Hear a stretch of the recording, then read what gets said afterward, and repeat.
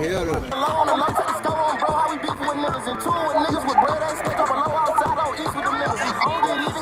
You gotta switch the game up like Billy said, man. God damn, man. You can't talk about spinning all day, every day. I'm talking about that. A cool 10 on in the middle of the project. I lost niggas 30 trying to play around. They keep saying you got a chance. Light 10 on me, man. You mean? Some light shit. Hey, keep my shit and Gringo a text said 5 niggas on this beat. They can't do it like cow niggas straight out that motherfucking dirt out, nigga. No DC, nigga. Nigga. Fruit, nigga. Long little tape, nigga. Long little boogie, nigga. Step in my hoodie, nigga. Little quad, nigga. Put 100 in the AR. I be with hitters, my nickname 8 The laws on my ass. I'm trying to stay off of they motherfucking radar. And she got her ass, but her body look funny. I sweated the shape off. And I'm on his ass. I catch him, I'm tipping that motherfucking tape off. Hey, go get it back. Y'all showing them sticks, ain't showing no paper. Put the glizzy to work. Then go watch your op, nigga, drop and get laid off. When stuck in the box, my bitch kept it sapping the motherfucking pay calls. And shout out the doc. I'm cracking them seals, nigga, this that Drake talk. And shells that popping. I'm working that drizzy, I'm making that Drake talk. The odds ain't Rogers. And most of them niggas dead, most of them can't talk. Don't come for China. No Switzers, they loving that motherfucking Great Wall. You niggas is manners. I'm tired of these grown niggas out of they big dog. I got them both for the low on the low. Take the score on, bro. How we beefing with niggas? And two with niggas with bread ain't scared. Drop a low outside, on east with them niggas. I don't get even, get over every time we be beefing with niggas. Don't care where you from, who you know. Every time I keep it briefly with niggas. Long little tape, fucking the whip, and it's back to the script. Can't know where I stay. Long little joke, tell the clip on the clip. When he died, I swear we slid every day. Free Lil Zay, my young and the dog with a dog so raw, nigga, that's on 8. Come get a pound. I know some scammers who scamming. They really fuck with the chain. Put insurance on yourself. Stay fun clown. These niggas going out just like Jay. The odds be lying on live every time when this shit don't work with the hate. Bitch, when this shit don't work with the hate. And I'm straight out that phone. But I'm banging that motherfucking hate. Nigga, yeah, y'all niggas stop fucking playing, man. Y'all start snatching, man, too, man. Yeah, cow nigga, I'm back, nigga. Yeah, nigga. I ain't from DC, nigga. You know what I'm saying? You know I'm straight out of Richmond, nigga. I don't do none of that little dance and shit y'all niggas be doing, man. Y'all put them little ass pistol down, man. Put some big racks in your videos or something, man. You niggas ain't dropped nothing, man. Wrong side to be frontin' on, nigga. Know what I'm saying? Know what I'm saying? Free the members, long live the members. Once again, we're in front of DC, and we from the rich. Real.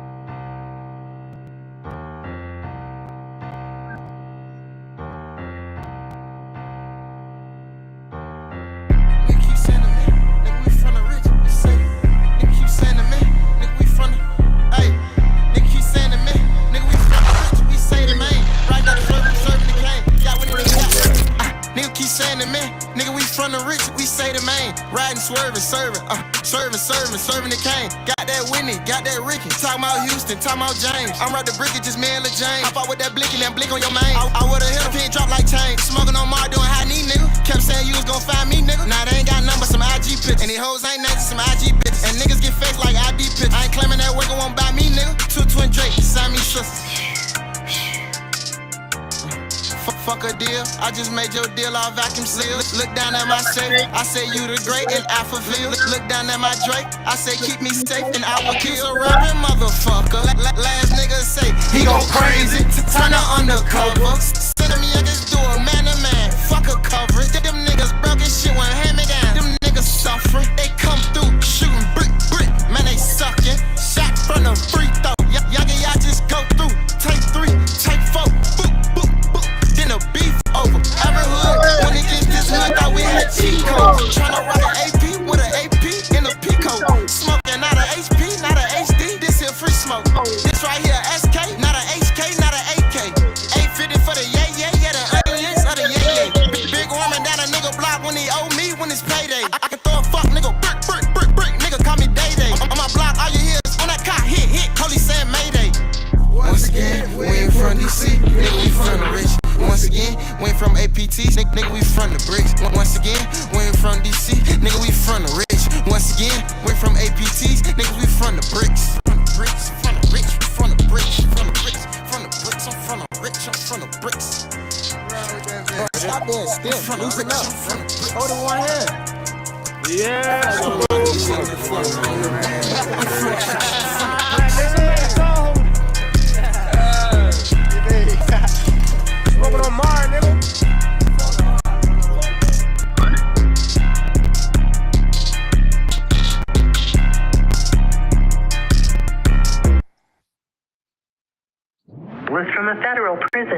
You will not be charged for this call. This call is from the big bird, CEO checking in. What the fuck, y'all? You know, it's been a minute since y'all heard from the one and only. But don't never doubt me or compare me to a phony, man. Don't never question or worry about shit happening to me. Worry about what I'ma do to a motherfucker. First time switching up the vent, I get versatile and all. I been fucked up in my feelings. Don't want to talk, just playing it off. Pay attention, shit is different when you stuck behind that wall. But I don't regret it. Shopping my tools up, shit ain't go as I thought. Down they trying to throw dirt on my legs. It feel like a mountain, you won't see me fall. 20 old nigga, first day I get called. Switch location, I ain't going that route. Cleaning my move, no out of bounds. Speak my bitch, thought she was lying at times. She say she hold me down. Hard times, you gon' find out who really love you or your clout. In a fucked up situation, you won't hear come out my mouth. Held my pain in long enough, did what I sound like breaking down. I got lost, niggas start doing shit they wanted if I was around. Like they happy I went federal, see what they hate about. I'ma make sure your fingers get cut off since you count me out. My granddaddy passed away the other day, I just found out she crazy. Rest in peace, you forever live through me. Hey, I'm going through too much smoke at once. Praying that God come help me clear it. Standing 10 for T to P. I know you watching, can you hear me? On the jail call with my dude, she say your name, my eye get teary. Just keep guarding me, my angel, this shit scared, but I don't fear it. Step along my fallen soldiers, all I need for my security. Don't hold grudges, I still love it. Just don't want you nowhere near me. In my cell, I'm trying to die. Just who really love it, who fear me. Washing my clothes in the sink. No more $2,000 mirror chain. Ain't my still at AD, we up early daily, pulling skin. My skin glowing since I've been sold. Can't go back to sipping lean. My mindset got different. I'm in prison before I'm sentenced. They don't even know the life I'm living. They trying to paint the pic of a minute. I need a second chance to get out of my approach way too different. That's enough for all this sad shit. Let's go back to poppin' pimpin'. I can't never turn my back on none of my bitches from Memphis. Call my country whore color. So my Brooklyn whore family. I was told get up and get it. Ran no racks in the pandemic. Trying to get rich with that slime. And I took millions off a rhyme. 8-figure little skinny niggas. Put triggers and get it started. Niggas I thought was so loyal. Turn C9 in my diet. I got more before I bite some cheese. I lay down to keep quiet. All my bitches send me news. They pass out mail, I get the smile. Got the laugh to keep from crying. Way too much shit on my shoulder. I thought I was moving smart. This shit down make me more colder. Book me now, get an arena. Draw me from David went global. 175 a show, so I ain't no more junk promoter. I'll pay my favorite cologne. This is $6,000 older. Need a drug, you don't spend so. I can't buy this shit you stealing. Fuck a Cody, I move solo mission. Time size to get selling. Only 2 kings out of Memphis. I know of them, me and Elvis. Lock a sock, stay in my jumpsuit poker. Keep scratching my pills. We shoot die for noodles. I run through your whole commissary, yeah. Hey, slick institute slide on chest. Blind as shit, but now I see. I brought hip hop back to industry. Water down without me. Dumb love for my niggas smirk, but I'm the real voice of the street. Don't condone the dying, her wearing purses and skinny jeans. Hey, I'ma be back in a minute. Won't be too long till I'm free. Yeah. Hey, too long till I'm free. Won't be too long till I'm free. Watch out, bro. I tried to drop some shit with Dolphin, got it. Called a nigga murk. Black Gucci squad shit with me and Kodak, cause it wasn't even worth it. Hate that shit happen with fun. Let me with 2 open first. Shot gon' be back in a minute. Right now, go check in with 30. But I still remain untouched and unfucked with it. Still talking my shit like I'm 8'3". Still popping king shit. Still have my weight like a king. Eat like a king and think like one. I ain't shit changed by my clothes. Get washed and all these doors that lost. You remember? I heard nigga been getting bold. I heard nigga got bald now. Niggas ain't high no more. They think it's over with for me. That's okay, that's cool though. It's just a brief message. I believe for words, I'm backside. I'm going ghost. You gon' feel me if you need to hear me. So keep this same energy. I still see everything. Cooperating ass niggas, man. My shit public record. Look me up. No 5K1, no Rule 35. Rats don't run in my blood. We bullets. We don't keep shit solid either. We keep it concrete. 5 o'clock traffic jam all the time. You'll give me a break. Take sites out my name if you heard me on PC. I don't know what the fuck they did or look like. See, I shook the feed. But there's a lot of motherfuckers head don't put up right now. But then what you call pussies. I been through all that love with fake, man. That's why I wasn't letting up at all. I still got 1 foot on you niggas' neck. Y'all just can breathe a little bit now cause I'm away. But It's gonna take more than tomatoes to catch up with me, you hear me? I ran up 10 million in 2 years ago, telling my life story. And I got more power than money, but it's something you can't buy. I'm the youngest in charge. I done been through more shit than a 99-year-old though. I'ma jump before you know it. I'm just taking this shit one day at a time. All I do is go eat and terrorize. I take over shit everywhere I go, nigga. I'm locked up, but my mind's still free. Can't lock it up. I'm in a worse situation, but I'm in my best right now. You don't get no bigger than this. From the biggest, bruh. Yeah, man, you know I do too motherfucking much. I'm Mr. Go Too Far. They might try to come supersede me out of all this shit I'm talking. You know I'm federal property now. And this contraband music, man. Part 3 on the way ASAP. Free the whole chopper gang, free CMO. Certified members only. Chopper Mafia murder, can't miss opportunity, however you want to put it. I recorded this jump right here on Beef Scott's birthday. TDP and Paul Nash's birthday a week out. I'ma try to drop it same day. Long live them members, man. We don't say rest in peace. They live through me. Long Rico 2-3 Trade A Newski. I done lost real day one playing in these yellow lines, you hear me? I'm the biggest, ain't no CEO or OG over me. Nigga, I'm CEO status. King shot to slamming the dude. Losing relations with my family. It's been 6 months since I called. It's part of what I signed up for. I'm mentally built for it all. Physically, I'm standing tall with talk. Don't let them see you sweat. Shit going all bad, but I'm patient. Know something good gotta come next. Old Sally just got killed. His killer gone to 88. Went from Audemars to G-Shock D to jailhouse Rolex. Be cautious who you buy a phone from. They might work with SIS. Had me stuck in the shoe 4 months straight with 1 hour a rig. My transfer still around grandparent ain't designated me yet. Giving gang raw uncut for free, pay me by taking heat. I experience what I be rapping. Shit ain't on me, it's in me. This for real one doing biz. Right now I'm speaking fair to knees. This is not for a check-in. Snitch or pussy that's on PC. If he told before he hot, so when he get to a new yard, he send his own self up top. Your perfect work clean, you work in the yard. A rat nigga cannot. Be a chummo, he cannot. Don't get into politics, move like a king. I'm too late back. Some niggas paperwork be good, but they still be jailed rats. They do shit like send the police in your cell to find a pack. After they cooperate, lieutenant give you all your flags. They having federal nightmares, this my reality. No yap on me, I don't need no nigga to vouch for me. Already locked up, the FBI still after me. Brr, brr, brr. See, I was paying homage to Hov. I could never did Jay-Z. Y'all know me better than that. I got real street beats to tend to. You know, Baby Gray, y'all behind my name and shit. I mention his name cause I don't see none of these other pussy-ass rappers. Jiggle my motivation. That's the only nigga I see. I got $1 million for them cats to do it first day I'm free. I'm king shots, but in the feds I get treated like I'm Jay-Z. You ain't chopping, you ain't popping. Want some motion, join CG. I put 1,000 from my glee. My gun don't get seen as low key. I was putting there trying to whoop the police. That so pretty shit don't work on me. If I was sitting in the nosebleed, niggas still couldn't play underneath. My mom do show me how to trap it, but my pops was running me. I see the broken nigga riding the cat. Now they discuss me. They need to hear of and free me. Ferrari making issues. No more track off fuck a G. Bulletproof mastery kid make a squirt on color in this seat. Yo bitch in love with CG. I call her cleaning my Draco. She a pain free. Shake when I go deep. Wanting in their hole. I'm with that, I can't tell her no. Real free. See, I'm the thing for Scorpio. Lamb truck or Oreo. Park the car, open the door. Kiss a clip from Aereo. Wrong wood, they're wrong wood. These 60 bowlers from Minnesota. Fuck a rapper from my city, but I'm the latest and they know it. Way more famous and they know it. I'm way more dangerous and they know it. I kill some gangsters and they.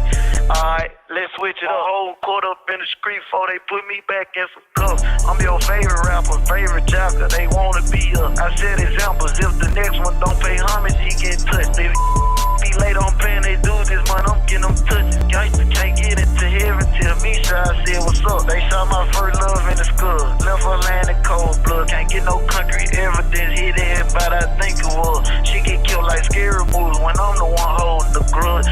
Got flip trying to spread China. Headshot with the judge. Dead dumb it. What the fuck he thought they was? Hey look, keep that right there and like just try to clean it up and shit. I'm finna call right back.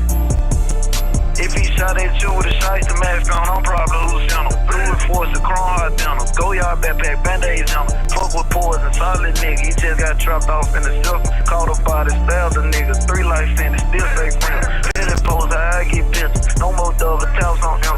My DM me, I'm turned to correlate, folding my clothes to make a pillow. CO trap limits my image, always harassing a nigga. What don't kill you make you bitter. I feel safer around here. Twice I'm so like a wizard. I turn Bruce's into killers. I turn all my off to bitches. Turn my Cartiers to rich. Turn bad bitches into members. All my VA1s to Emerald. Hellcat the German engine. I'm changing, you heard the difference. Have you ever robbed the dealer? You ain't never killed no killer. If and then keep me fuck nigga free, I call that bitch Glorilla. Now me cash in the vault, give it to London if they steal me. Could be throwing a mannequin challenge, bet these jurors still gon' click. Fucked around, scratched up the rod and rub my Cuban links on it. 5-time platinum off one hit, but I be still trying to take hits. I'm with some shit from Acre Home. Shit Serena Williams dick. Off this now they whole clip dead, but it's 4 more I gotta get. Head hunt, I can press red buttons, I'm Memphis president. Bravis bands, I climb into the back like it's the Alma Lamb. I'm rich as I ever been, I'm lit as I ever been. Good pussy, my medicine. I get paid in full before the contract, ain't no more back in. Yeah. 3 golden rules, 7 amendments. 5 Cubans, 5 pennies. My feet bleed, I'm standing on business. Had to clean up Rico brains when he had died up on that mission. Used to look at Tita like a sister till she said I did it. Must forgot I was sitting in that weight room all night with her mama. We don't talk regulars up on the jail phone. We use the corner. They locked me up for 5 winters. Gotta shine for 50 summer. On bad term with Scar before he died. Couldn't even say I love him. I found out through the CEO. He let me out. Said call your mama. Baby shy think I be bitch. I holler at him cause I love him. If I sit back and watch drugs kill you, I feel as a brother.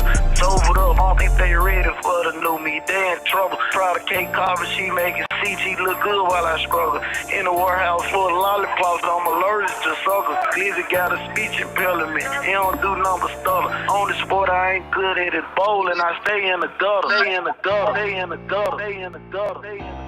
I'm not a pimp, but I'm something like one quick to send a renegade. All this shit I talk, I can't go like Lil Migo. Ain't no way. But I might go out like 2-3 or like New Skin Trade Day. My nigga ain't want to get in the car with me. I was riding around with a grenade. I ain't no blood, I ain't no crew, I ain't no Muslim killing rumors. Try that shit on one of these other Captain rappers. I'm a shooter. I don't join gangs, I make them. Go read about me on Google. I say, it's known on Young, Rich, and Deli. I say swinging, they say stepping. Keep KD on 37. Feel like I'm censored off a belly. Somebody tell Bill, get ready. I heard Hennessy, a legend. Thinking out loud, I can't help it. What happened to all they weapons? I call when he was nigga. When I call he was naked. This call is from a federal prison. I ain't gonna walk that bitch, bro. I don't think nobody walking a jail call like bro is, bro.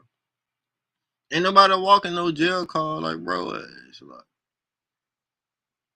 that nigga gonna walk that bitch down on the jail phone. I'm lit as I ever been. Good pussy my medicine. I get paid before the contract. Ain't no more back in. Yup.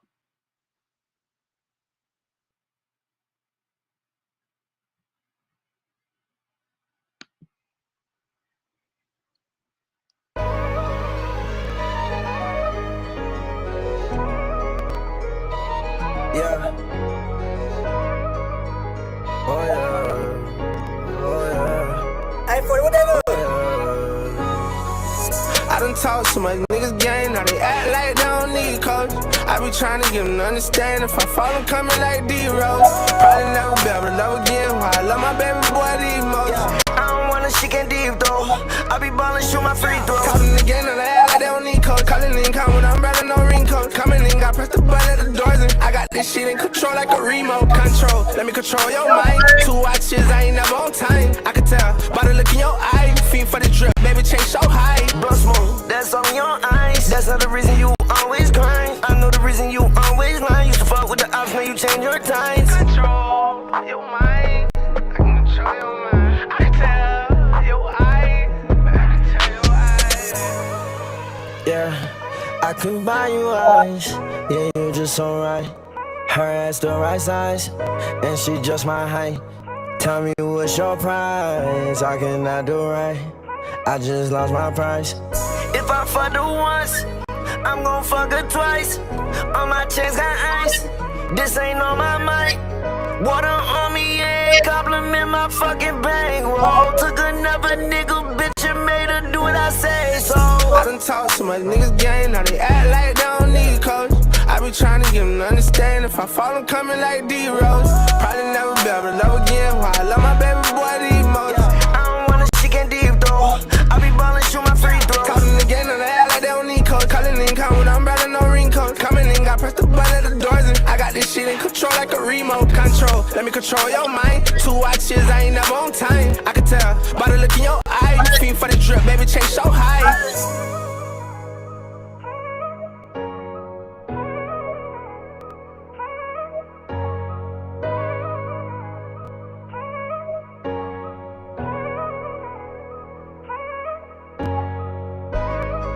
That bitch a banger. I would run it back. I'm not gonna do it though.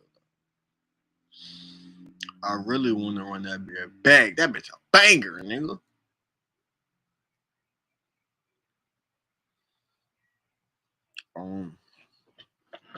What up? Watch that, bro.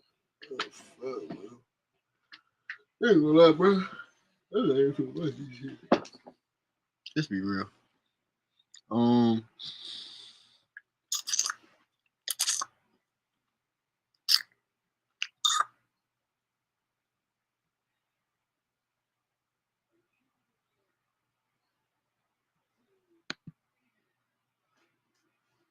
I actually want to see this shit. Oh, this some Chicago shit. I thought this was 75-7 Virginia. 021 do it game, 757 do it game, man. That's what we on right now. We BDK nigga on first grade OTF. OTFK nigga. Niggas say we don't play on state, nigga. We been on state, nigga. On front of grade, long live Ray Racy died on state. You know we on state. Do opposite traffic. We dumb opposite traffic, man. We doing this ass. All y'all rappers and goofy ass motherfuckers out here saying that doing shit. Don't you y'all do gonna have it, to you pay don't some know food, what it bro. stand for. This my little brother right here. This chopper beef. Top boy. Brother great. Dude, Hey, look. Tama boy. Shout out Geo Drive though for the great. Gutter great, long live Nelly, man, on Sunday. This the ops right here. That's where they was at. They beat it gone. Got big spots outside by something, man. Hey, Going on. Mr. Overviral. hey, y'all see that outstanding D? See that outstanding D we got? What's that? Famous ass tree right there. Oh, Gutter great. You know not to come through this bitch, they crazy, like I said. This that special tree. I love this. I done cut this down and put it in my backyard. Shit, they don't like us when we come outside, because they know it. That's Sunny building right there. That's supposed to building right there, bro. This Baby Glock building right here, man. You know, free Baby Glock, man. You know, man. It's forever snakes, gang. Get that address right there, man. 2031, man. South Clark, man. You know, this day they building, man. Long live my little brother on from them grade. Y'all saw that live game, that's old though, but hey, look, y'all don't see nobody doing nothing to me. Y'all only saw some grass, gang. Y'all don't know what the happened. Ain't nobody doing nothing to me. How come Free Band Gang was trying to say they beat one of y'all up in jail for fucking with KBK? On Sunny Gray, I beat his ass on Gutter and knocked him out. On Anthony, on Richard. Niggas don't even play with me in the county. I just did 4 years, and guess what I was doing? I was kicking ass. You think I'm finna let a goofy from the birds fight with me? Come on, man. On Sunday, nigga, be back. And we will take a trip out there if we got to. Because a lot of fans were speculating that y'all was responsible for that whole THF Lil Law, I'm a handler, like video shooting.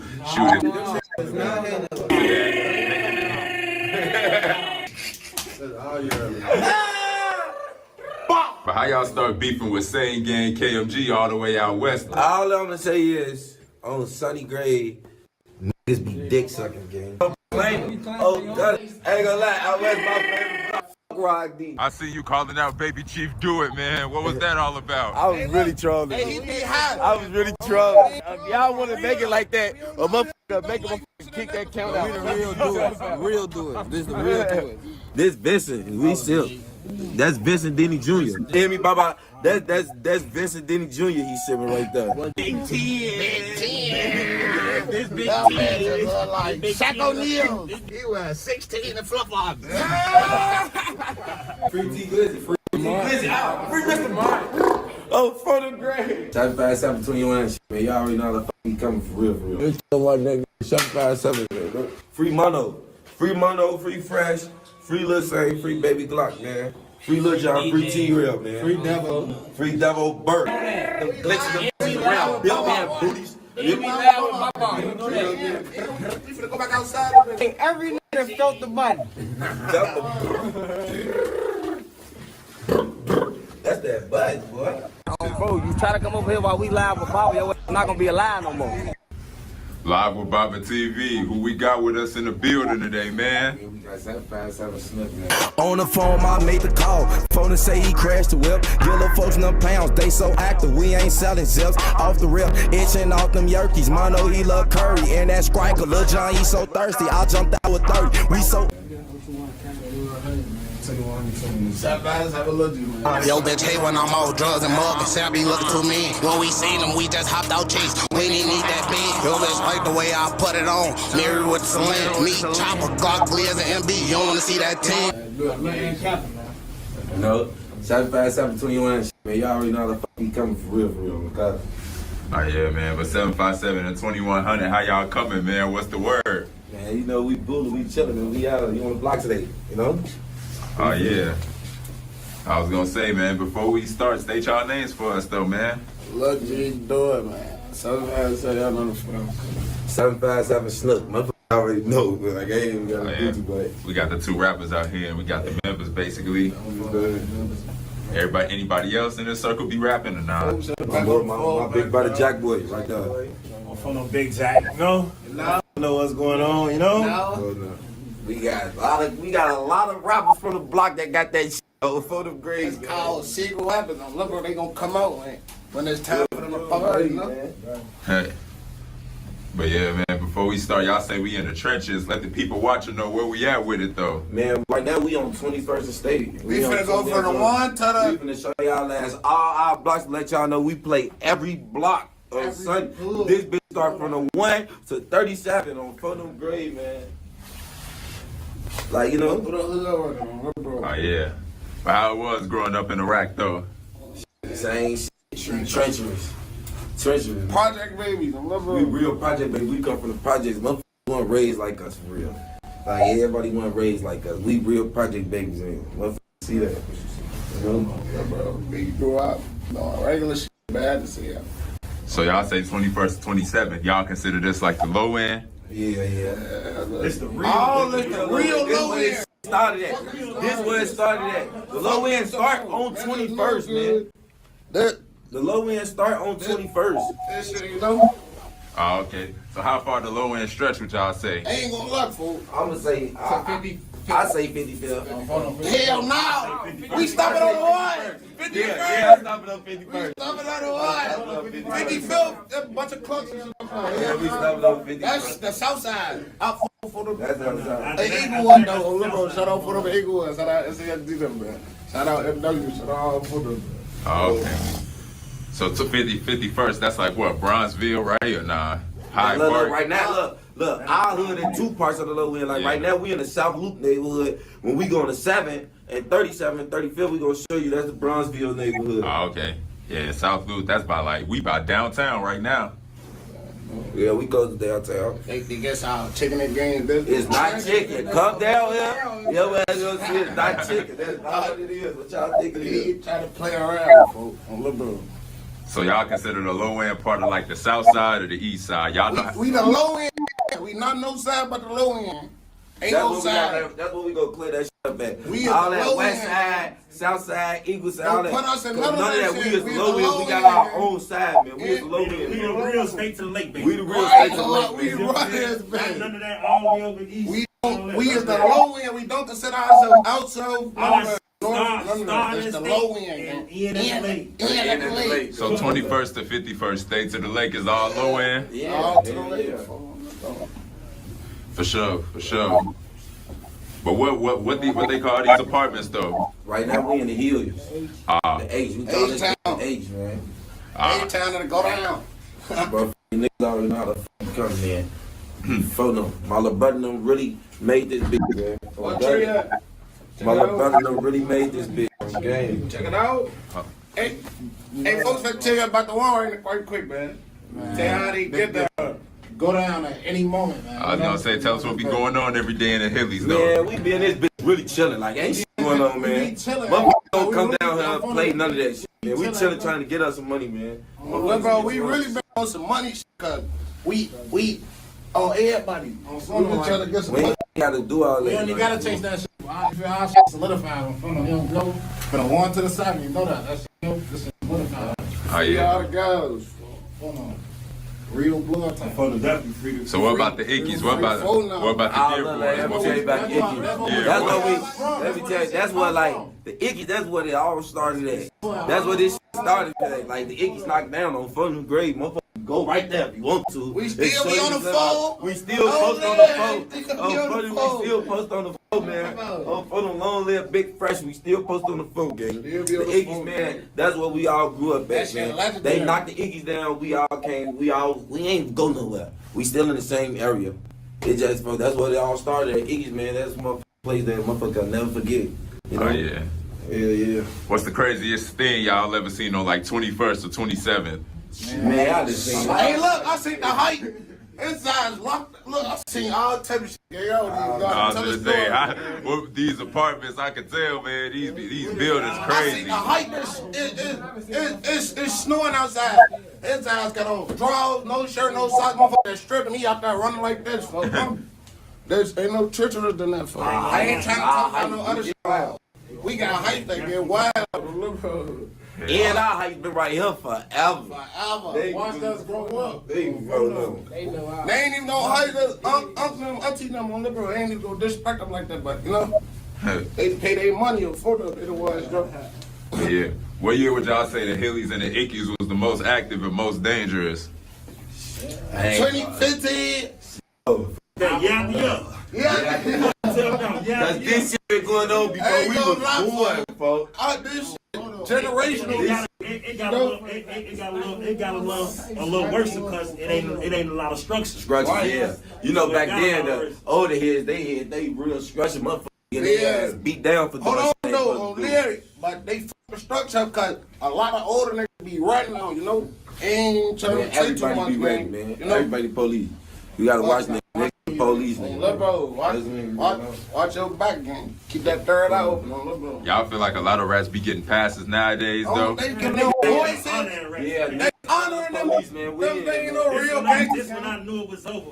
When I was in jail and niggas telling paperwork coming through and niggas ain't doing shit about it. Niggas still able to do what the fuck they want. You will see him I just did 5 years in jail. I just seen this shit with my own eyes. All them niggas that motherfuckers be thinking they so gangster and be gang on Sunday, they ass the police and niggas be with that shit gang. On Sunday Grave, I just did 5 years, man. 4 years in the county, man. I just said this shit, bro. This thing down, shit. He ain't tell on me. Shit. On them grave. That shit all about. Y'all feel like money the reason, too? Yeah, bro. And they want some clout and be chasing that shit, man. It's all of that. You giving rats a voice on a platform that's made. That shit no way, gang. If you ain't gonna lie, this is one of the ops that motherfuckers be out here really big riding this ass. Really the police, motherfuckers ain't gonna, you know? That's no, they be out here really dick riding, man. Yeah. They be the police, man. They be like, and they be with that shit, man. Like, we ain't with that shit. Hell no. What's the favorite memory y'all got in these projects? Shit, our memory still going right now. Ain't over. We can. It's so many we can't even choose. This beef, man. Look, okay. I'm talking about. It go down. Catch us. Catch us outside. If you ain't ready to get it on when you coming out of the hood, don't come. Come. I was gonna say, yeah, we gotta walk around now. Tell them motherfucker come outside. It's outside time. Yeah, motherfuckers know they gonna have a ball every time they come. Look, bro, every time you come around the doors, you go enjoy yourself. Want to come back more and more and more. Look, bro. Yeah. They want to come back. You can't. You gonna come back ready to do it. Die. Yeah. All y'all niggas be out there saying do it. Y'all not do it. We not doing that. Hey, y'all ass not doing it. Y'all slow down on that game. Do it out. We gonna do like I been told my we gonna start charging my trademark y'all shit. Yeah, y'all need to trademark y'all shit. Man. If a motherfucker ain't tell me what do it stand for, don't say that shit, man. Yeah, man, what you on? Diamond, you know, I'm 7, you know. Buns on the shit.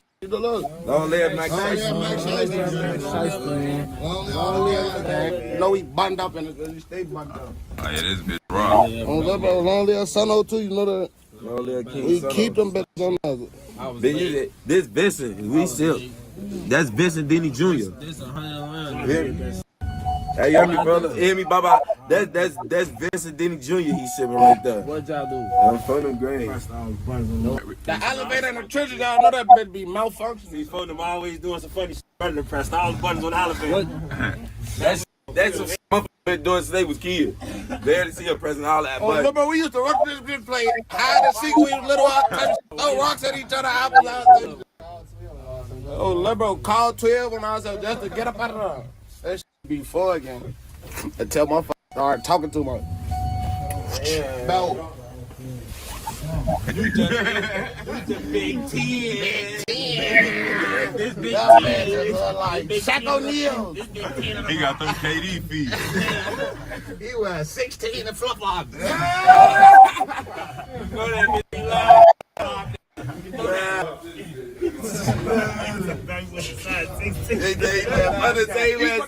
Oh, Sonny, and we be fresh.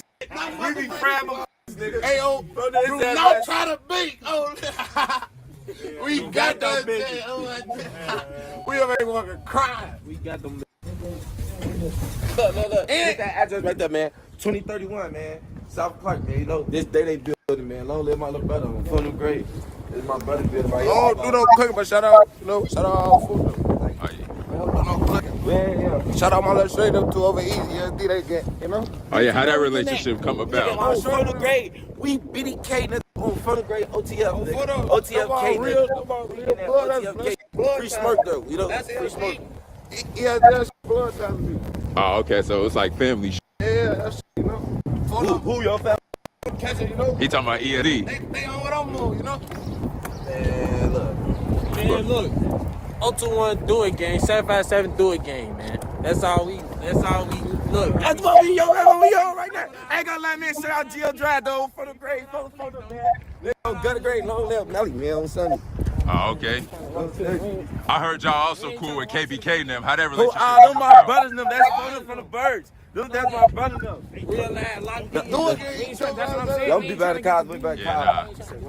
Come on, let's take his ass by the circle. Ain't none of these cars in the dick. But about KBK though, how come Free Band Gang was trying to say they beat one of y'all up in jail for f***ing with KBK? On Sonny Gray, I beat his ass on Gutter and knocked him out. On Anthony, nigga be bapping. On Sonny, nigga can't believe none of what I'm saying. On Gutter Gray, nigga. And I know y'all saw that live game. That's old though. But hey, look, y'all didn't see nobody doing nothing to me. Ain't. You talking about when you was walking the Yeah, OTV y'all hood? only saw some grass, gang. Y'all don't know what the f happened. Ain't nobody doing nothing to me. Folk, he to my motherfucker on Sunday. Y'all back too much. That shit click. Niggas be seeing niggas' names and interviews and all that, man. Niggas be mad 'cause them my homies, man. On Gutter, KBK, them my brothers, but on Gutter, niggas is real goofies. On Richard, niggas don't even play with me in the county.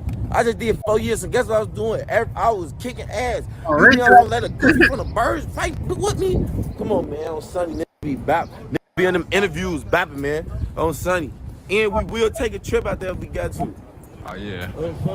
But about the video though, so on the live, did you make it out? You made it out safe? Man, I want no one to be making it out to on Liberal. I ran to the, to the action on Liberal. They don't even know what's We going ain't even on. got to do all that. He ain't got, my little brother ain't got none of that talking. On Gutter Grade, snakes know what's going on. Clickbait game. Oh, Sonny, On we there, ain't don't got believe everything you see on the neck, gang. Oh, Y'all yeah. Cause that was But crazy Brad, going on live with them and walking to their block. You don't even Man, know. we can do that shit. We've been doing that shit for years, man. On Sunny, man. I'll make it up y'all if y'all did something to me, what they say y'all did. Why the f I get back home? Man, that's the smallest. They play too much, gang. Do not click that bait. Your That's ass the be smallest. slow. That's the smallest like Baba. For Do sure. not click no bait. The y'all snake's ass- ass is crash out dummies, you know? Oh my God. That's the way we Hey, can't. I don't take their I don't ass speak serious. on that. That's liberal. So it's 21st part of 757 or nah? Yeah.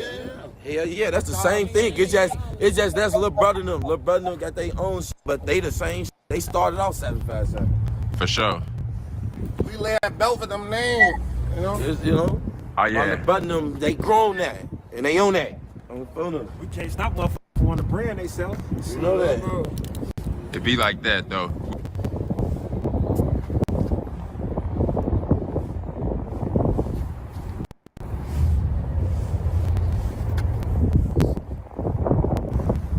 we at now? We on the 7, man. We on sunny side, man. We on that 7 block. Oh, yeah. You know, you put that right there, you know. 1017, we on that 7 block. This is where you wanted to go, right? Hell yeah. So what age would all y'all say y'all jumped off the porch? Man, we was born in this shit. We project babies. It was never really a porch. No porch. Do y'all see a porch right here? Straight project Pat. Hallway. We hallway baby. So all y'all like 10 or 15, 20 year plus. Yeah, we all grew up together since youngest. Ain't no new niggas. Ain't none of that. What school everybody went to? Either went to NTA or Will. Drake and William. Yeah, Williams, NTA, or Drake. Hey, this is block right here. This our block, but this is block right here. All y'all used to be playing sports back when y'all was in school and Yeah, I had that. Motherfucker better ask about me on that play. I was ranked in everything. We was in school, but I was in that field. I was real like dude. Off the court, in on the court. oh yeah, they had it all in these buildings, in these projects. Now you see right here? This the ops right here. That's close to here. Oh, this where the snakes at? Yeah. Oh yeah, I did my interview with them last time. Damn, they right there? That's where they was at. They beat it gone. they don't face like that, Baba. Snakes don't come outside. Nah, I ain't, what you mean you want my face like that? It's cold. The snakes don't come outside no more, man. Hey, what you mean? Take you to a tour down there? What, like last time? A tour down there? What, y'all finna do it like last Do you time? want to go through a tour on down there? Yes or no, gang? It don't matter. I was gonna say it don't matter. Lil G acting bad. Lil G on that. But how y'all be? But how y'all be moving in the projects knowing the people trying to kill y'all is right there? We don't know nobody trying to do shit to us. We don't know shit. They not trying to do nothing. Motherfucker better get outside. They all they good for is dying and walking.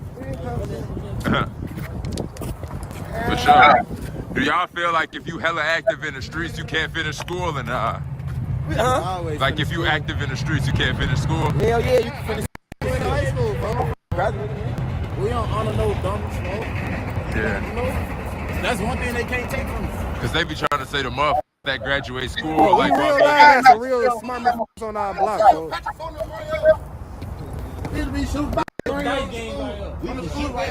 Shoot y'all 10. No, shoot y'all 5. We can shoot right now.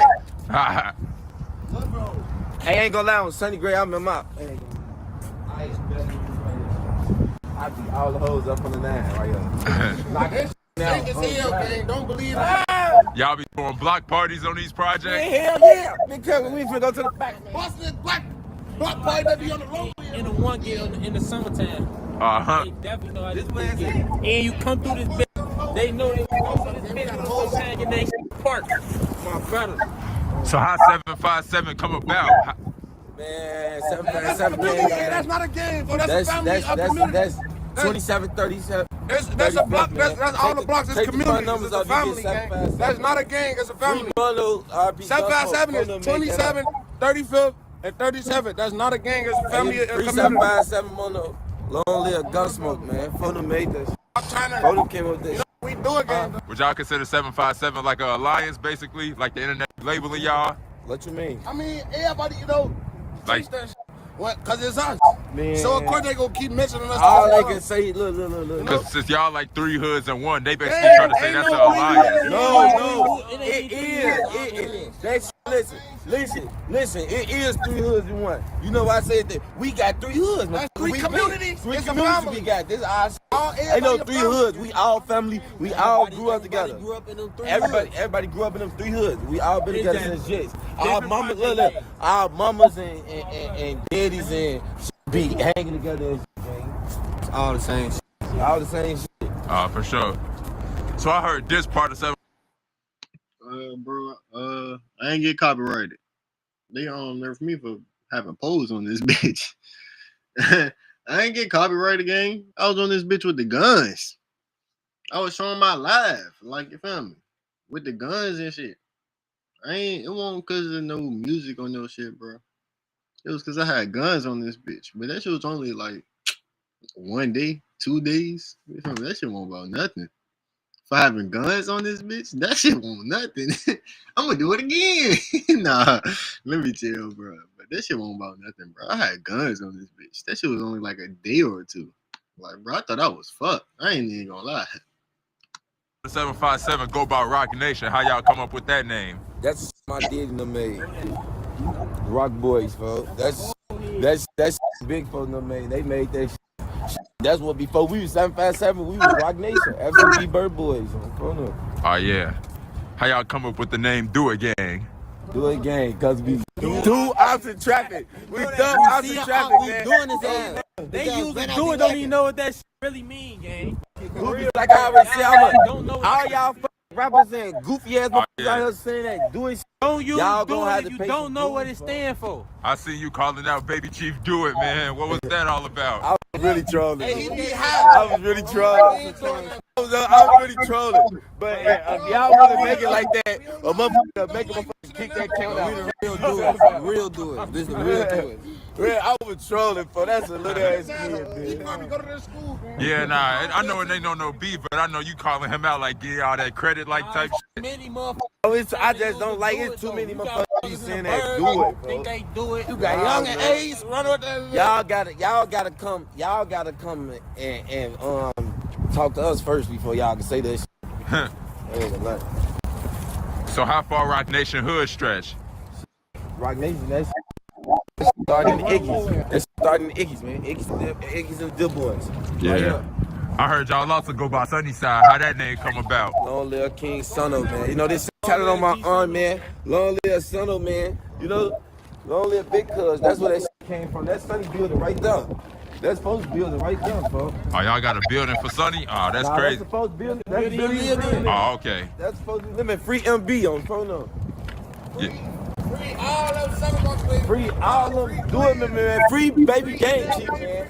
Free baby Glock, man. That's baby muscle. This baby Glock building right here, man. You know, free baby Glock, man. You know, man. It's forever snakes game. But y'all want to tell us about y'all homie Sonny though, like who he was and what type of person he was for the hood? Man, they know how he was coming. King Sono was that. Yeah, folks are who? Folks was that. Like, folks started this shit, bro. Like, folks, the reason a lot of niggas ain't gonna lie, brother turned this block up. Yeah.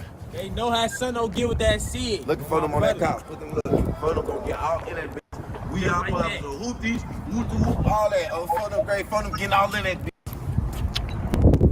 But a thing, something that be blowing me though, how come when Sonny died, they try to make up a bullshit rumor basically trying to say when he died, he got kicked out the car? Yeah, that's what that shit out, man. We ain't come through that, man. Niggas be about talking stud. Niggas say anything that, you know, like, to make us look bad. The rumor when Sonny died, man. That's Ain't no wrong, man. Ain't no wrong, man. Don't click no guess what? Niggas be talking there. But Sonny, we been got to get back. Ain't no wrong. Oh, bro, motherfucker, fuck the city up. Rest in peace, by the way. I forgot to mention, by the way, y'all. Huh? I was going to say rest in peace to Sonny, by the way. I forgot to mention. You know that. You know that. This my little brother right here. This chopper beef. Chopper boy. Great. Dude, hey, look. Chopper boy. Get it. I knew you. Youngest in charge. Baby's in charge. You know? Chopper boy. SOB. Hey, look. Hey, look. They know. They know. They know. What's the favorite memory y'all got with him? What's the favorite memory with Sonny? With me and Fono was oh God, it was me and his little brother. We got into it over the cop. We got into it over the OG cop because Fono was taking the cop. Look, get on that bitch. Get all on that bitch. Y'all probably finna hear some thunder. Like they want to do. See, I ain't even realize that's how on point you gotta be. Yeah, hell yeah, they get tricked right here. This is my big brother right here. Y'all know 757 is father. On Sonny's grave, my big brother put me in and shit, real for real. Like, you real though. Yeah, man. Oh, Sonny, this how we do. Hey, Q, what else to say? Got big sponsors about something. Hey, going on? Mr. Over Viral. Hey, y'all see that outstanding D? Mr. Walk on your block, Mr. Motherfucker, see that outstanding D we got? He said we gonna park that bitch again. Parked again. In the same spot. Oh, got the same spot. That tree different. That bitch special. Bro, what the fuck is Happy Weekend? Happy weekend, I guess. I'm doing good. How about yourself? Are you from Jacksonville? Why you got Jackson on that? Special, you know. I know y'all know about that tree. Y'all showed him the tree. Come on, What tree? Hold on. We on state. But what's some do's and don'ts when you come to this hood? Y'all know what the going on, man. Don't come through this bitch stinking, you crazy. Right? So That's all. We don't harm you. We don't mean no harm. Just don't play with us. You know? Don't come through this bitch thinking you crazy. You gonna see what's gonna happen, man. That's all. That's all. We probably We on state. Check it out. we make niggas go viral, man. You know. And you spell pretty wrong. Pretty got 2 T's and 1 E. What kind of project did you do? Look at that tree. Look at that tree. That bitch marked. Look, that bitch marked, Baba. That bitch marked. This the tree where that incident happened at? Huh? This the tree where that incident happened? So I seen a video that went viral from the hood from a Murder Town member sliding here, man. Yeah. Watch out, Baba. But they don't hit you. What you say? Famous ass tree right there. That's that famous tree right there. Yeah. Oh, got a grade. Niggas know not to come through this bitch thinking they crazy. Like I said, we show niggas. Y'all know, look at that tree. Put that tree right there, Baba. We been on state. Look, niggas say we don't play on state. We been on state. On front of the grade. Long live Ray Racy died on state. We on state. Hey, look, G, what this is? Hey, look. This tree right here, that's missing bark now, cause you know, this that special tree. I love it. I love it. I done cut this down and put it in my backyard. Oh, look, bro. Yo, state by this. Oh, alright. Shout out to keep grinding your business. Keep grinding your business. Don't give up. I'm just good. You feel me? I don't need nothing to make my channel more attractive. Like, as soon as you click, my face card is good enough. For real though. I ain't even finna sit on here and play. I'm not finna. We so comfortable through our neighborhood gang. You know? Imagine me paying for my channel to look more like attractive. Like, nigga, I'm on Restream. I didn't even pay for OBS. If you know, you know. Like, if you know, you know. I'm on Restream, man. I'm not. You feel me? Keep going though. Like that, you know? Yo. Hey, Greg. Take it on back this way. Come on, we back in this way, dude. Nigga, how you know my name?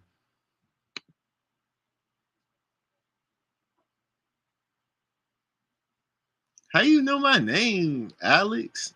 How the fuck do you know my name? Who are you, nigga? This nigga, I mean, my name is in my name, but like, that's crazy that you just came in this bitch talking about something. Right, nigga. How you know my name, nigga? But what's been going on with BA though? Is y'all still claiming him or nah? Yeah, free BA, man. Free BA, That's our brother, man. That's a dumb question, you know? Because I just asking that because Snook, you had an incident with BA, right, man? About some snitching shit. That shit ain't nothing, man. Free BA. I was just on deck with folks. Man, BA was just on deck. Oh, for real, bro? Oh, shit. Shout out to you, bro. Hey, you a real nigga, bro. No bullshit. A lot of people don't come off your family. You a real nigga, bro. Shout out to you, man, nigga. How your day going, bro? How your day going? What time it is? What time is it? Hold on. I'm going to try to guess. Is it 10 o'clock? Is it 10 o'clock over there? Is it 10 o'clock? I'm going to try to guess the time. I think I'm pretty much good. 10 o'clock. Oh, okay. We just on deck, man. Zooling. For sure. Just making sure. You know that. Post gonna be back real soon, nigga. Free BA, free Lil Saint. You know, free baby Glock, man. Free my brother. Free T Glizzy. Free T Glizzy. Free Mr. Mark. Oh, from the grave. Free T Glizzy. Free Devil, man. Free Devil Bird. Free Devil Bird. Free all the guys, man. How y'all? Bro, that's lit as hell. Damn, I was 1 hour off. All right, bet. Shit, y'all niggas vamping then. Y'all niggas vamping. What you do today, nigga? What y'all niggas do today? Are y'all on holiday? When do y'all go on holiday for like Christmas? How y'all feel about the city as a whole? Y'all think the city fucked up or is it like dangerous? Yeah, no, I see the turn. We the trending. We got everybody want to be like the rack. I love the rack, man. It's still fucked up. It's still fucked up because like Chicago is a good ass city. Chicago is a good ass city, you know?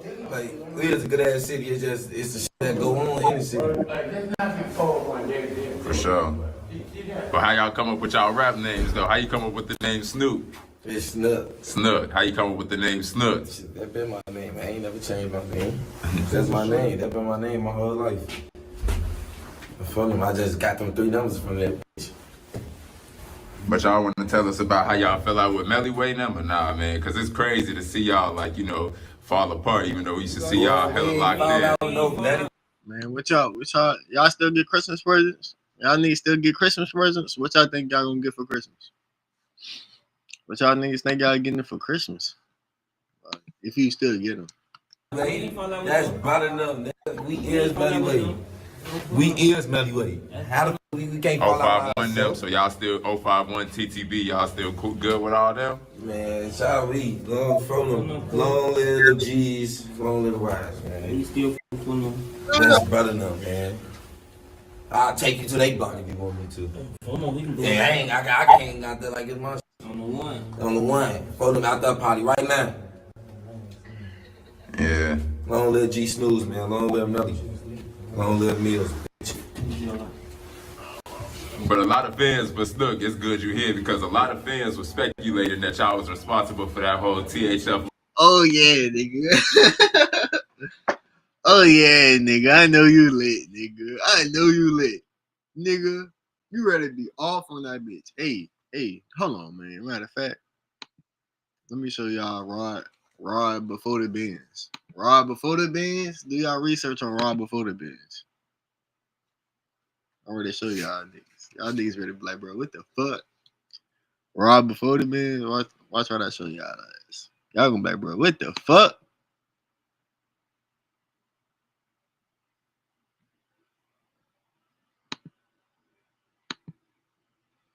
This Rod before the Benz. Rod before the Benz. On my soul, nigga. On my soul, this Rod before the Benz, nigga. I was taking a pic with that bitch. Rod before the Benz, nigga. On my soul, nigga. On my soul, nigga. Niggas ain't taking pictures. Niggas ain't doing that, bro. Sniper Gang socks, nigga. Nigga, I had these bitches before they even dropped. These bitches just re-released this year. Nigga, I been had them bitches. Do your research. Do your research, nigga. Do your research, bro. I'm telling you, bro. This Rod before the Benz. You feel me? So you feel me? Don't let nobody try to. You got the bike, nigga. Go crazy on that bitch. I was fucking hoes on my moped and everything. I was doing everything you could do. You feel me? So you feel me? That shit just a stepping stone, bro. You feel me? Go crazy on that bitch. Cause I was lit on my shit. What's up? What's up, Diana? Dirty Diana? Dirty Diana? Dirty Diana? Tough little law, I'm a handler like video shooting because you posted that. After you posted on your story, make a nigga go viral. They was all speculating that. Hell no. We don't know what the fuck you talking about. We don't know nothing about that. You know? It was just something the fans were speculating after you posted that on your story, make a nigga go viral. That's just my vlogs be getting shot up. You know what I'm saying? They just went viral. Yeah. I was gonna say y'all want to tell them y'all innocent, right? Y'all ain't had nothing to do with that. He don't know nothing at all. He don't know nothing. Yeah. That's all I heard. He don't know nothing. That's all you heard. Oh God. But how long you been rapping for though, my boy? Man, I started dropping videos when I came home, but I've been rapping though, like playing with that shit. Like it's so crazy. We just be in my brother crib, high as hell, just rapping in the studio, just making shit on fucking grade. Just long ass time ago, shorty like just thinking we was wrong. Man, shit, fucking we is wrong. We try to get it with this shit. That's that song. See, that's do them in the L. Let's do them in the L. Draco in the L. How you get up there? Yeah. Dope boy in the L, baby. Tweaking, bro. You see this button right here? Long live Big Freshman. No? You know that. Get that game. Yeah, long live Big Fresh. How come they be trying to play with y'all saying 757 don't be claiming they homies, man? What? We claim anybody. We claim anybody who. Cause man, that's what they be saying. Who they be saying we be trying to claim? Talking who they say we motherfucker claim. I ain't seen, but it was just in general though. They say every time, like, you know, somebody died. We claim all our homies. They don't be claiming they homies. Oh, Sonny, that's what it really be. Every block. Oh, got a great day. They don't be claiming they homies, man. They got this. We got the one. I ain't gonna say no name. I fuck one out here. We got this here. We got the here homies in the red. Like motherfucker, like bro, y'all motherfucker can't really. Like, yeah, know what's going on. We don't play with what's going on. Yeah. His ass, shut up. So what y'all is though, cause when I did my research, they said like this hood Rock Nation was GD and the half BD and Lawless GD. What y'all is? Y'all honor nations or not really? I'm GD. Man, look, EBK. I'm EBK, man. We EBK. I'm GD, free Larry Hoover. I'm fucking girl. I'm 24757. We is EBK. Hey, look, G, folks, tell folks you GD, folks. Folks realize. 7414. You know, I'm engaged with my auntie too, so I dropped the rate. But this nigga said free Larry Hoover. This nigga Larry Hoover is free. This nigga is fucking stupid. Larry Hoover is free. Oh yeah, we GDK for the goofy ass 30 boys. Hey, nowadays they say it ain't about like no GD, BD, Stone, none of that. It's about blocks now. Y'all feel like that's true? Yeah. Yeah. It's really about clicks, like, they don't say. get me wrong, I'm GD, but I am 757 before anything. Oh, for the great ass. No, I'm tweaking, bro. I'm wrong. That was the nigga off BMF. The nigga off BMF is free. I thought them was the same people. On my neck, get that BMF. Free Mono, free Mono, free Fresh, free Lil Sane, free Baby Glock, man. Free Lil John, free T-Real, man. Free Devil Bird on Phone of Great, free Santana. Free Fred. For sure. Free Lil Black. Free Lil Black. Free Lil Black. Free Lil Black, free ST, Phone of Great. There's a lot of phone in that gym, man. Free phone at that gym, nigga. Free Big Do It. Big Do It on photo. Free Big Do It. A lot of brothers on this, they on the way. It's a couple of them on the way. Couple phone on the way. Couple phone on the way. For the free to lose one.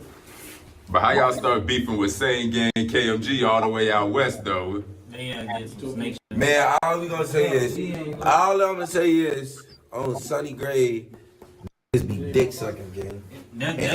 That's all this shit about. That's the motherfucker don't be playing. Oh, God, cause motherfucker, you know. I ain't gonna lie, I was my favorite block. I was gonna say, nigga, I ain't gonna lie, nigga. Fuck Rock D.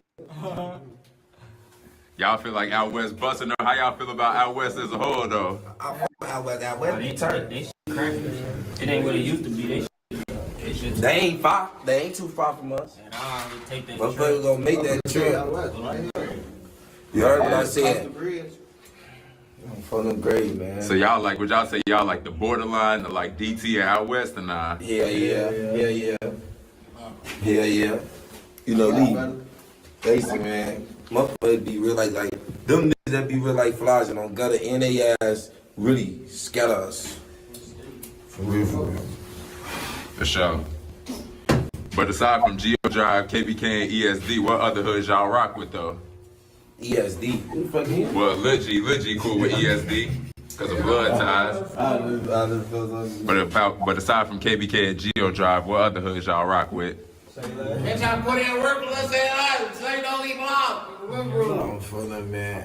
Shout out 6700 them too. Oh yeah, shout out my little shit. Shout out them 8 balls, them my shorties. I'm feeling great. You know, I'm feeling great, like I said. Young Money Geo Drive, man. Shout out some scrappers. For sure. Hey, look, I be my brothers, man. Ain't no clicking up though, y'all doing? Nah, ain't no. Look, this motherfucker need to know. They don't call like. Be always to my motherfucker be cutting up this shit blood ties like that's like them our people's and shit for you know. We not just like any new motherfucker come around and bang. That is shit, man. We done did shit with do again. We done did shit with projects. We done did it. For sure. But they be trying to say clicking up and blood ties is basically the same thing. All these other niggas be bout. These other niggas be niggas be really want to click up. Niggas be really want to click up because they're tour with them. Motherfuckers hate us so bad that they are gonna go get a hang with them, man. Oh, fucking great. Then my whole family in the Geo Drive, man. They about niggas be dick sucking game. That's how that be. For sure. We don't really do all that shit. We got a lot of other Freely every room, man. I'm messing But I asked Snook how long he been rapping for. Lil G, how long you been rapping for? Hey, look, I got a video for me and Glock. I was trying to see it. We in the living room, me and Glock.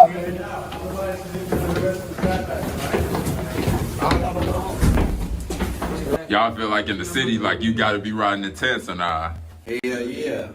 You can't let a motherfucker see you in that car. That's a number one rule in the city, man. Don't never let a motherfucker know your car. Niggas be down with tent too. Oh, definitely. Cause guess what? All I got to be fist bowls. Last nigga got caught getting some tents. Oh, for them great. All I got to be fist bowls. Last nigga got caught getting some tents, man. At the tent shop. Tent shop, man. Why y'all think people be getting caught in traffic? Huh? Why y'all think people be getting caught in traffic? That motherfucker know they cars. Ain't watching no reviews. Fuck with them hoes. Not on point at the red lights. Trying to twerk on them headlights. Get caught in your car. Getting caught at that gas station. Motherfucker know your low already. I was gonna say, y'all got a gas station in y'all hood or nah? Man, look, we go to we got stones. We go wherever the fuck we wanna go. We got Eddie gas. You know, so we saw that dude, he be like. Get to the roof, man. Hey, for the plate too. Not you.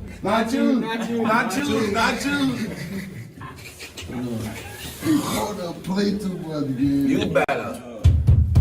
Y'all feel like that rapping shit be making y'all targets or nah? No, motherfucker been targeted before the rap. Yeah, but about rapping shit, gang. That shit. But I feel like that shit could. That shit make you a target too, but like we don't get no fuck. Hey, been targeted though. Right. Motherfucker, we ain't get no fuck. We 757. We do what we want to do, gang. If a fan approach y'all, like how they do, they gotta approach y'all a certain way or nah? So you know what's just so crazy? Oh, Sonny Gray, listen. I just went to court, folks. It was just like 6 niggas. They steering me down. Hey, boy, check it out. What the fuck is that? They boy, I'm telling my mom, ain't you Snook that be rapping up? Man, oh God, I try to do it. That same thing as hell. I'm walking on the food for less before them, gang. It's a cop. You gonna hear that before they play like Let's Show It All Week, play ball soon we walk out the food for less, gang. I walk up to the concert. Bunch of holes in that bitch. I knock on the window. I walk up on the guys, get in the car on CB. That shit real, gang. I call for them right now, put them on the phone. They go, you know? Cover up. Damn. He that's you? No, motherfucker. Cause they can't approach you like at a pub because you never know who around, who know who, none of that. Fake dookie. You done got to approach with your hands up. Come to me clapping, look, bro. Round of applause. How y'all feel about back door being a trend in the city? That shit not cool. That shit closed over hooking. That shit not cool. Oh, condone no. We ain't doing no back door. We don't like snakes, none of that shit. Like that back door shit. Cut That the shit grass, cool. fuck the snakes. I don't fuck with that shit. She has had a. You like that back door shit, folks? Hell nah. That's why I was like, when it become a trend? That shit been a trend. It just got famous. Motherfucker been, you know. In they ass though. That shit been going on before we was Motherfuckers been down getting there. they ass. The bitch is the one, you know, really. They, Yeah, you can't trust these hoes. They on. Why do you stick your dick They in there? can look. Don't be thirsty for no coochie, cause that coochie go get your ass hurt, boy. What up, y'all? Join that big James. Now check that Big bitch. look at that bitch. Hey, James been out for 64 years. That's a legend from down here, man. That's a real Hey, legend. check it out right quick, from down James. here, Check it out your ass. Check it out. Check it out right quick, man. I That's know a they legend. got record for Y'all say that's a legend right there. Yeah, that's a block legend right here. Folks been down. Look, this curve your head. That's Curvy head. That's his head. That's his head. Curvy nugget. Hey, that old ass pack, we took us up new, man. Oh, God, I love No, I'm that just playing. We pack. ain't That's got a that. national pack. best pack. That's the best pack. We ain't did That's an out. Oh, you say that's That's stupid what I'm eyeball. gonna get back. The eyeball, man. That's an eyeball. When you break it. They tweaking on this bitch. Oh, there you go right there. What time say that is? That's Twins. Damn. The twin. And that's the other one that's alive. We spoke to him too. Fuck. Die now. We spoke to him too. Damn. Curvy your nugget, motherfucker. It's a lot. Man, Drake ain't get your door up. I heard. Gonna be. Well, I yeah, tell man. you, We Drake in got the that shit seven, spit on man. his coat, man. Hit the 6. But now though, shit. We don't really be on too much. Yeah, shit, yeah. man. We don't really be on too much shit, man. We be just trying to run, get rich, bro. We don't be really thinking about the house for real. The house be thinking about us. Because if they want us, they don't want us thinking about that. Ain't gonna lie, what is that time, motherfucker? You know, till they busy. Hey, ain't gonna lie for you. My favorite haircut, a bald fade. You know, my favorite haircut, a bald fade. Just to let y'all know, fool. He lines it up. That's the barber right here. That's the barber right here. He lines it up. Oh yeah, we back outside with it now. Back outside too, it's smacking blight, see? See, they don't like us when we come outside, because they know. Like us when we come outside. Yeah, they in the front, gang. Look, we can't do shit. They right where it all started at. Yeah, look, there's another police car in the front, too, man. They be on some big shit. They be on some big sucker shit, man.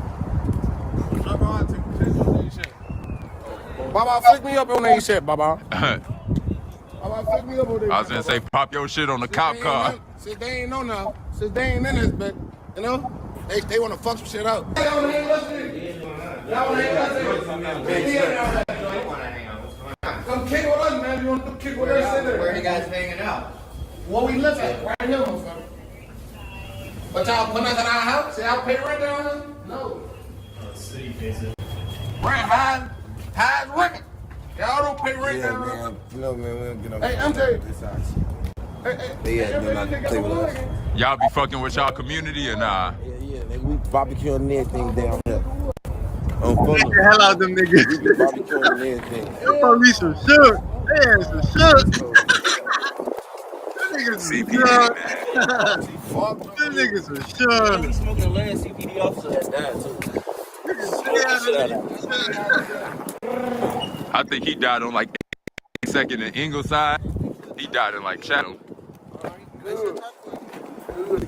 But how you feel about the Chicago rap scene right now, though? Man, you know, we got the spotlight, you know, the rack, we got it. There's a lot of us in the rack that got that shit on the phone, and a lot of us not being seen, you know? Is there any rappers you feel like doing a song with or nah? Like, shit, it's motherfuckers I fuck with. Motherfuckers do a song. Man, I we really only trying to fuck with phone numbers. Like, I'll do some songs with some motherfuckers, though, but I ain't doing no songs with motherfuckers that be dick sucking the ops on Sunday. Okay.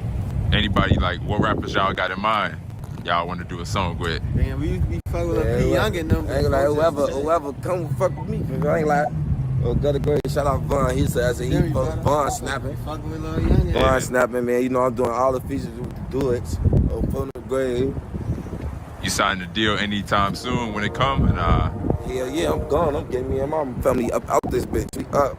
They gotta come with 300 better. I was gonna say, you talking like when it comes to signing the deal, do it gotta be like a specific price or nah? It gotta be something that's gonna make me succeed in the future. Want to make him elevate from that shit. For sure. But we going to stay up. Where you look forward to go to with the music, I'm though? trying to make it out this shit. I'm trying to make it out. I'm trying to get the fuck up out this shit. Yeah, you know? I ain't doing this shit for the fame. I'm doing this shit for the money. How y'all feel about like working a job? Ain't nothing wrong with working a job. Ain't nothing wrong with working a job. You can work a job or you can come work with me. So y'all feel like it's other ways out the hood other than rapping? Yeah, there's a lot of ways you can get out the hood and get some money. Y'all feel like what I be doing? We got homies that made it to the NBA. Y'all feel like y'all could do what I be doing, like going to other hoods and doing interviews? If we want really if we want really in the mix, how we in the mix? Yeah, that's good as hell what you doing. But then, like, while being in the mix, y'all say no. Y'all feel like a lot of backdoor shit can happen while doing that? Hell yeah. Stay in school, kids. I was gonna say before we leave, what's the message y'all got to the youth? For the youth, stay in school. This shit not for everybody. Ask what Mike. Go be in the NBA or NFL or something. Like I said, stay in school. This shit not for everybody. Go ask little Michael. What advice would y'all give to somebody who ain't never been to Chicago, coming to Chicago? Like, what's some do's and don'ts when you come to the city? Stay in your lane, man. Get your ass changed. So your ass gonna end up in jail. Because the police don't play. The police don't play, man. They don't play at all. Yeah. Do y'all feel like it's an age limit in the streets or nah? Hell nah. This motherfucker's out here 8 years old getting wild. So y'all feel like no matter what age you is, you could be a target? Yeah. You out there, you be a target. If you out there dancing, catch your ass that. Yeah. It's going down. That's what get a lot of motherfuckers killed. Motherfuckers be running their mouth and they ain't even like that for real on Sunday. That's what really be going on. Motherfuckers be running their mouth and they ain't even like that for real on God.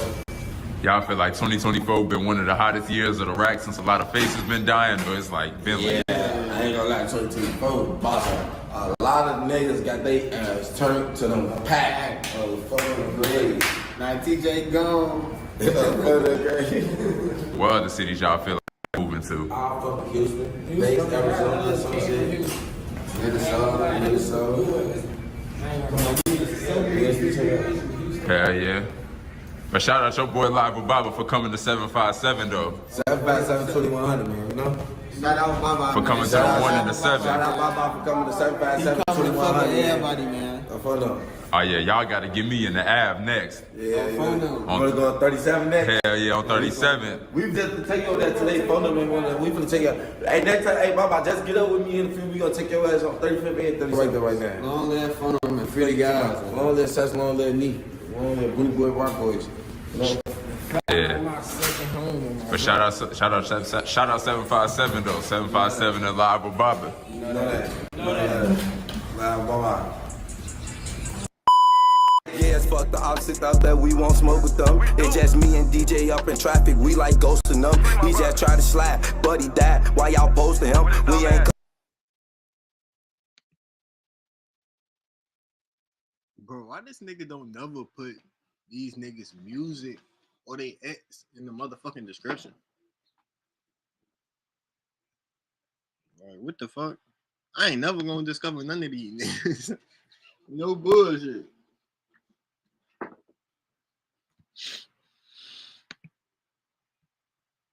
Their music was kind of hard, bro, and I gotta sift through this shit.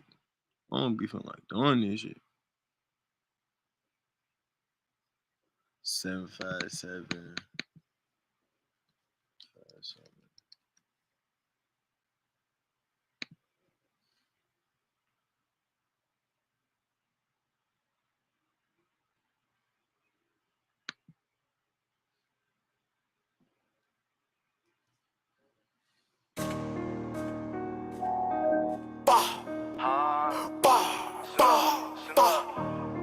Go ahead.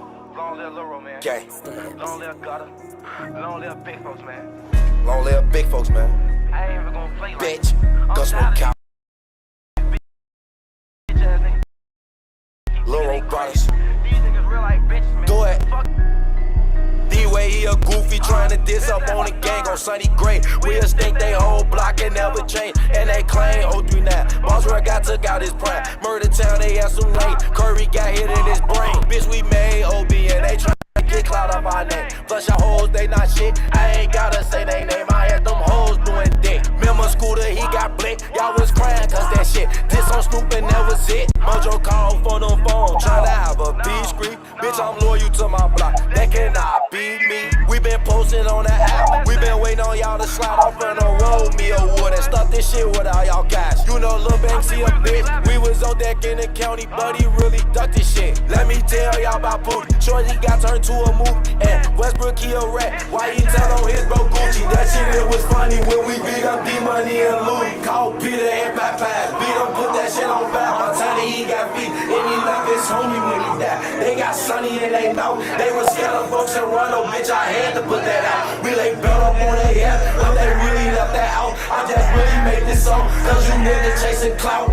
Stack ain't see it coming. He was arguing with that bitch. We was locked up, sitting in trouble, so I punched him in this shit. Mooski got the wheel. We can't go like Vincent in this bitch. I'm trying to sign a deal. I'm gonna stop the dissing in this bitch. BBG, they had some bitches. Shorty, them, they should've listened. How y'all think I got y'all low? Y'all can't really trust these hoes. Hey, Rico, he be whooping. Katos, they callin' my phone like Crane got his ass spinning. That shit has to let me know.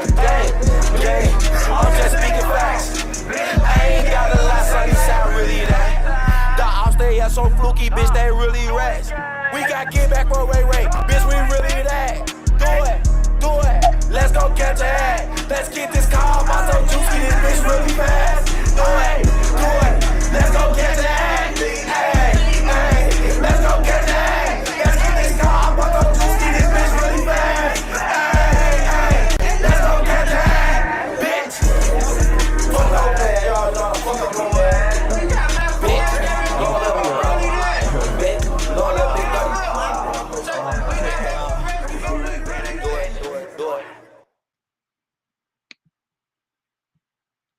That bitch is kind of hard. I'm not gonna lie. That bitch was kind of hard.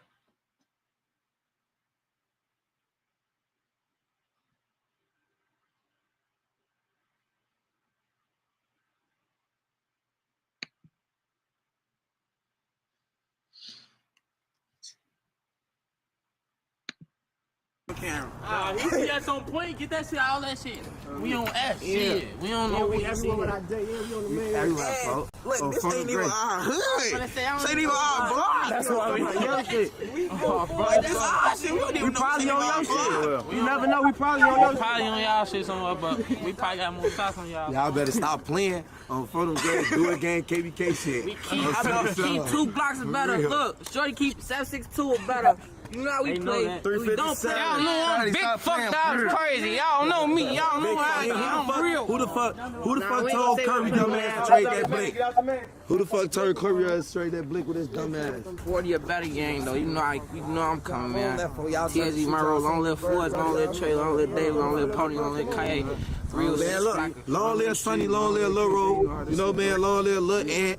Long live the guys, man. Free the guys. Real cold-blooded cut those. Real cold-blooded killers. Real cold-blooded killers. Send a nigga throat, nigga. What you saying? Real slime you out. We ain't playing. I'm playing. Try your luck game. Cold-blooded cut those. Do it. You know the fuck we coming. We gon' switch the crowd. We gon' switch the crowd. Do it. Hop out, blick his ass. That nigga down right with his blick. That nigga down right with his blick. Yeah. Do it. Blow out that right.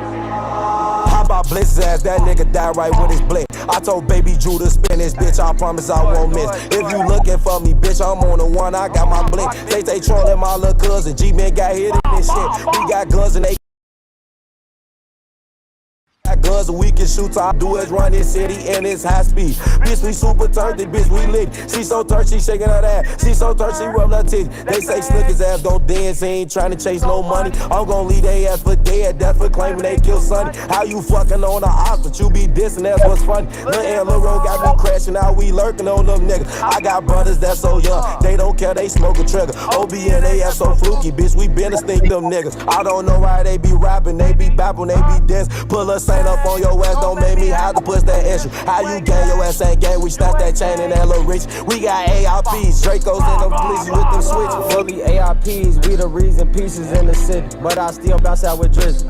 SIT, I know they hit me. Hack beat down to see him. Myro comments tell he know I got him. Hop out with that brrr. Lil' bro, get back in, I think I shot him. Smoking while we got two options. What my do is we just plotting. Out his crib, we just watching. No Fortnite, we just knocked him. He pray God be with him, I just pray I hit him. Hop out with this switch, it get so close, it's hard to miss him. Got so close, got blood on my Mary denim. Hop back in, do the dash, then burn the rental. Fully AIP, make a drill so simple. Ask about D-Money, any crowd I caught, I switched him. Hop out switch, I hope he falls so I can hit his shit. We caught him loafing early morning, we knocked out his bricks. I put on strings and I get mad. I'm finna roll her out right now, got too many to pick. That's his stutter, bitch, I'm sliding out west right now, bitch, I'm doing this shit for love. Niggas got a neighbor, he steady bugging me for blood. When we catch a nigga lacking, we gon' face him cause it's nothing. Niggas ain't get back for Lil John, so stop saying that. Fuck em. Marco Drake tucked in my arm, try me, I'm spraying that. 5 that in 1 year, so let's state the facts.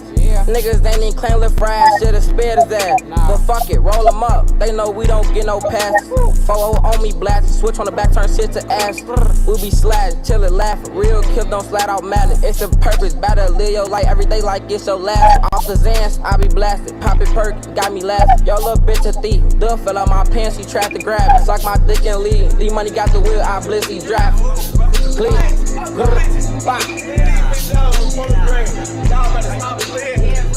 Y'all better stop playing. How about with that all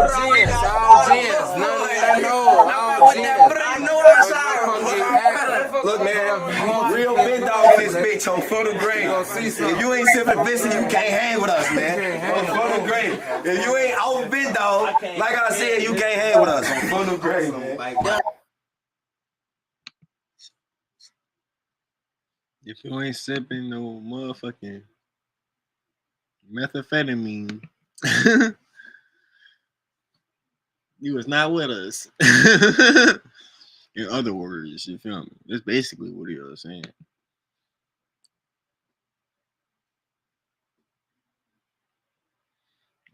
That music was alright.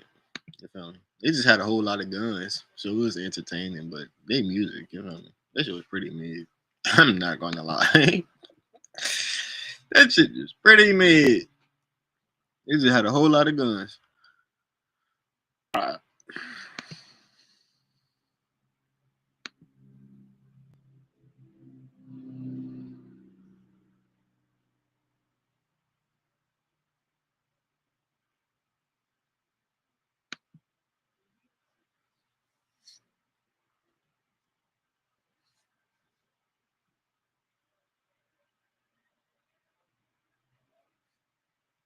We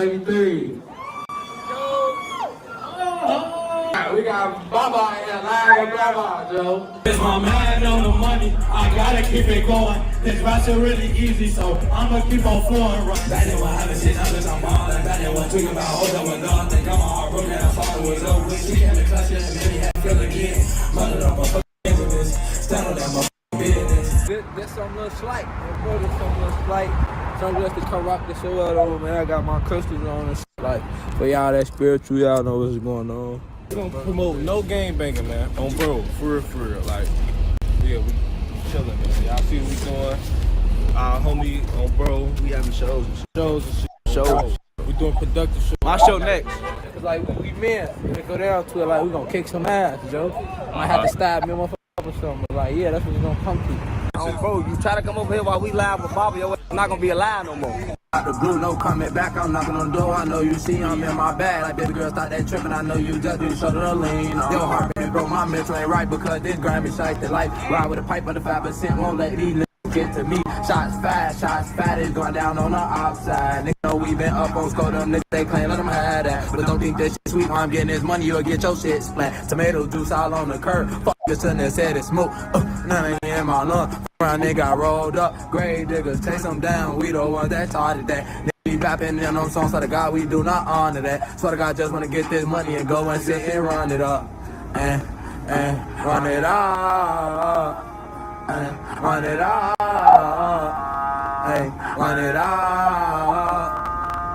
Run it up. Start getting this money, nigga. I had to go get that back for the time that I ain't having shit. Now, bitch, I got it all put. Said it smoke with who? Now bitch in my lungs, but I ain't know nothing about nothing. Cause bitch that nigga fed. Lil' bitch say she love on what? That shit so OVA, broke my heart and ran off with it. That shit went to my head. Okay, cool, I'ma run off millions. Act like your ass dead. Standing on business, I'm standing on business. I'm running this shit up, yeah.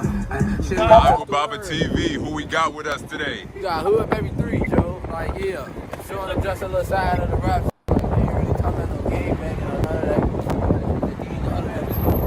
Nah, tell them what we doing today. We just really watching them rock this bitch out, get high on grades, like yeah, like show what's to the side of this shit. Like really, a lot of motherfuckers be talking like that. You got motherfuckers like me that'll be an independent artist or some shit. You know what I'm saying? We all the independent artists be doing shit like this before they come up. Before. Man, Chicago really is the windy city. Like they really got their name and their shit lives up every time I see one of these fucking vlogs. It be some shit a win. Like, god damn, I know it's hitting out that bitch. I know that nigga ear is biting out that bitch. You know it's biting out that bitch. With it. We ain't even in the rack with it. Like we go. I'm getting cold. I'm not even there. Oh yeah, you got them members out with you. Cause like we men, when it go down to it, like we gonna kick some ass, Joe. Might have to stab me motherfucker up or something, but like yeah, that's what we gonna come to. But like yeah. Oh yeah. I see you fresh as hell too, my boy. Hold on, pop your shit real quick for the thumbnail too. You already know. This some little slight. This some little slight. Some just to come rock the show out on, man. I got my crystals on and shit. Like, for y'all that spiritual, y'all know what's going on. Oh, bro, though, man. Yeah, this motherfucker gonna be a little cool, man. I can't even smoke in that motherfucker, man. Oh, man. I have to sit right here and chill, little. Tell the motherfucker can't even smoke in that bitch. Y'all was just already in that motherfucker. Y'all wasn't smoking already when y'all was pulling up? Yeah, we was. Y'all got that high tolerance. The last of the last. Joe motherfucker had to go and smoke the last of the last, Joe. Man. You got an album coming up or nah? I mean, right now I got a mixtape already out. It's called Through the Biddy. That's just something I had just dropped from just my first little flow. But like this new one coming out, that's gonna be called The Hottest One Ever. That's gonna be my next mixtape. You know what I'm saying? It's gonna kind of really like my new flow type shit. Like I'm bringing in my Florida side of me, bro. Cause like I grew up in Florida, and bro, I ain't like. I'm from the rap. In Chicago? You was like in and out of both. First believe I grew up in the rap. I grew up in the rap, born and raised. But like my OG shit, she moved me to Florida when I was like, I think I was like 10. I come back, and I went back again, and I ain't never come back here till I was 16 on bro. No. That's why a lot of motherfuckers don't even really be acting like they know me and shit. Cause back then I used to be fat as hell. No deal though, but like, on bro, motherfucker grew up in Florida. You know what I'm saying? I've been around a lot of motherfuckers down there. And been locked in with a lot of motherfuckers down there. Like, I done seen real perspectives of this life shit. I don't even be. It's other world shit. Don't promote no game banging, man. On bro, for real. Like, yeah, we chilling, man. Y'all see what we doing? Homie, on bro, we having shows and shit. We doing productive shit. My show next. Oh, you be rapping too?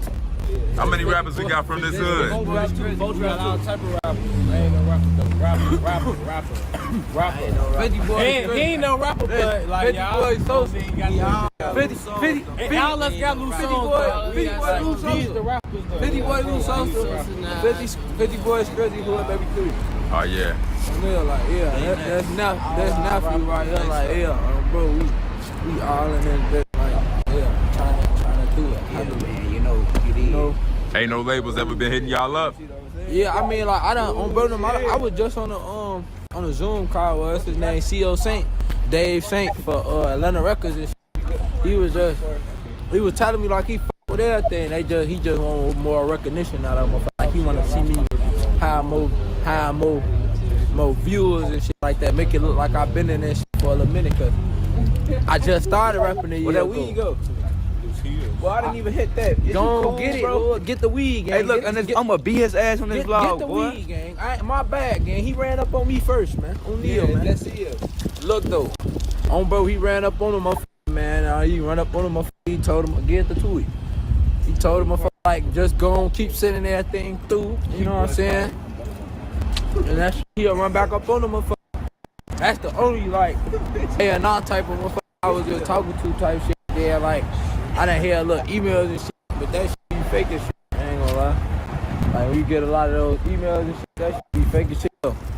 Like, they'll hide emails and shit talking about, a motherfucker trying to sign you, but you gotta pay an endorsement fee. That ain't real, that's fake, bro. Yeah. I done hear some, I just feel like motherfuckers trying to fly me out and emails, all type of shit. You ain't got the So how you come up with the name Hood Baby 3? hey, nah, that's just the way I used to that motherfucker. Hey, nah, the Hood Baby 3, the Hood Baby, that's my deceased homie name. I got it tatted on my face. It kind of messed up. I gotta get my shit redid. For y'all, they get tattoos on burning, but don't be thinking just cause that shit cheap, they go glass, yo, shit. No, whoop them down. But like, yeah, Hood Baby, that's my homie name. I put, I'm 3. Hood Baby 3, that's it. I just wanted my better name and shit. Basically live on type shit. You right, nigga. I was cheap, cause before my shit was even Hood Baby 3, my shit was run down. That shit right. Cause on some Florida shit, like on some big Florida shit. Like you said, you grew up in Fort, you was in and out, so. Run down 3 times. But then, you know what I'm saying, my boy, rest in peace, you know what I'm saying, shit happened. You know what I'm saying, over the years, I sat down, thought about it. I think he was gone for maybe like, I think I came up with the Hood Baby 3, maybe 2022, bro. 2022 when I came up with the Hood Baby 3. Bro, I think something had happened or some shit. Or I was just always in the hood out there and shit too, like. And I just thought about the Hood Baby 3 and I thought about better name at the same time type shit, bro. How long you been rapping for? Shit, I've been rapping for like, really a year, bro. I've been rapping for a year. Like, I've been doing music my whole life and shit, but bro, I've been rapping for like a year. It'll make a whole year or two, in January or some shit. Video wise type shit, like music dropped out wise. Like, I don't really count myself as like a rapper or artist and shit until I really start pushing that shit out. So like, far as pushing the shit out, I've been rapping for a year, bro. Yeah, so what made you want to start rapping? Shit, like I said, I've been doing music my whole life, bro. My Slight used to lose sing all type of shit, bro. So like, I just, matter of fact, bro, I got real story like on Neil. Like, my first song I ever made was in the bank, just like any average motherfucker, bro. In jail, motherfucker come up with some raps, bro. But like, it was just the simple fact of who I was in the bank with, and when I got out the bank, what made me want to keep going type shit, bro. When I was locked up in Florida, bro. I was locked up with like a whole bunch of motherfuckers that's known rappers now, like K-Shorty, Spidey got him, me and Lil, that wasn't even his name. Like, I wasn't never calling him that at the time. Lil Rico, shit, me and him, we was on the same deck, bro, like for months. Me and him and that bitch just playing freestyle and shit till I made us home one day in that bitch, bro. And then like when I got out in 2018, I kept making little shit looks up. I started pushing my shit for real though. Like 2020 or some shit, bro. Really 2023. I'm gonna lie. So you had anybody you was inspired by growing up with the music? I got a lot of like artists I'm inspired by, like Kodak, like talking like old or like new. Any? Yeah, like Kodak. You know what I'm saying? I feel with Youngboy. I feel like Kodak and Youngboy opened up the door. Like, no matter how nobody ever want to look at it, I feel like they opened up the door. for like a lot of other artists, bro. And then like older artists and shit, you know, like Michael Jackson, motherfuckers like that, Tupac, shit like that, like motherfuckers that all really them known over black motherfuckers that's over known for the music shit. James Brown, I'm all genres of music, bro. Big old soul, I'm in that bitch off of everything. Yeah. But how long it be taking for you to make a song? Like, if I'm really like in mode, bro, you could throw on the beat right now, I'll play on that bitch and make my flow or whatever, and I'll sit down and write on that bitch, I'll be done with that bitch, if I'm really in mode. But like, if I'm really trying to just get a hook together or some shit, it might take me a little minute. I'll just get my hook and write that bitch later. But like, on some in mode shit, I could make a song in like, shit, what? Couple minutes, bro. I could make 2 songs, like studio based, bro. I go to the studio and in that 1 hour, if I wrote down everything already from the crib type shit, in 1 hour I can get like 2-3 songs down, bro. Based off remembering all them bitch type shit, 2-3 songs, enough for just that 1 hour. Get 2 hours. Now I'm coming out that bitch damn near EP or something. If everything wrote down. Everything I done put up, or whatever I did in that bitch. Sometimes I might come in that bitch, adjust the hook, and then freestyle the rest of the song type shit. So what genre would you put your music as? You be rocking with melody or nah? You feel like you just a drill rapper, or I you don't could consider myself as a drill rapper at all. Like, I ain't even in that. Like, you can't even put me in that same category. And it's like a lot of motherfuckers would rather be in them categories or some shit just to just promote that image or some shit, whatever they call themselves. But I don't consider me as that. Like, I'm an artist, and my genre of music is hip hop. Sure. Not even hip hop. Yeah, hip hop mixed with a little, you know what I'm saying, a little R&B to that motherfucker, whatever. Like, bro, I be changing up my flows and shit. I don't like stick to one flow. What cameramans you rocking with in Chicago? Like, far as who I worked with, Wolf-Eye, AML, LT Toy, y'all don't really know who that is yet. Yeah, but y'all seen a lot of his work, but didn't know it was his work. I got another video that's finna drop probably a couple more days on, like, you feel me? By the time y'all see this, it should be out. It's gonna be that Veezy Sorry Not Sorry remix on, bro. He shot that too. He got nice ass visual. He like a new up and coming cameraman. Then you got who else I'm working with, man? I ain't gonna lie, that move.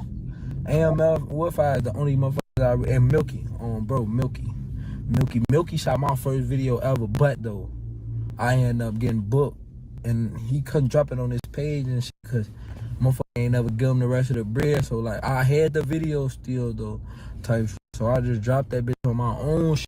Looks up, that bitch all blurry and shit, but he shot my first video, so Milky for sure, bro. Then who else? Day One, you know what I'm saying? That was a motherfucker locked in, but like, you feel like cameramans be picking sides? I ain't gonna say that. That's why I just, yeah, like, you feel like Day One, like, that's one of our cameramans, well, that one of my cameramans, my homie them cameraman. I ain't never shot with Day One, like, but like, just watching my homie them shooting him all day and all the time, bro. I know, like, and then all other hoods or some shit, motherfuckers I know or some shit, bro. I ain't gonna say, I don't really get on cameraman's ass about that type of shit, cause I know how business work. I ain't know. But if you know, and like, you been around this shit for years, like, we the hood that made you known, or we the hood that you rocked with the most outside of another hood or some shit that might be into it with them people or some shit too, that you going to go do that video with on bro them grave, I'ma feel some type of way, cause it's like, you sat in these parties, you been around most of these people that might be gone or some shit. Like, come on, man, you know what's going on, man. Come on, man.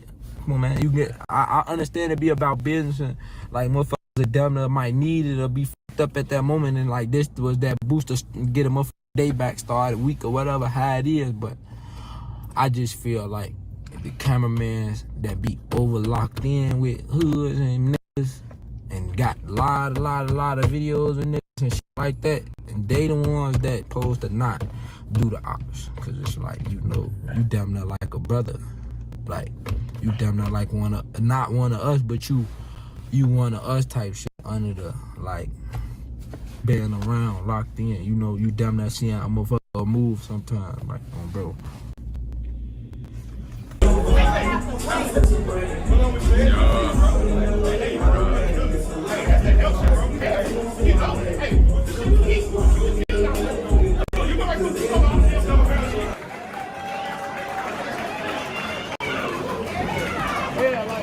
Yeah, man, we finally here, man. Like, yeah, it'll be a long struggle and shit. You know what I'm saying? We trying to get in the door, you know what I'm saying? We trying to get in the door. It's a process sometimes, man. God damn. I want everybody to know one thing. I got Hood Baby 3. Hood Baby 3, let's get it. You feel me? Yes, indeed, right? All right. Hood Baby, where you at? That's all good, though. We got some doubles out of the Yo, what's the word? What's the word? It's your boy Hood Baby 3. That's the energy I like. Hey, yeah, but y'all that don't know me, man, just know I'm finna get y'all hot in this bitch. But I got some little extra, some little love today. I done changed it up, all types of shit. Yeah. Oh, bro. Hey, let me get that murder on quick. We gonna go right. Y'all. You got to move with me, vlog. Hey, we got Baba here live with Baba, Joe. But y'all that know the vlog, Joe. We live with Baba right now. And they're standing around the bed and upset. They say we came to you because you could have brought us to life, they said. And so I asked he goes Working on early money, I'm trying to heavy, give me a move. I ain't fucking with two niggas, cause you bitches fool.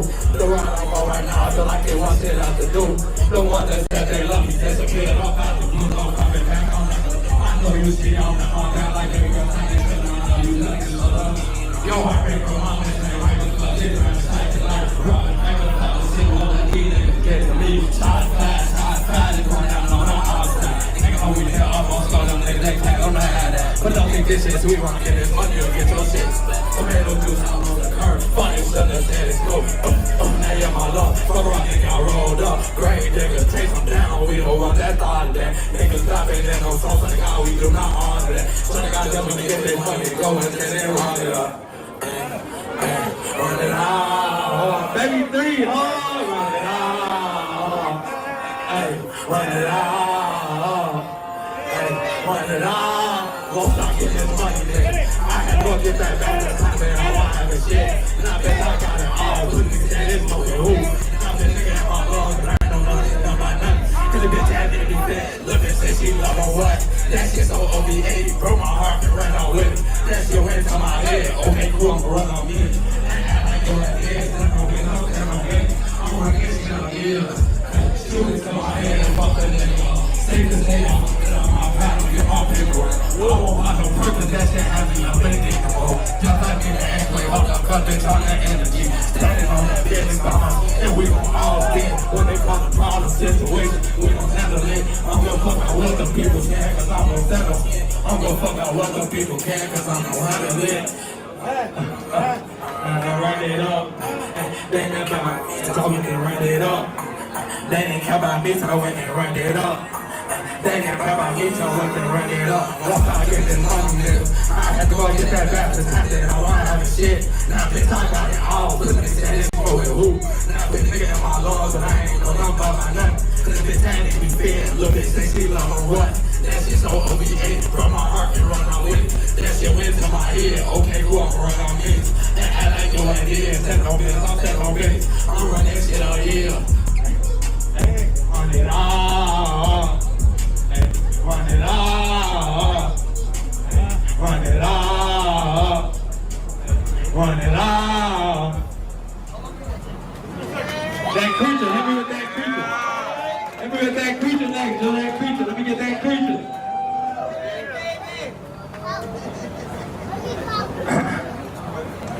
Hey, let me talk. Let me talk. Go ahead, take off. Say something. Say something, man.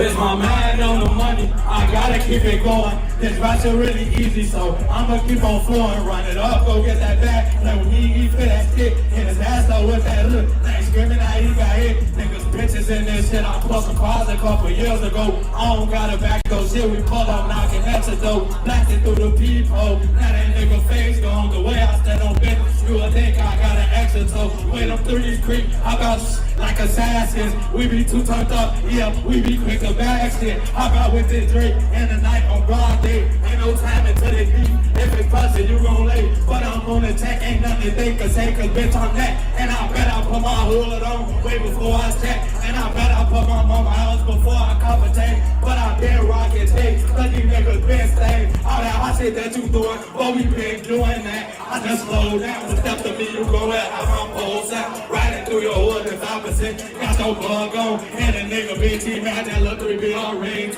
Man, on the money, I gotta keep it going. This rap shit really easy, so I'ma keep on flowing. Run it off, go get that back. He fit that so with that shit, try to give it out, you got hit. Niggas business in that shit, I flipped the closet a couple years ago. I don't gotta back those shit, we pull up knocking at your door. Blasting through the people, now that nigga face gone. The way I said on business, you can think I got an action, so wait up for me. You know what I'm saying? So that mean you run up on me, you deal with different caliber. Scratch him on the block, he claim that scratch off him as fast as well. I know my work everything, so please that be the baddest bitch. I know when this music blow, they can say I ain't get it rich. Trying to go sit on the hill like a bell or something. But it was not long ago when I was in them trenches tough. Trying to play me like a bitch, but there's no on the G.O.D. All you don't believe, just run up on me and you gonna see. Under in that light, he ran up, got strike down. Oh, I stand that I'm for God, I've been to say that I'm the reaper. We put niggas 6 feet on them, got them crying to the preacher. I know the money, I gotta keep it going. This rap shit really easy, so I'm gonna keep on flowing. Run it up, go get that bag. He fit that hood, hit his ass up with that. Now he's screaming out, he got niggas bitches in this shit. I bust cars a couple years ago. I don't gotta back no shit, we pull up knocking at your door. Blasting through the peephole, now that nigga face gone. Stand on business, you would think I got an extra toe. You would think that I'm the creature, the way I stand on, you would hop up in there. Hey, I think they hot in this bitch about now. I think they hot, DJ. I think I got their ass hot now. It's time to go and cook up some more. I think I got them hot. Hey, run free, run free.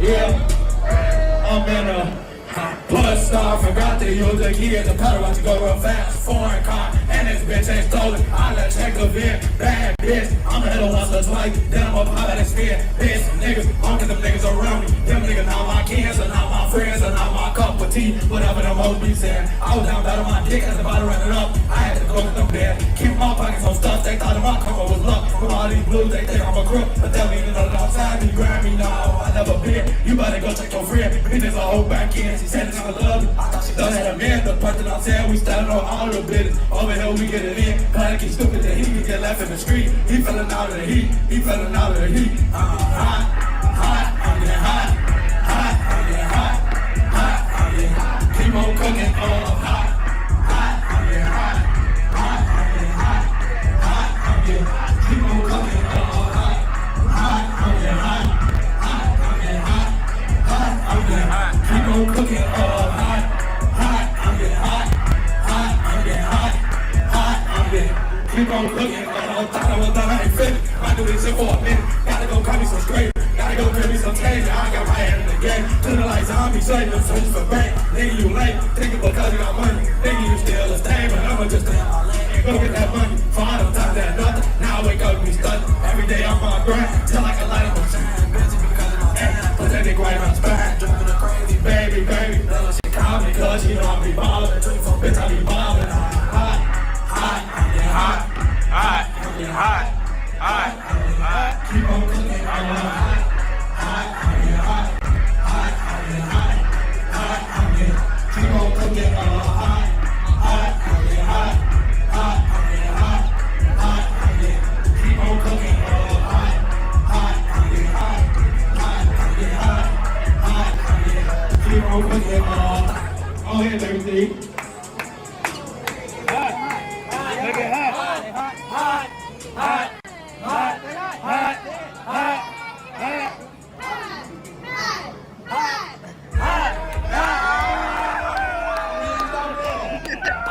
not goddamn motherfucker. Let's slow it back down, DJ. Let's just slow it back down. Let's slow it back down. Let me cool y'all out back there real quick, man. I think we turned that motherfucker up. Motherfucker hot for real now, ain't it? Y'all hot the hell a little bit now, ain't it? Now we got to slow y'all back down, man. That's what the ladies been saying, man. Like, yeah. What's the third? They call Lady 3. That's new, y'all. That's new. This is unreleased. Y'all got that unreleased Hood Baby 3 in this motherfucker. Give me a yeah!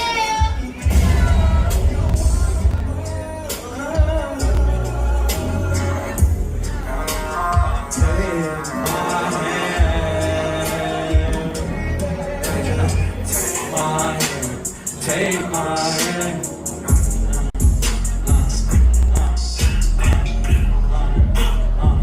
Hold up, baby. I got it on this song. I got this song. You know what? I'm not a regular person. I don't want me a regular girl. For my bitch, I bet diamonds and pearls. As long as she riding, she gon' get all of it. I'm talking all the dick. Yeah, she gon' get all of it. Yeah, she gon' get all of it. Back then when I having shit, I bitch, I'm ballin'. Back then when tweaking about hoes, I went down. Think I'm a heart broken ass fucker was over. She came and clutched it and made me have feel again. One of them motherfucking Benjamins. Stand on that motherfucking business. One of them motherfucking Benjamins. Stand on that motherfucking business. Stabbing that pussy, it feel like a war the whole time. I want me a door the whole time. I got me a twin. Whole time I think it's like one too. She came out the blue. She feel like it's blue. She feel like it's blue. She feel like it's blue. Yeah, so wrong, yeah, no wrong way. Hoping that shit could get me right, but hoping that shit could do it wrong. Baby girl, cause you hold me right for the time they kept on doing wrong. And baby, if you hold on tight, this ring won't be there for long. Hop in it right, come ride. On the 5 and say, well, we be riding. I'm a good fuck about the house. We be copping them up in this piece. But I ain't coming no talk about the beef. Baby girl, talking about my love. And the love you give it to me. Baby, not gonna fuck on nobody, yeah. One thing about me, I'm loving that money. It's sticking to me like a proof. I be being that pussy, you know, I'm screaming. I got a little baby like woo. She loving the nigga, she know that I'm different. I'm having no ivory blue. I can't wait till I get it on. So I'm always screaming like woo. Ooh, I'm not a regular person. I don't want me a regular girl. Put my bitch up in diamonds and pearls. As long as she riding, she gon' get all of it. I'm talking all of it. Yeah, she gon' get all of it. Yeah, she gon' get all of it. Back then, when having shit, now bitch, I'm ballin'. Back then, when talking about hoes that was done. Think I'm a heartbroken ass father was over with. She came and clutched it and made me that feel again. One of them motherfucking Benjamins. Stand on that motherfucking business. One of them motherfucking Benjamins. Stand on that motherfucking business.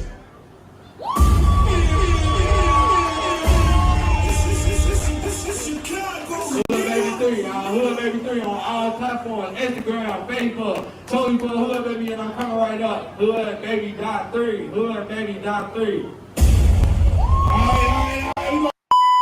It's my mind on the money. I gotta keep it going. That was a W Love performance. You feel me? Damn, you want some bread to buy me a child on my bed, cuz I be talking on that. It's a while I spit on you.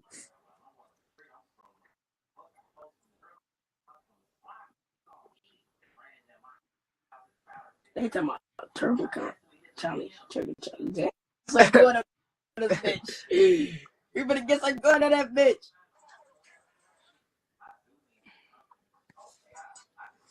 Guess I'm going on this bitch then, shorty. I want a mirror, I'm gonna keep on trying.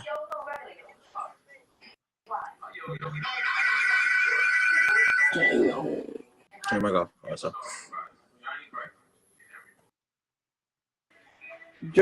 George location. Oh, chop left, bye bye. Oh, chop left, bye bye. Let me go. These niggas ain't talking about shit.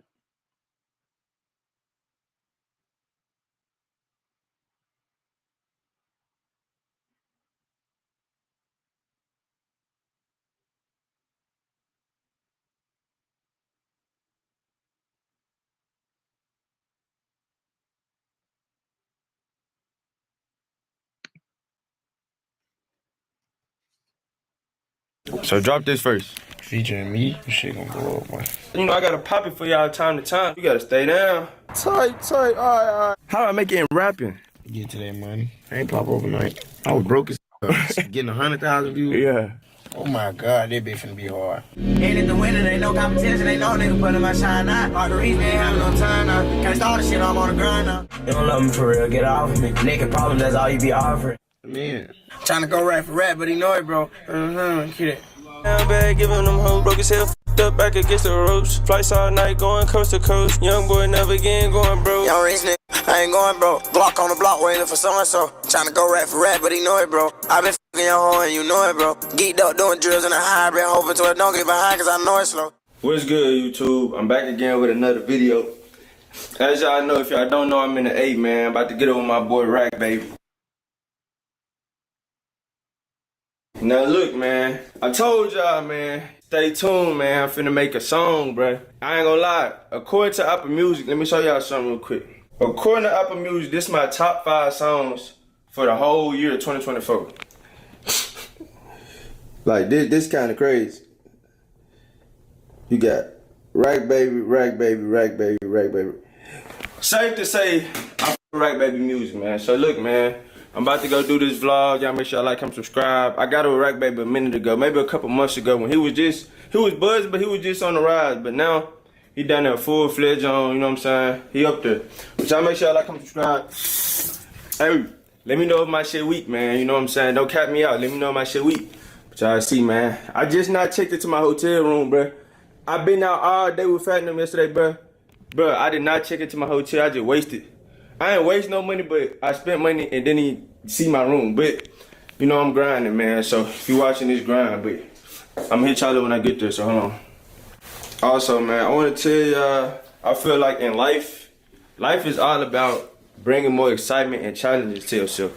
If you feel like, damn, I'm getting bored with something, or like, you know what I'm saying, you losing a little excitement, you need to start doing it more so you can, you know what I'm saying? Just bring another challenge to yourself, bro. I love challenges, bro. I used to challenge myself, like, when I was hooping, bro, I used to want to dunk, bro. I might put clips up here to show y'all, but I could never dunk. I'm like, I'm finna learn how to dunk, cause did this shit. But it's like, it just bring more, you know, excitement and something to live for, bro. Cause you don't have excitement in your life, you end up bored, then you end up living the same life. So I just want to challenge myself to, you know, bro, I be seeing people rhyme words, bro. I've been rhyming words all my life, bro. So, you feel me? I'm finna just take y'all on this journey with me, bro. Hopefully this motivate one of y'all that really been rapping to get up off your ass. Cause if I'm doing it before you BSing, bro. Alright. Hey, you know them really out there? Who is them? They rap? Yeah, he rap too. You rap? Me and him finna drop. I'm right here. How long you been rapping for, bro? 5 years. 5 years? How long you rap? Yeah, nigga drop this skis. You rap? I'm finna start rapping.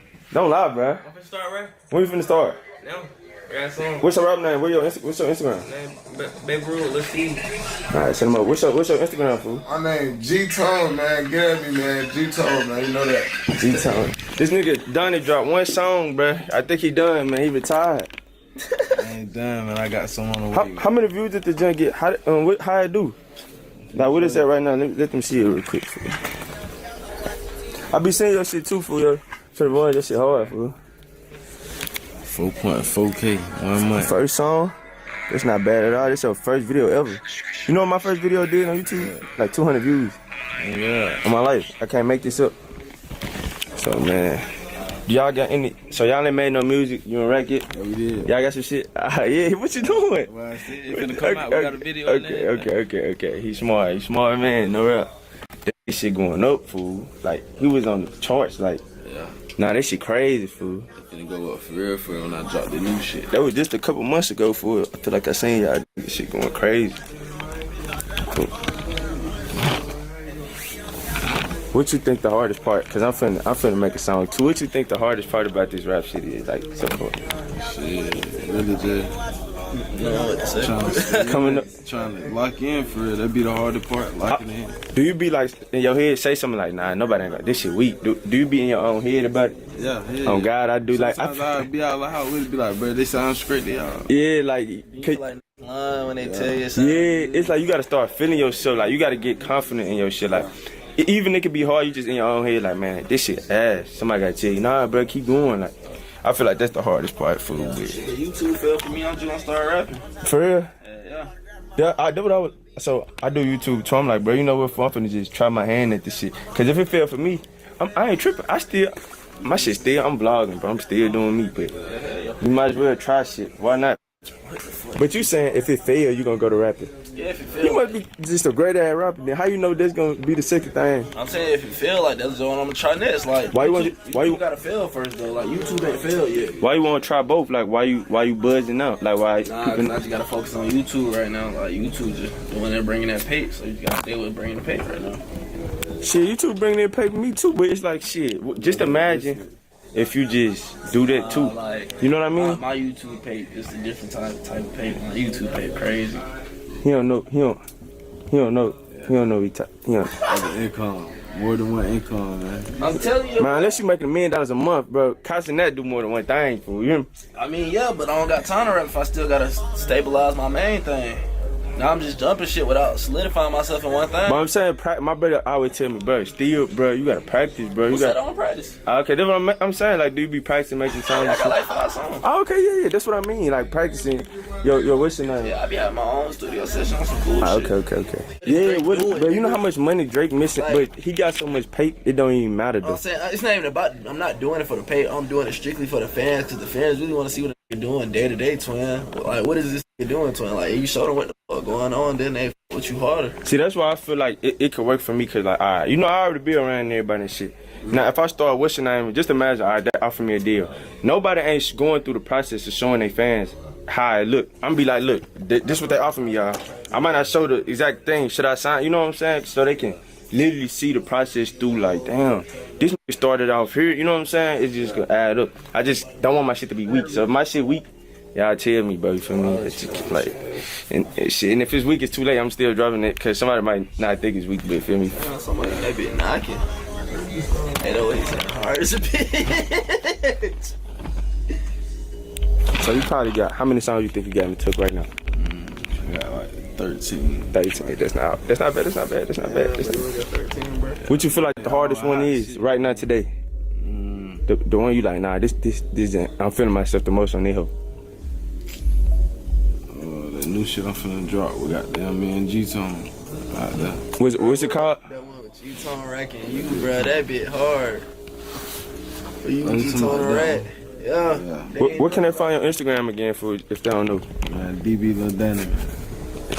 So your next drop gonna be in 2025, or would you say this month? No, it's gonna be 2025 for sure. Okay. Yeah, you ain't dropping no more for the rest of the year. I mean, the rest of the year almost ended. It's almost. I would call it alone. Okay, it's almost a couple more days. That ain't bad. I'm trying to. When I drop the mixtape, it's gonna be nothing but crazy shit on that. When they hit it. I'm trying to drop a song by the end of the month, bro. I can tell my subscribers that by the end of the month, I drop my first song, bro. 2025, I'm jumping on straight rapper mode. But don't lie to my vlog, bro. When I met you, you wasn't rapping. You was just chilling. You were trying to find your listener. I look up, he rap. This shit decent. Yeah. Like your first that you put out, like, bro, you got all the shit you need, fool. You gotta keep doing this shit, bro. I'm finna try, bro. But hey, if I'm ass, bro, tell me, bro. Don't just keep watching the videos if my ass still. Don't let that affect our relationship game. Feel me?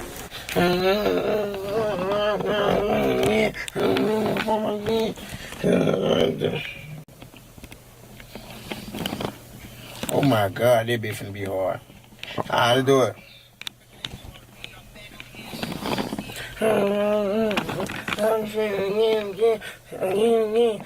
Alright, do it. Alright, do it.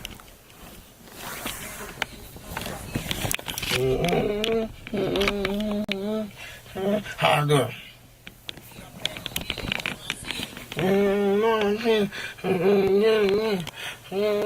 How to do it? How to do it? Ain't making me mad. You know if I'm pissed. Ain't no, I'll do it. Ain't making me mad. You know if I'm pissed. I'll do it. Strap, just keep my name out your mouth. Had to be on the couch, I was watching TV. We ain't even watching for long. Bitch started grabbing my bone, I gave her a beat. We playing ball, not knowing this shit. Nigga hate her, cause they just wanna beat. Jump back on the head, nigga know what I'm seeing. Ain't making me mad. You know if I'm pissed. come through spinning again. And I want no smackers out. You won't think it's fun. Don't gotta be ain't shit to brag about. Better go grab a gun. What's y'all offer? I can get a foot massage? Hell, I just found it. And them folks that coming with the snacks. I'm talking about he just pulled up on you. Hey, what else I got? What else I got to do? Oh, we got cookies. Cookies, chocolate chip? I'm finna put some like, Oh, God. Yeah, I'll put some around. And no more. Hey, I'm finna start rapping, fool. I'm gonna get a session to I know just what to we eat. really called you here for. Just to eat. Lemonade, big bro. Yeah, he said finna bring those. And don't forget the chocolate chip drinks. Lemonade too? I'm good. Yeah, I'll bring some. Damn, them folks came with the... He just gave you them hoes? He just gave you them hoes? I ain't gonna lie, this studio a money saver. Get what? Pull up. You ain't even gotta. Oh, God. You ain't even gotta pay for nothing, big bro. You leave full. Big bro in here serving cookies, chocolate, candy, lemonade. This how you get a nigga book your shit right here. Other studio, it's a hole in the wall, some more shit. This shit. Y'all see my boy come. This might be your favorite color. What this joint is? Do that say is that your YouTube joint? Hell yeah. What that say, FBC? Hell yeah. Well, what FBC stand for, gang? That's just my brand. The hoe. Well, what's on the dash on the hoe? 200. Let me see the key. I just want to show them for motivation type shit. Damn, it don't come loose. Hell nah. Damn, type shit. Yeah, type shit. Okay, yeah. Hey, you don't be scared like damn, he might like bought my shit. Nah. For real? Nah. You must got a what's the junk called? Yeah. Hell nah. And yo, living by faith. Hey. I got y'all a new car, but just come in where y'all need. You know what I'm saying? Tight shit. What y'all doing? What's this? That's how I see it, though. You be for New Dallas? Yeah, them boys getting paid. Oh God, them folks said know something we don't know. Now I'm finna get on there. Like everybody, it's a $5 fee. If you don't got $5, I'm gonna record. You go say it. All right. Is recording? Yeah. Attention. How y'all doing? You might hop out on that truck. Hey, it's a $5 fee. So we're gonna start it at you. Me? Nah, you 25. 25. Cash App or Apple Pay. Or y'all gotta get the hell out. I'm drunk as hell. Yeah, run that shit, man. Everybody $5, bro. 5, 10, 15, 20. Who you with, bro? Hey, you. They got 5, 6, then it's $10. What we doing? Interviewing on Magic? Anybody with braces? Anybody Ooh, with we trying to braces? rob somebody on camera. Hey. BB, go get the cookies on the camera real quick, folks. All right. Oh, my bad. Let's do it. Hey. I'm behind more Magic with it. Anybody do? It's a $5 fee. I just seen your video. It's a $5 fee. Yeah, I thought you were like 5. Hell, 6'5", gang. I swear to God, I thought you were like 6'5". How you think that? Cause on video, you look tall. Tight. Damn, you gotta make. Do I look tall right now? Yeah. Tight shit. Yeah. You rapping? You rap? What's your rap name? 365-ish. Okay, watch this. When the last time you dropped the song? Like 2-3 weeks ago. I thought you said 2-3 years ago. I was saying the rap. He said how far? 2-3 years ago. It's crazy. He tried to do his ass. Nah, yeah. Ice on my boy. Okay. I'll be back in here to collect the money. Damn.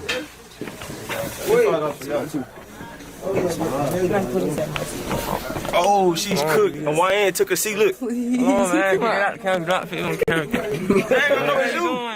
They took a seat. If somebody know who you is through that, then your ass, you doing something wrong. No? He don't want to be on camera yet. I just want to toe block, run paper, but get high with my dick. Smash shit, young crew, do it every season. Cause I'ma come through whenever they need it. All nigga rugged, they spending their miss every time we come through. I'm gonna be bleeding. From the back, she gonna keep on craving. She tryna quit, not a freak or a demon. Bitch tryna get me caught. I already snuck in your house, but why is you screaming? They keep my name out your mouth. Had to be on the couch, I was watching some TV. We ain't even watching for long. Bitch started grabbing my phone, I gave her a beating. We playing ball, I know, and they said, nigga hate her, cause they just wanna beat. Pop out, drill, she get in the way, told a young nigga, watch out. If it's beef in the street, ain't no times out. Draw the low, you can meet it, go all out. Ain't at the winner, ain't no competition, ain't no nigga putting my shine out. All the reason ain't having no time now. Can't start the shit, I'm on the grind now.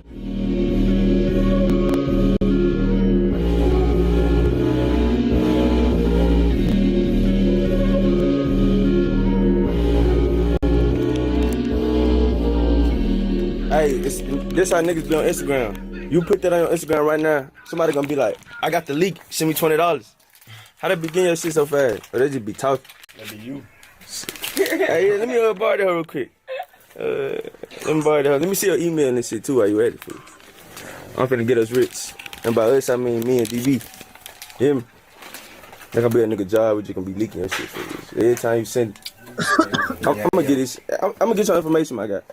Keep on telling these folks you don't love me. When the knife fall, my balls be gargling. Twist off nigga moving that gas. I put out too fast, I'm in the new barbers. You don't love me for real, get off of me. Naked problems, that's all you be offering. Know a young nigga having it with her. Know she looking, she like how sauce me.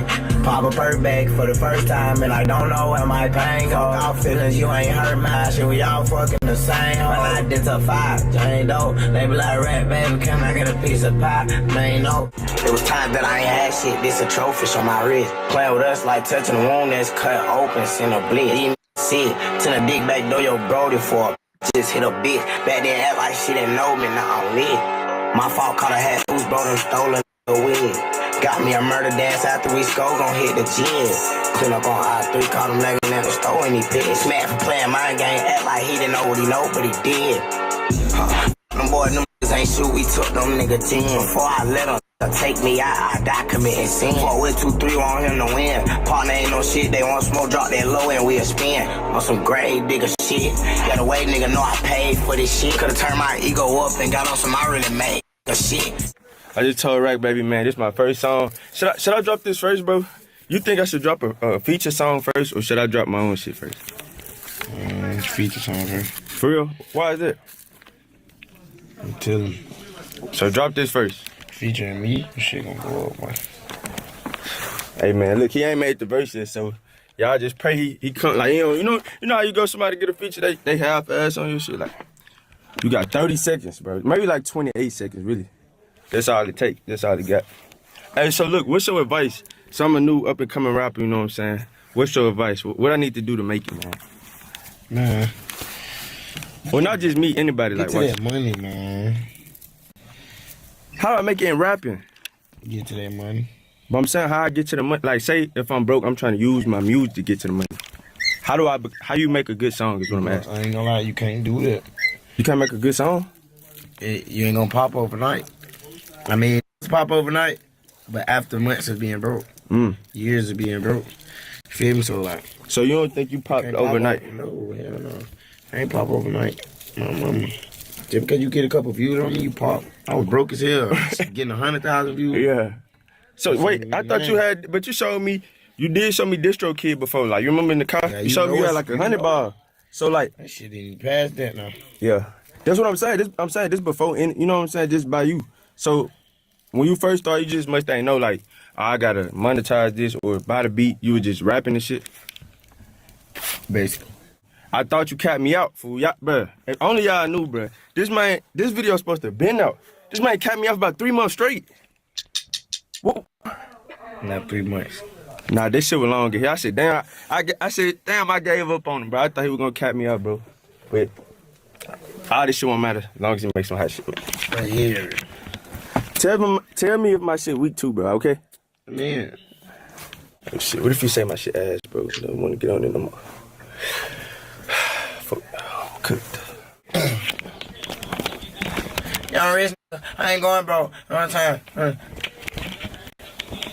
Young Rich, I ain't going, bro. One time. Young Rich, I ain't going, bro. Get out.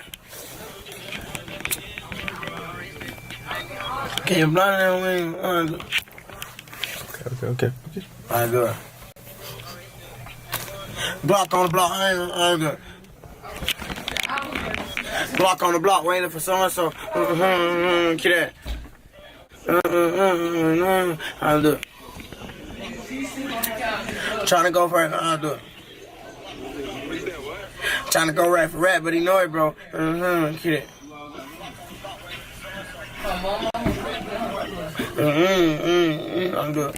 I'll do it. Get dope doing drills all in the high, been home until I don't get behind, cause I know it's slow. One time. Get up doing drills in the high, been hoping till I don't get behind, cause I know it's slow. Yeah.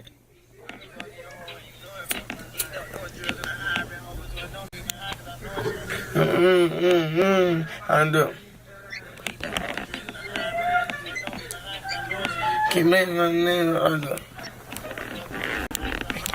Keep lit for a nigga that don't know me though. I'll do it. Keep lit for a nigga who don't know me though. One time. Keep lit for a nigga who don't know me though. Alright, y'all, Rack Baby, it took me, man, probably like 5 days to get to that. Rack Baby did this in about, was it even like 20 minutes, bro? Nah, like 20 minutes, bro. 10, 15 minutes. Alright, I'm gonna let y'all hear a little bit of what he got. Let me know what he did on her. Flights all night, going coast to coast. Young boy never getting going, bro. Yo, this nigga, I ain't going, bro. Block on the block, waiting for so-and-so. Trying to go rap for rap, but he know it, bro. I been your home and you know it, bro. He doing drills in a high rap, hoping to it don't get behind, cause I know it's slow. I was in Miami, chilling with the family. With a model, she let me get in her panties. They won't f***ing with me when I did have out the piss. I got money in my pocket, said I'm fresher than a with the school and drop, that ain't got the teacher on my dick. Water rolling on my wrist, take a peek, look at this. And I really came from nothing, my dad's a reminisce. Gucci shoes cost a band, spent another rent. 20 in my right pocket, another 20 on my wrist. How the f*** I like you, and I don't know that you exist. Alright, y'all, y'all look at this. Everything free tonight? Hey, wait, get in the camera, let them see you, gang. I'm finna go ahead and ask if everything free. As y'all see, man, I don't even know her type shit, but Can you tell your vlog that you need to send me the money for my food, please? oh, she think I'm one of them. She think I'm one of them, and you. Here, I make it rain on you. Let me see, wait, let me see. Wait, let me see. Them real? Are they real? I don't have any money, guys. Are they real? Are they real? Is your shoes real? Oh, okay. Where the blues at? Where the blues that bitch at? broke. That bitch is broke. Where the blues at? You just showed me a couple blues. Hey, she finna buy me a scat, child. I found the duck. Oh, she popping it hard. It's nothing. Tight. Can you give me some money? Yeah, Stop talking to me right now. I'm at Warehouse. Tell them, can you send me the money for my food? yeah, I got you on the 32nd, baby. Send me the money and tell me really what you really do for love. Can I get the Texas bacon cheese? Hold on. Please. Alright, y'all, so look, as y'all know, if y'all don't know, man, I'm back from the A. So what I'm finna do now is finna shoot my first music video, man. I just thought, let me add this to the vlog. You know, shit, I'm doing something new. You know, somebody told me if you're gonna do something, man, do it with your eye, you know what I'm saying? So I wasn't gonna half step it. First I was just gonna make the song, just throw it out, you know, just because, you know, it ain't really my, like, main objective. But you know what, man? I'm gonna put my best foot forward with everything. So y'all know, man, I'm finna put on my fit. Know what I'm saying? I went to go get, you know, this music video, man. I gotta pop it for y'all time to time. Show y'all what staying down is. You know, you gotta stay down. Yeah, stay down. You go. What I said, open the backpack, you see 100. Now this ain't 100, but I manifested. So when I have 100, when I break out 100, you know what I'm saying? Y'all gonna be like, damn, he dead said that, no cap. But y'all make sure y'all like, comment, subscribe, man. Spam in the comments if you need the music video. If you need the song. Me and Rack Baby, shout out to Rack Baby, man. Got up with him along. You know, network's gonna pay off. He gave me one of the hardest. Shit, all his shit hard, but I feel like one of the hardest verses, man. I ain't heard too many features from Rack Baby, so like, you know, he's one of the hardest verses for sure. But now I'm finna get dressed, man. I got a black truck. Then I got my video, man. All this stuff new to me, man. So if you sitting down, bro, you got hard music, you got music or whatever, bro, go on get your paper right. You know what I'm saying? Go get your chicken right, bro. You don't even need all that. Just get some chicken, put a music video together, and just put it out, bro, and promote it the old-fashioned way, on your feet. Cause before I could promote it to my views, I used to have to walk, use my feet. Hey, you mind subscribing to my YouTube? Hey, man, just go to everybody you see, put your song in their phone on some shit. Make them like the shit. It's gonna keep growing, man. You're gonna add traction. But yeah, I'm waiting on my black truck. So let me go and get dressed. It's supposed to be putting up in a second, bro. So yeah. What's crazy too is, man, It's like I remember on my mama, it was times where I ain't had one of these. You know, like I ain't had one of these gents. So I just want to tell anybody watching this, bro. And y'all know if you been watching me from the jump, cause I started off, I had like this ain't even, you know what I'm saying? This ain't even not like I really thank God, you know what I'm saying? I at least going back to the bank too now. It's just for the music video.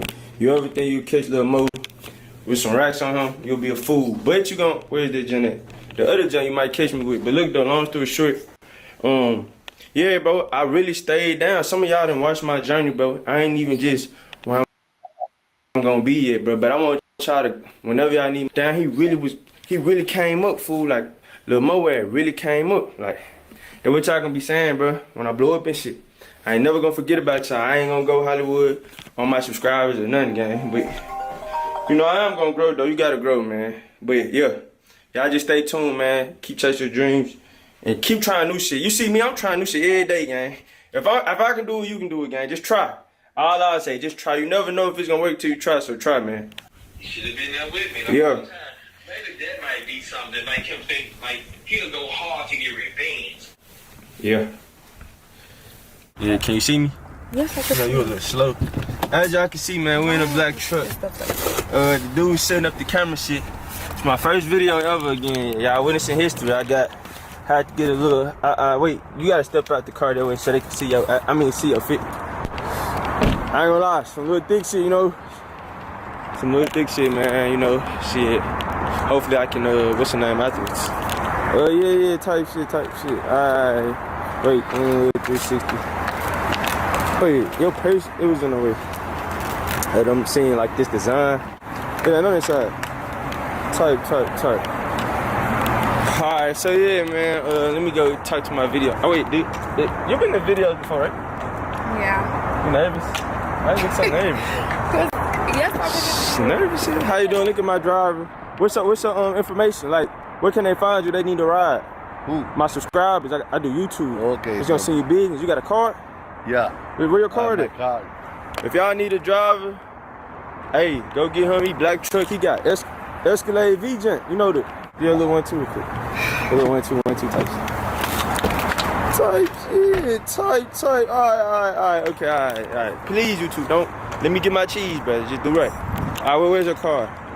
Y'all need him, man. Handshake limos. Handshake limo. How you come up with that? You just said, damn, let me handshake limo. Alright, handshake limo. Then my boy, man, shoot my first ever video, man. If they need a video, where they need to go to? Lost Visuals Media, man. The only place to go to. Say it one more time. Lost Visuals Media. Okay. But spell the visuals with a Z. So go and spell it out and put it right here. LOSTVISUALZ and then media. Okay, send them over. Lost Visuals Media. Y'all finna see how it turned out, man. Y'all make sure you need a video, you in Houston, whatever, just hit him up. He might pull up on you. But he finna get me right, man. You part of history. This the first time of me ever doing this, so you my first ever, not my first ever driver, but yeah. Yeah. See, the thing is, so like the music video, we're gonna have to improvise, cause like, I'm not gonna lie, I don't want to see this nigga music video. I'm gonna be real about it. I don't want to see that shit, boy. I'm not gonna lie.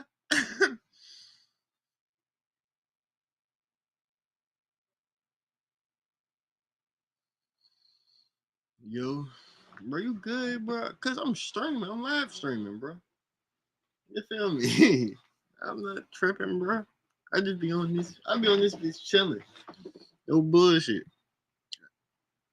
I wish I had a friend that just be live all day. Anytime I want to go in his live, I could just join his live and talk to him. Like, you feel me? I wish I had somebody like this. You feel me? That's why I do it. No bullshit.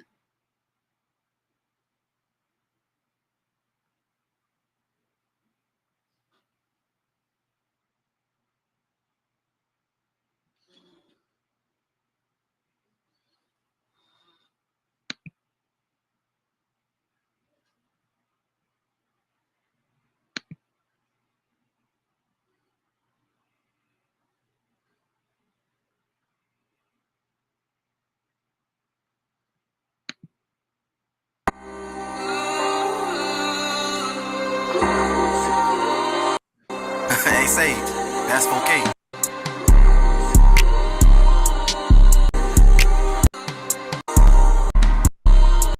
Man, what the fuck? I don't really see this shit. I thought it was gonna be a real video telling me what happened.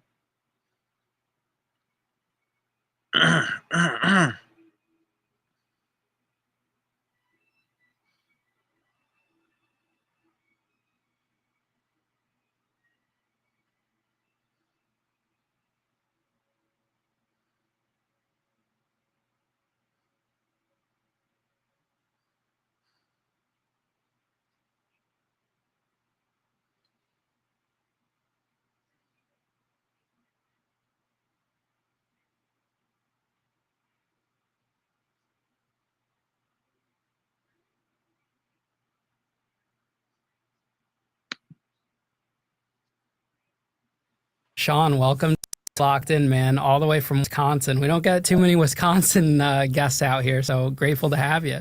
Nice, man. Thanks. I appreciate it. Yeah, you were just giving me a brief overlay outside. I mean, your story, it's going to speak for itself, and, you know, I'm so excited to dive into it. And, you know, I'm sure we'll come up with a catchy title and thumbnail for this, which the viewers will know this episode is one they don't want to miss. Did you grow up in Wisconsin? I didn't know. I actually grew up in Seattle, Washington. I'm the oldest of 6 kids, and I grew up on a small farm outside of Seattle until I was a teenager. I didn't move to Wisconsin until 2003. Oh, 6 kids. Yeah, I'm the oldest of 6. Wow. What was the age range? So it was me, and then about every year and a half, except for the 2 youngest ones were born both in 1978.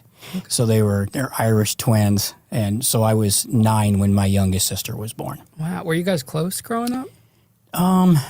For a while, but as I got older, there was such an age gap that it's not really easy. How do I engage with a 10-year-old when I'm 17, 18 years old, right? So I'm close to my youngest brother now, a lot closer than I've been in a long time. Yeah, you know, it's interesting when you're in those teenage years, you feel like you can't connect to the kids, but then when you get older, then you can feel like you're back to connecting the kids. Yeah. Like now I can relate to a kid more than I did when I was a teenager. Right, sure. What did your parents do for work? So my father worked in the Puget Sound Naval Shipyard for 40 years, and my mother retired from a corporate job in operations management. My parents are divorced. They got divorced in 1974. I'll go right into the story. They got divorced in 1974. I was 4 years old, and I remember lots of fighting and arguments between my parents. And then in 76, my father remarried my stepmother. My mother was out of the picture for a few years. And, you know, it was kind of tough on me as a kid. And I think then my father, he would work swing shift, and I would work, and so my stepmom would work during the day. So I didn't really see him. So in my early childhood, there wasn't a lot of supervision for like me and my brother, who was a year and a half younger. I was in trouble all the time, right? It was stupid shit. It was, you know, shooting the flowers out of the neighbor's yard with a BB gun, or, you know, mischievous things like building fires and burning gunpowder and just being a mischievous kid. Until I was a teenager, and then that mischievous stuff turned into car theft, burglary, and you know what? It wasn't for the money. I wasn't selling the cars. It was joyriding. It was breaking into a house and drinking some beer. You know what I mean? It was for the excitement of it as a kid. So that's kind of where I grew up. When I was about 15, I moved to Seattle. My mom's back in the picture now. I moved over to Seattle, which good or bad for me, right? The element is a lot more opportunity to commit petty crimes, but I didn't really get caught for much. You know, bigger city, they didn't know me as well, so I didn't get caught for as much there. Do you feel like you're lashing out because of the divorce? Yeah, that and just pure lack of supervision, right? Young boys especially need supervision, and they need somebody to teach them boundaries, and I wasn't getting any of that. And so it kind of created a really weird dynamic where I kind of did whatever I wanted. I wonder if you weren't the oldest, if it would have had a different effect, because then you would have had someone to look up to. Not my story to tell, but my younger brother got in a lot of trouble as well. But my youngest brother never got in trouble. Never. So interesting. Yeah, he never got in trouble. And I think some of that was watching his two older brothers always in trouble. And he just, I'm not going down that road. He had that enough distance to see the bad outcomes from some of the things that we did. Were you taking high school seriously at all? Oh, well, no. So I barely graduated high school. In fact, I should have graduated in 1988. But my actual graduation year is 1989 because I joined the National Guard to get out of the house when I was a kid. And that didn't last very long. But I joined the National Guard. I went to basic training between my junior and senior years, so I got work credit. They called it work credit, which put me just barely over enough credits to graduate. The school was like, just get rid of this. I was fighting all the time. Very athletic, strong. I'm short and stocky, and so a lot of things came out as wanting to fight. And, I didn't take anything from anybody if they said something to me. All right, let's go fight. Right, so they were just glad to get rid of me, I think. Did you have a close group of friends at all? Were you like involved with anyone? Yeah, there was about 6 or 7 of us that were running around doing the same things, right? The car theft and the joyriding and the burglary and things like that. But I was kind of a loner kid in a way. I wasn't really tight with that group or any group. I didn't have a lot of confidence when I was in high school. I didn't have anything that really gave me confidence while I was in high school. So I didn't do good in my studies. Smart enough kid, but just didn't do good in my studies. I didn't go to school if I didn't have to. Right? There were many days that I would drive into the parking lot and drive right back out and just not go. And, my parents weren't there to supervise me or tell me, hey, you're going to school, and find ways for me to get engaged in school. What about drugs and alcohol? Did that play a part in your childhood? Man, I would drink a few beers and I would smoke some pot, right? And like every kid, but I didn't do any hard drugs when I was young. That's good. Well, it didn't turn out so good. I did some of those hard drugs later on, and we'll get into that a little bit now that played out. Yeah. So you do make it through high school. I make it through high school. In fact, after high school, I go to my advanced training for the National Guard, and then come home. And I ended up getting arrested for a burglary as an adult. While still in the National Guard? While still in the National Guard. I'd come home. I had in between my drills, I'd committed a burglary with a friend of mine. And it didn't take them long to pick us up. I drove my truck, which was, back in the 80s, it was lowrider trucks, right? So I just drove my bright red lowrider truck right up to the building, and we loaded stuff in it. Wasn't really thinking too clearly.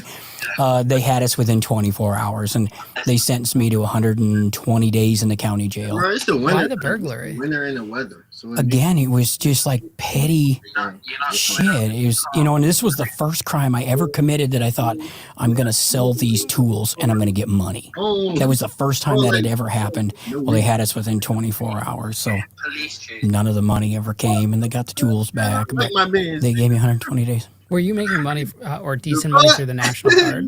No, I actually very mechanically inclined. So I was working in a machine shop in Seattle. In fact, one of Seattle's premier machine shops, I got a job in to work when I wasn't in the National Guard. And it was a great job, but I couldn't, those friends that I was hanging out with, it was drinking on Fridays, go steal a Camaro. No, I don't got no go get, have some more beers. It was stuff like that we did. Would you say you were more influenced to do some of these things by who you were hanging out with? Yeah, absolutely. Because while I wasn't really a popular kid, and I think there was a lot of that where I wanted to be, right? I would look around at, a very athletic kid in high school, but only 5'5" and 140 pounds. So I'm not going to play football. I'm not barely going to be able to play baseball and compete against some of these kids. So I wasn't popular in that way. And I wasn't popular for any other reason. I wasn't really a stoner or anything like that. And so I think I longed for being the center of attention, but I didn't have a lot of confidence to find it in constructive ways. So now you get sent to the county jail for 120 days. What was that first experience actually? Your first time locked up, away from home and away from the group of individuals that you were associating with? Good question. So I was scared, man. at the time I was, I think, 18. I was 18 when I got arrested, 19 when I had to go into the county jail. I got to self-report to the county jail, and actually they sent me to a work release program. Well, I was dating this girl, and I would go there in the morning before work. One day I showed up there, and the apartment was empty with nothing but the phone sitting in the middle of the floor. She knew me.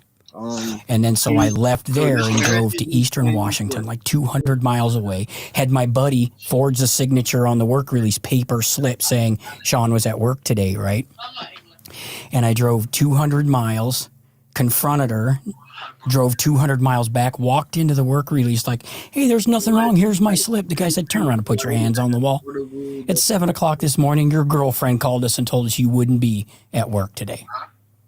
Wow, she threw you under the bus. Why? Did something happen? No, it was just, I was in the county jail and she just wasn't going to be with somebody who was a criminal. And she loaded her shit up and moved back to Eastern Washington. And she didn't know about that before you actually got busted, that you were involved in stuff? Yeah, not really, because we had been dating for a while. So she really, I wasn't telling people about it. Hey, I'm going to a party with my friends. And it was just, it was so childish. It wasn't like selling drugs where we'd have money or committing crime where you're going to have money, something to show for it, because that's not why we did it.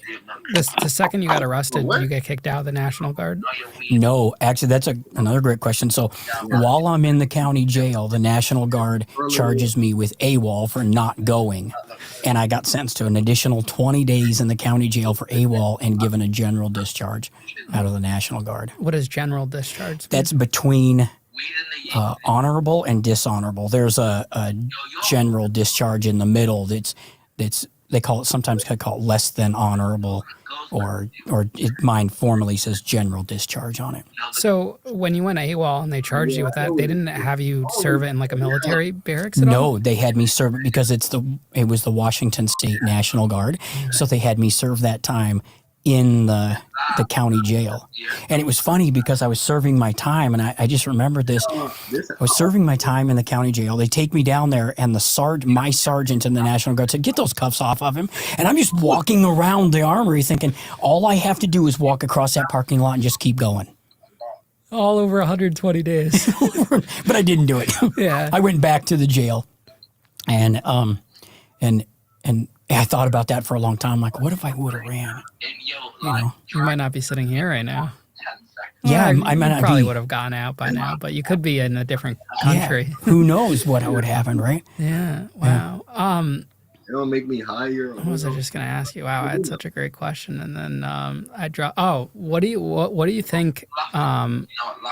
Looking back on it now, if you stayed with the National Guard, what would that have been like? Do you ever think about that? Yeah, I do a lot, and I think I don't regret anything that I've done in my life. It turned me into the human being I am today, and I'm okay with that. But there's a part of me that wishes I would have explored full-time military service. I'm ready to look it up. I'm ready to show you. I've had lots of friends that did that, lots of people I've known that did that, and they lived a great life, and they retired at 38 or 39 or 40 years old, and they get their military retirement, and then they go out and they go to college, and they get a job, and they move on to do great things. I probably could have used the structure in my life. You know what I mean? What about conversations with your parents when you got arrested this first time?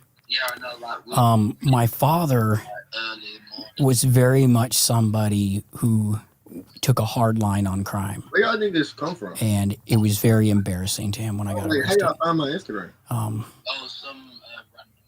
That's one thing I've had to forgive myself for, because he worked in the shipyard with a bunch of guys, and they knew his story, and I can only imagine what he had to go through after I was arrested.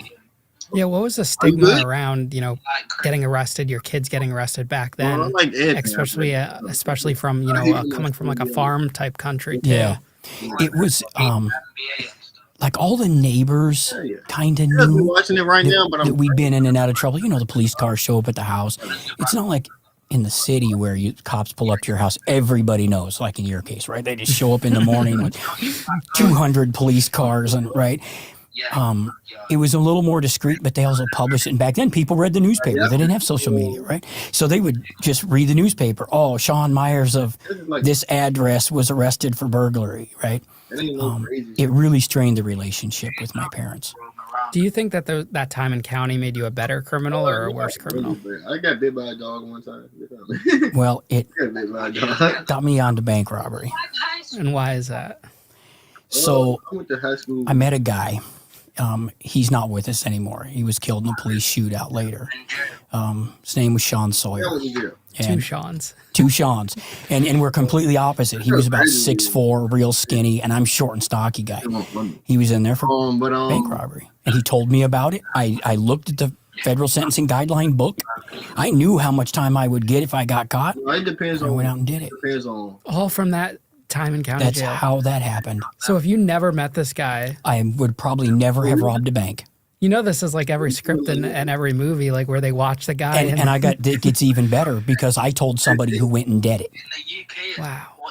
So you said you pulled the federal sentencing guidelines. How did you know that was going to be a federal crime at that point? Because Sean Sawyer was getting charged by the feds, and the Kitsap County Jail had a contract with the feds to hold federal prisoners. Back then, they didn't have a lot of these MDCs everywhere.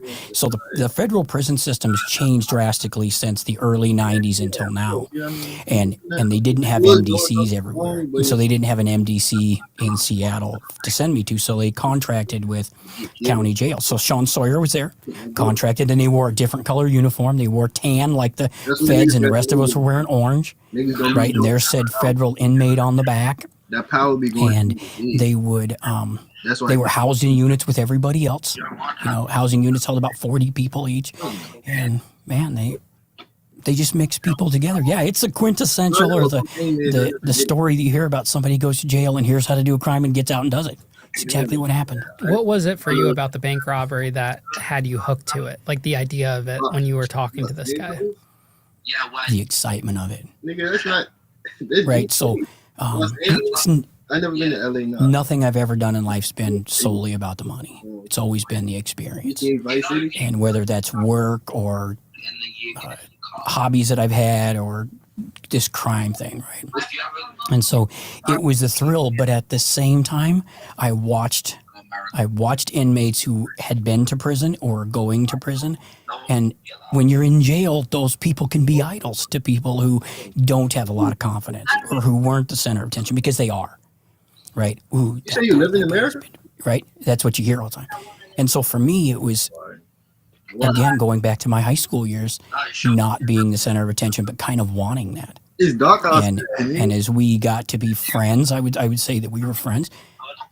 I aspired to have that, people looking at me in the same way, some looking up to me, whether it's in a positive way or negative way. What exactly were his tips? Like, did he give you a list of do's and don'ts and you were writing it down? What was it was, he told me about it and I thought, that can't be that hard. So, in fact, I would read the newspaper, and back then, the West Coast was like this epicenter of bank robbery.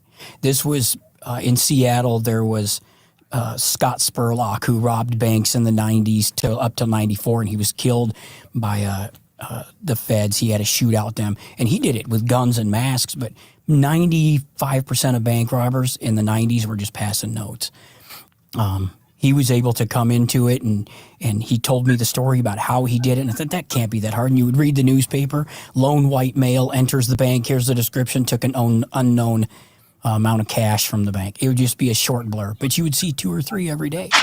Now, can you break down to the audience that there is technically 2 ways to rob a bank? One is through the method you would choose, or one is, as you were explaining, with the shootouts. Yeah. So, particularly people who are inexperienced or addicts, they're just trying to get some money for something. So most bank robberies are somebody walks into the bank with a note. In my case, I wrote on a withdrawal slip, and I'll go through the whole process. In fact, let me tell it, man. Yeah. I got up in the morning and I walked to the bank. I literally took a withdrawal slip and I used my knuckles because I was smart enough to know about fingerprints. And I dropped the withdrawal slip out. I had my own pen. I wrote, all cash fast or you die. I never touched that piece of paper with my fingerprints. I would pinch it between my fingers. I stood in line with everybody else and walked up to the counter, set the note down and said, and just stood there and looked at the teller.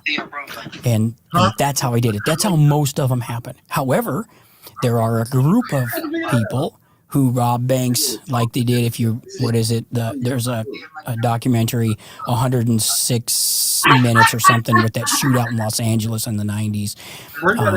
The friend of mine that Sean Sawyer was killed, he got out of prison for bank robbery, got back into drugs, went back into a bank and robbed it. And when the cops came, he had a shootout with them, and they killed and shot him up.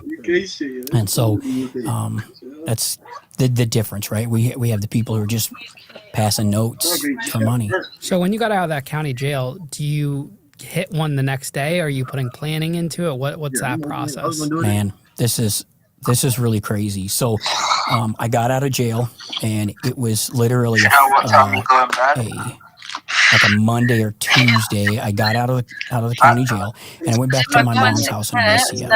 I got up the next morning at 9 o'clock, put on black shoes, black jeans, black t-shirt, black jacket, and walked 6 blocks to the bank. Walked in, took the withdrawal slip, all cash fast or you die. Stood in line, took about 10 minutes of standing in line on a Monday or Tuesday morning. And I'll never forget her name, Linda Marinkovich. Was the teller. I looked directly at her name, and that imprint has never left my mind.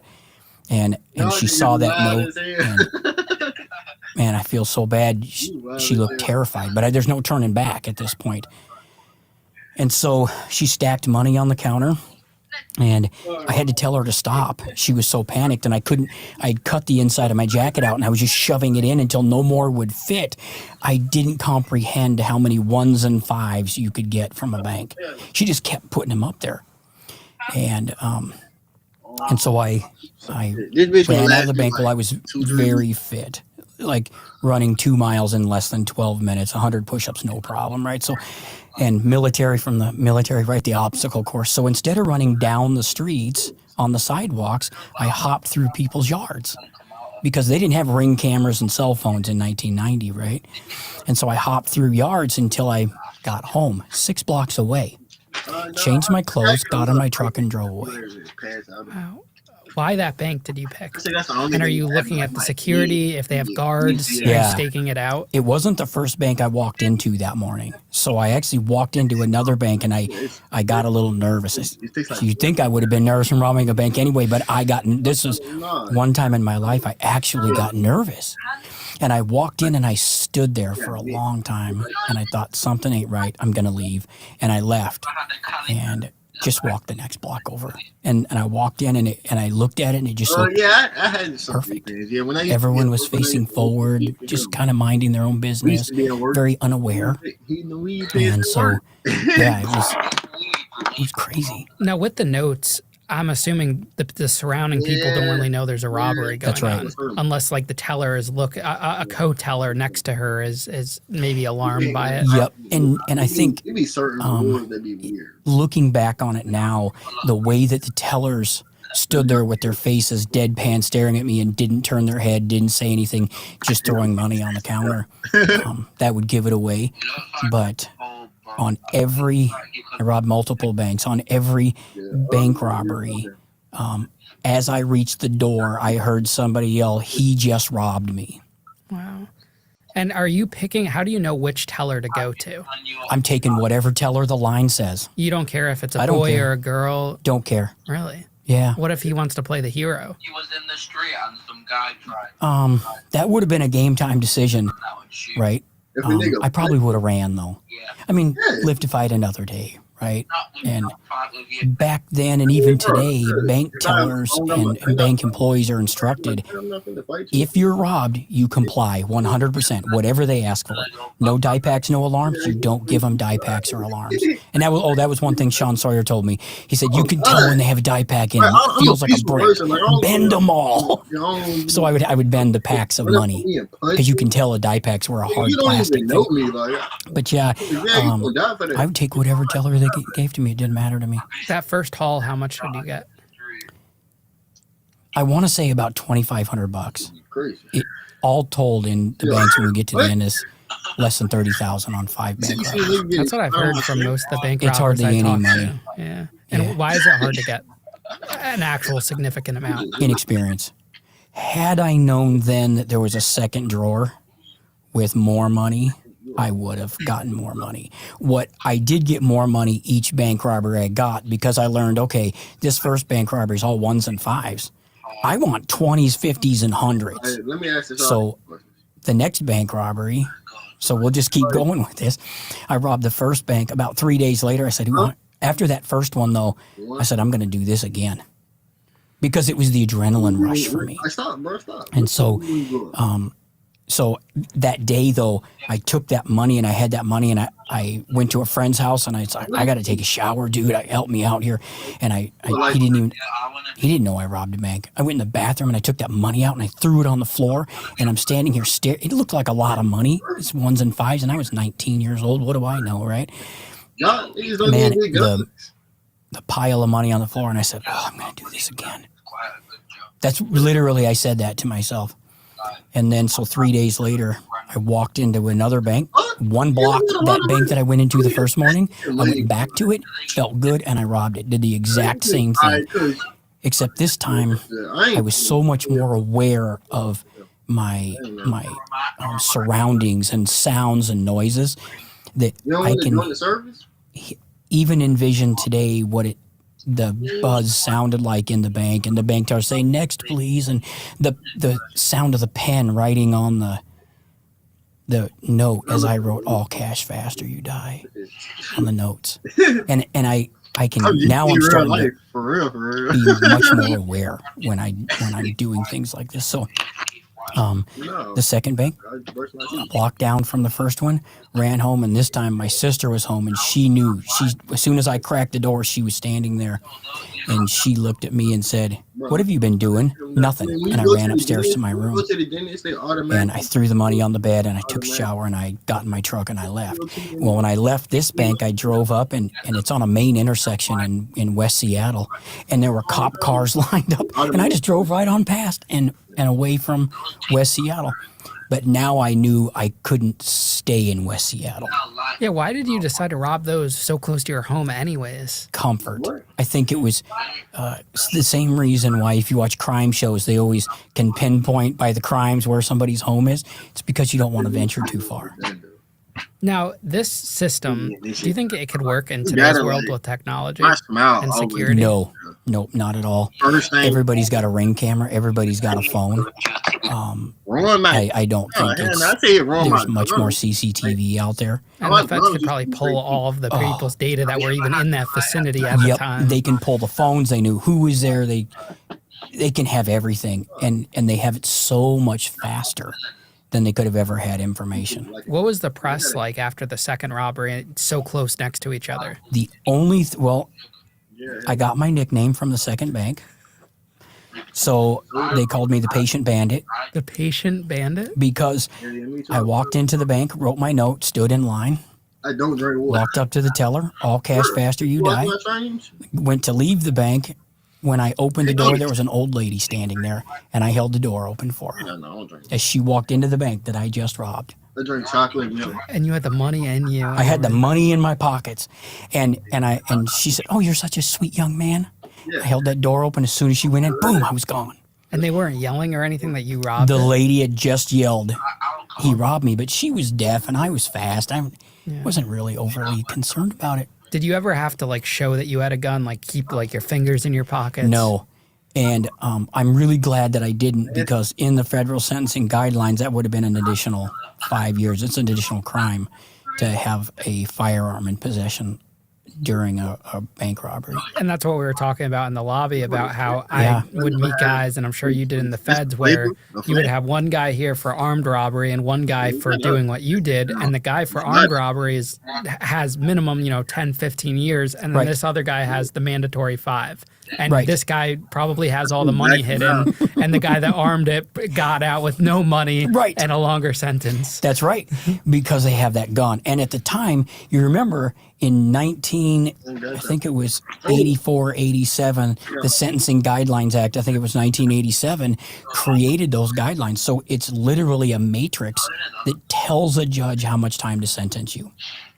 Now, are you guys studying, or are you specifically studying other bank robberies? Like there was Boston's notorious for the bank robberies and all of that. You're not paying attention to anything? No, and had the Scott Spurlock story happened prior to me robbing banks, and then somebody tells me about bank robbery in the county jail, I may have been more inclined to go that route.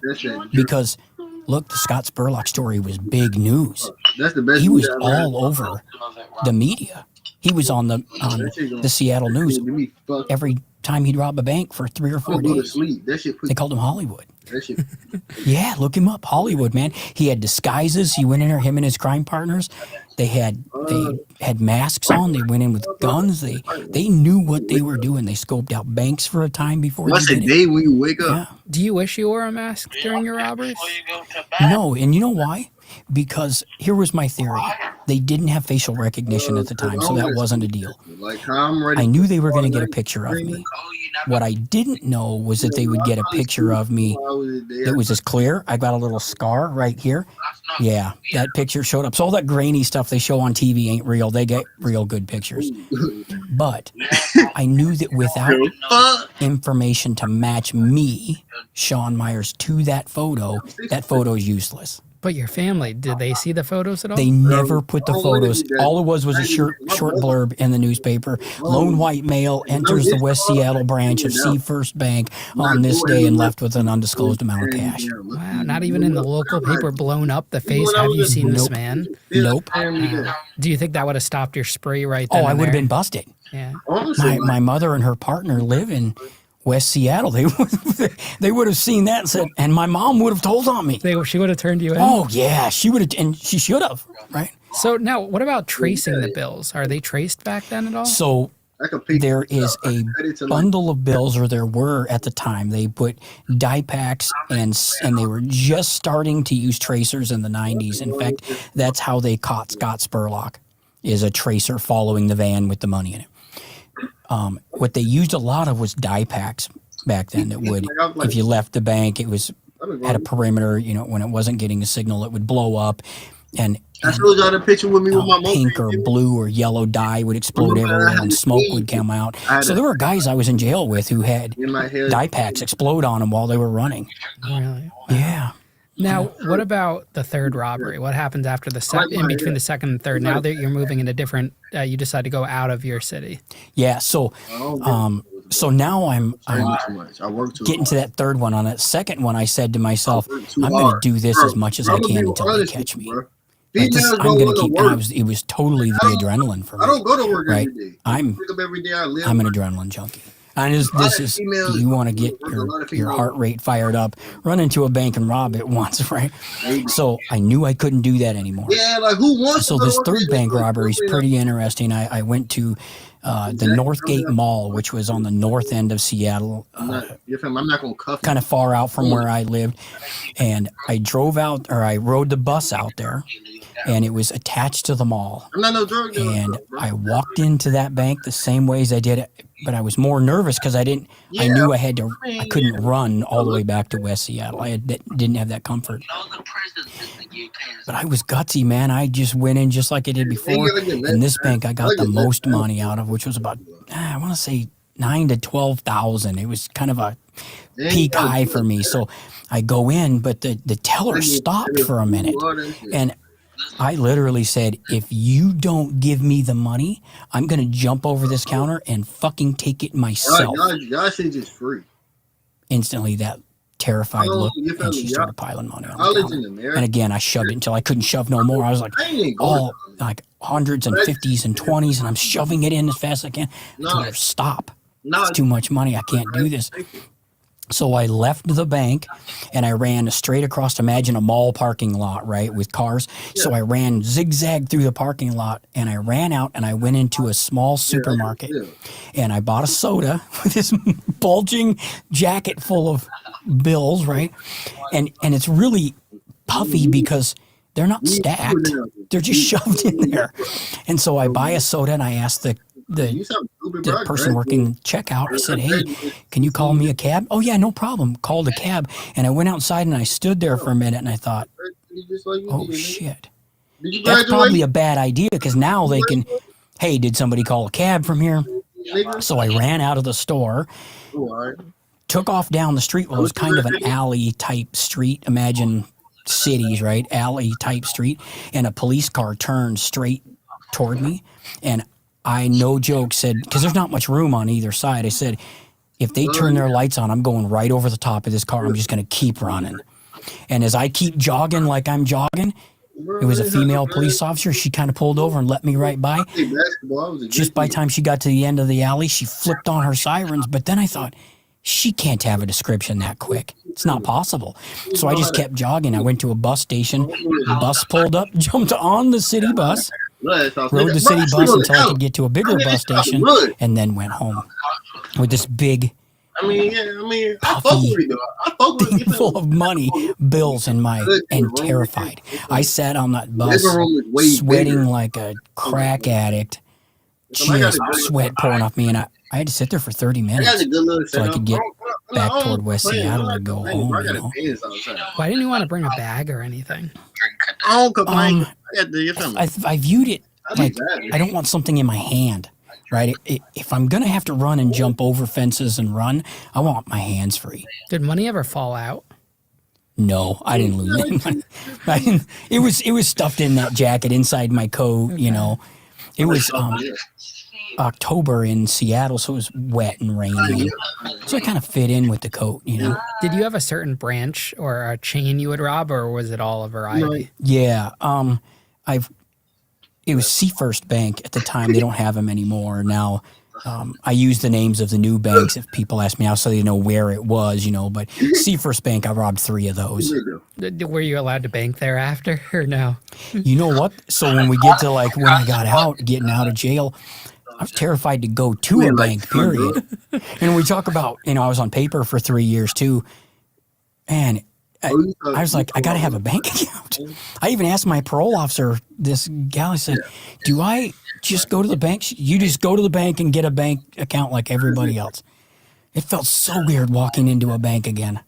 It was the weirdest feeling. So now do you commit a 4th one, or are you caught after the 3rd? Oh, no, I'm not done yet. Okay, let's hear about the 4th. So the next day, I went back to West Seattle because that made me feel heebie-jeebie right now. And now I'm not living at my mom's. I went and stayed in hotels. So I'm staying in a hotel by the SeaTac airport, but I felt really comfortable. I parked my truck in front of my mom's. I'm going to do the same thing. I'm going to run through the yards. And I walked into a Seafirst Bank branch, and there was a man sitting there with a newspaper, just like a chair like I'm sitting in now. And I walked up to the counter. Bro, y'all not missing nothing. I'm just on live, you feel me, talking to these niggas. We not talking about shit for real, bro. No bullshit. You'll feel some grade A content. I promise y'all will see. It's really not no grade A content. I wrote my note, and he didn't move. And he sat there. Now I'm in the bank 5 or 6 minutes, and the line is extraordinarily long this time, and I'm standing there, and I keep looking at this guy, and he's not moving. He's not flipping pages. He's just sitting there. And I thought, you're shitting me. That cannot be like law enforcement. I was only 1 or 2 more people, and I said, oh, I forgot my ID, and I left. Come to find out, that was an FBI agent. They'd put him on that street to a couple FBI agents looking for me, seeing if I'd come back to there. So I left that area, went into another bank. It's kind of the same West Seattle, but farther up the street. Robbed the bank, and talk about terrified. It was the first time that I ever really got scared robbing a bank, because a guy did try to follow me, and I heard him yelling, hey, you, stop.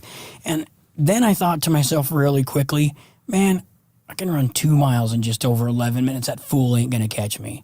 boom, boom, boom, boom, boom, through the yards. And then my mom's neighbor yelled at me because I came from her front yard, jumped over her fence. She's in the yard doing yard work. And I'm like, oh, hey, how you doing? Boom, back over the fence.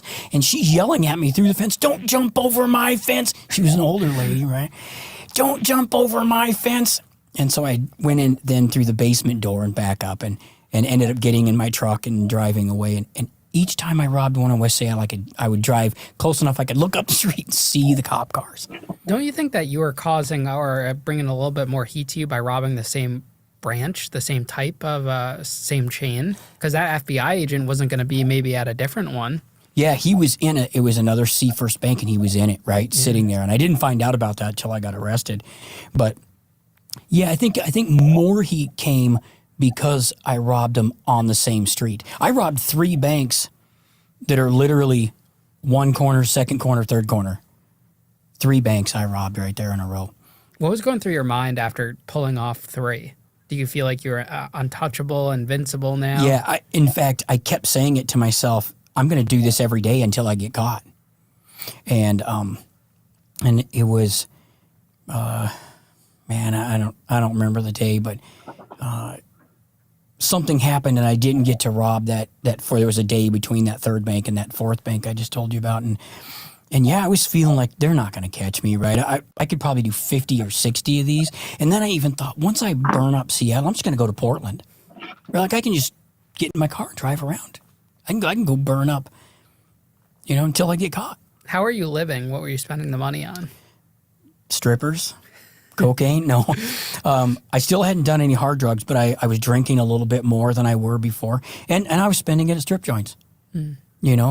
I'd go to a strip joint. I'd go out with my buddies, the guys I told you about before, and we'd go drinking. I would pay for everything at a strip club. And if I didn't have any money, I know where I'm going to get more. Did your friends know that you were this bank robber? Nobody knew. So no one knew? No one knew, and I knew better than to tell anybody, which I screwed up later on. Imagine if you were on drugs during this time period. That would have been... You wouldn't have made it past the first one. No, I wouldn't have. Wow. No. So you're following all the rules. You know what you have to do to keep pulling off these heists. What happens next after that third one? So I'm staying out by the airport in hotels, and I'm moving hotels every 1 or 2 days. That way they don't see me too many times. One person at the counter doesn't see me, and then it does come up on the news. That person's staying in this room, right? And so I'm staying there, and it was a Saturday morning. It was on October 20th, 1990. And I could see a bank across the street from the hotel that I was staying in. So I waited, got up, all black again like normal, walked into the bank, robbed it, ran back over to the hotel room, sat in the hotel room with the money on the bed, watching the cops show up to the bank. And then they start fanning out and looking, and of course, now they know there's a pattern. They know what the guy kind of looks like. And so now they're just, hey, this guy's run. If we gave him a minute, he's a mile away, right? And so how far can I go in that period of time, right? And there's no way. It takes them 5 or 10 minutes to all get to the bank and coordinate what they're going to do. If you're not carrying a tracer or have a dye pack explode or somebody followed you, it's pretty tough for them to catch you back then because, again, no one had cell phones. No one had Ring cameras. Right, there wasn't as much CCTV back then. How are you making sure you weren't being tailed, if you were at all? So I wasn't really. My theory was that if I jumped things like ran through people's neighborhoods and through patches of woods, that alone would keep 95% of anybody from even trying to attempt to follow me. Mm. Right.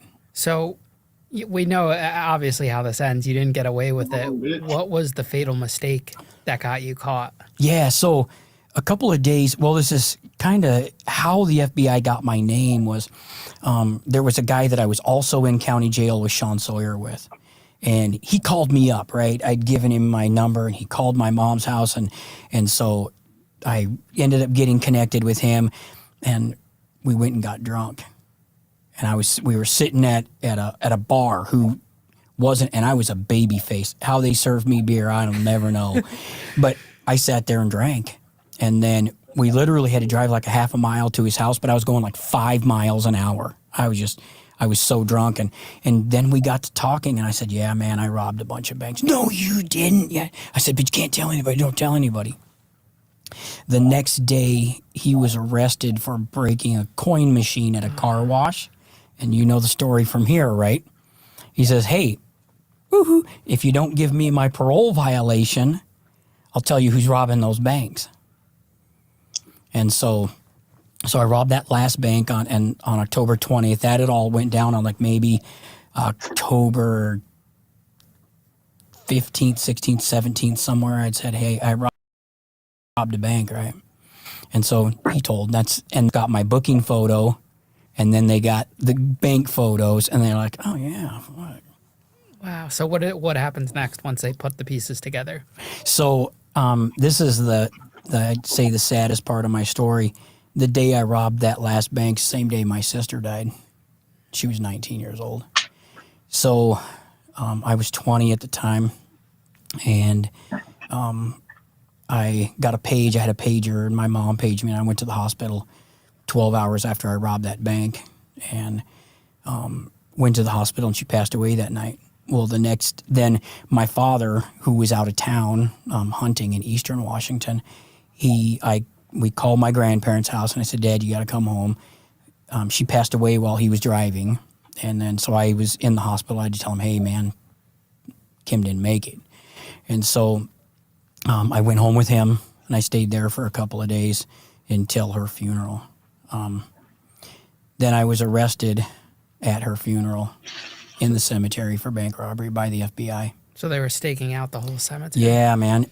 In fact, what a great way to be able to wear suits and no one know, right? But when, you told your story, I listened to you on Matthew Cox's podcast, right? And you tell about how they came at 6 a.m.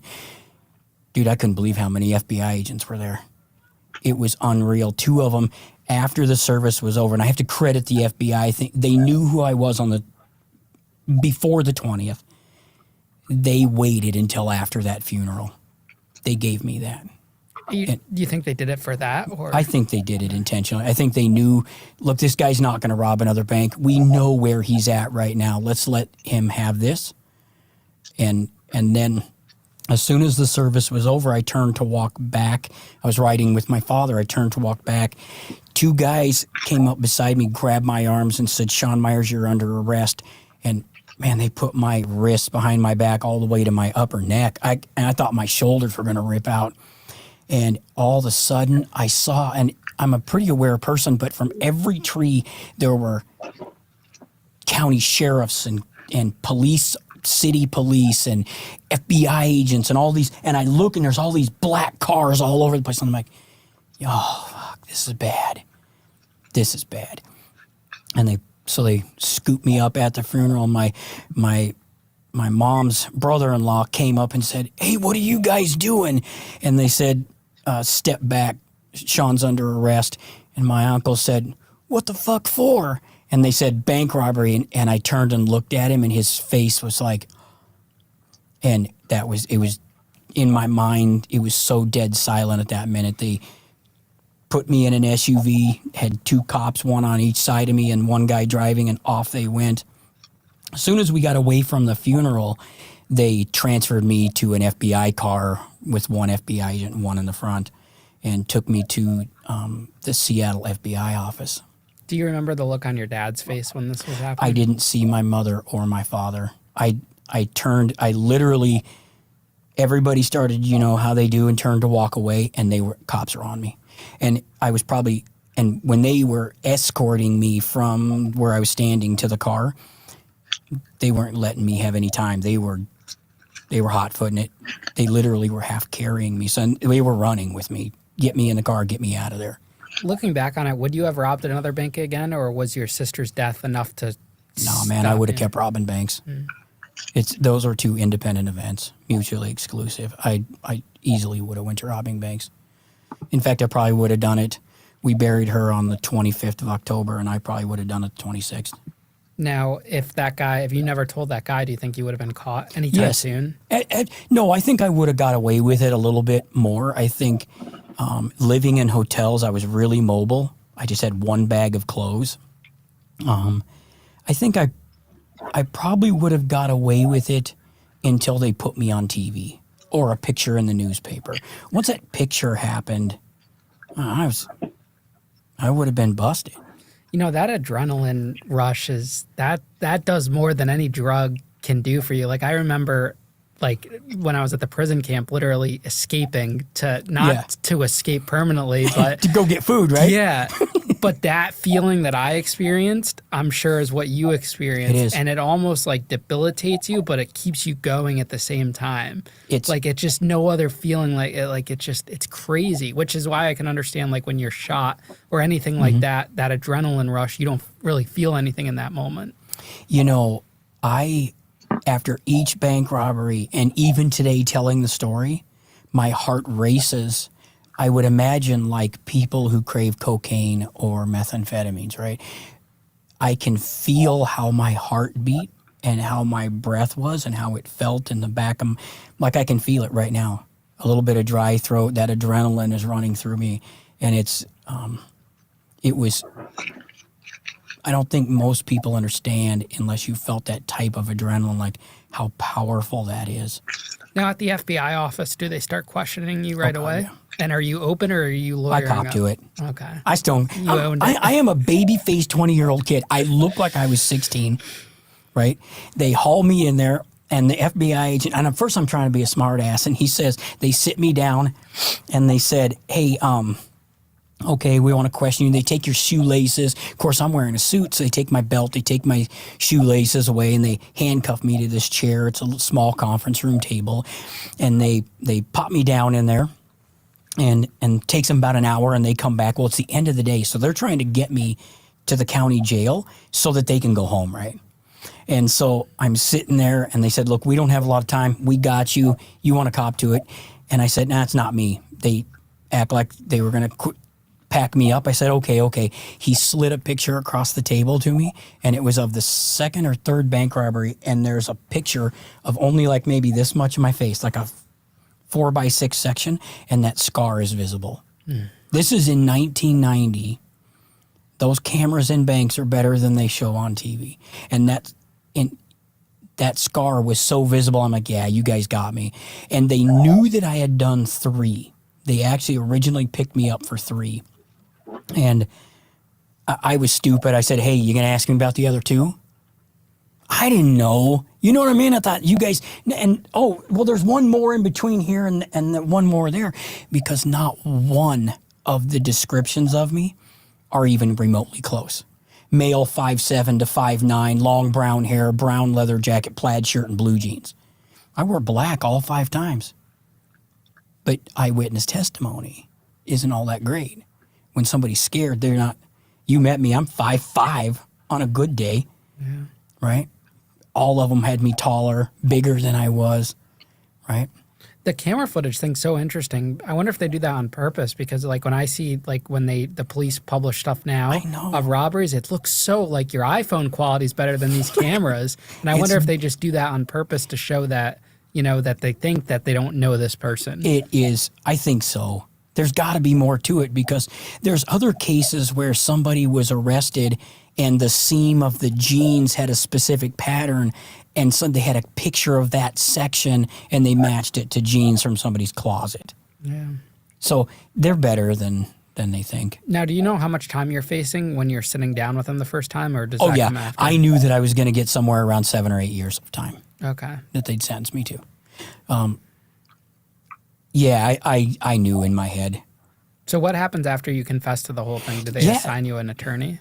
Okay, so I confessed right there to the FBI. They took me to the county jail in Everett, Washington, which is the Snohomish County Jail, which is bigger than the county jail I'd been at in Kitsap County. And they take me there, and they have different wings. And so since I'd never been to prison, they put me in a wing with a bunch of people who were awaiting trial who hadn't been to prison. So I come in there, now I've got the tan on and not the orange on, right? And so people are looking, now I got that attention. Remember I told you that attention? People are like, you rob banks? Ooh, tell me about that. But when I first got there, I I actually had strep throat, so I was sick, and I didn't know it. Well, after a couple days, I couldn't. It was so crowded that you would have to lay on floors for like 3 or 4 months before you could get a cell. That's how overcrowded the jail was. And I laid there a couple of days. I didn't even get up to eat. The infection was so bad. And finally, the cop said, "Look, you're going to medical tonight. We got to get you in there." So they came down and took me. I had really bad strep throat, and they got that cleaned up. But it took 3 or 4 months, and it wasn't anything like the Kitsap County Jail because there were more fights. It was more in the city. Like L.A. County Jail, obviously, or not, but there was a lot more fights and things like that going on. And so now I was a little more scared because this isn't like the King County or Kitsap County Jail. People are saying you better get ready to fight. Yeah, was there gang activity at all in those counties, in the county jails? Yeah, and so Seattle had a lot of Crips and Bloods, obviously, at the time. They kept them separate, just like most county jails do. They keep them separate. The gangs were primarily Latino gangs and black gangs were the gangs. There were a few motorcycle clubs in the area, and occasionally you'd see somebody. But the way they segregated us, if you'd been to prison before and you're awaiting trial or you're on a probation hold or something, they had a whole separate wing for you. And the concept was to keep experienced people away from inexperienced people in the hopes that this storytelling doesn't lead to more crimes. Were you asking around while you were in the county what to expect? Because you're a young white kid in this county jail saying, hey, what do I expect in the feds? How do I move? Lots of people would tell me, like, look, dude, you're going to have to fight, right? It's going to be, it's not going to be like you think. And most of these people had been to state prison, not federal prison, and there is a difference for those of us who've been to feds and state prison. And I think at the time there was a lot. Federal prison up until the 90s didn't have as many gang members, didn't have as many lower type crimes, a lot of financial crimes, RICO cases. Lots of people I was in prison with were serving RICO cases. So there was a lot of that, but not a lot of theft and drug sales unless you were like a big time drug kingpin or something, right? You really had to do something like in your case, right? It was kind of a low amount for the feds, right? Yeah, the dollar amount was ridiculous, especially for a trial, too. Right, exactly. They spent more prosecuting me, chasing me, and the trial than the whole amount. Yeah. So, in this one, they tried to keep you separated, but I would ask people, and I heard enough stories. I knew I was going to have to fight.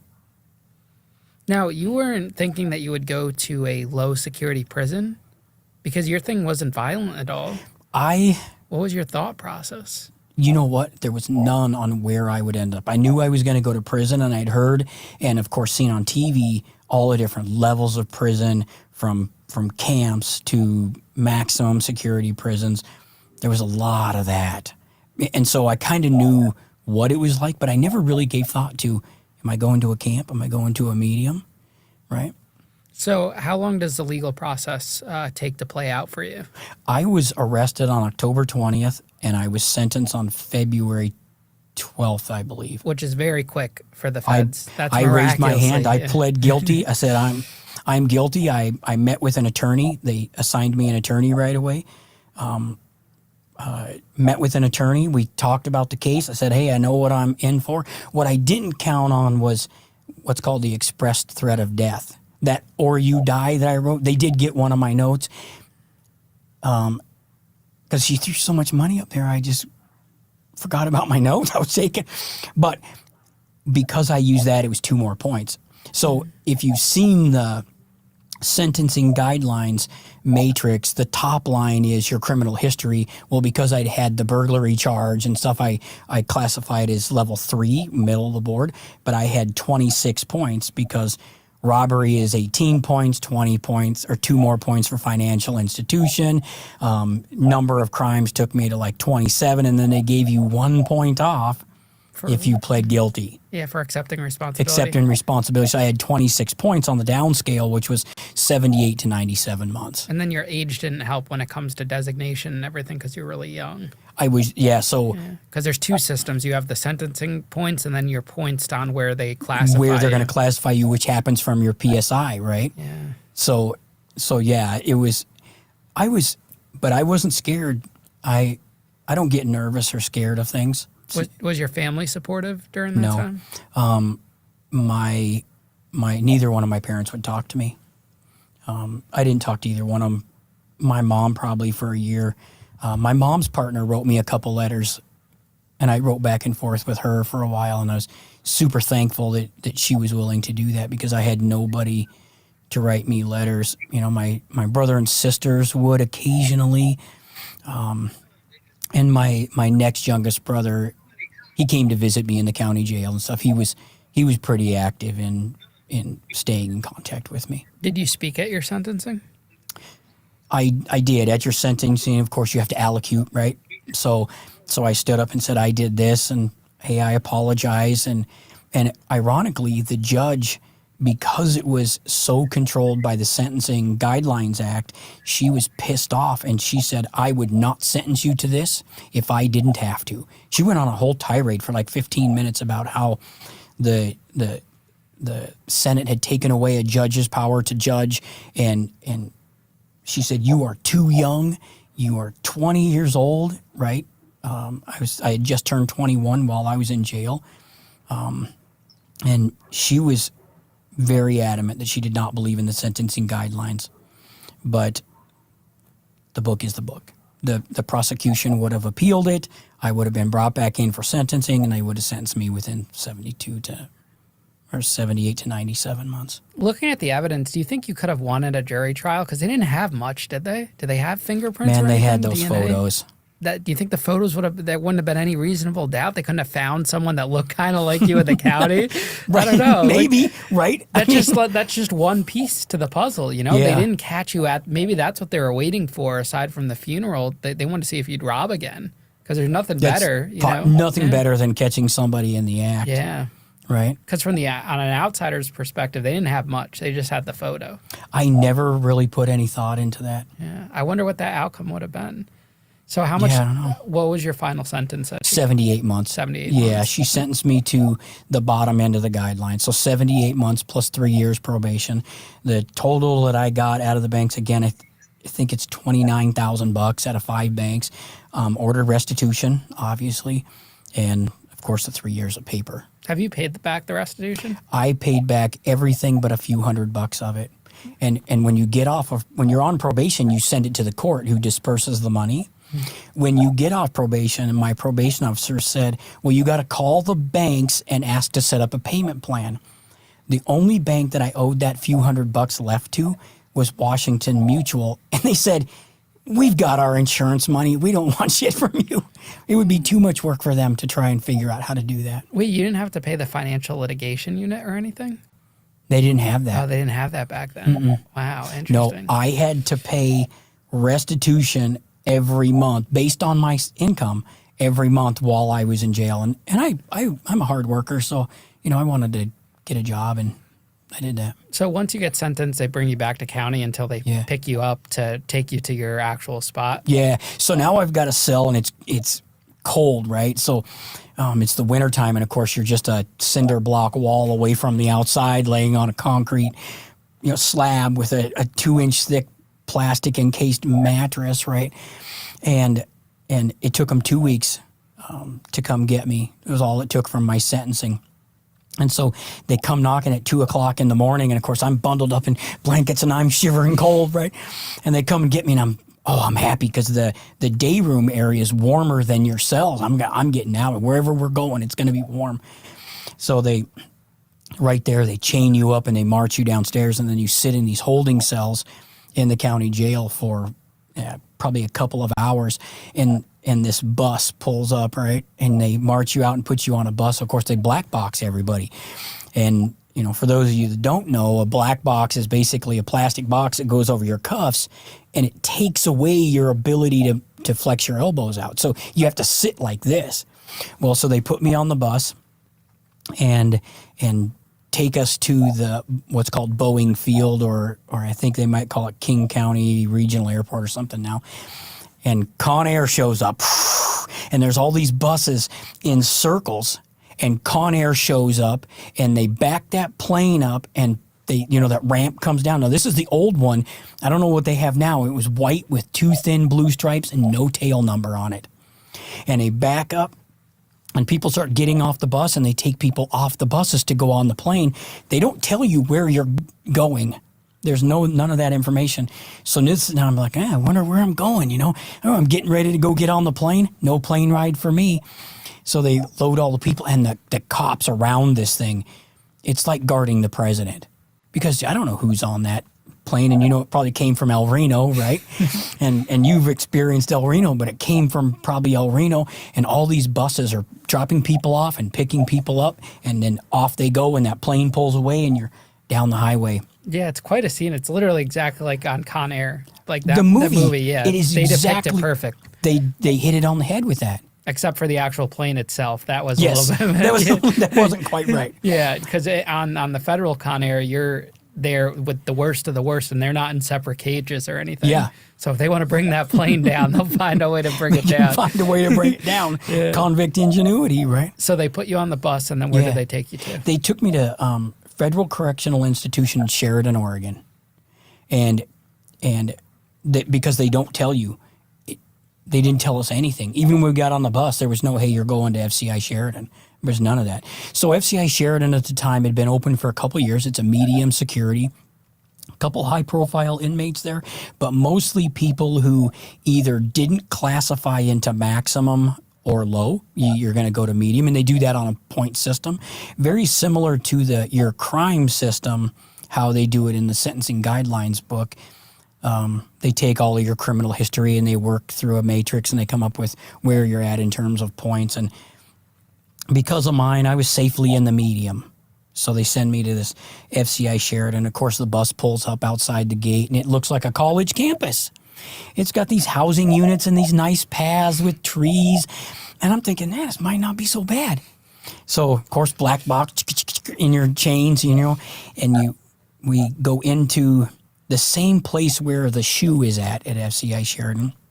And, of course, they have all the intake questions. Fill out this clipboard, and they ask you about your gang affiliation and your crimes and where your family's from. You have to fill out all this stuff.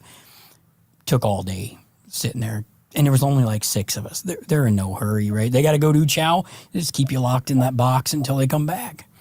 And so about right after the 4 o'clock stand-up count, because those of us in the feds know about that, right? So right after the 4 o'clock stand-up count, they come get us, and they take us, walk down this. You got your little bedroll. You don't have any personal property because you came from county, and they don't let you take anything but your paperwork. I've heard lots of your folks say, paperwork. So I got my paperwork. That's my keys to the yard, right? So I got my paperwork in my bundle, and they take us to a housing unit, and they put me in 2B. And it's kind of a bi-level triangle shape, maybe 120 cells in there. 120 individual cells. And the center of the triangle is kind of open. They got a TV, and they've got TV rooms in the corners. Well, they take you up the first set of stairs, and that's where the CO's office is at. And they tell you to get a toothbrush, toothpaste, and a bar of soap. So the toothpaste was one of those little tiny tubes, right? The Bob Barkers. Yeah, exactly. And a toothbrush that had been sawed in half. Mm-hmm. Right, so you can't make a shank out of it. It's like a little thumb. Yep, it's like a little thumb. It's about how big it is. So, but I'll never forget. I opened that drawer, and the soap was Dial soap, and to this day, you know how you get those memories when you smell something. If I smell a bar of Dial soap, or I walk through the store, I take myself right back to that day in the spring of 1991 when I opened that drawer up and Dial soap smell hit me in the face. It reminds me of that every time I smell that soap. Yeah, for me it's the Irish Spring soap because that was such a popular one, the green bar. Yes, I've never seen that until I got to prison. Right. So who did they put you in a cell with that first time? Yeah, so man, I always look back on my life and I think about people who were guiding me in the right direction. Well, they put me in a cell with a guy named Gary Doc Dash. Doc is probably one of the smartest human beings I've ever met in my life. He was just and a very interesting individual from the Pacific Northwest, and he's got his own story to tell, but he's an interesting guy, and they put me in a cell with Doc. And Doc's about 45 and I'm 21. And he works as a clerk in the food service. He's a clerk, does all the food ordering, but he was also super intelligent and was doing paperwork for people, helping people with court cases. And he's actually helped many people get out of jail. And he had a 35-year sentence for making methamphetamines. And so he'd already served a bunch of his time at this point. So Gary was and is, I went to see him, in fact, a couple of months ago. He's got Parkinson's, but I went and see him and spent a day with him because he's been out a couple of years. But, man, was he an interesting guy. Talk about the stories and the shit he's seen and who he's been involved with, because he always was one of the guys trying to put himself in the right spot to do something. What was his reaction to you entering the cell? Because it's always those first awkward moments when you're going in, you're sizing the person up. So he actually wasn't home. He was still up in food service, and so after chow, it was when he came back. So I wouldn't go in there. I was going to say I'm going to wait till he shows up, and he came up with his books, marching, and he's kind of a tall guy, about 6'4", 6'5", maybe, and he had long hair, but it was great, and the big mustache that came down. I mean, he fit the convict look, right? And as soon as he stopped and he said, "You're my new bunkie, eh?" And I said, "Yep, come on in." So I take my bedroll and I go in there and throw it on the top bunk, and he spent the next 2 hours just learning about me. Really a great guy, open, funny. You're going to get along fine here. Here's what you don't do. What were the things he told you not to do? Man, he said, this is what he told me. He said, "Don't gamble, don't do drugs, and don't mess with the queers." That's what he said. He said, "You will be fine at a medium security if you don't do those things." So that's just been around forever. That's it, right? Just don't. But, we all do that anyway. It doesn't matter, right? Mm-hmm. And so, yeah, that was the first person they put me in cell with, and we got along great. He helped me get a job in food service while I was waiting to get into Unicor, Federal Prison Industries. He got me a job up there in the bakery, and he liked it because I worked at night and he worked during the day. So I would go up there at night and work in the bakery and make the donuts and the cinnamon rolls and stuff. And the deal with getting some food out of the kitchen, he helped me out with, hey, he knows that guy. That's who you go to when they shake you down before you head back to the unit. And I'd smuggle food back and make some cheesecakes and, when we'd have donut day, I'd bring a stack of donuts back and sell donuts for $1 a piece. That's always the best when you and your cellmate are on separate schedules. Oh, it's the greatest. Because then you get free time to yourself and you're not on each other's asses. And food service, when there's a lockdown, you can still go out. You still get to go out. Yeah. And so, but he also told me about, I've heard how you pee in prison, right? You just don't stand up and let it splash all over. So, hey, those of us who've done some time, we sit down and pee. And it might seem weird as a man saying that, but hey, Sully's got a point. Was that weird to you when he told you that? Oh, yeah. It was because we... Oh, nah, bro. Oh, nah. Oh, nah. Ain't no nigga finna tell me I gotta sit down to pee. Nah, nigga got me fucked up.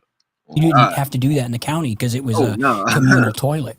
Oh, and it wasn't in your cell. What was the age difference between you two? About 23 or 24 years. That probably did you better in the long run, having an old head to kind of show you the ropes. Because imagine if you went in there with someone your age who was more hot-headed or involved in stuff. That would have been a whole different scenario for you. Well, being a young guy, and I would hang out with other young guys outside of the cell, right out on the yard. We'd lift weights or whatever we were doing, right? And I'd play softball and stuff. But, man, I was like, he told me, he said, "Man, don't argue with the cops. It's not going to get you anywhere." I did it anyway. I ended up they would tell us we had to have our bed made by, 8 o'clock in the morning. Well, I worked all night. Well, so one day I told the cop, "You know what? Fuck you. I'm going to sleep. I'm going to sleep here or I'm going to sleep in the shoe." That was the first time I went to the shoe. Lost 15 days of good time and had to spend 7 days in the shoe. Oh, man. What was the shoe like in that facility? It was not too bad. It was more like some county jails where it's a solid door, and I call it the bean trap. You got the bean trap, and you got the little glass that you can look out of, and there's two people in a cell, and they put me in a cell with this other young guy, and of course now we're doing shit like you're not supposed to, you know, keeping people awake and drawing on the walls and shit like that, right? Wow. Yeah. So how long were you at that facility for? I was there less than a year. Why did you stay there only less than a year? So, man, I had this guy I hung out with, Devin, and man, Devin was this other guy about my size, real small, young guy. He was maybe 2 years older than me. But this guy had more girlfriends than anybody I'd ever met. And he wasn't a particularly handsome guy, but he just had girlfriends coming to visit him. And he tells me, hey, man, I got this girl coming to visit. Can I borrow your shoes?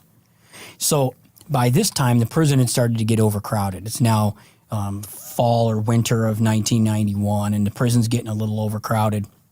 And so they put bunks out in that common area. And he was staying there, so he takes the shoes and lays out his clothes, and he goes to the shower. A couple minutes later, he comes to my cell, and he says, those shoes got stolen. And my heart sank, because I know what's going to have to happen. And so Devin and I, we started asking around everybody that would tell us. Finally, this guy came by, and he said, I know who did it. Here's who did it. Mondo and Peanut. I said, all right. So I found Mondo. He's in the TV room while I looked in there, and he's sitting there with all his buddies. These guys are both Crips. And they're sitting in there with their buddies, all surrounding these two, and I said, they're guilty. So we tried to get him that night. We went in there, and we both got some shanks. And man, you're going to get into a knife fight. We used to tape National Geographics. This is not it's funny, but it's not funny, right? Tape National Geographics to your chest and back around your kidneys so you can't stab through one. So we went in there, and he wouldn't get up and come out of what they call TV room, right? It's not much bigger than this space. You can fit about 8 or 10 guys, and has a TV mounted in the corner. And he wouldn't come out. Okay. So went back to my cell, and Doc told me, he said, you want to get that guy? Put some water in that bowl. We had these plastic bowls that had a screw-on lid. Put some water in there, throw a teddy bear full of honey in it, handful of salt, put it in the microwave, and wait till it boils. And so okay. So went to bed that night.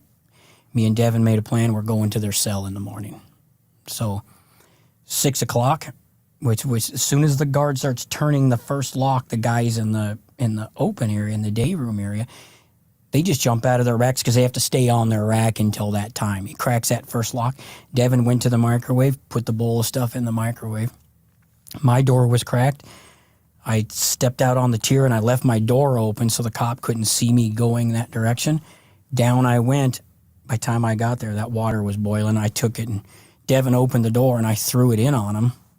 And we went into that room, and I hit that guy with two padlocks that were in the bottom of a couple socks, and I tied it up in a knot, and I used other socks and tied it to my wrist so he couldn't take it away from me. And we beat those guys so bad that one of them almost died. And he had, I want to say, 170 stitches in his head. And it's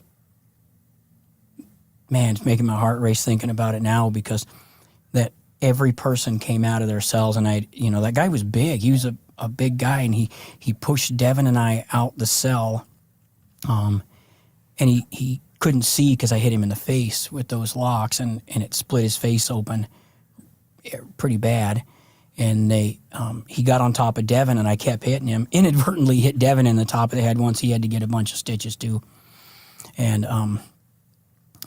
Peanut came, his cellie, who was about my size, and I chased him off and came back and hit the guy some more. And man, at one point I remember I turned around, and every CO and FCI Sheridan was standing there, and they were just surrounding me, waiting for me to stop, which was amazing to me, because a couple more whacks, the guy could have been dead.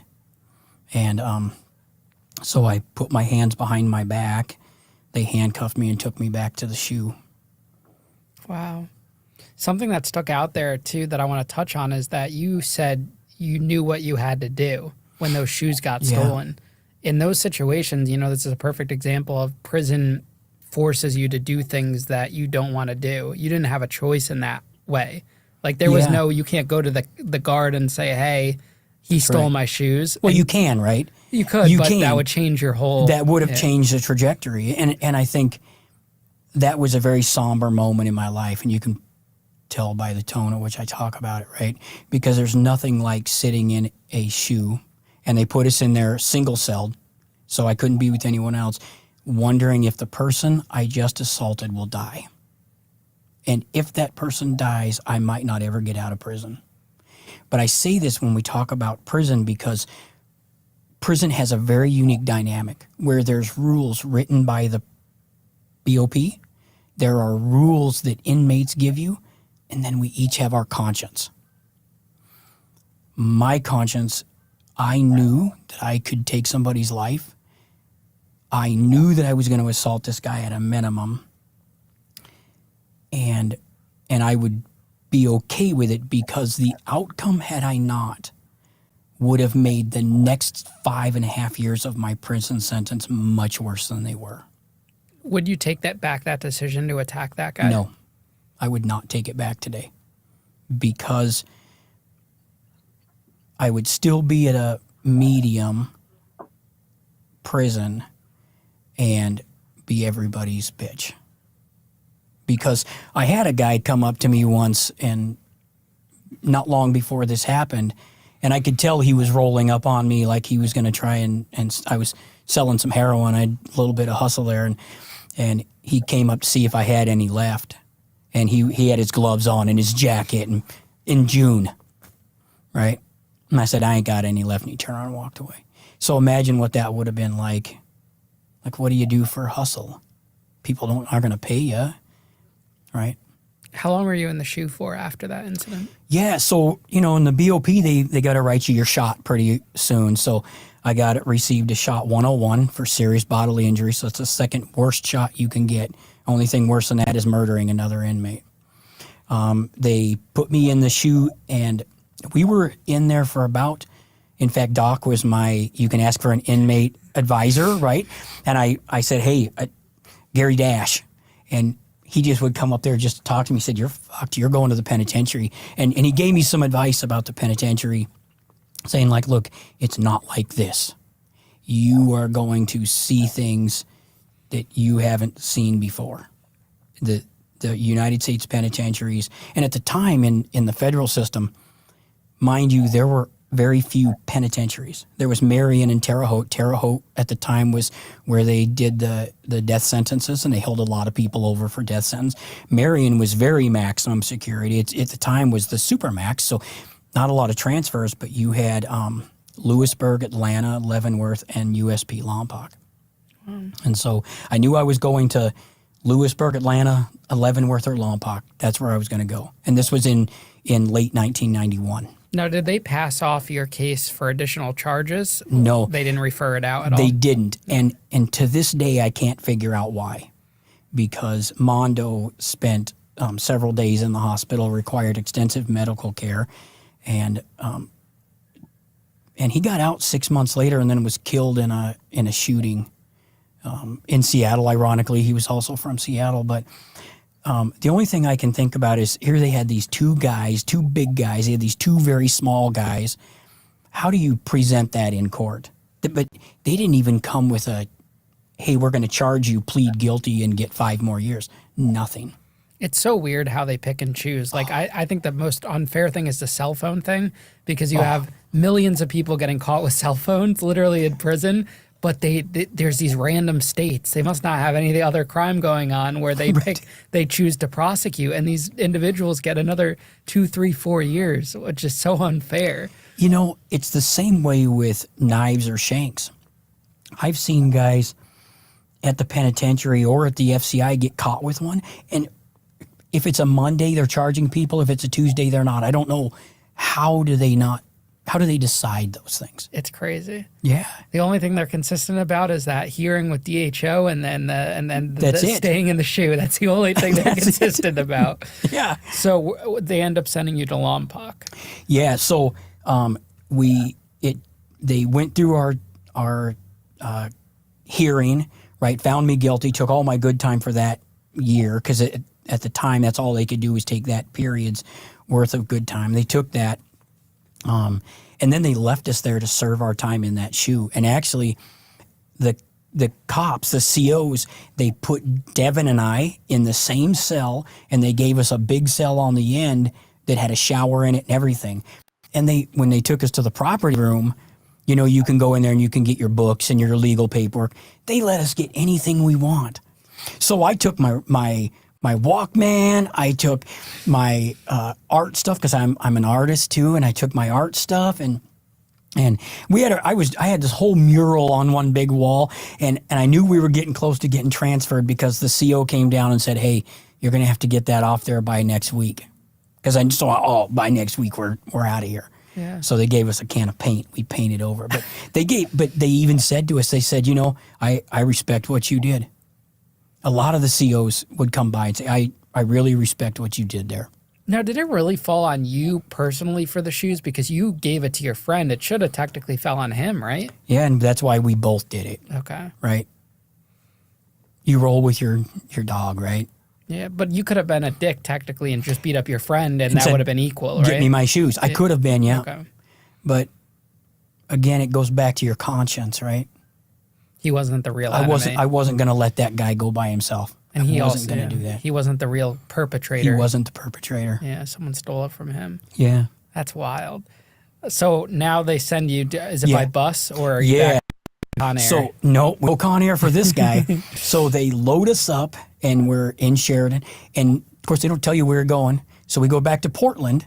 There's Con Air. I'm thinking, I'm going to El Reno, right? You really wanted to go to Reno. I really wanted to go to El Reno. I didn't get to go. So they let us sit there and Con Air lands. It's the same thing again, right? And then they leave Devin and I both on the bus.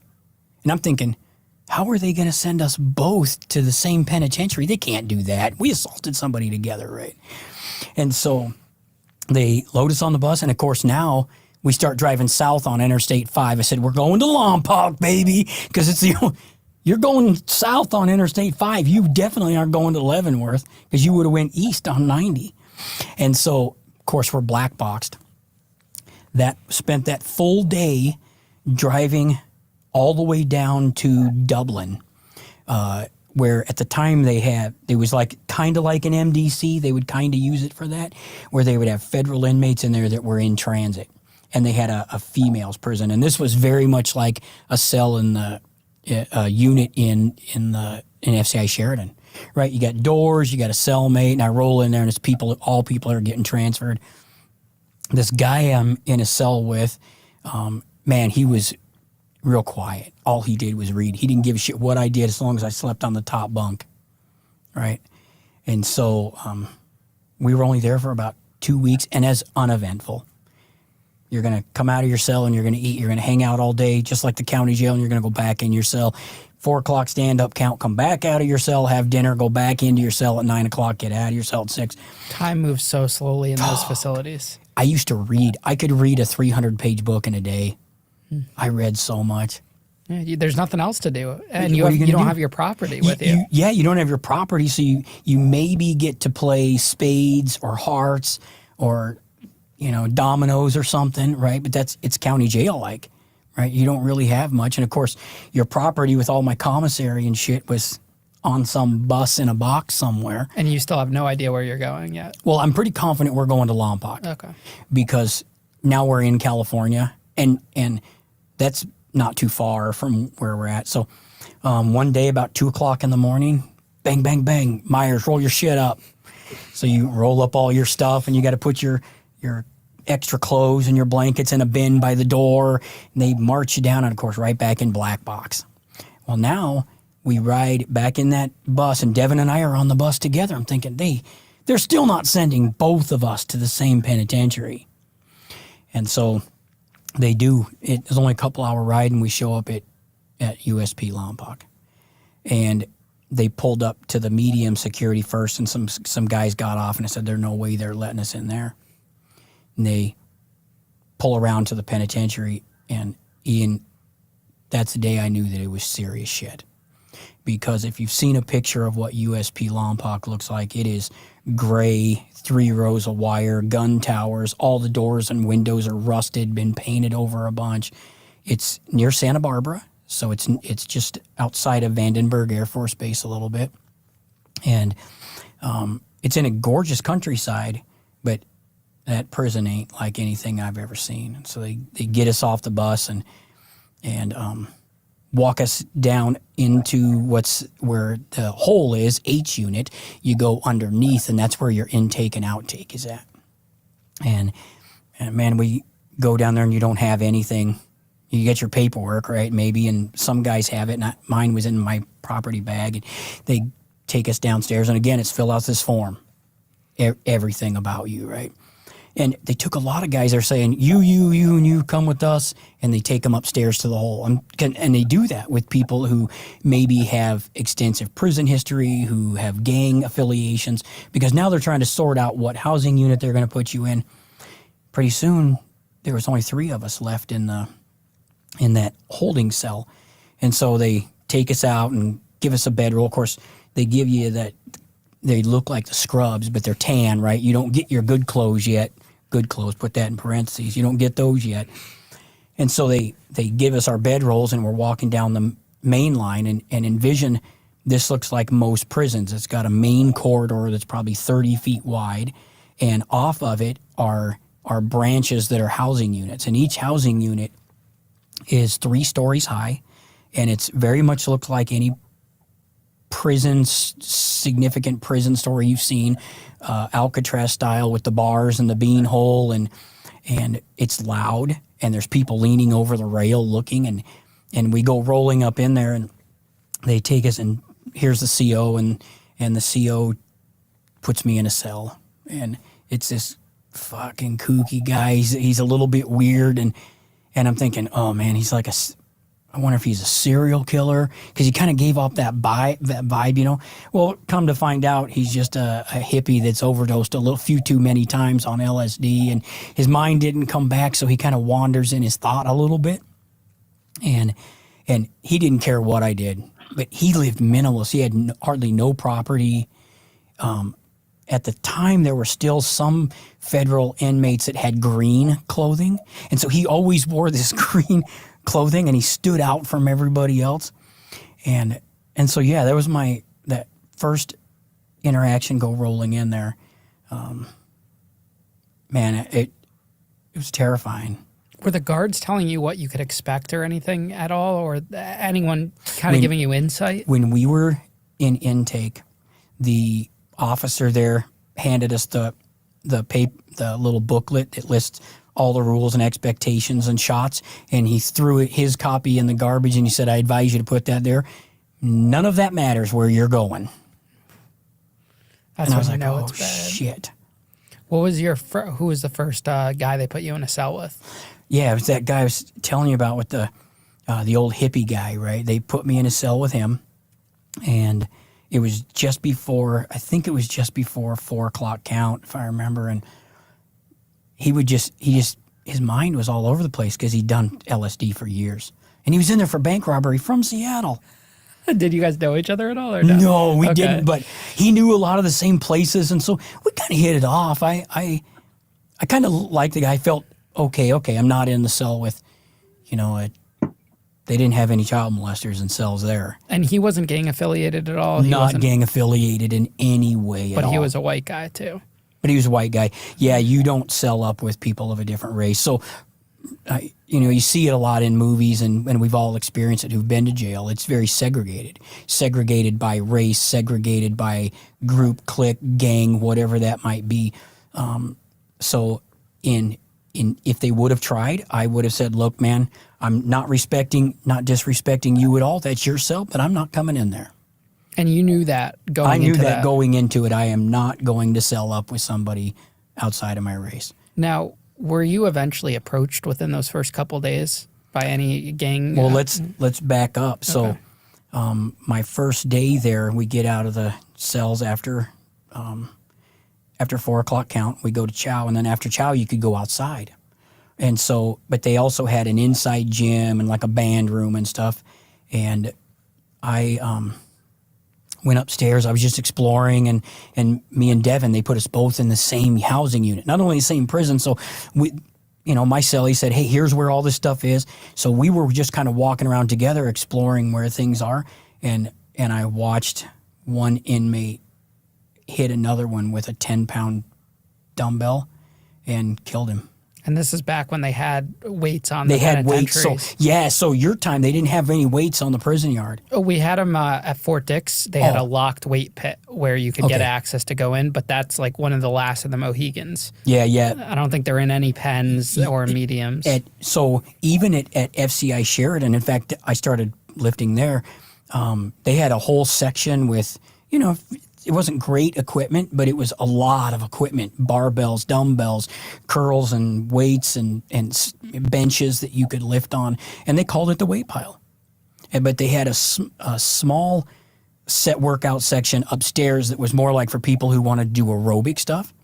We were upstairs next to the band room and watched a human being lose his life. That was the first time in my life I had ever saw a human being die. And it was a defining moment for me of what this place is going to be like for the next few years. Now, was that so common that they didn't even bother locking it down, or did they lock the prison down? Oh, no, they down? locked it down. Okay. So, and I don't think he died right away because it was not like we got locked down right away. So did I have anybody approach me? So absolutely. What actually happened was as soon as we got back to the cell and that night, because I don't think they locked us down right away, because he didn't die. I think he got up and walked with the medical staff down the stairs. But a guy came to the cell, knocked on my cell, said, "Let's go get your buddy." Went in and took us into a cell and handed each one of us a knife. Guy's name was Crow, and he fit the bill, man. He was tattooed all the way up his neck, had teardrops down here, and he was kind of, I don't know, I'm not going to say he was a shot caller, but he kind of led the white guys in the woods. They called everybody Woods, Pecker Woods was what they called us, and we called ourselves, right? And he said, "I don't know how this is going to," because the two guys we assaulted are Crips. "I don't know how this is going to play out, but we need to go have a conversation with somebody." Took us all the way to the third floor, cell E14, I'll never forget it. Knocked on the outside. Gentleman opens it up. One of the biggest black guys I ever seen. Says, "Yep, come on in." We went in and sat down. We didn't even say anything. He said, "I know why you're here. I know what you did. If you don't do anything stupid, nothing's going to happen to you because of it." And how'd they find out? Oh, dude, that word spreads. Even back then? Oh, yeah. Absolutely. Because let's say a person was in Sheridan and they left the week before me to go down there. They'd say, "Oh, man, you wouldn't believe who's in the hole with me, this story." We weren't there 4 hours, and I was sitting in a shot caller's room, and he's telling me, "You got no problem with Crips, man." Is that because they knew that their people were in the wrong?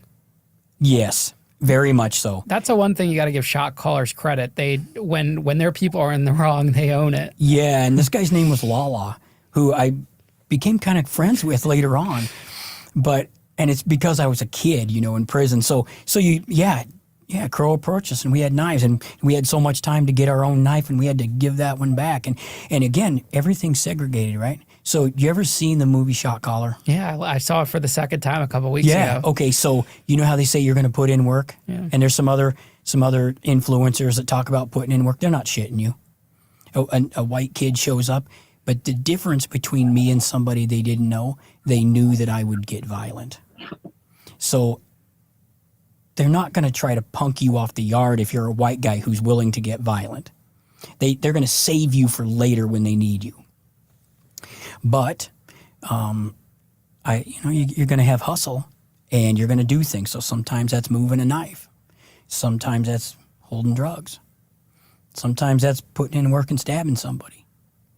And so that's very much a reality. That scene when he first gets on the yard and he meets those shot callers and they tell him he's got to keister that package. Ian, that's one of the most truthful things I've ever seen in a movie. Now, did you technically have to still put in work even though you already did on the previous yard? Yeah, I did have to put in work, but the approach was different. So I had several hustles in prison, and one of those was I used to make the betting tickets for the Aryan Brotherhood. Even though you were a Peckerwood? Yeah, as a white guy. So for the Aryan Brotherhood, the brand, right? Aren't they separate though, the Peckerwood, or are they the same? They're all white. Okay. You're gonna take direction from the white guys. So I had one of them come to me, a guy that he was my last cellie in prison. His name's Socks. He came to me and he said, I was working after a few months, I was working in federal industries, and I'd had experience in high school doing AutoCAD. So I was designing these molds for the wire factory. And he said, hey, we need somebody to make those tickets, and you're the guy on the computer now. But they paid me $100 or 10 cartons a week to make them. It's a pretty good deal. So I got paid. I got paid from, hell yeah, because back then, see, most people couldn't have cigarettes, right?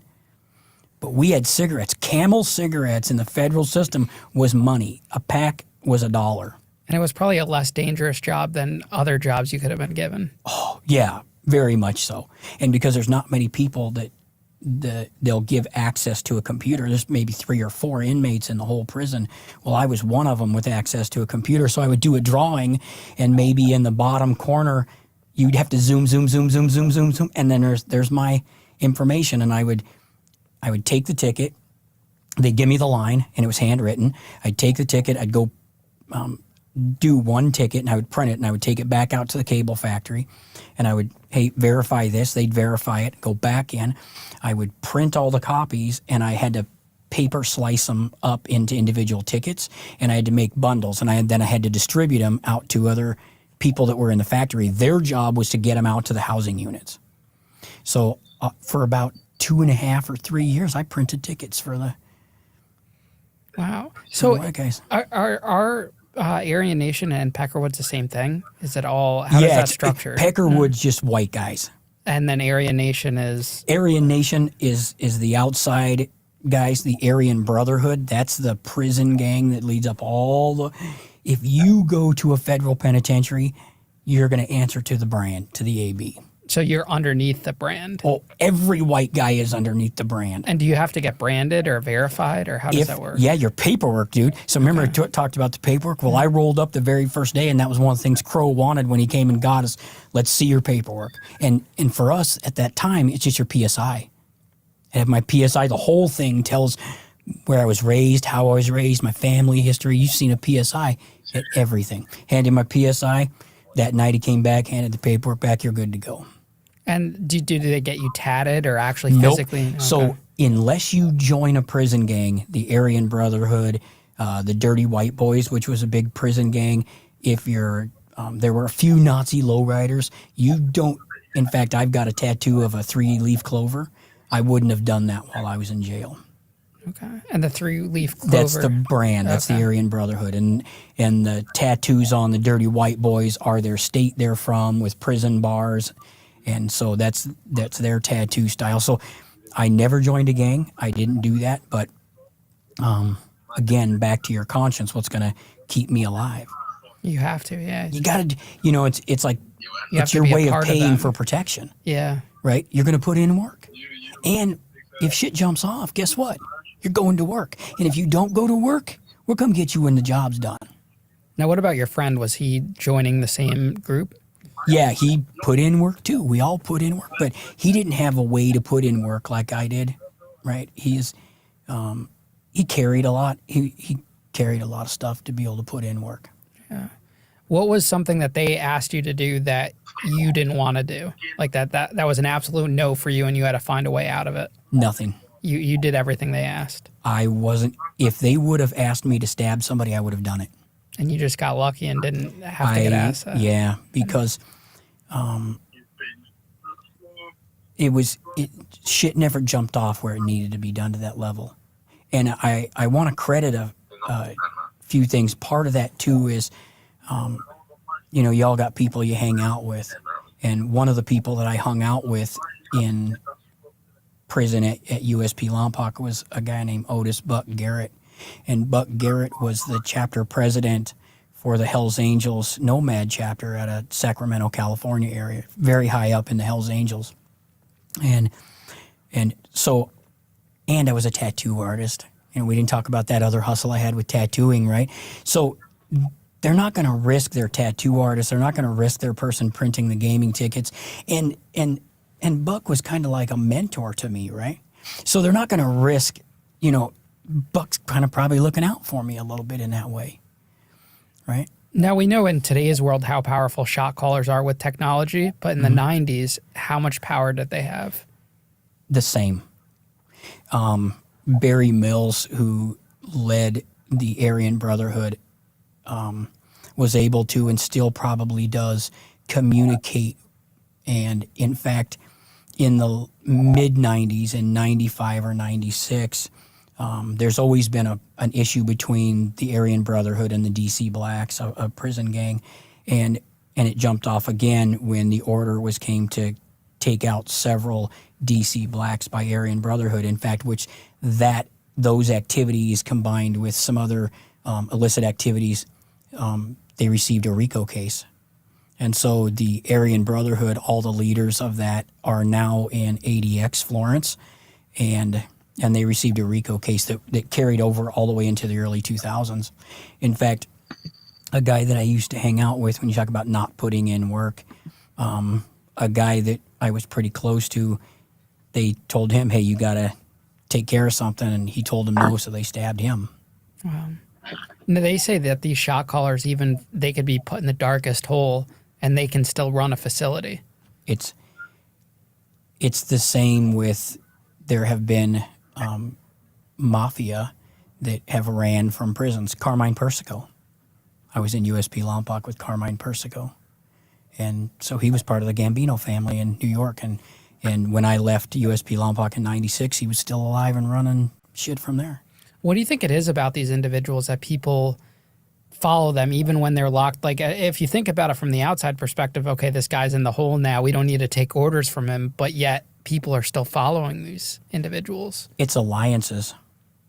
Very similar to the movie Shot Caller, the alliances that he built up over that time period allowed him to take out the shot caller in that final scene of the movie and have the keys to the yard if he wanted them. Now, we know that's not how it he was snitching and trying to get out of that situation and seeing that as a turning point. But for a lot of them,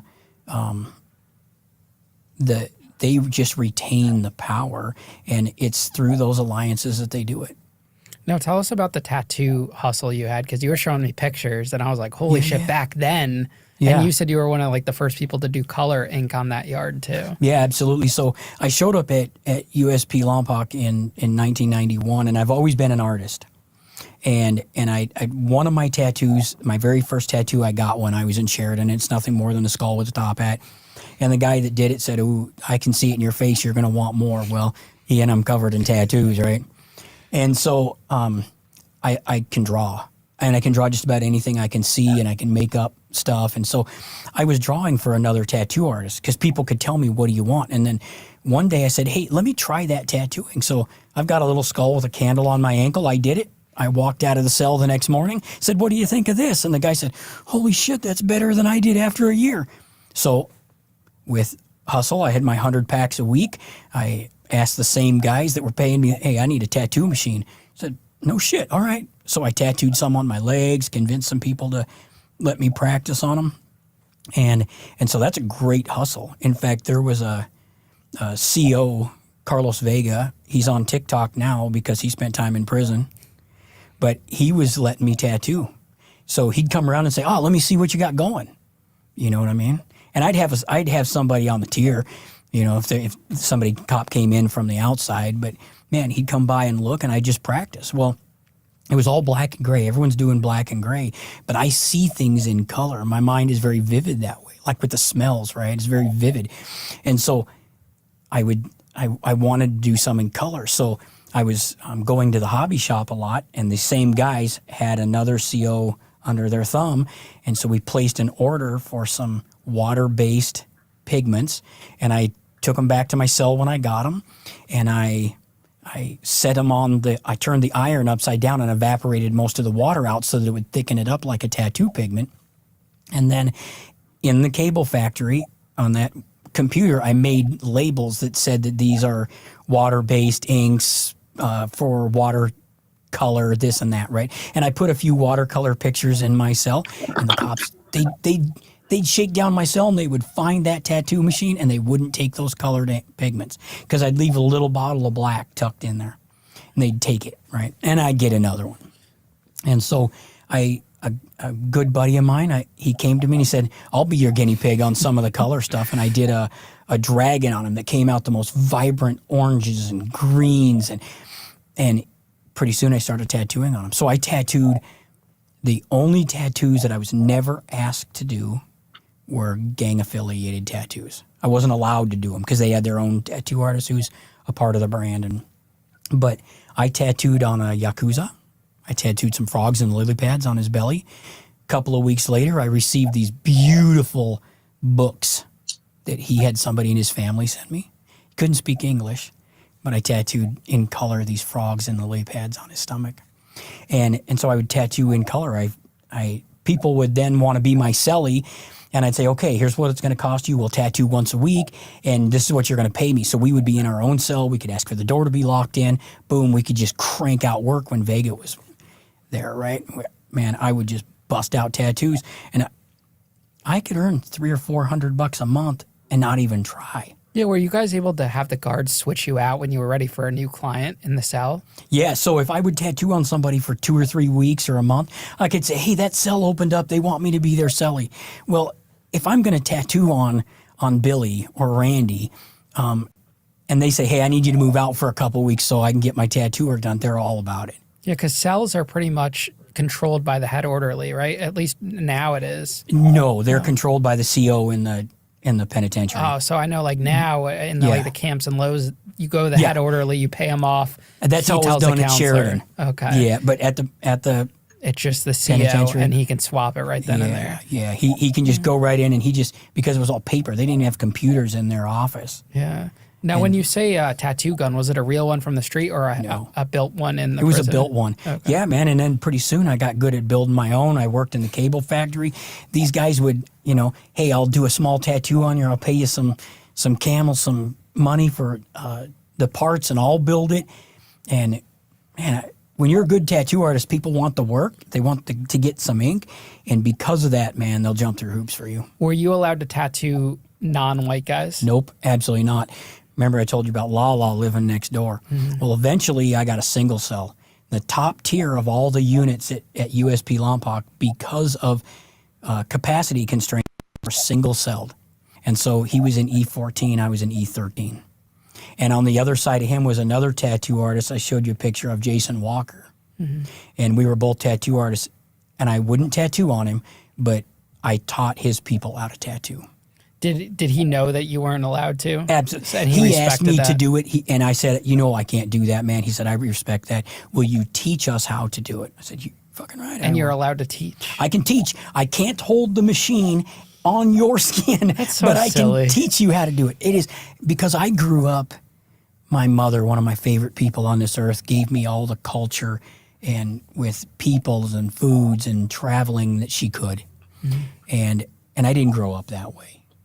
But again, it's segregated. Do you think that'll ever change? No, I don't think so, because the prison authorities don't want it to change. Imagine when I was at USP Lompoc if all 1,800 people were united. They need the need the division. Yeah. They need that to happen in there. And you know what? The shot callers need it to happen too.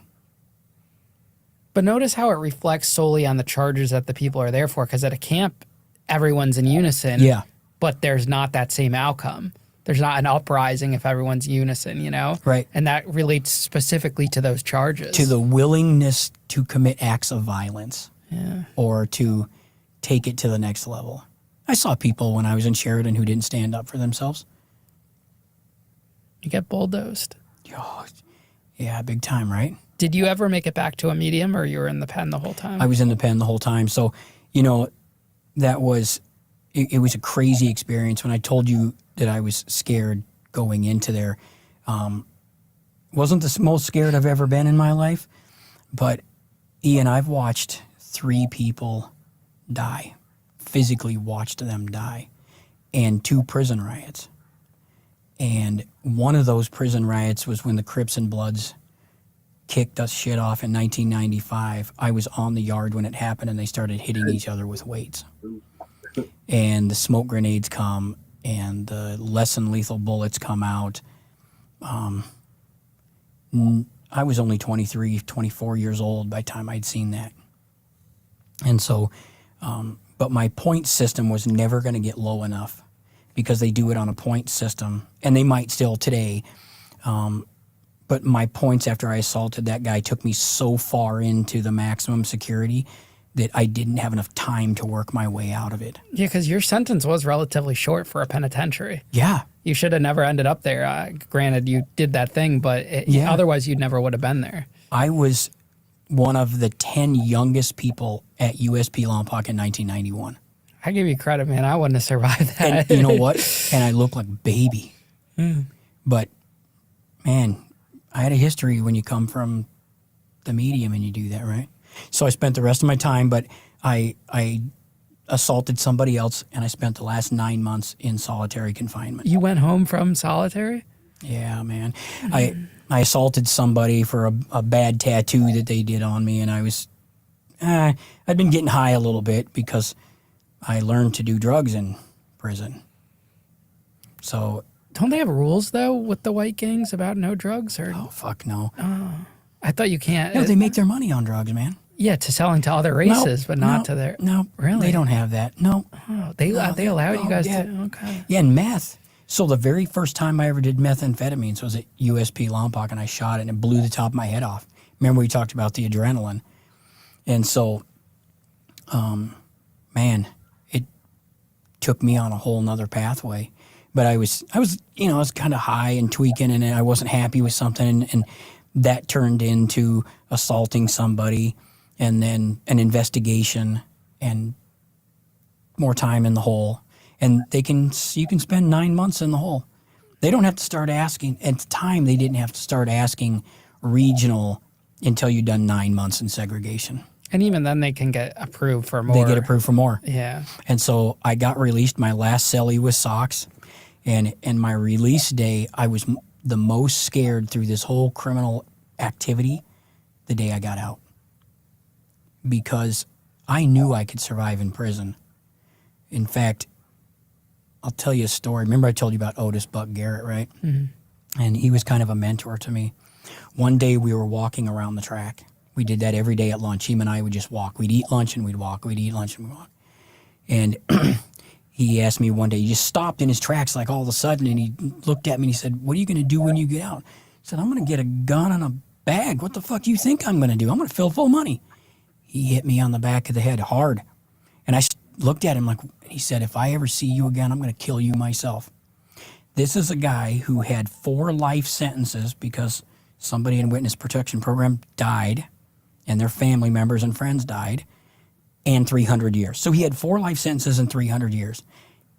Obviously, deadly human being. And he said, "I will do it myself." I was terrified. So the next day, we go back out to the track. He didn't say much to me that day. He was kind of quiet. He stops in the same spot, and he said, "What are you going to do when you get out?" I said, "I'm going to get an old lady a stack of bills I can't pay and a job. What do you think I'm going to do?" He said, "There you go." And from then on, that guy saved my life, Ian. Wow. Because in that moment, that was the turning point, which I said, "I'm not coming back here." And every day he would point at these, "See those two? They've been in and out of prison." I knew them when they were in their 20s. There they are shooting heroin behind the workbench at work. You see that person? Spent their whole life in jail. Their kids are grown up, and every day he would tell me those stories. He used to tell me if I wanted to find a wife, I'd find her in the produce section or I'd find her at a laundromat. But he saved my life. And you see people casually coming in on their second 20 piece. And you know what it caused me to do? I became super reflective while I was in prison, and I would watch people coming back, and I would ask them, "Why'd you come back? Like, you just got out, what led you to come back?" And so that was the turning point of my life. Now, I got out of prison. on August 16th, 1996, I was in segregation. My brother drove down from Seattle to pick me up in California. And the cop handed me the street clothes, said, I'm going to see you again in 3 months. And I said, man, you are never going to see me again. And they walked me outside, and Ian, it smelled different. As soon as I walked through that chain link fence, I say that you hear people say dogs can smell fear. Human beings can smell it too if you've lived it long enough. And when you step outside that prison, we've all had that moment where the weight was lifted off our shoulders.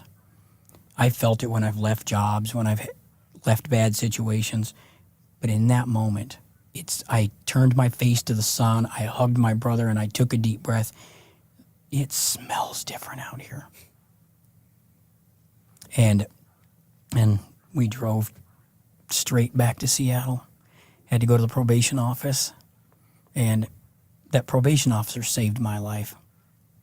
She was a pain in my ass, but the PTSD that I suffer from today from seeing people get murdered, seeing myself hurt somebody, it wasn't until I've been out of prison for 26 years, 28 years.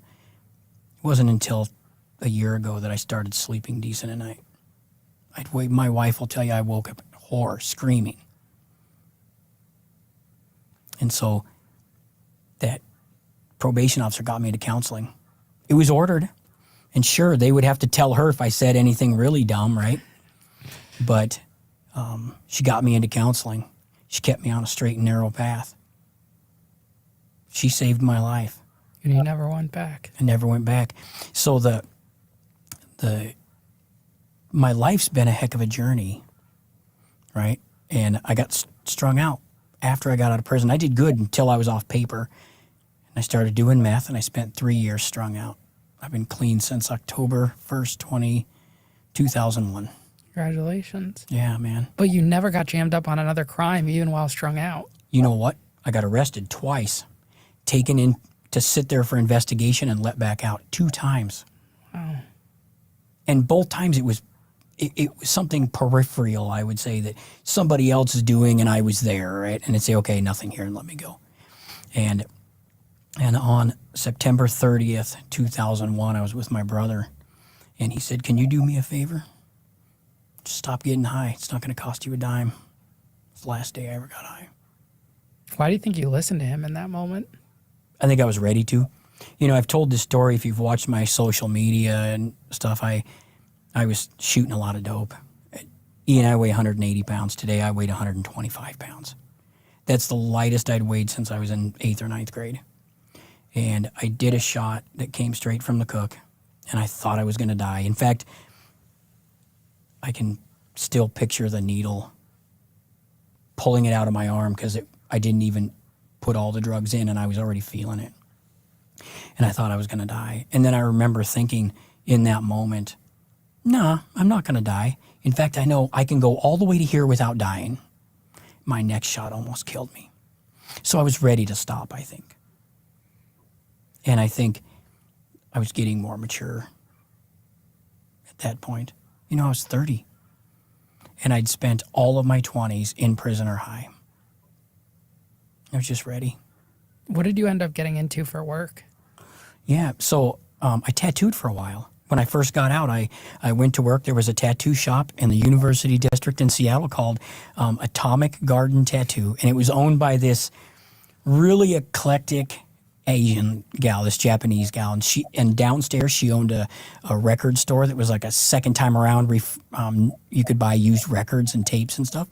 And upstairs she had a tattoo shop. And I worked there for a while, and I did a couple of odd type of jobs. I worked in manufacturing, and my brother said one time, hey, come to work with me doing cabinets and countertops. So I did.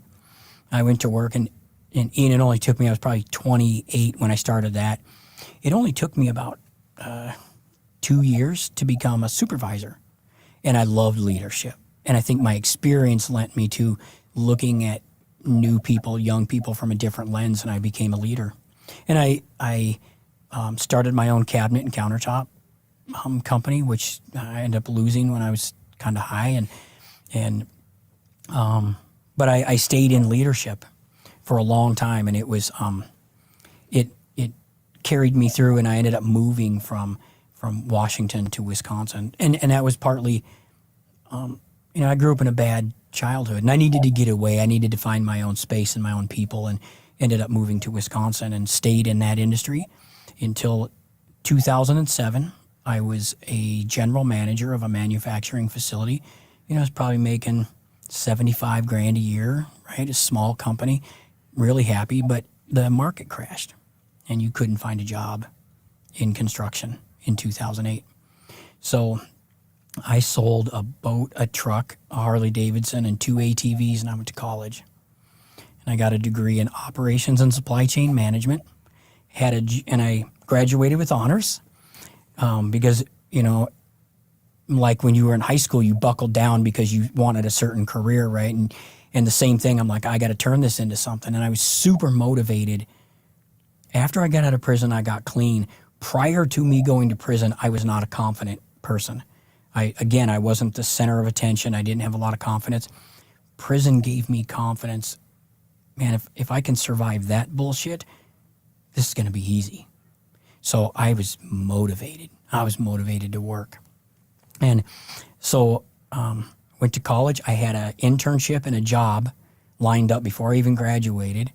I graduated in 2011 with that degree in business.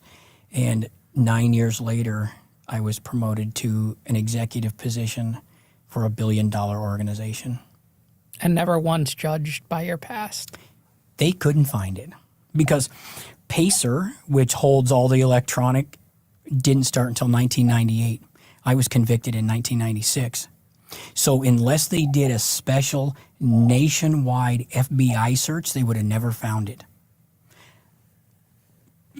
After a certain point in time, they don't ask anymore. My most recent jobs. If they did ask, I lied.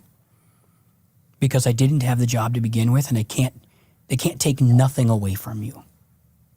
So I would lie. And I figured if they caught me, I'd say, well, you know what? I gained experience, and I got to show you my good side.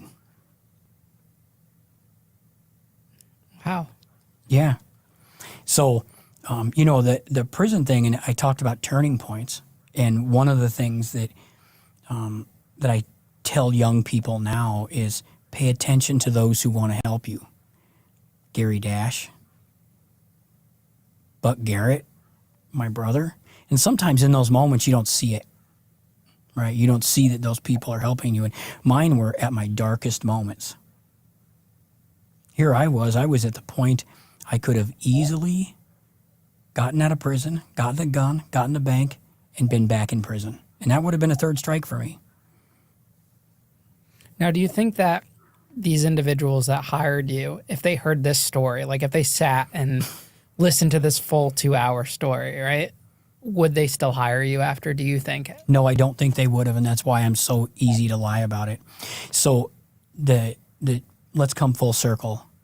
I retired in February of this year from an executive position at $1 billion company to dedicate the rest of my life to helping other people not go back. If I can help one person, all of my abuse as a child, my time in prison, my drug addiction will be worth it. I just have to help one person. But I'm going to help thousands.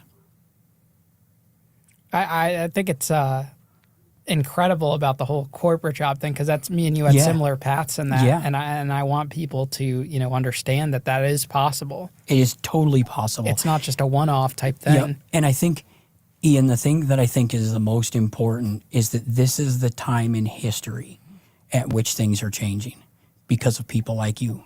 You're giving people like me a platform to say, I went from ex-con to executive. And so can you. And it's also telling people who live in society who maybe don't understand us to say, hold on a second. Look at Ian's past and look at his present. Look at Sean and what he accomplished. We are on the forefront of being able to be the beginning of how society in America looks at crime and punishment, at restorative justice and rehabilitation, because it will not happen through our politicians. No. It is, if it's going to happen, it's going to be because of people like you and I, and then other people who hear our story and are willing to give a person a chance. That's why reentry should be the focus. Should be the focus. And then what? Education. So if we focus on reentry and we get into the schools, and I've sat with some of the groups locally in the Wisconsin area, and they say education. How do we educate people? If we help them in primary and secondary education, we'll prevent crime. The United States has a recidivism rate of about 70%. Most of the 1.7 million people that are in prison today have been in prison before. So if we simply stopped recidivism, we would go from the top 10 nations of incarceration to somewhere like Europe, Western Europe, that's in the bottom 10. And so my objective today is to get this message out there, to celebrate the fact that some of us have gone to prison and are very successful, to give those people the idea that it is possible, and encouragement. And then so I also participate locally with some of the national chapters of nonprofits and some local nonprofits with us. And then I'm starting a public speaking career where I'm going to share my story and my successes, and individual mentorship or group mentorship for people who don't want to go back to prison. Well, if you ever need some assistance, I'm happy to volunteer my time for the cause. You and I are going to have some conversations, and you've had some other folks on here that have really, really given me encouragement. You had the psychologist on here, and I think we need to focus a little bit on the PTSD that's caused from folks who go to prison. I have severe PTSD, and it's made it hard for me to hold a job. I've never had a job for more than 5 years. And there's several triggers for me that happen that make it different. And I end up leaving mostly of my own accord. Okay, I'm done with this. I'm out of here. But, you know, we need to address those issues and listen to people like that psychologist. I forget his name. He came on here I know who you're talking and he about, talked yeah. about the eye movement and PTSD. Yeah. Love those stories. Yeah, and a lot of channel there's a prison content community, and I don't think any other platform has those types of stories because they're not entertaining, and it's part of it. Like, we have victims, we have prosecutors, That's we right. have psychologists, clinical therapists, social workers. Are they the sexiest interviews? No, but it's all a piece to the puzzle, you know? But look at your success, and that shows you that people want to hear it. Oh, I agree 100%. Like, I might not have the highest amount of views in the prison genre, but I'm getting the advertisers. That's right. It's more of a structured business, and that's what I want to listen to. I like listening to a psychologist talk about it. Me too. I can't sit here and your story's awesome, but I can't listen to 10 years in a row. Right. You know, it makes it different, you know? Right. I love having an addiction story here, or a prison story here, or a full circle. Like, I put your story in the category of, it's a full entertainment story where you have a crazy crime, a crazy prison experience, and a crazy after prison, you know? But not every story's like that, and that's totally okay. And I think, we've been sitting here talking for a couple hours, and I haven't even touched on the things I've seen in prison or the things that I did to be successful, right? Mm. And so, hey, I appreciate you. This means a lot to me as an individual. It means a lot to my wife who's sitting out there.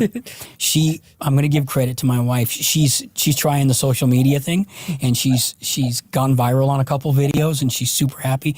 But she's why I'm sharing my story. She's been telling me for 10 years, you have got to share your story. Dude, share your story. And so when I retired, I shared it, and you asked me if they would hire me. I have had my last executive position because I shared my story. Wow. What do you think she thinks of this right now? We're about to find out, but do you think she learned anything new? She's super proud of me. No, she didn't learn anything new. I have been very open with her. She's got 2 daughters, which are my kids. I love them, and I wanted to be open with her about my past, and I did that on our 3rd date. And she is the most supportive, and her family, they're my family. They're the most supportive people. You know, some of her aunts and uncles, you know, they're like, I'm so glad Sean's telling his story, right? That's so overwhelming. I'm going to say 95% are positive, 5% are not so positive. But you know what? You need those people, though. You need those people, right? Yeah, you need those. They can't all be positive. That's right. Well, Sean, thank you so much, man. Amazing episode. And looking forward to doing some stuff with you. You know, I have this whole Rolodex of individuals with success stories, and maybe we can put our heads together and see what.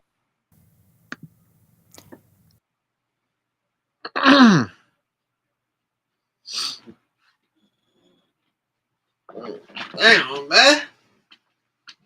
Damn, man. This your long fuck.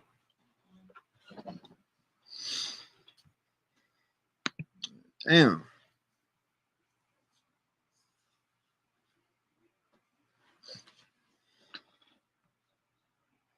Good thing it was a good story, because I would have went to sleep. If that shit was bad, boy, I would have been asleep. I ain't even gonna lie. That shit was long as fuck. That shit was long as fuck.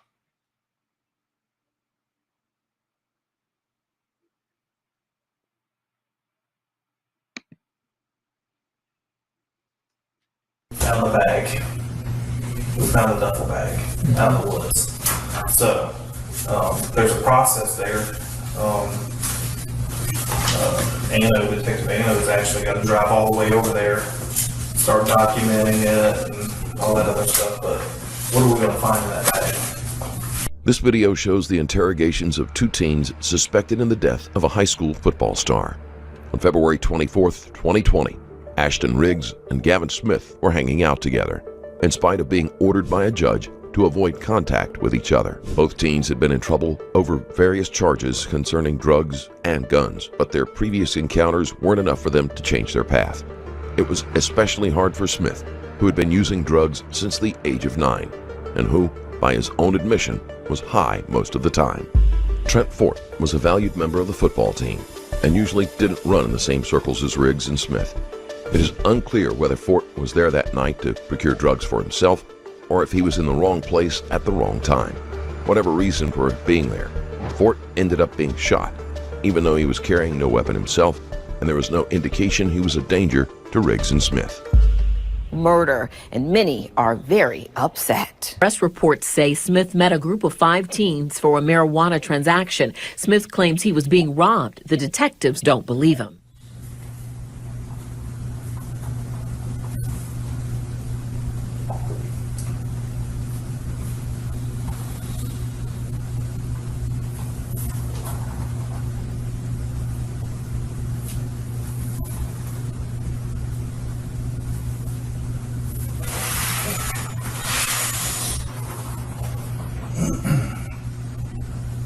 So you're the last one. We have to go and get your side of the story. I'm the last one. Yeah. We've talked to everybody. We talked to, oh man, your girlfriend, all the guys that were in the silver truck, minus the one that went to the hospital. Your girlfriend, Zach, who's that other guy? Gavin. So, Gavin pretty much, I guess, told us everything.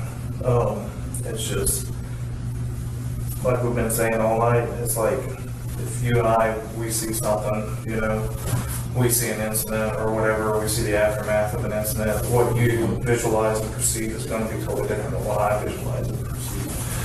You might see something from a different angle that I didn't see or what have you.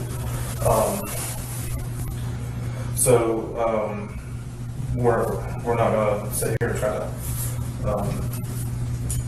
blow smoke up here or anything like that. So we already have a good idea and everything of what's going on through Gavin's statements and stuff like that. So we appreciate this late in the game if you kind of, you know, give us your side and kind of what happened.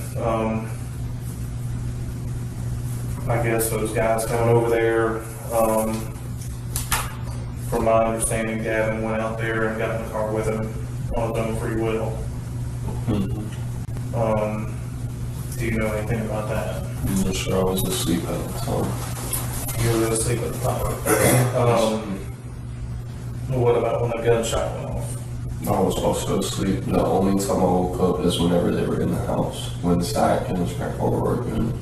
And that's how I hurt my knuckle right there. Was that from hitting Zach's, what's his name, Chris? Chris Zuber. Grandpa. He tried to grab me by my throat. And I just hit him one time and then I backed away.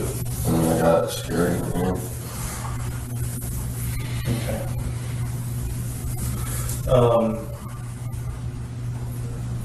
Chris said he saw you leave the house with a backpack. And you went across the yard or whatever, and they came back without the backpack. And that's what the argument started over. That's not what happened, sir. I had grabbed Haley and I was like, Haley, I just hit the old man. And Jeanette, the grandma, was on the phone with the cops. I was like, the cops are gonna come.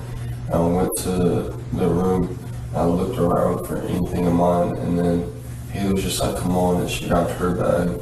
And then I grabbed her bag, and then we walked to the wood line with it. But I didn't come back without the bag. I didn't come back at all until they called my girl, and they were like, it was like Deputy Jackson, please come out. We're everybody, all of Nassau's looking for you.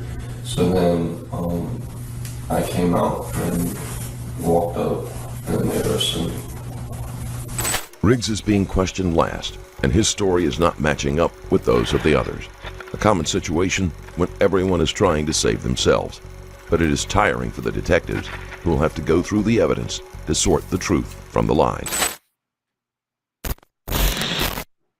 Right. Cerna takes a sip of water, replaces the cap, and then with no hesitation from his pants and raises it. What about, what do you know about the gun that was used?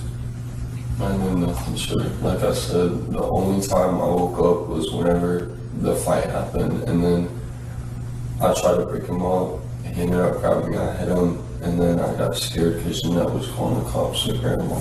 And then I ran, me and my girlfriend ran, they stayed at the house, and that was that. Now, there's an incident or whatever. Do you know these people that came over there? That came over to that guy we got in the car with? Yeah. I'm pretty sure I know him. Okay. I'm pretty sure. And then, who do you think it is, just from whoever you spoke with or whoever you, whatever? Because I mean, the only reason why I say that, and I'm asking it that way, is because I'm just reaching for some truth on your side. You know what I mean? Yes, sir. I'm basically, I'm not blowing smoke. I'm just trying to test the waters and say, okay, is this kid gonna really follow through with what we agreed on in the beginning, and say we're gonna kind of, yeah, they really do know what's going on, test the water. But I understand you're testing the water too. You want to know how much I know, but that doesn't really help the situation as far as like your perceived notion or your perceived image of this incident that happened today. So I do have quite a bit of information, but I also have a lot of information about like a possible past history between these kids that came over there and picked up Gavin and you. Yes, sir. Well, as far as the kids go that probably got in the car with Gavin, was probably the kids I was beefing with. That's probably the kids I had. Who are you beefing with? So, before I went to jail, Blake, the kid with the cast, he had tried to rob me and my friend Gavin. And this is before I went to jail. This is like a month or 3 months ago. He tried to rob us. I beat Blake's ass, and then the black kid ran up and didn't do nothing. And Gavin just stood there, And then they didn't get nothing from us, and that was that. I beat Blake's ass. Nobody tried to fight us after that. It was good. Well, I went around school bragging about it because I used to be friends with Blake. I used to run with him. And then he hopped out on me and tried to rob me. So I started bragging about it, saying I whooped his ass. He tried to hop out on me and I whooped his ass. And everything was really straight. I had no more beef. Nobody was fucking with me after that. And then I went to jail for about 29 days on a pistol charge. Lost my pistol and my protection, really. And then after I got out, I didn't have no protection. I just got out of jail. I was gonna try to be good. I was just gonna drop all the beef I had because I mean, it was a 29-day period. And then they ended up jumping me the second day I got out. I was walking to the park with my girlfriend. Haley's like, we've been together for like a year and a half, but we was walking together to the park for my sister's birthday. It was early in the morning, and we were gonna set up the park or whatever for her. My dad had left real quick to go. He wanted us to watch the stuff. Well, the kids that came across the street where Blake's aunt lives, and they came masked up in hoodies, and they had talked. The first day I got out, I posted it, and they slid up on my story saying, next time I see your sister, we're gonna beat her and pistol whip her and stuff. Whenever I see you, I'm gonna kill you, all this and that. And I was just like, whatever, like, I'm just gonna do me. If they beat me up, that's whatever. So that incident happens, they come over, I see them walking over the hoodie as soon as I get over there, and I had no idea. Like, I had no idea this was gonna happen. It was for my sister's birthday. My sister rode her scooter over, and I saw her, and I saw the kids walking around. I'm like, fuck. So then I tell Haley, grab my phone.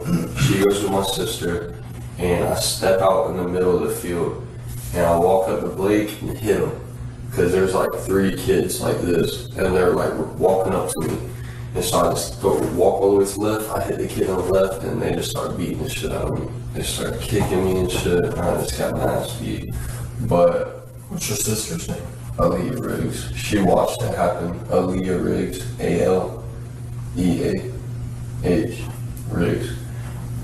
The police do not believe this was an accident and that everyone involved had some sort of history. Riggs confirms that they knew each other, but makes himself out to be the victim in previous interactions. He also claims that he had no idea what was going to happen. His story is met with skepticism.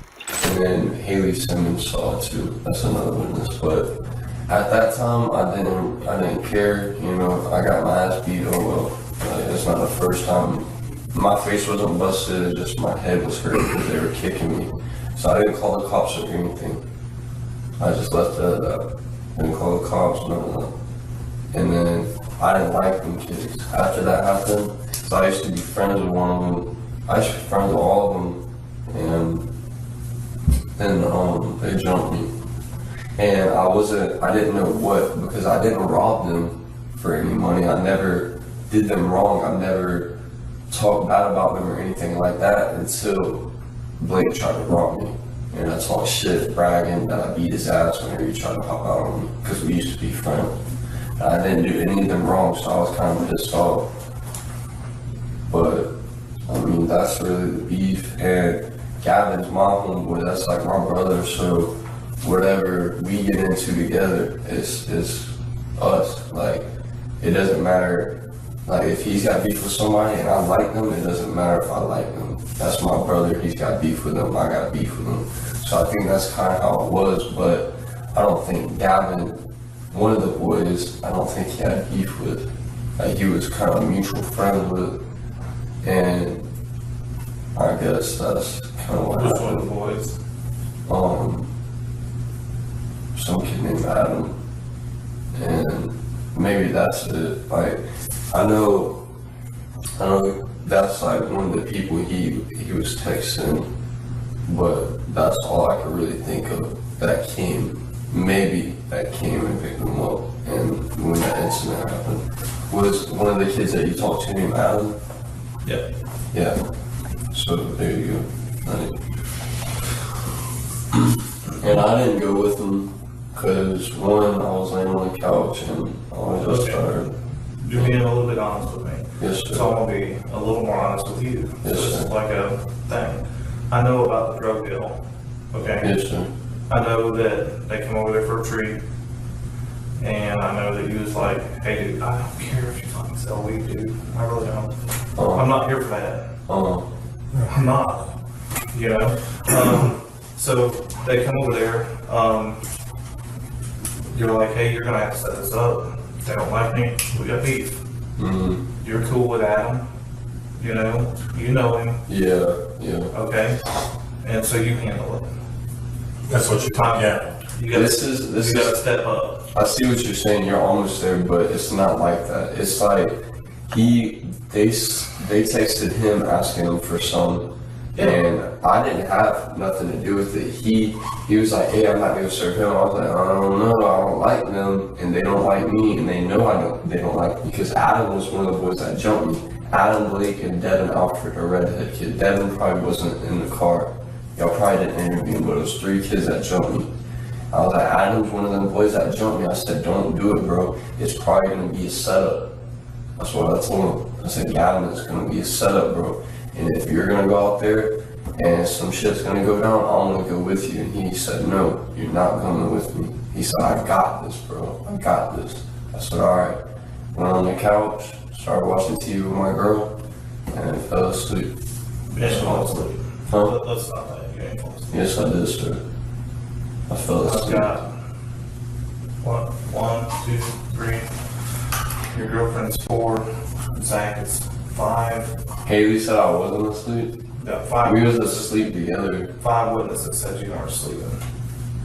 Because the gunshot went off. You, Zach, both ran outside the front yard. Who was up? Okay. You're saying you didn't hear the gunshot?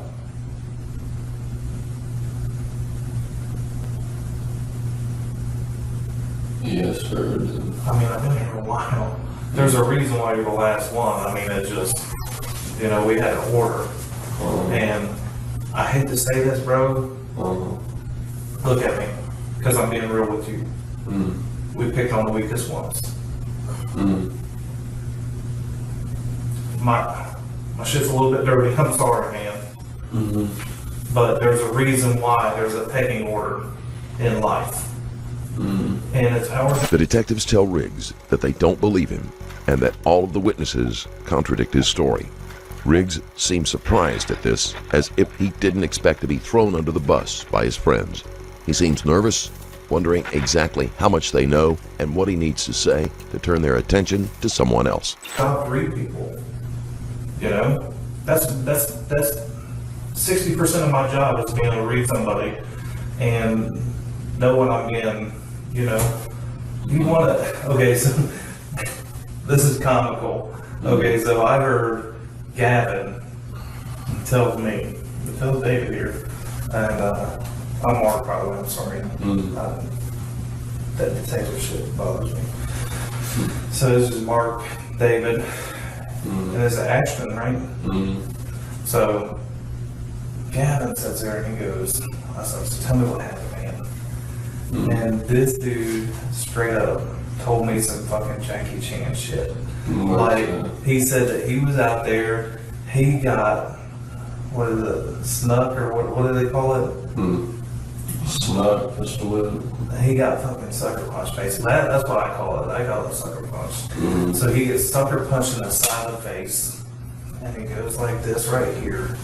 He's like, it's all kind of like slow motion, and I see a pistol up in his lap. And I grab his pistol from the front seat, and I go like this, and I just shoot him because I was scared. I'm like, that shit doesn't happen. That shit doesn't happen. And Well, so we now talked it's to in movies, made No, up. it does. It does. So, I mean, I've got, time, you can't tell I'm fat and out of shape and shit now, but, once upon a time, I did my term in the military, in the Marine Corps, and, I worked with, like, some Israeli Special Forces guys when I went to Iraq as a contractor, and some bad dudes that were just, like, straight up heathens, and they even say it's bullshit. But that's what he told me. And then Zach was like, yeah, I know what happened. They pulled a gun on him, and he snatched it out of their hand, and he shot him with it. That's what I heard, sir. Yeah, that's bullshit too. I heard they were trying to rob him. And I told him it was a setup too, and he said I got it, and just went out there. Because the truth, because he got a gun from you. He went out there with a gun. He definitely came back and gave you the gun. No, he didn't get the gun from me, and he didn't give me the gun. You got the story wrong, because I didn't give him the gun, and I didn't have a gun. I had no weapon. I just got off on... Did you have your own gun? No, sir. I just got off on a firearm charge. Why would I have a gun? Why would, because of protection? Because these guys have beef with you. Yeah, but why would a guy that just shot another person say, why? I mean, it's like, yeah, I did it, you know? I was like, well, where'd you get the gun? Well, Got it from Ashton. No, I did not have no gun, sir. He gave me a black M&P 9mm. No, sir. Did not have a gun. Small. The small one. Didn't have a gun, sir. Didn't have a gun. The small one. And then what's so crazy is like, you know, you gotta step up, you gotta do this. He goes out there, he gets in the vehicle, he goes around the corner, comes back, and then they go to get the vehicle or whatever. That's when he had his little story. Anyways, after that happens, he runs down back towards the house or whatever, and Says man, we gotta get out of here. We gotta get out of here. Well, first of all, it says y'all are coming out of the house. Well, I was like like a black ski mask or some shit. Yeah, I was sitting on the couch whenever it happened, and Zach, I just remember, like, I heard a pow, and then Zach was running out the door, and I jumped over the couch, and I looked out the window, I didn't see anybody, so I ran out there, and then I see Gavin running, and he was like, they stuck me up or something like that, and then... He told you that outside? Yeah, he was like, they stuck me up. And I was like, damn, bro, what happened? He was like, I got the gun and shot him. And then he was like, Zach ran to the room, and that's what they started arguing about, was a ride. That's what happened. It was a ride that they were arguing about. And then I just started yelling, screaming, and Haley's like, they're fighting. So I bust in there, Zach's on top of his grandpa, I break it up, and there you go. We're back to where we're at. But that's what happened, shit. Okay, so in theory, but I didn't give him a gun, and I didn't have a gun after the fact. Riggs emphatically denies that he provided the gun or even had one with him. In light of his previous weapons charge, he knows that things could go very badly if he is connected with a gun, especially one used in a murder. But with everyone else pointing the finger at him, police are unlikely to believe him. Well, so then by that account, yes, sir.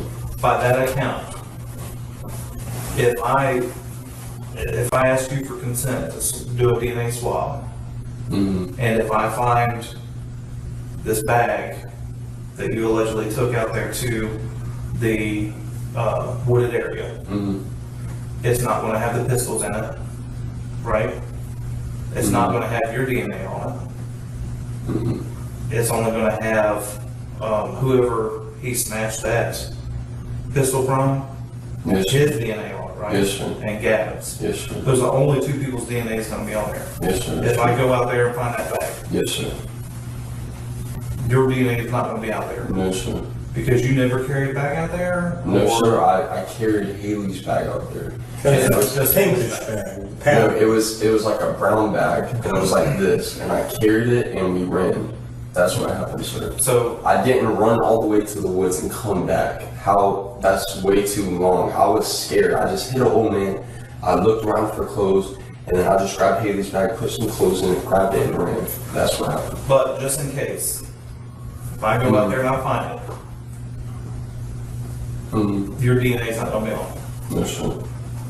And you'll do consent. I have a DNA. This guy come in here and do a buckle swab right now. Sir. Go ahead. And you're nothing. Okay. All right. Give me 1 second.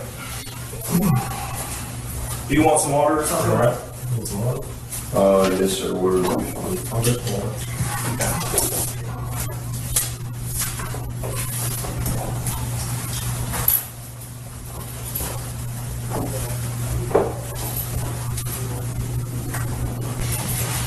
Ashton, this is Atlanta. He's going to do the block swab, they call it.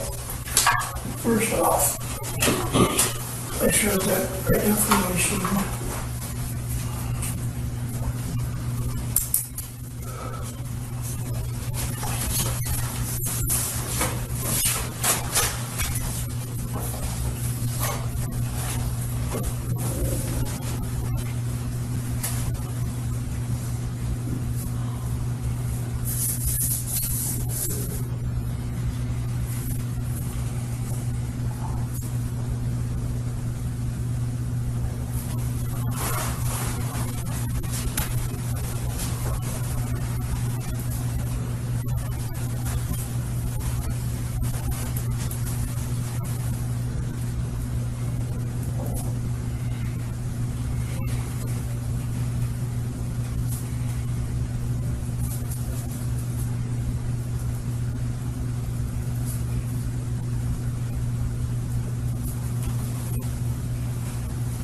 $225. 6:45. Oh, I meant, yeah, no, I meant the date. Yeah. $225. So what time was it? Like 6:45 a.m. In the morning? Yeah. Oh, I've been arrested for 9 hours. Think about that. What time did you get up yesterday? You were asleep on the couch, you told me. That's not a trick question. You were. It was like 11. Okay, first one. Ashton Riggs, ASHT. Your name is Tyler? Yes, sir. Tyler.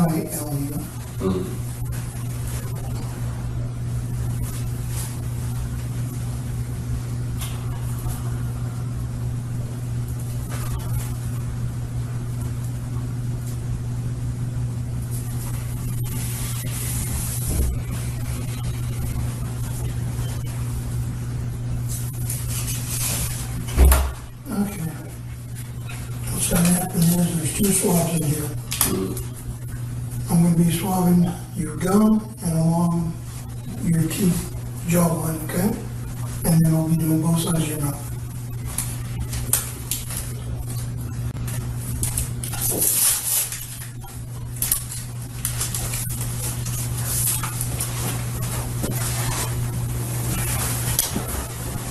All right. Isn't that?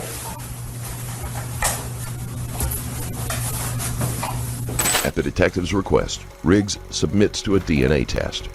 It is a risky choice because if he has touched the bag in question without remembering doing so, he has just handed over vital evidence that could strengthen the case against him.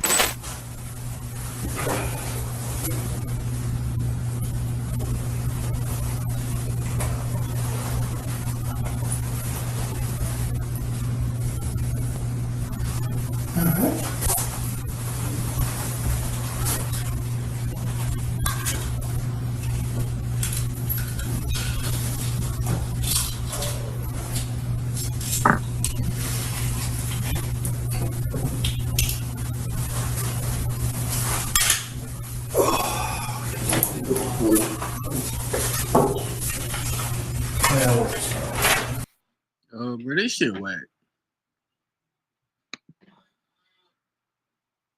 Investigators say Conrad Schaefer was only 15 years old when he and a group of his friends shot up more than a dozen houses in Osceola County. Do you have any questions about the possible penalties you're facing in these cases?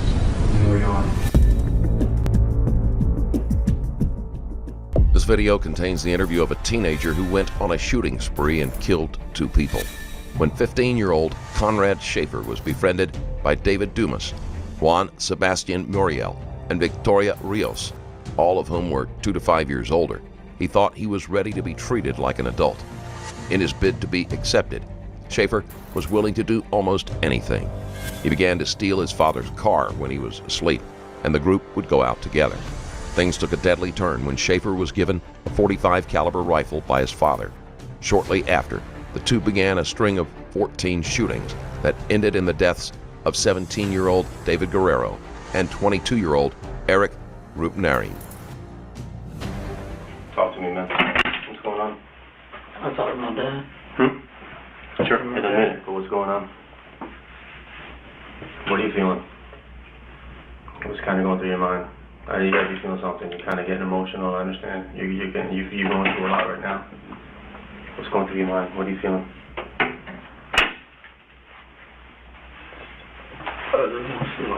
Okay, we can deal with that in a second. That's fine. Talk to me. What's going on? Conrad, this is the time, dude. You have to understand it. This is the time, man.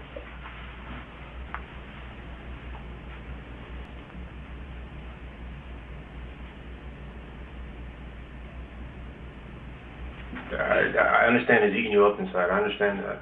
I get that. I've seen people go through this before. I completely understand that.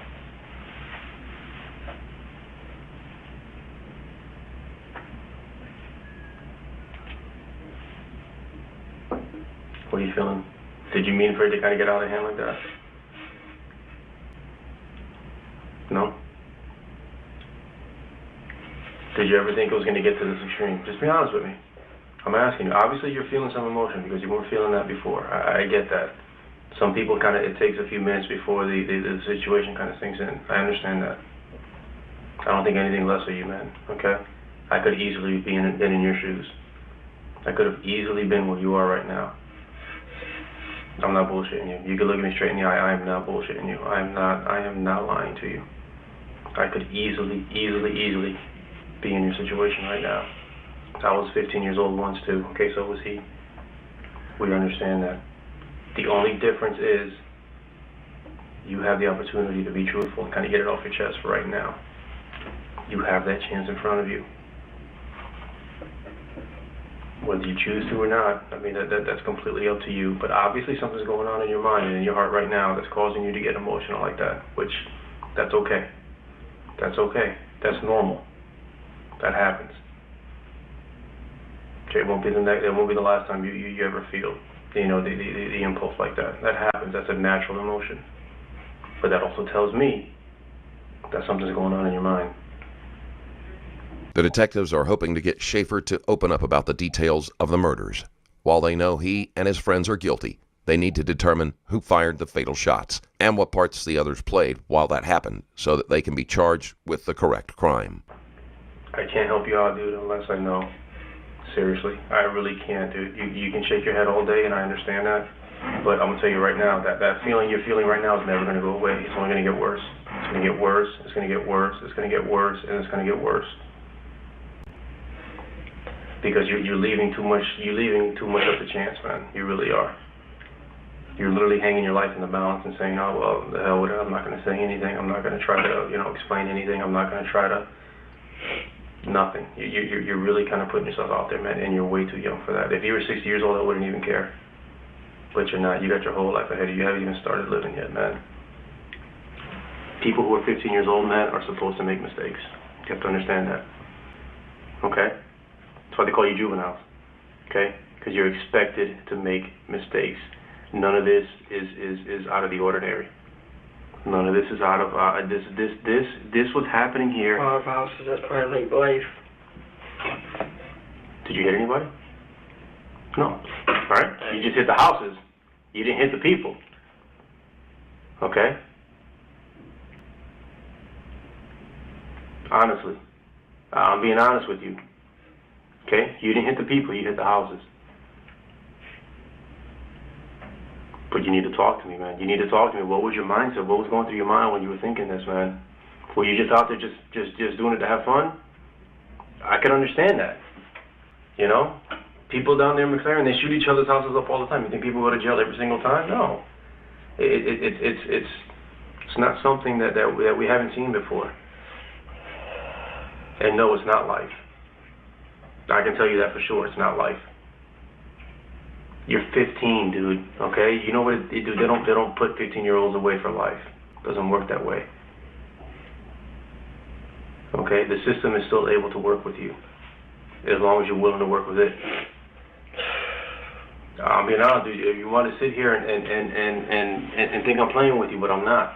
I'm not playing with you. I'm being 100% truthful with you, Conrad. I can see, dude. It's in you, dude. I can see it. I can see it in your face. You weren't like this when I was in here before. All right, Conrad? I mean, look, just tell me what you were thinking when that was happening. Tell me about the first one. Tell me about the first one.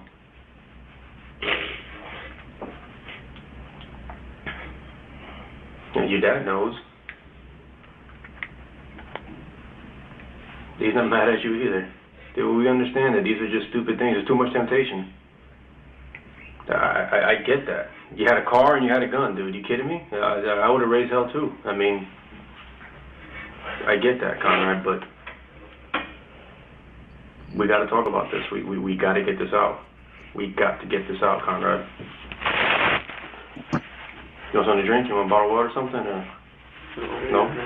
Okay. Come on, Conrad. It's time to be a man, brother. It's time to be a man. Seriously, it's time to be a man.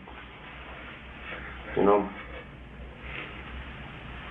We expect people of your age to make mistakes. We expect you to make mistakes. Schaefer is withdrawn, focusing on the fact that his life is essentially over because of his choices. If you haven't yet, check out my Patreon that is full of exclusive videos like this one about Luis Rivera. Unlike regular interrogations, Rivera, a murderer for hire, is given evidence as a part of /Stranger Stories Plus. Bottom of it. I mean, you're never going to do this junk again, are you? All right? I'm sure you won't. All right? I'm talking to you. I mean, right? Or am I talking to the wall here? You're talking to me. I'm talking right to you. You're right. So I don't think we're going to ever have to deal with this problem with you again. The only thing I'm thinking in my head is what? Is what? Just last thing back to think about that. Okay. We could do that. That's not a problem. We could do that. As soon as he's done talking to us over there, we can definitely do that. That's not a problem. I promise you that. It's not a problem. We can take care of that. Okay? I'm giving you something. You got to give me something. And it's got to be more than just, I don't know, it's Conrad. Because you and I both don't believe that. Okay? Comrade, dude, I'm here, and I'll sit here all day if I have to. Okay?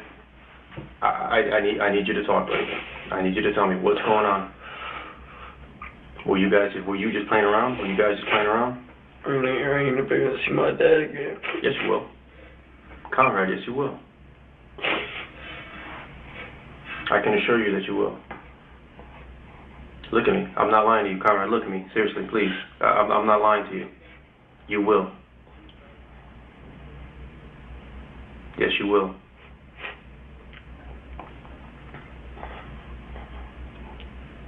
We need the truth, buddy. My life ain't even worth living right now. Huh? My life ain't even worth living right now. Why do you say that? Because I ain't gonna see my dad. You're gonna get to see your dad. Last time. No, it's not necessarily true, Conrad. It's not necessarily true, man. You gotta do what's right for you right now. You gotta do what's right for you. What's right for you is to tell us exactly what's going on. We can deal with that. You know, there's counseling for people, there's diversion programs, there's a million different things, bro. Okay, you shot at a house. You actually not even at a building. Who gonna meet at a house? Who cares? You didn't hit anybody.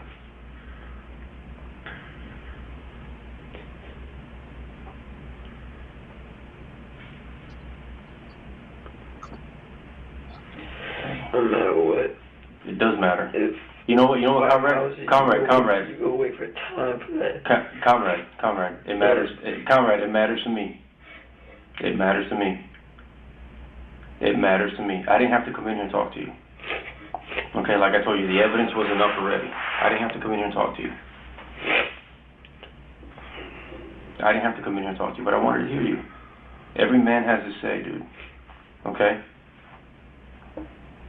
The law may see you as a 15-year-old, and they may treat you like a 15-year-old, but I know that there's a man in there somewhere.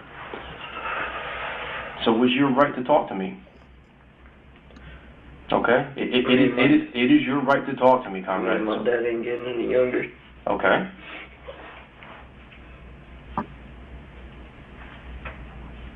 I'm going to tell you this right now.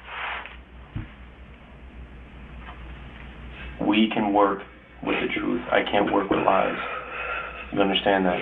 Even though Schaefer has committed murder, he is still 15 years old and has a teenager's emotional and mental development. The detective realizes this and knows he has to approach Schaefer on that level if he hopes to reach him. It is never, Conrad, it is never our hope to separate families. Okay, but I'm going to tell you right now, nobody in the judicial system can deal with anything if it's not truthful. You can't do that. Conrad, you need to talk to me now, Conrad. I'm telling you, man, you don't understand. No matter what, I'm getting locked up. Not necessarily, Conrad. Nobody's told you that. Nobody's told you that. That's not true, Conrad. Conrad, that's not true. Look at me, dude. That's not true. I can't lie to you. That's not true. No stuff. Conrad, that is true. not true. And this same thing they said that wasn't true happened. What are you talking about? Like, they told me I want to go in that same night. They gave me a VOP, took me in. Right. Okay. All the cops do is mess with Conrad, I am not here dealing with any VOP. I am not here dealing with anything other than what I've been talking to you about.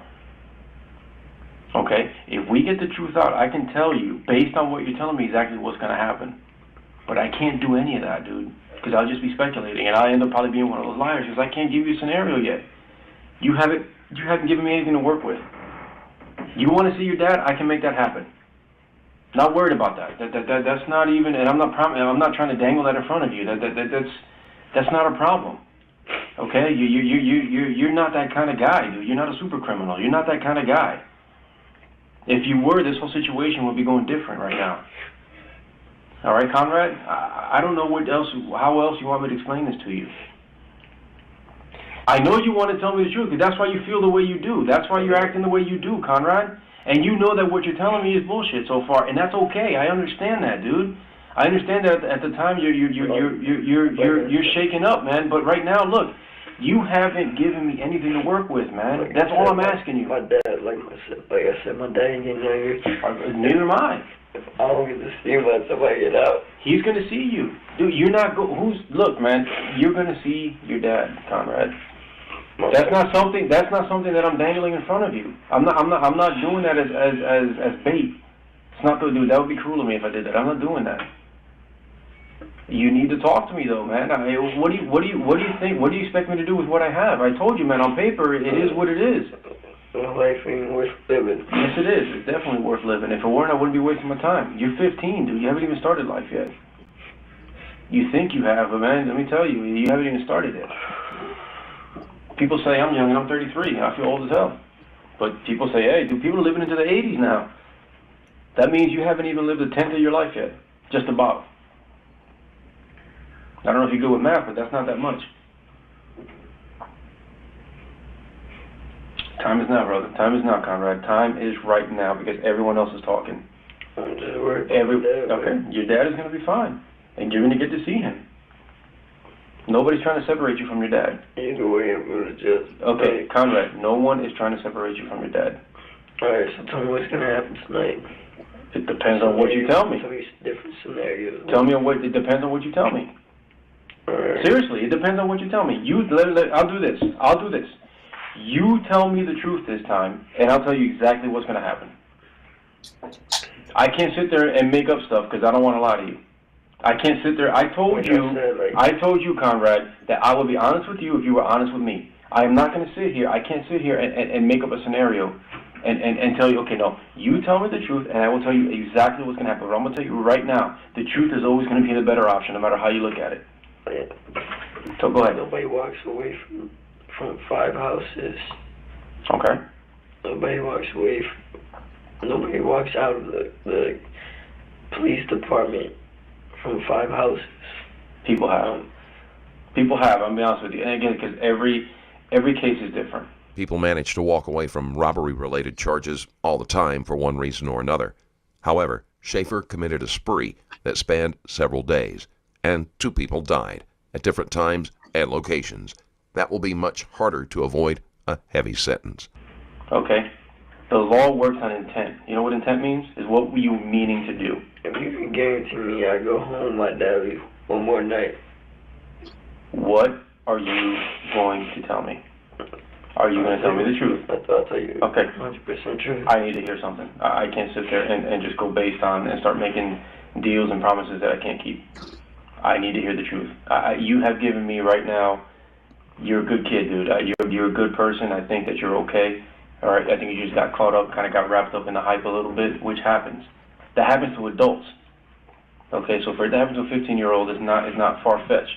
So if I did do this, I'm going to jail tonight. Be blunt with me, man. I would be blunt with you. Okay, I'm gonna tell you this right now. I have to know which one you're talking about and what you're talking about first. Okay, some of that may even be a misdemeanor. Being honest with you, okay, and juvie does not take misdemeanors. Okay, firing a weapon within the Kissimmee city limits is a misdemeanor. I can show you the book. I'm not lying to you. That's what I'm saying. You've got to kind of explain the scenario to me. You've got to tell me what happened, and then we can go from there. But I can't make promises off of blankets. I just can't. It's right there, Conrad. It's right there. You're wanting to tell me. Yeah, but I'm just thinking what dude. You're lying. I'm gonna tell you right now, dude. I mean, this is just gonna continue to weigh on you. It happens. This is just gonna continue to weigh on you. Okay? Let's do this. Let's do this, Conrad. Let's do this. Do me a favor. Okay? Take me to the first time. I'm not even, check this out. I won't even ask you about anything else if you don't want to talk about it. Let's do this. Okay? Take me to the first time you shot that gun. Do that and let's see where we go. First time. I'm only asking about one. You're worried about 5. I'm asking about 1. Take me to the first time you shot that gun. You don't even have to tell me anybody else who was with you. I'm talking about you. You take me to that first time. What was going through your mind at that point? 10-12. Take me to that first time. The only reason I'm living right now is because of my dad. Okay. Otherwise, what would he want you to do? Does he want you to sit here and lie to me for another hour? What would he want you to do? Seriously, what would he want you to do? He want me to be able to go home. Okay, he wants you to, okay, would he want you to tell the truth? He told us the truth, he told us. Take me to that first time. Let's start from there. If you're not willing to get us there, I don't know what I can do for you. I'm not asking about 5 times. Take me to the first time.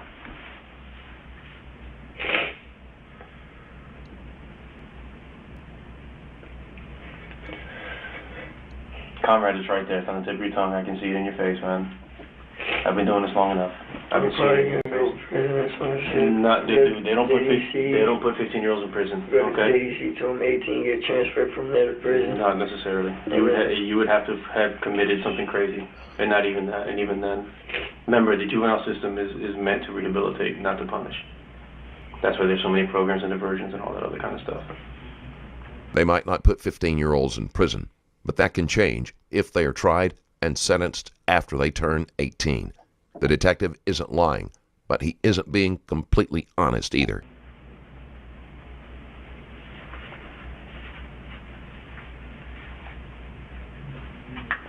Take me to the first time. Let's just go to that one. Take me to the first time. I know nobody got hit. Take me to the first time.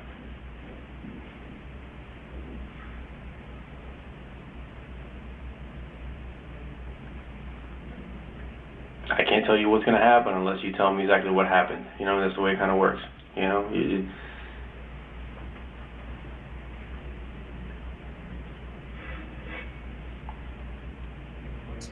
But what the fuck? Give me that one.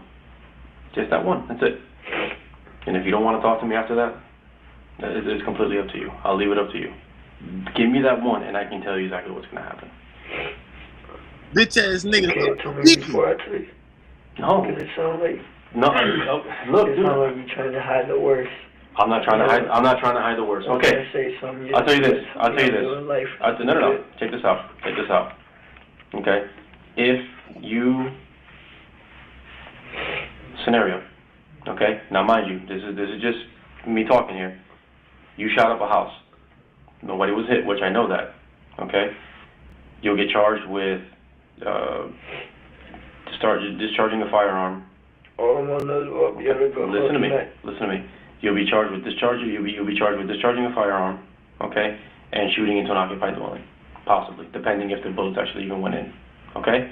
Discharge with a firearm is a misdemeanor. Okay? JDC will not hold you. They'll take you there. They're going to process you, and then they'll more than likely release you to your dad. They don't take misdemeanors. That's what I'm telling you. I'm not bullshitting you when I tell you that I need to know exactly what was going on.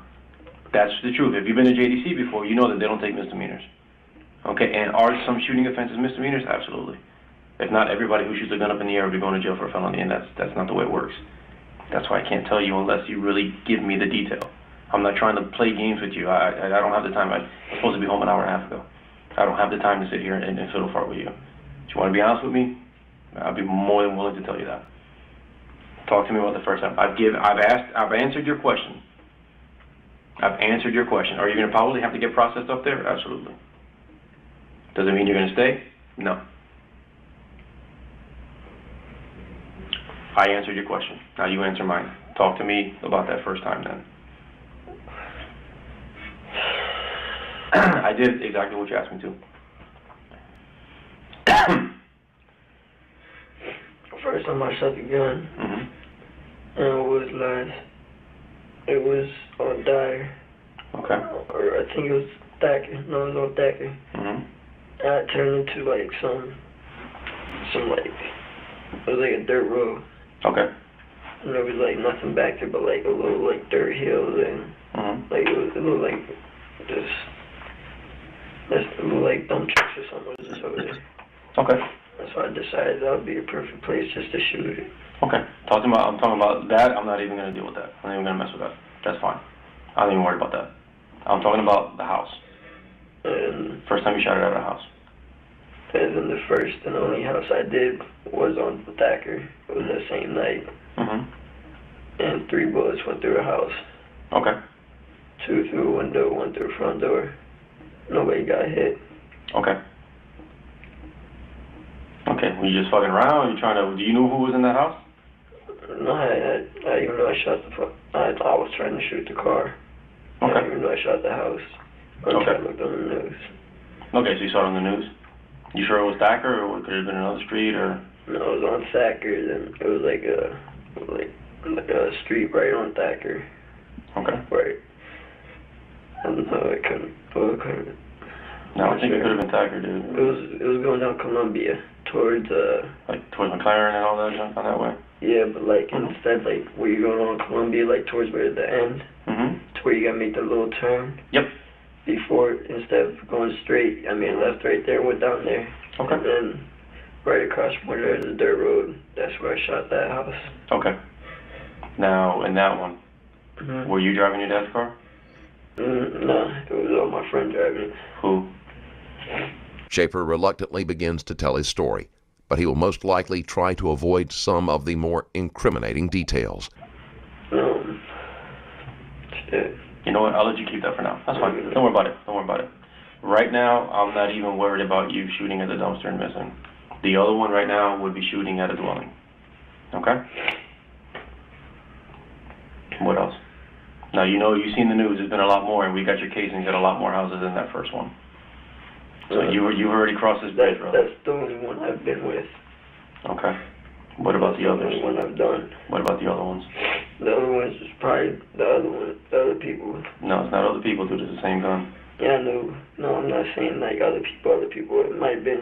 You want something to drink, dude? You want a bottle of water or something? No, I'm good, man. Okay. It could have been anybody else. No, you would have known that. Because after I shot that house, when I came home, Juan and my dad took the gun from me and hid it from me.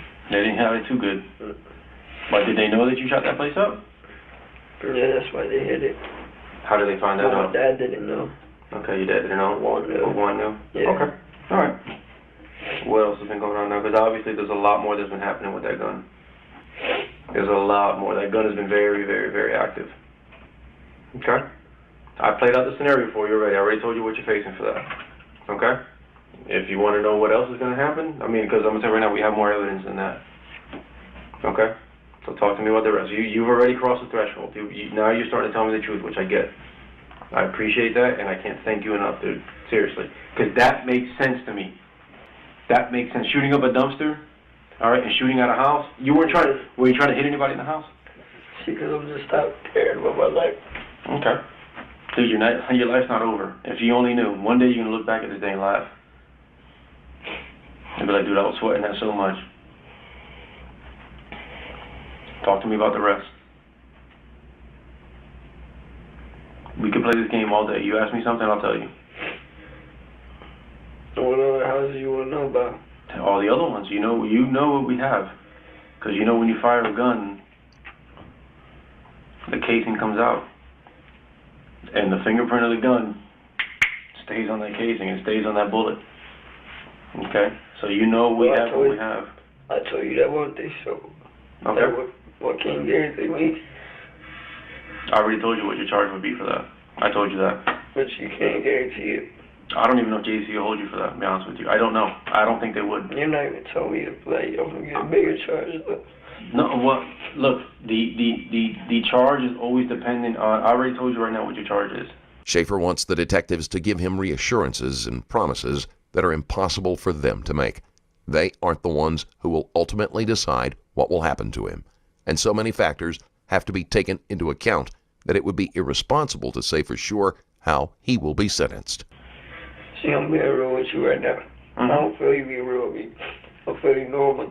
Serious. Right now, okay. Conrad, right now, what do you want to know from me in order for you to understand that I'm being honest with you? Ask me the question. What do you want to know from me? I want to know how much time I'm going to do. Something like that is up to a judge. If it gets to the judge. I'll be honest with you. I don't determine that.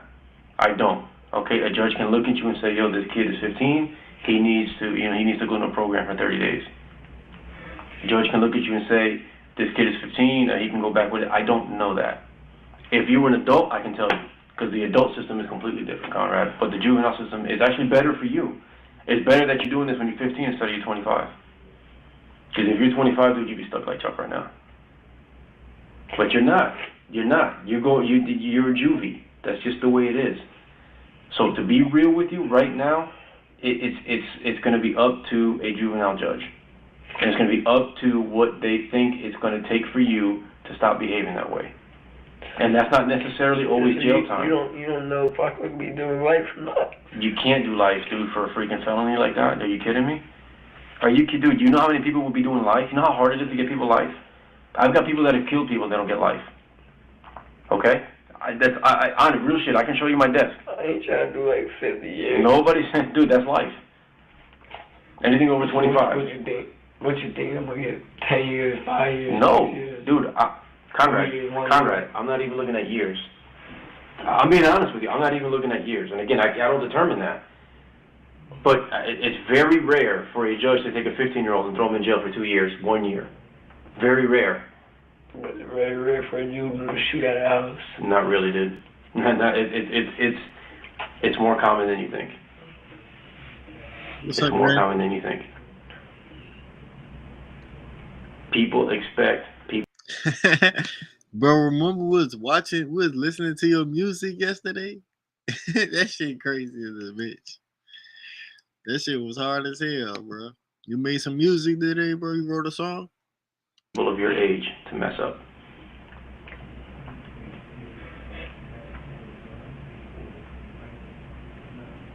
Now, if the judge sees, okay, yeah, he was cool, he was honest about everything, do you understand how that can help? Do you understand that? Because what's the first thing the judge is going to be like? If, again, this is all hypothetical, but if it gets to that point, what's the judge going to say? Okay, was this kid real or was he freaking lying his ass off the entire time? Because then you know what will happen is the judge is going to get our stuff.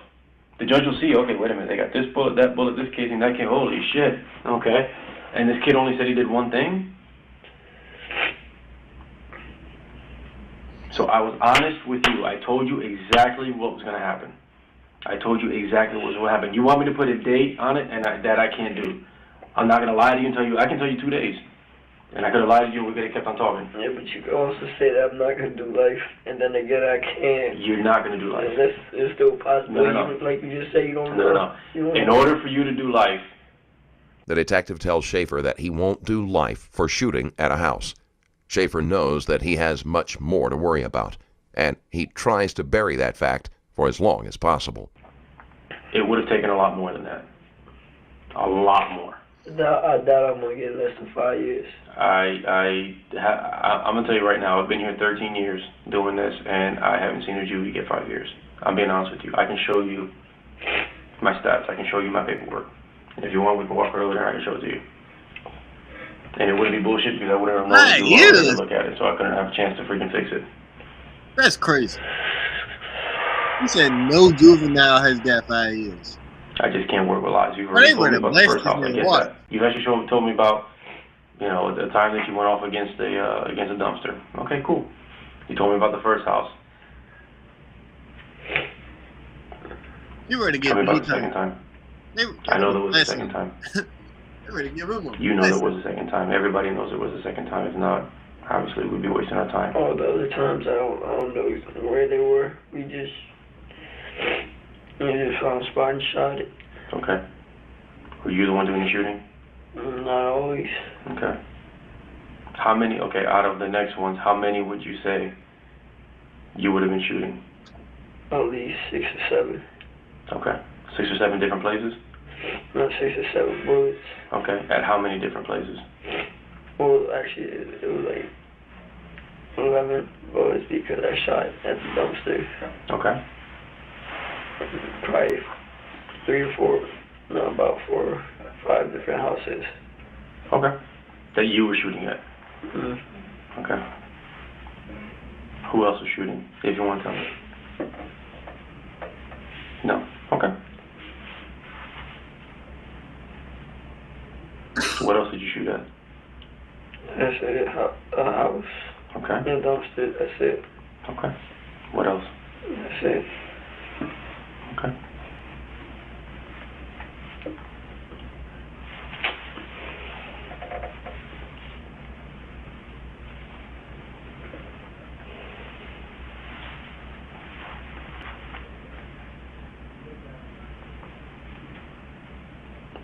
What's bothering you now, Conrad?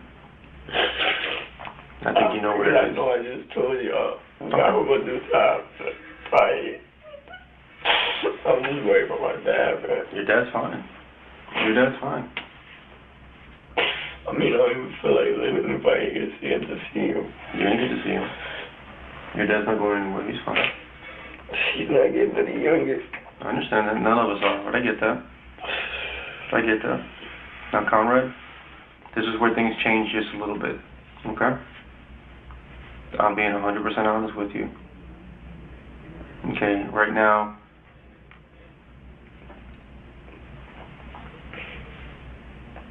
I will do this. I will do this. Look at me, because this is serious, okay? Right now, since you were honest with me, I will only charge you right now for the first house. That was still really locked up, right? No. Again, that's the one where I don't know if they're going to keep you in there or not. Okay? You get to see a judge tomorrow. Okay? I will do that because you were honest with me. But they probably going to detain me till then. They probably going to detain me and give me more time. Okay, now, Conrad, you got to be realistic now too, though. Okay? You know that there's a process.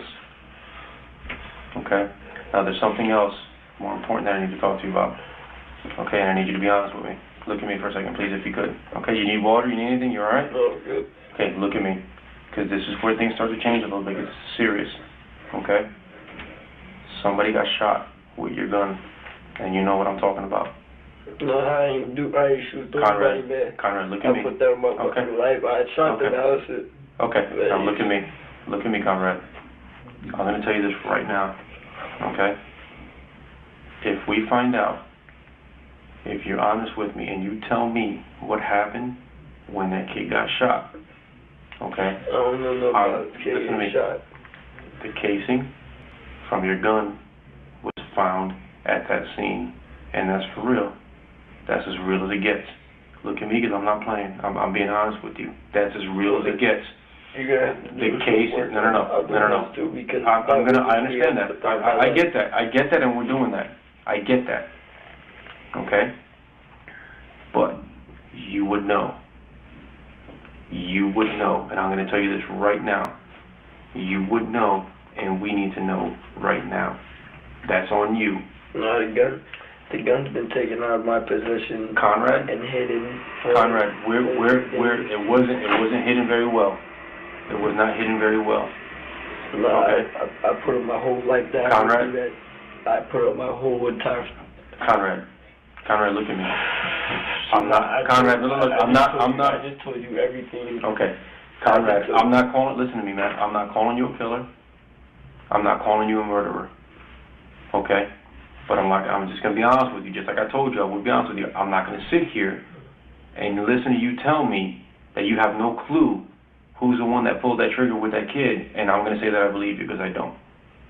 Okay, you have known what's happened with that gun the entire time, Conrad. So listen to me. Look, I'll tell you this right now. I mean, that's... No, look at me. That's all I can tell you because that's all I did, man. That's all I can tell you because that's all I did, man. Listen to me. Nobody's going to give a shit. Yeah, exactly what I'm talking about, man. I tell you what I did. You want what else about it? You see what cops do? What have I done? Did I charge you with murder? Did I say you a killer? Do I have enough to do that?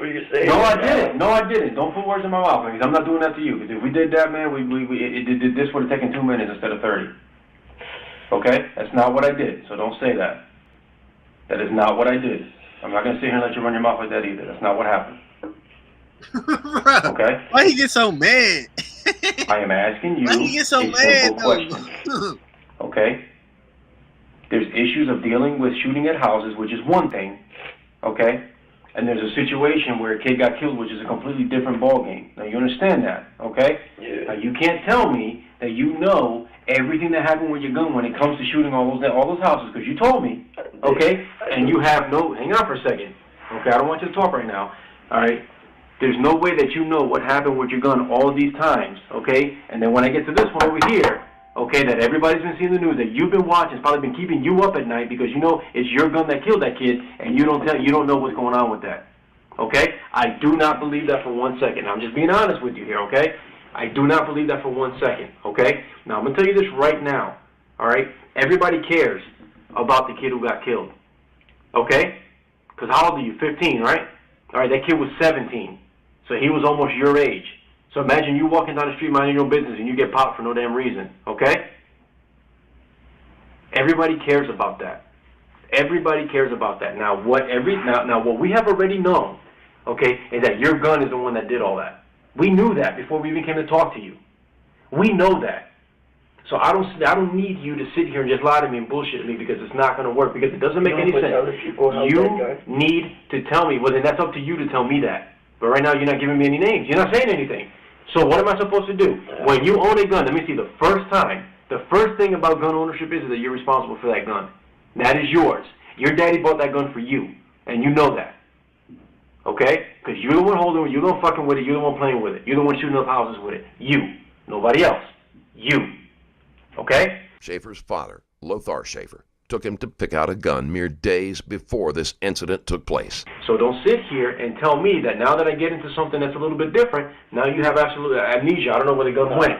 You need to be honest, because I want to tell you this right now. When someone reads this situation and they read this story, no one is going to buy the fact that you have no clue what happened to that kid. Okay? The time is now. And I'm not trying to tell you. Okay, if you were in my situation, what would you do? You're talking to me. Put yourself in my shoes. You're talking to me, and I said, yeah, you know what, officer, detective, whatever you want to call me. Yeah, I was playing around, and I took the gun, and I did X, Y, and Z. And then you asked me. I shot every single one of those houses that I told you. Okay. And what happened to the gun after that? How is it miraculous? It got taken away from me. By who? By Juan and David and my dad. Okay. And they had it, and they haven't given it back to me for 3 days. Okay. And the gun's been, who knows?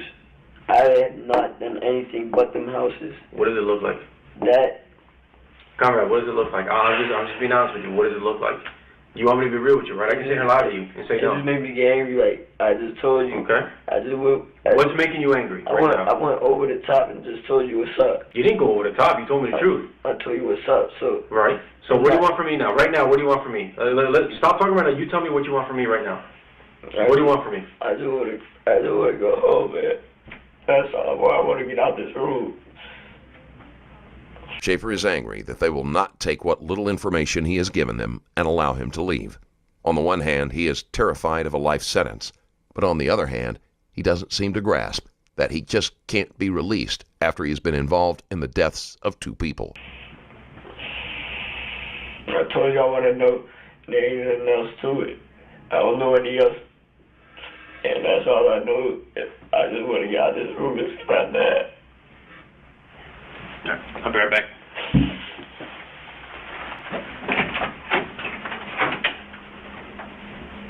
Tell him that we want him to tell us the truth. Comrade, you wanted to see your dad.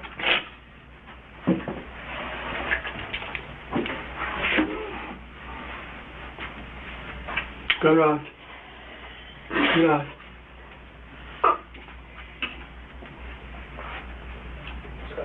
Fuck.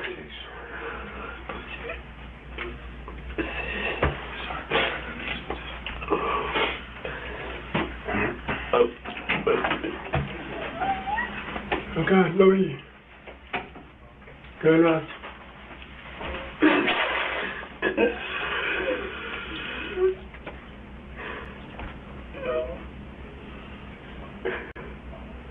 Sorry. Johnny, okay. Johnny, all right. I'm sorry for everything. Oh, boy.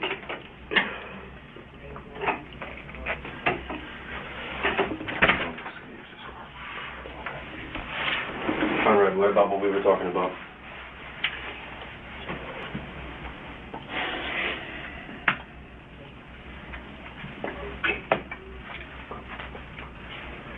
Schaefer's father, Lothar, has been brought in to try to get Schaefer to confess.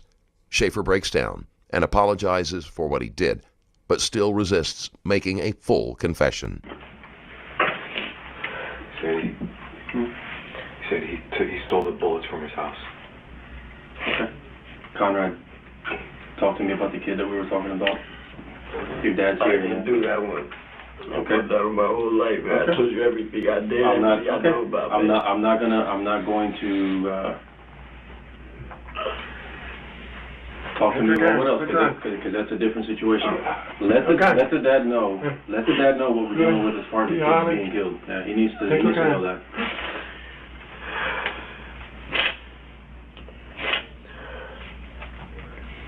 Comrade, it's okay if you didn't have anything to do with it, dude, but you need to talk to us about that. You need to let us know what's going on with that. That's very important, Conrad.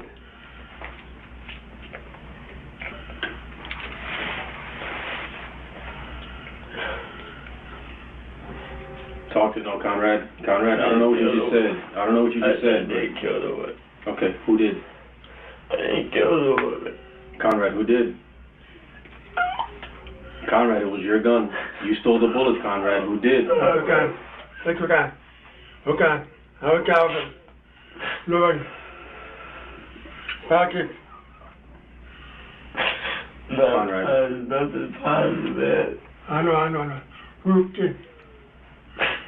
Bro, this nigga daddy is deaf. What the fuck? This nigga out this bitch killing people and your daddy deaf. Nigga, they in the interrogation room doing motherfucking sign language. Bro, I can't watch this shit. This shit don't make no goddamn sense. How the fuck? How the fuck is they ready to get anything out of this nigga? Bro, they got this nigga daddy in there the whole time. No way. No way. Nah, fuck that. We back. Nah, fuck that. No way. They got this nigga daddy in here with him the whole time. Come on.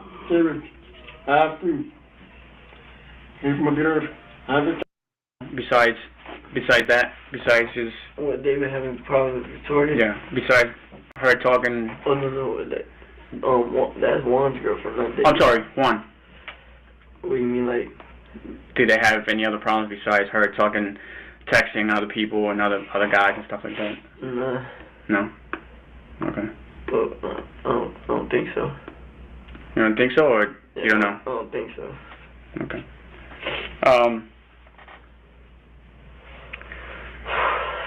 Tell me a little bit more about her friends, about Victoria's friends. Who did she really talk? Who did she talk to, or who did she text? Who did she text, or who did she talk to on Kick? That I don't know, cause she never has nobody come over. She, like, really, the only people that we know that she knows is this kid named Eric and the other kid named Goldo. Okay. That's the only two people that we actually know that she knows, that she brought over and showed us, like, in person. And then from there... Has she brought them to your house? To David's apartment. David's apartment? Yeah. And where's David's apartment again? In Reef Club. Reef Club? Yeah. So she has brought Eric and who else, you said? Eric and Gordo. Gordo? Yeah. Spanish guy? Yeah. Okay. And for what? No, because she was sleeping at their house, I guess. She was sleeping at their house? Yeah, and they came over there and wanted her, like, I don't know, she asked if she could stay there for a day, and she stayed there for a day, and then I guess, like, ask who to stay for? Ask who to stay for a day? First she asked Juan, but then Juan was like, I'm not the one that own the house, because she thought Juan owned the house. So she asked David if she could stay, and he said she could stay at night. And then after that night, I guess the girl, like, they started having feelings for each other, so he just said she could stay. Okay. Given the age of the others, there's a possibility that they have been involved in other crimes. The detectives are going to get as much information about them as possible. And Schaefer, now that he is talking, knows more about them than they may realize. What does Gordo look like? He looks like a little chubby face, kind of, and like his hair goes back in like a ponytail. He always wears it in a ponytail. What's his real name? I don't know. Everybody call him Gordo.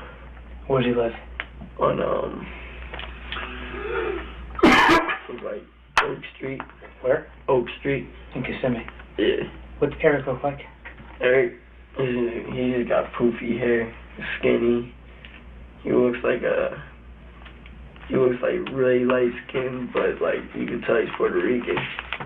Okay. And where's he live? He lives with Gordo. They're brothers. They're brothers? Mm-hmm. Blood brothers or? Blood brothers. Biological, same mom and dad kind of thing? Not like street brothers? Yeah, they live together. Alright. Okay. I'm sorry. Okay. So you said so you know they're brothers, blood brothers. Okay. Any other Eric you know? No. Okay. Tell me what you guys did. Tell me what you did. What was it? Wednesday night. What day was that? Last week, Wednesday night. Like the day before 4th of July. The day before the 4th of July? Yeah. I was with... Just walk me through the day. Just tell me what you did. Wait, so that's July 3rd.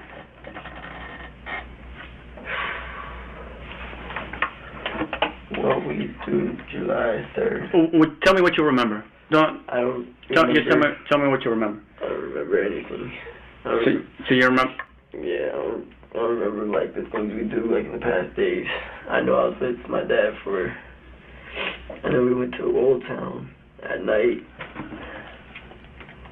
Yeah. Yeah, he said on July 4th we went to Old Town. And I'm not asking about, let's go back. I'm not asking about July 4th yet. I'm asking about July 3rd. What you did last Wednesday in the morning? Last Wednesday.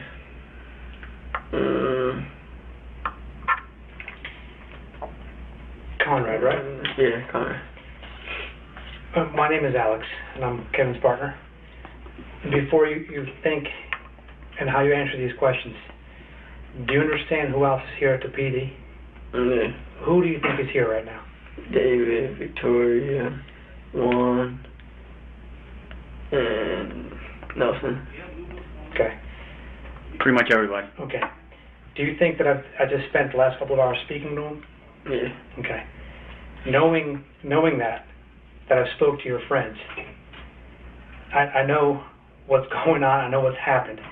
And when my partner here is asking me specific questions, Conrad, this is important, man.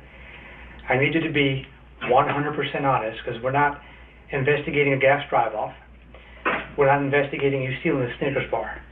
Okay, we're investigating some serious allegations here. Do you understand what I'm saying? Okay. How old are you? I'm 15. You're 15 years old. We know a lot more than you think we know. Do you see what I'm getting at? When this man's asking you what happened on the 3rd or the 4th, dude, I need you to be 100% honest. Well, the whole week before the 4th of July, I was with my dad the whole time. Okay, see, now I know that's not true. You want to know why not true? Because I have your friends here, Conrad. Do you see what I'm saying? Now, you may have been with your dad at one point or another, and I get that. But not the whole night on the 3rd going to the 4th. And I know this because I have your friends with me. I'm telling you this. What they said there. Well, here's the thing. Me and my dad even popped fireworks off when it switched from July 3rd to 4th. Which I believe. What else did you do on the night of the 3rd? That's it. What else you think I did? Well, I know there's more things because I've spoken to David, I've spoken to Victoria, I've spoken to Ariana, the chick, whatever you guys, I've spoken to all your friends, and their story is completely different than your story. And I need you to come forward with this information, with this story here, because I got pieces of them, each of these individuals, in your story, nothing close to what you're telling me right now. Nothing. So what they say. Again, you're trying to interview me, you're trying to fix your information. It's about you telling me what's going on. Because here's the deal, Conrad, okay? I know you were involved in something pretty serious in Poinciana. Okay? I'm tired. We've been at it for a long time. We have families too, and you're a key, man. You're a key. We need to figure out what happened down there, your version of the story. Because right now, you're being blamed. Point blank. You know exactly what I'm talking about. What they blaming me? You know exactly what I'm talking about, so I need your side of the information. Schaefer clumsily tries to fish for information, so he doesn't say anything that they might not have already heard from his friends. The detective is used to this tactic and gives him nothing.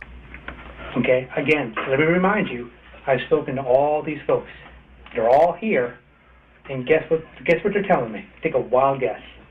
Well, I see 2 detectives and a translator in here. Conrad, man, you gotta realize, listen to me. I did. Conrad. Did what? Hold on, did what? Alright, well, I'm just gonna say this, seeing how I don't care about my life anymore. David shot his kid in the face. Okay, tell me about that specific incident. Well, we drove in the car and David went inside and shot the guy in the face. Okay, who's we? It was me, Juan, but me and Juan wasn't with him. We just dropped him off. We dropped him and Victoria off. Where'd you drop Juan and Victoria? No, we dropped David and Victoria off. Where? At somebody's house. They said we have a mission and we're going to get money. We need your car and your gun. So. And what's this we stuff? Huh? Who's we? That's what David was telling me. That we need your car, we need your gun, if you want to make money. Because he didn't have his rent money, so he was doing stupid stuff to make money. And once we got back to the apartment, me and Juan asked him, why did we hear a loud bang? And he told us that he shot the kid in the face because he didn't have all the money. Hold on a minute. Give me that from the beginning here. What kid are you talking about? Who got shot in the face? Some kid named Eric or something like that. What's he look like? I don't know.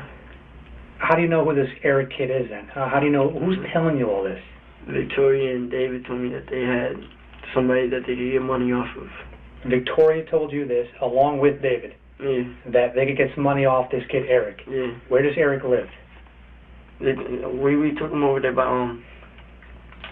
like when you pass the library, when you coming from Pleasant Hill, right? You make a right and you go and pass the library, right? And once you pass the library at the end, I think it's Koa. That's Koa, right? Mm-hmm. And you make a right on Koa. Mm-hmm. And you go down and you make an all right. And it was one of those streets down there. Who was with you? Me, David, and Juan, and Victoria. All four of you were there. Yeah, but me. Hold on. All four of you are in what car? On my dad's car. What kind of car does your dad drive? A Buick. A Buick. What color is the Buick? Silver. Is it an SUV? Is it a car? It's SUV. SUV. So the four of you are driving in this SUV, Buick, in Poinciana. Who's driving the vehicle? David. David. Where are you sitting? I'm sitting in the back.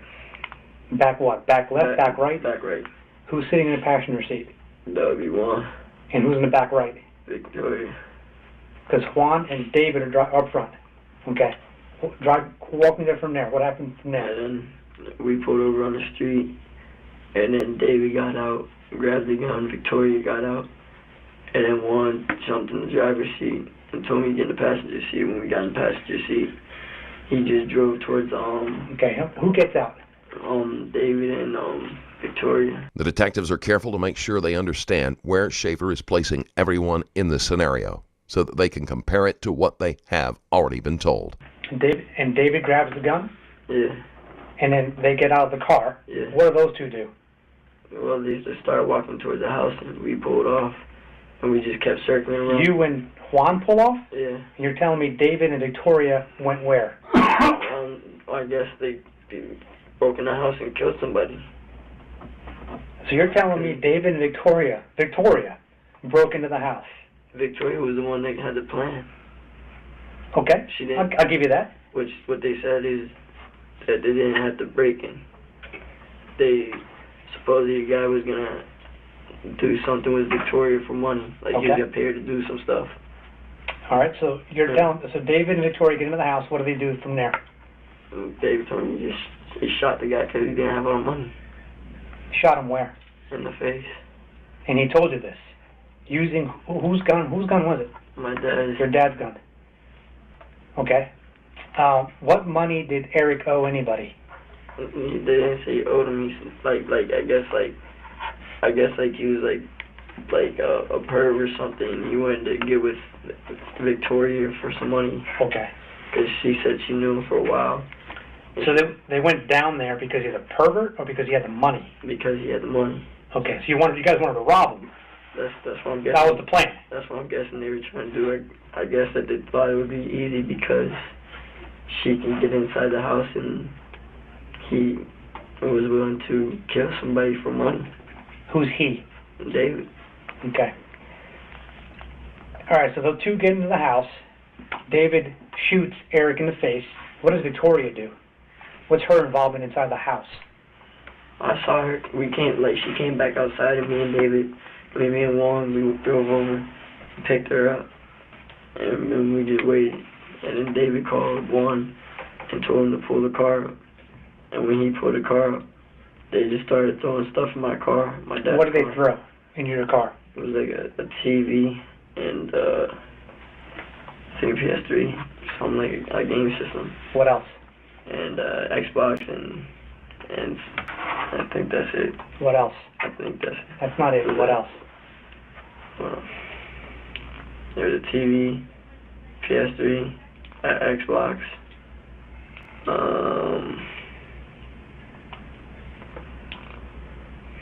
Come on, Conrad. And they got cash from him too. What else? And his phone. What else? And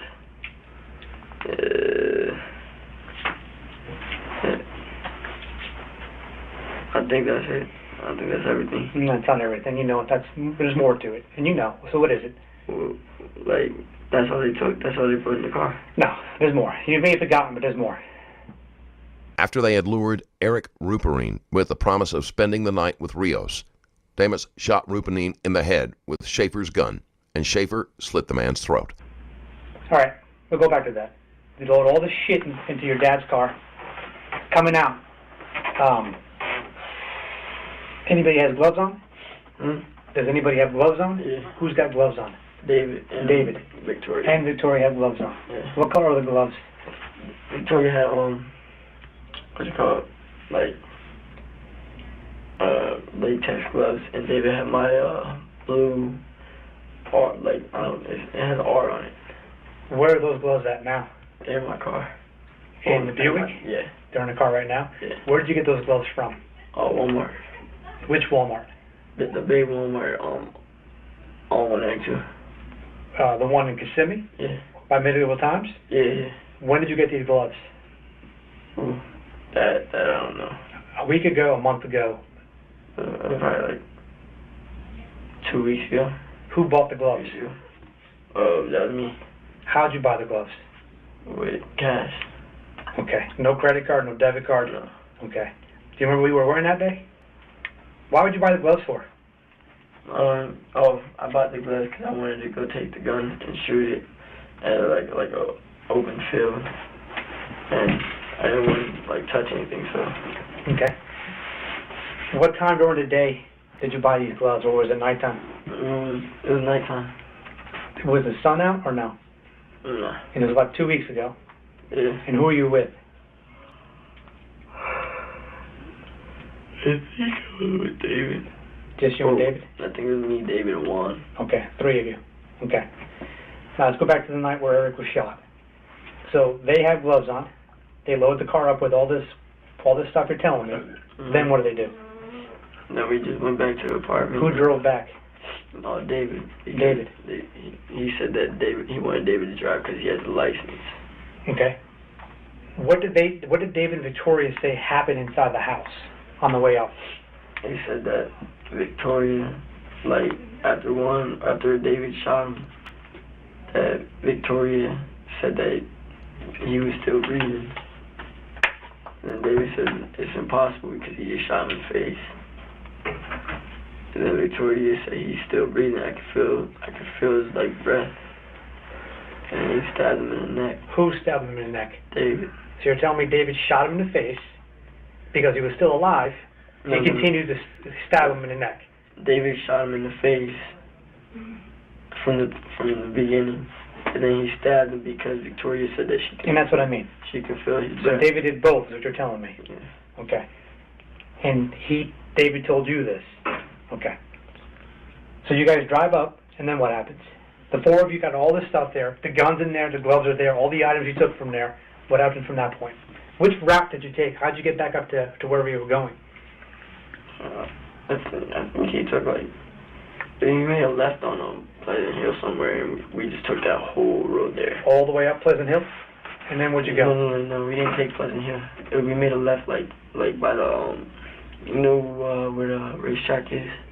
Point Santa Boulevard? Right by where the police station is. So you made a left of the light? Yeah. So you went up Point Santa Boulevard? Yeah. And then drive me through. Went all the way down Point Santa Boulevard. Then all the where? way down to 192 and made a right. Then what'd you do? From 192, where'd you go? Went to David's apartment.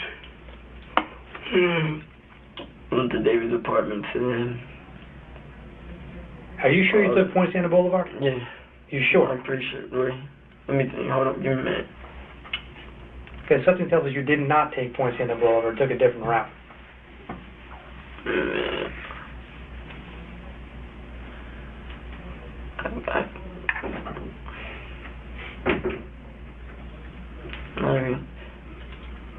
I'm pretty sure. Okay. I'm not. Oh, actually, I'm not. We'll even come back sure to that. I'm not sure. So you take 192, you make a right, all the way down to where? All the way down to Reef Club. I don't know where Reef Club is. Thacker. So you're at Thacker and Vine. Make a Thacker. Left on Thacker. Okay. On 192. Yeah. Okay. You make a left, and then what do you do? Like medieval times. And this is all in the dad's Buick. Yeah. Okay. We make a left, and we went down. And once you get to the light, the next light on Thacker, make a right. All right. And that's Reef Club right there. Okay. That's where we went in. So you guys get into the parking lot. Yeah. What do you do then? We just took everything upstairs and. Who helped?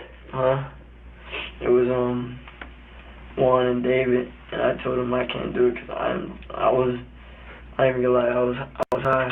And High on what? weed, and I was tired, so I went upstairs and laid down. My stomach was hurting, and they brought everything upstairs and tested and stuff. Who's they? David and Juan. Who took the TV out of the truck?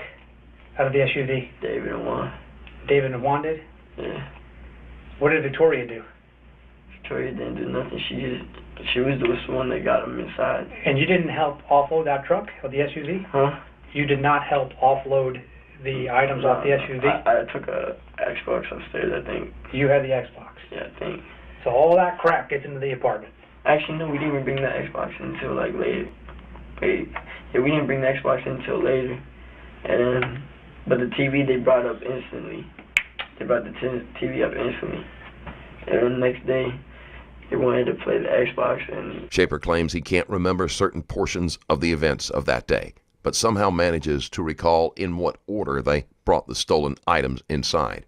He easily goes into detail about anything that he doesn't think will incriminate him while trying to avoid answering uncomfortable questions for as long as possible. So I went to, me and my dad went to GameStop, and my dad thought that we had just bought the Xbox and the TV. Of course. And so he went and rented a Redbox game. And it was just your dad or both of you? It was both of us. Which GameStop? Not GameStop. We went to a Redbox. I'm sorry. Which Redbox? The one at the big Walmart. On the left side and the right side. We went to both of them. And what'd you get out of the Redbox? On the left one, we got 2 movies. We got 2 movies from this one over here. Then we went over to the other one and got a game, Gears of War Judgment Day. How come you didn't go to the same box to get everything? Because I wanted to go check the other one, because this one only had like 5, 6 different games. I got you. So I'm going to check the other one for more games. And this is the day after, on the 4th of July? Yeah. Okay. Who paid for that? My dad. So your dad's credit card is going to be on the red boxes at Walmart. Yeah. Now, what time did you guys do this at?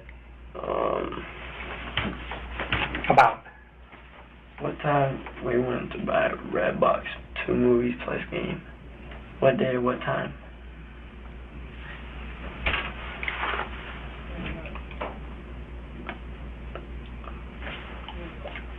You know what day is it right now? Say again? So what day is it right now? What's today? Yeah. Shit. Tuesday? Monday. Monday? Monday.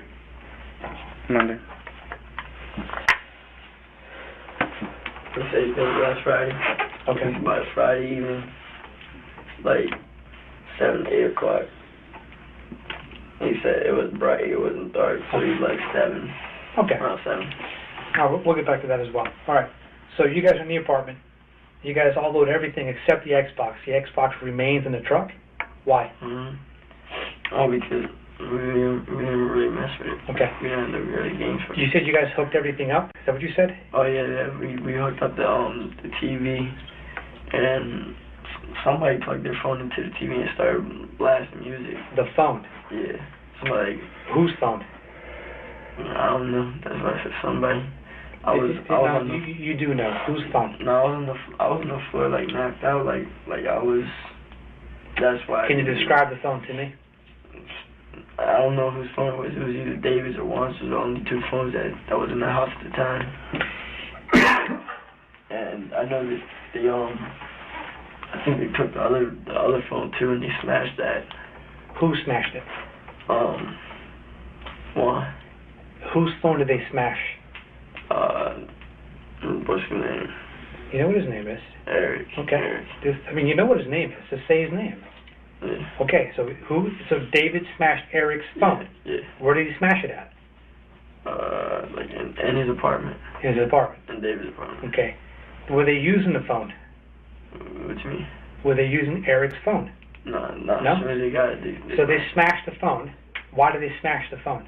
I guess because Victoria was texting him or something, like that's what I said, like Victoria was, he invited Victoria over to, I guess, out of my mind, I'm guessing that they were going to have sex, and he was going to pay her to have sex. Okay.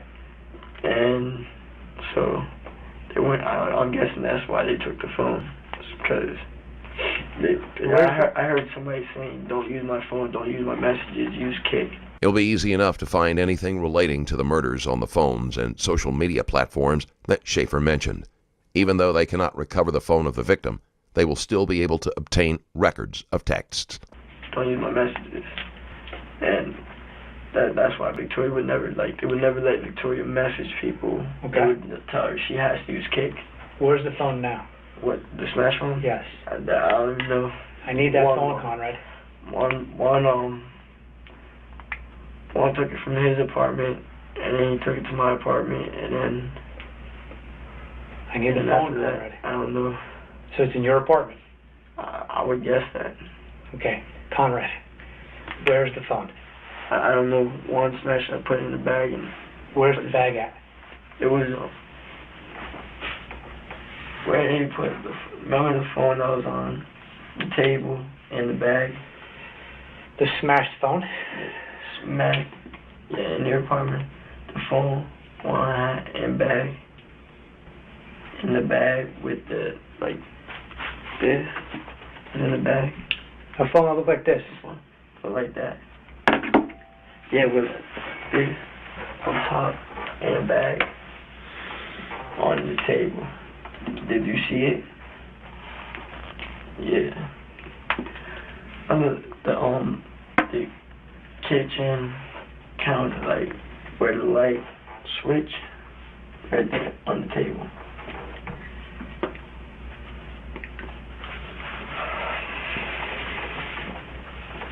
Wait, let me think what happened. When I think all of us went to your apartment, we all went to your apartment, and we started playing games. We were playing games. When we bought the game, it was the next day, the next morning. And then one brought the phone. It was on the table.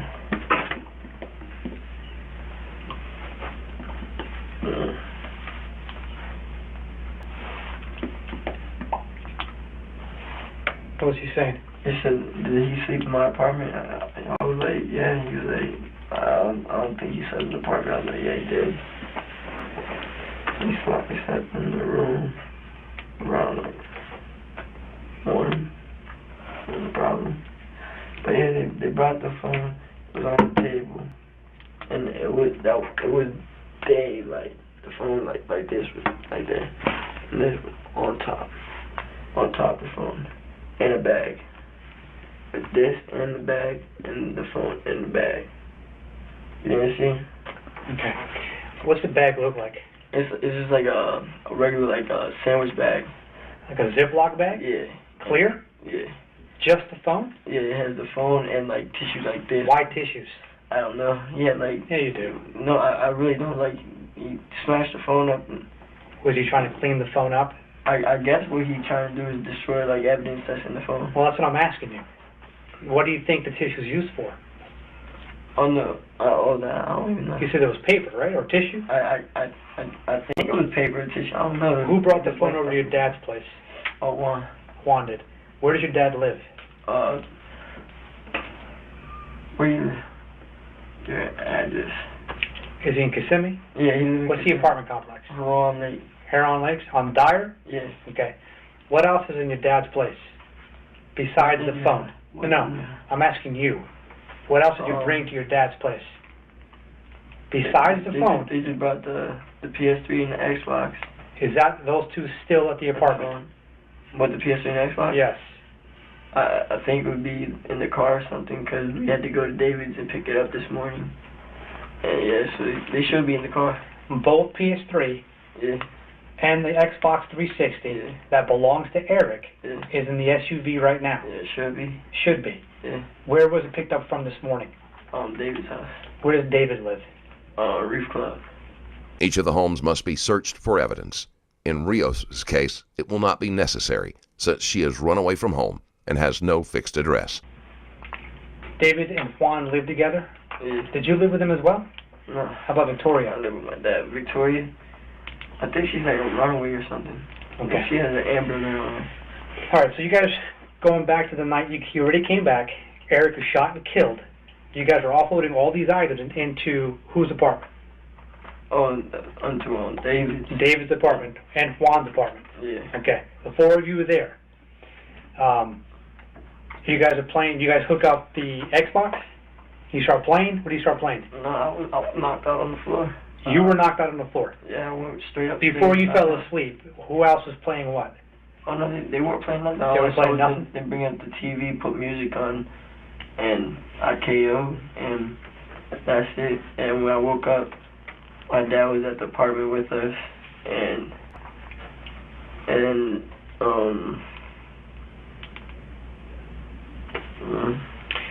where's the TV at now? David said he asked somebody to pick it up and he sold it. So he already sold it. But he didn't tell me that because I don't really ask him stuff like that because he just gave. I need that TV, Conrad. I need all of it. Yeah, no. I need the TV. I need the Xbox. I need the PS3. Everything you took from that man's house, I need like right now. Do you understand that? The PS3 and Xbox I can get you that like right now, but TV I don't know who has that. Because I know David sold that. David and Juan sold that to somebody when me and my dad were. Who's that somebody? I don't know. Me and my dad, we were at my apartment. And you know who that somebody is, Conrad? I need that name. I put on my life. I don't know that somebody. I put on my life because I don't ask them like who they sold it to. Cause why would I ask them? Am I trying to be a cop or something? Like I don't want them thinking that. I don't want them thinking that I'm from. Like I'm already saying all this stuff. Why did David say he shot this kid? Because we asked him. We asked him what was that loud bang. He said he had to shoot the kid. You heard the bang? Oh, we heard it. Yeah. You and who? Me and Juan. We heard it. Were you on the street when this happened, or where were you? We was in the car. No, I understand that, but where was the car parked?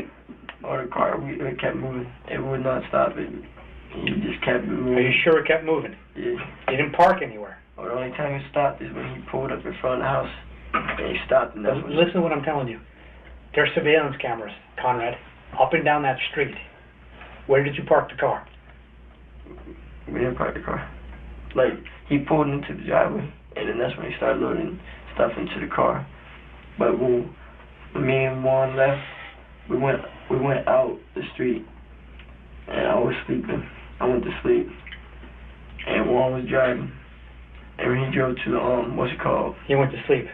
Uh-huh. Some kid got shot in the face, and you went to sleep? Oh, no, we didn't hear the bang yet. Okay. This was after. Sorry for the confusion. I'm sorry. Go ahead, continue. Me and Juan, he said that he went black, so I gave him $2, and we drove to what's it called? What does you went black mean? He said he wanted to buy a black mount. Oh, I'm sorry. And so I gave him $2, and he went to the store. What's it called? It's the food spot. You went to the food spot. You went in there and bought a black. Okay, this is important.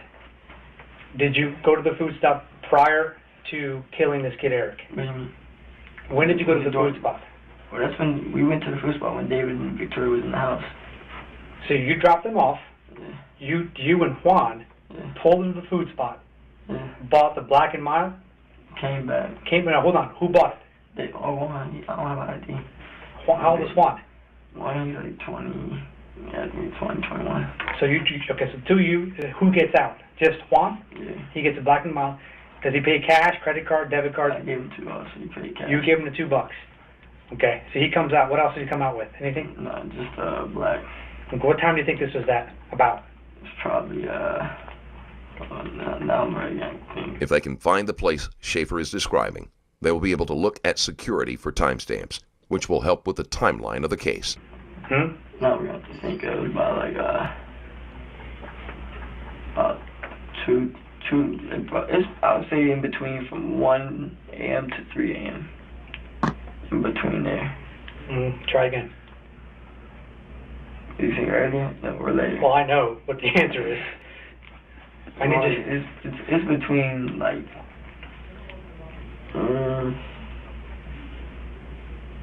it's about like 12:30, I think. I'm not sure. Okay. All I know is when we went to there, when we came back. I don't understand. You guys drop these two off, and you guys go to a convenience store to pick up Black and Mild, knowing about to rob this kid? Yeah, I know that. Does that make any sense? I didn't know we was robbing them. Wait, hold on. Yeah, you did. No. They didn't tell me what happened. He said he needed to get in the car, that he was gonna give me money, and that he was gonna go give me money. So I didn't even ask questions. I let them go. Juan knew what they were doing. And that's also why they had another argument, Juan and David. David called him because David called us while we was on. Actually, no, wait. He kicked? No. I think somebody either messaged or called Juan and told him like to come back, like that you found. And we heard the shot, like, cause we wasn't too far down the road, and we heard the shot. We heard a bow. So we was hoping, we was like thinking like, please don't let it be what we think it is. And then, so when he pulls up, David starts arguing with Juan while David's putting the TV in the car. When they getting everything in the car, they get in the car. What are they fighting about? When we started leaving, they was arguing about, because they was calling Juan a dumbass because he said, why would you go to the convenience store, like the food spot? Like, he said, you're supposed to be the getaway driver. What if like something would have happened? And Juan's driving? Yeah. So when I ask Juan that question, he's going to tell me that? Yeah, I guess. To be honest, that's a pretty I doubt they're going to tell you. Stupid move. That's a pretty bad job for a getaway driver. Yeah, no. You ask me. That's just me personally. I mean, I'm not, I don't know. I didn't care. I was getting paid for doing literally nothing. How much you getting paid? I was supposed to get $150 from the cut from Eric's money about the rob. Yeah, I guess. Which you knew about.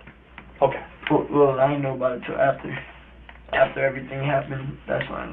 Okay. Because that's when he started getting loud in the car, screaming at Juan like, I just shot this kid in the face. What if the police would have showed up? How would I would have got away? And that's what he just kept lying about, like, everything. And he just got loud. And David and Juan, they just kept arguing. And when we got back to our apartment, they said it was done and over with, that it was fine, that nothing happened. Okay. And that's part of the truth. And I believe some of the story here, but what I don't believe is that you were actually not in the house when it happened, Conrad. The reason why I say this is because your own friends are telling me something completely different than you're telling me. They're telling me that you were in the house. That's what they're telling me. So I need to find out exactly what your role was, because I don't think you were in the car. I think you were actually in the house when somebody else pulled the trigger. Now, was it you that pulled the trigger? Who's the one that pulled the trigger? David. David, and how do you know this? Because I witnessed it. Okay. Now we're getting somewhere. It hurts my stomach just to talk. All right, Conrad. You saw David pull the trigger. I'm not putting words in your mouth. I need you to tell me this. Okay. What happened after that?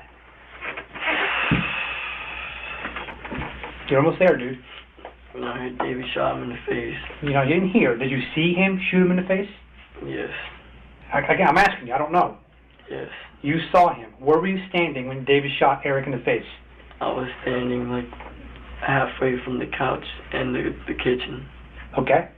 What happened after that? I started freaking out, and he told me to help him carry the TV, and I told him... Wait. Stop. What else happened immediately after David shoots this kid in the face? What happens to Eric, Conrad? Well, he told me to get the money. Okay. I got the money. How'd you get the money? Where was it? It was just sitting in his hand. He had money in his hand when you guys walked in. Well, because look, he was gonna pay Victoria.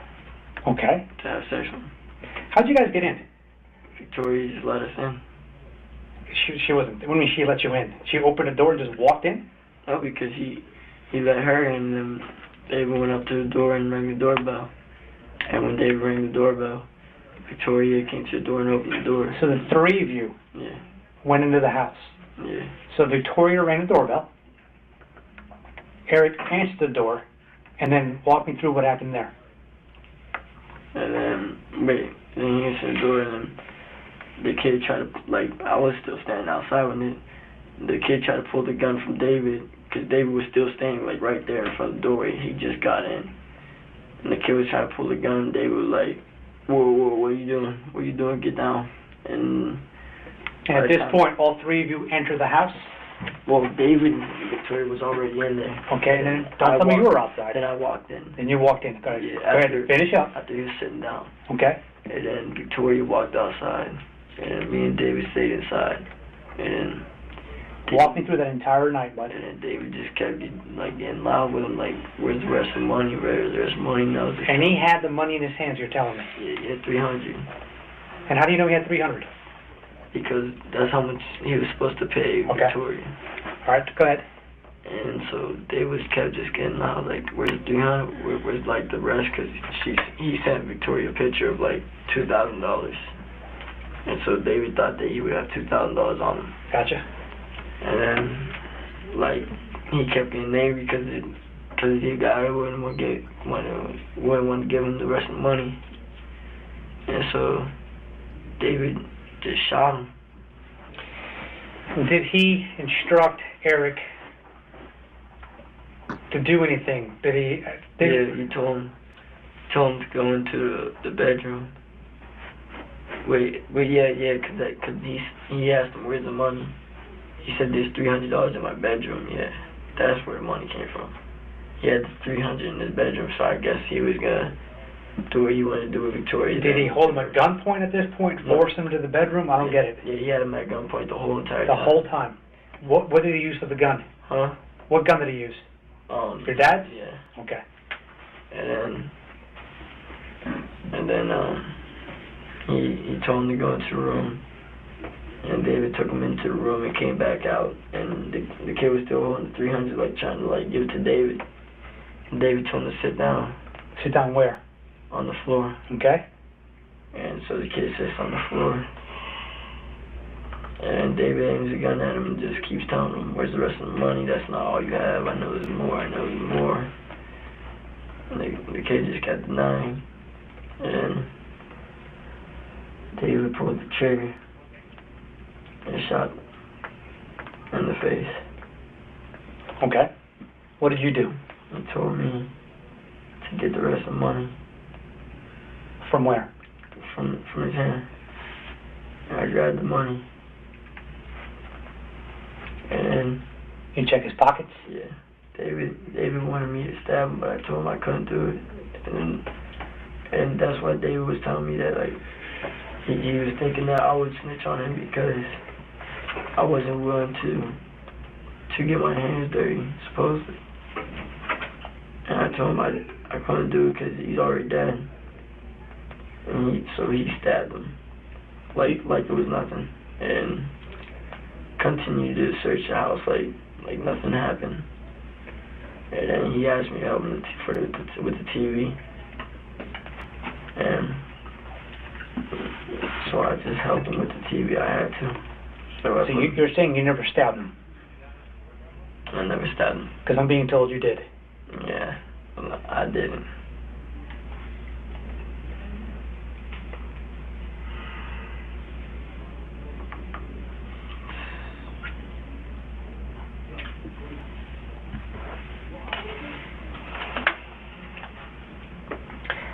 Okay. So you think the phone is your dad's place. You don't know where the TV is. And both PS3 and Xboxes are in the truck. Yeah. What else was taken from the house? David was mad because Victoria was supposed to grab a bag. A bag of what? There's another bag. He said he filled the bag up with something. I think he said he filled the bag with jewelry. Jewelry as well? Yeah. From the house? Yeah. And he said that he told Victoria to go bring the bag to the car. and then he told me to help him carry the TV. But what else was taken? Did you find anything on him, on Eric, in his pockets, on him at all? His car keys. His car keys. Where's his car keys at? Tossed them out the window. Where? About. I need to find those car keys, Conrad. I'll probably run the what's it called? What's that road? By the library. Where's the library at? The library that's on. Channel? Yeah, that's before Cola. That's on the way to Cola. Double Plum. So it's somewhere on. Did you toss it, or who tossed it? I did. Where were you sitting? At this point, I was in the back left. Back left, driver's side. Yeah. You opened the window up. You chucked it. How'd you chuck it? Yeah, I threw it. Just the keys? Yeah. It was just the keys. On San Remo? Not San Remo. Look, you're coming from Kissimmee to Poinciana, right? You're riding down Pleasant Hill. And once you get all the way down there, you could go straight, where that just leads you farther down to the point. You can make a right, and that'll take you past the library, towards Koa. Make a right on Koa? No, I'm describing like the view. And if you make a left, that would take you towards. Would it be easier if I got a map? Huh? Can I? Yeah. If you have a map, I can show you. I need a map of Poinciana. Koa. Huh?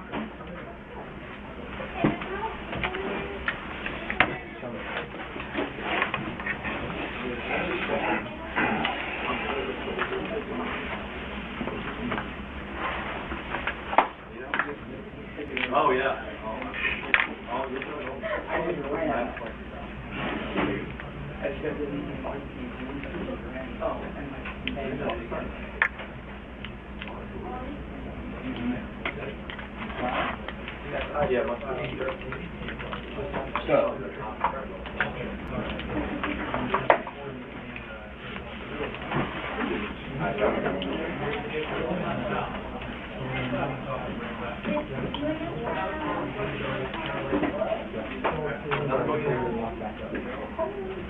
But it doesn't need to be cleared. I don't know what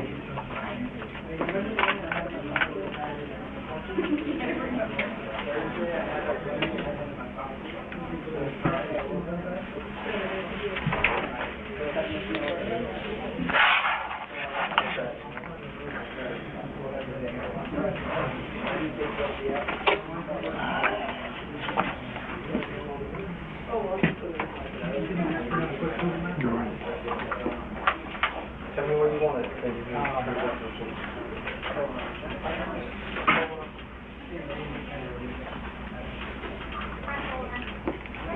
What am I telling you? The detective has gone to get a map. The keys are important enough to search for, but they are going to need to get specific details about the exact location, or they may never be recovered because of their size.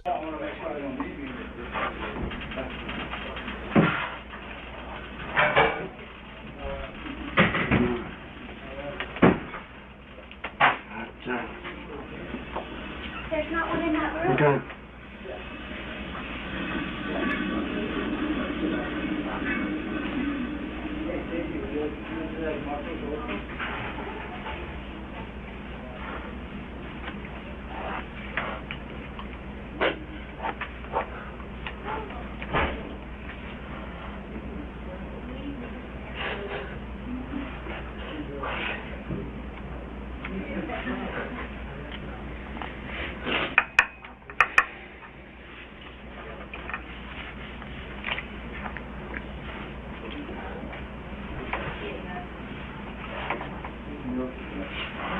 Conrad, check this out. This is San Remo, right? No, that's not San Remo. It's not even. No. Listen. This is San Remo. There's Double Plum, right? There's Koa. Alright, San Remo and Koa somehow get connected here, right? Yeah. Alright. This is Cypress Parkway. And right here is probably the gas station, and behind there the food spot, right? Yeah. Where were you driving? Where would you say will you say that you threw the keys? This is going on towards the Koa, right? Yeah, this is going towards Koa. There's Koa. There's a library right here. Oh, that's the library? There's a library, there's a post office. There's San Remo right There's a there. post office right here. Yeah. Where did you throw so it? Look, so we came from here, went down. You took a right? We made a left, actually. A left? On Lower Plum? Yeah, then I think I threw it about like right around. There's library, there's a post office. And I think it was like right around up here towards like before the intersection of before the light. I think it was towards like the entrance of the Publix. Publix, yeah. So it was right here, somewhere around here. Yeah. Publix. Okay. Oh, you already got it. Alright, even better. Okay. I don't know when to use it or not. It's up to you, bro. Alright. Cypress Parkway. Alright. Marigold. There's Dover Plum. There's Coa. San Remo's right here. There's San Remo, right? Yeah. And there's Coa. There's a library right here. There's a post office right here. There's Publix right here. Right? Yeah. Okay. I threw it like right around here. By the entrance, yeah. the Publix. Yeah. But on that side, because you were coming down, right? Yeah. So on the opposite side of the entrance. I'm on the left side. I threw it on the Publix side. Yeah. So you threw it on the Publix side. So you think you threw it by the grass, by the grassy area, or the entrance? Like a little bit like right next to the entrance. Okay. So you're coming down. Okay, so you're coming down, you're on the driver's side, and you throw it. So it's by the Publix entrance. Yeah. Kinda. Okay.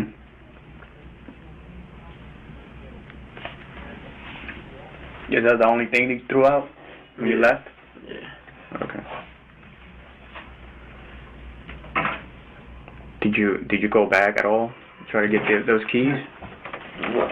Why'd you throw him out there? Because I wasn't gonna take his car. Because David wanted me to drive off with his car. Were you guys planning on taking his car? That's what he wanted to do, but I didn't want to do that because. Who wanted you to do that? David wanted me to take the car and take it to a chop shop or something. It sounds as if Damus was using Schaefer to commit crimes that would earn a lighter sentence if done by a minor. This may be why he and the others befriended Schaefer in the first place. I guess he wanted to sell it because the guy inside was telling David about, he just got his car today, he just bought his car and everything. Who was saying this? Eric. Okay. He was saying that he just bought his car, and that's the reason why he didn't have all that money? Mm-hmm. Okay. When you threw the key, where you guys go after that? When you guys threw the key? To Reef Club. So that's when you guys went to. Did you guys stop anywhere before that? No, we went straight back to Reef Club. Straight back to Reef Club. Okay. So the key should still be there. Yeah. Okay. Okay. Where's the IDs and the rest of the stuff you guys took? All that should be in the apartment at Reef Club. Okay. And that's David's apartment? Yeah, actually, yeah, because, Juan gave us a bunch of stuff. What stuff? Because one night Ariana came back to the apartment, and she was supposed to pay, like, a certain amount of money for rent. And so she didn't have her rent paid off, and she left. She was supposed to be going back to Virginia, right? And she come back the next day. It's been 2 weeks past, and she still hasn't paid, and she left. She just bailed out. And she tried to come back the next night, asking if she could stay there because she has nowhere to stay and everything. Okay. So the rest of the stuff besides that, the keys, the IDs and stuff. I'm getting to that. Okay. And then she told Juan that if he doesn't she's not gonna let her stay there. That she's gonna go back home and tell her dad that where she's been staying because she's supposed to be on an Amber Alert or something. And she said that she would tell her dad where she's been staying and what he does and everything, like what he sells and everything, what he does. And so. Who's saying this? Adriana. Okay. And so they got scared and they told me and David and somebody else, one of David's friends, to take all the stuff back to my apartment. Yeah, I told him I didn't want to bring it inside. So I told him to leave the Xbox and everything in the car. And so we left it all in the car, went inside. We were supposed to go back and pick my dad up, but I fell asleep. And my he went to sleep over there. He fell asleep in their bed, in the guest room. And, well, can you remember where I was just at? I forgot where I was. You went to sleep in the bedroom? My dad went to sleep in the bedroom, and I went to sleep at home. And the reason he told us to hide all that stuff is because he thought that she would call the cops, and the cops would go to the apartment and search his apartment. Schaefer was also being used to hide most of the things they stole from Rupernine's home. Schaefer allowed his friends to place him in the worst possible position, and it doesn't seem as if he realizes that. And he gave us everything, and then he took the wallet. He said that he was going to throw it or burn it or something. Who took the wallet? Juan. And whose wallet? Like that. It was, well, actually it wasn't a wallet. It was a bag. It was a big bag with like a wallet in it, IDs. Who did it belong to? It belonged to, I guess, like Eric or something. Eric's parents. Yeah, I think it was his parents. And that's it. Where's that at? What, the wallet? If it's not at Reef Club, if it's not at Reef Club, at David's, and nor is it, if it's not at my apartment, then I don't know. It might be. So you still have items in your apartment? No, not in my apartment. It's in the car. Cause we just this morning we moved everything from David's to my, well, not to my apartment, but we took everything out of the David's and put it in the car and brought it back to my crib and just left it in the car because he said that he was gonna sell it. And so I just told him, do what you want to do you. Here, real quick, I had deputies going down to your description where you threw those keys. You were behind the driver? Yeah. And you opened up your window, and you threw it across the street into a grass area before Publix. For sure? For sure. Okay. It was a big set of keys? Just one key? A couple of keys? Just one key? Yeah. Did it have just the key in the ring or a key? Yeah, the key in the ring. With the lock thing. Okay, so key, an alarm, and a ring. You say it was on the entrance side? On the entrance side of Publix. Yeah.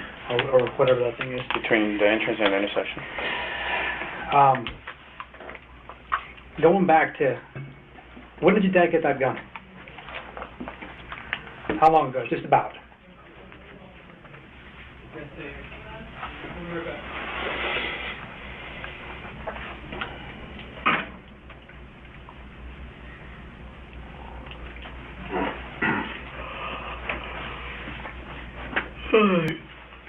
Like 25th, June 26th. Okay. Were you or anybody else ever in St. Cloud with that rifle? With the rifle? Yeah. And David was, because some girl owed him money. Okay. Tell me about that. Alright, some girl owed him money and As long as the questions aren't directly about anything Schaefer has done himself, his answers flow freely. And Cotton. Where in St. Cloud? I don't know exactly, but when he came back to check because he checked the news, he wanted to check the news, of her house getting shot up. Okay. Because he was telling us hopefully she got hit because her mom supposedly stole a whole bunch of weed from him or something. So who shot up her house? David. And how do you know David shot her house up? Because he came back so happy because he shot the girl's house that stole so much money, like money worth of weed from him. Who is this girl? What's her name? I don't know the name. It wasn't his girlfriend. It was just a girl that. A girl. Yeah, he said they stole it from him like a while back. Where does she live? She lived in St. Cloud. I don't know, but where in St. Cloud? She lived on like the corner. Her house is on the corner house, and I don't know exactly where because he was the one driving the whole way there. Who was with him? Yeah.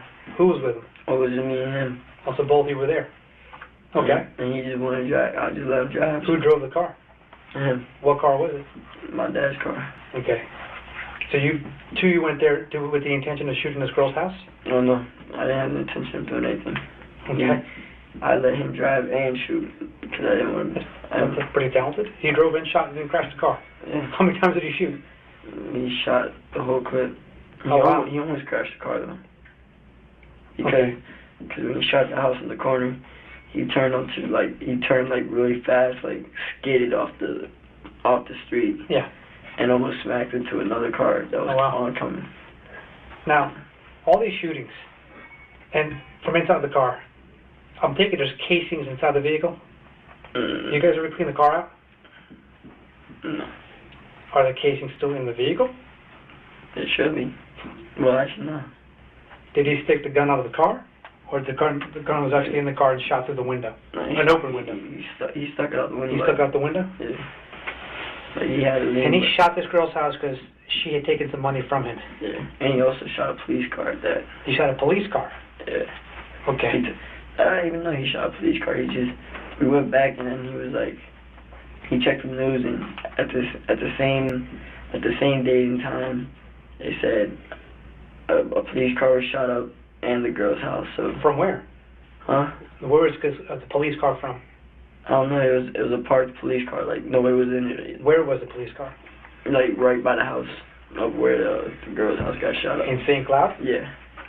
Was it a black car, a white car, a brown car? White. White? I only saw a white cop car, but I don't know how he shot it because I don't remember. Because I remember he just shot at like the house, and did he hit the car? He hit the car that was in front of that house, but it wasn't a cop car. Okay. So you think he missed the cop car? No, they said it was on the news that he hit the cop car. Okay. And it was on the news that the girl almost died. That she almost got shot. She almost got hit by a bullet.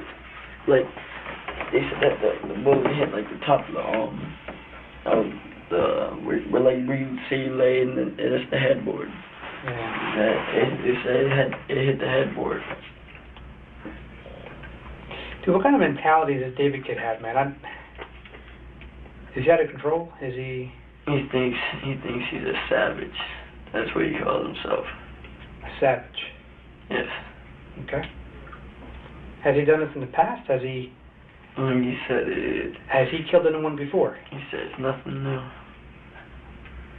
What has he ever admitted to you, as far as what he's done and who he's hurt? Nothing at all.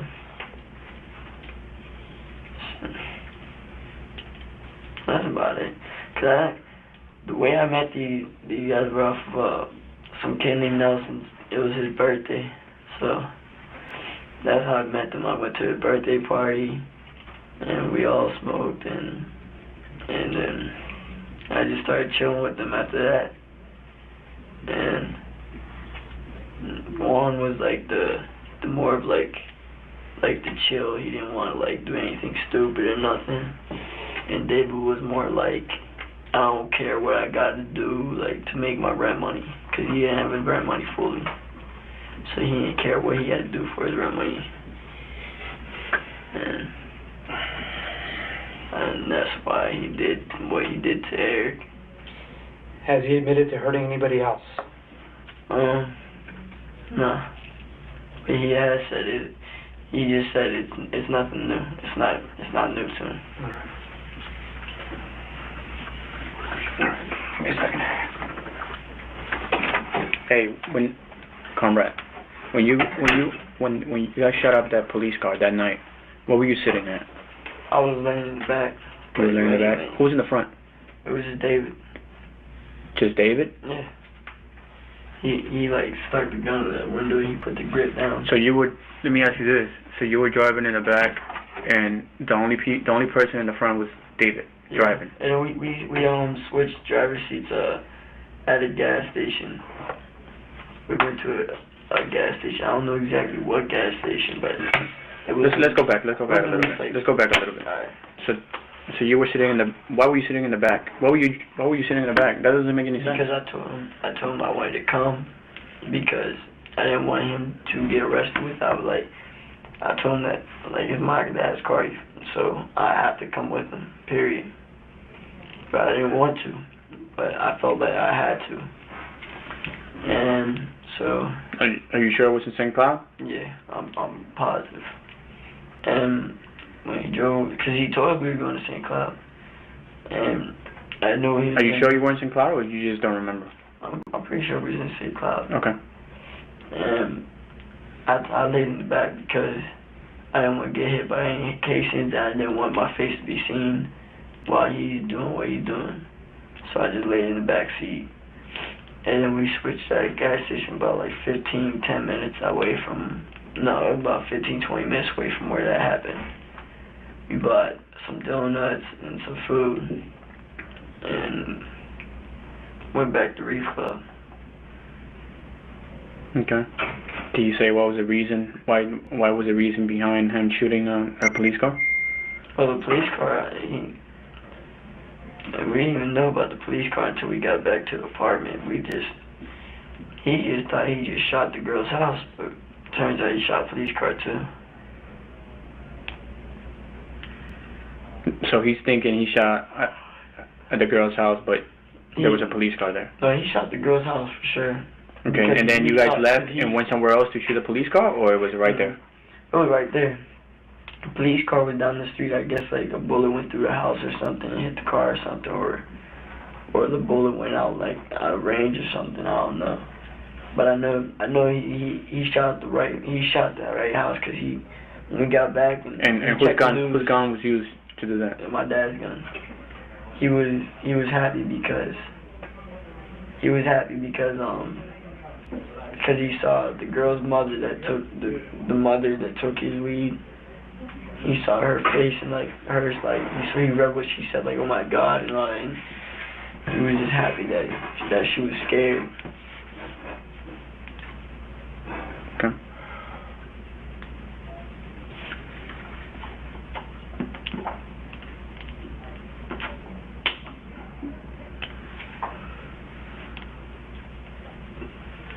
My stomach hurts and I feel like I'm gonna throw up.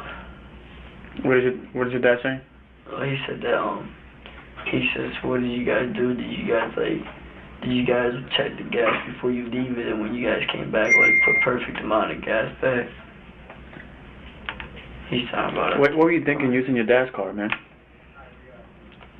I wasn't thinking at all. No, I just put my dad and me in this position. 3 years after the shootings, Conrad Schaefer was tried and sentenced for the deaths of David Guerrero and Eric Rupanine. He offered the families of the victims a half-hearted apology at his trial. Given his age at the time of the crime, Schaefer could have been sentenced to just 40 years. Instead, the judge gave him 2 consecutive life sentences, one for each charge of first-degree murder. Damn, slayed his ass. Absolutely not.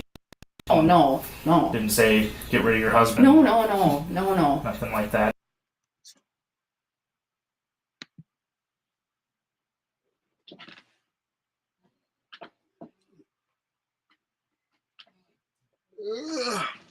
Bro, I won't sleep, bro. I was just resting my eyes, bro.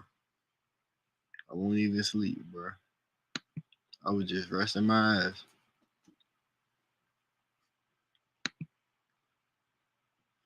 On my soul, nigga.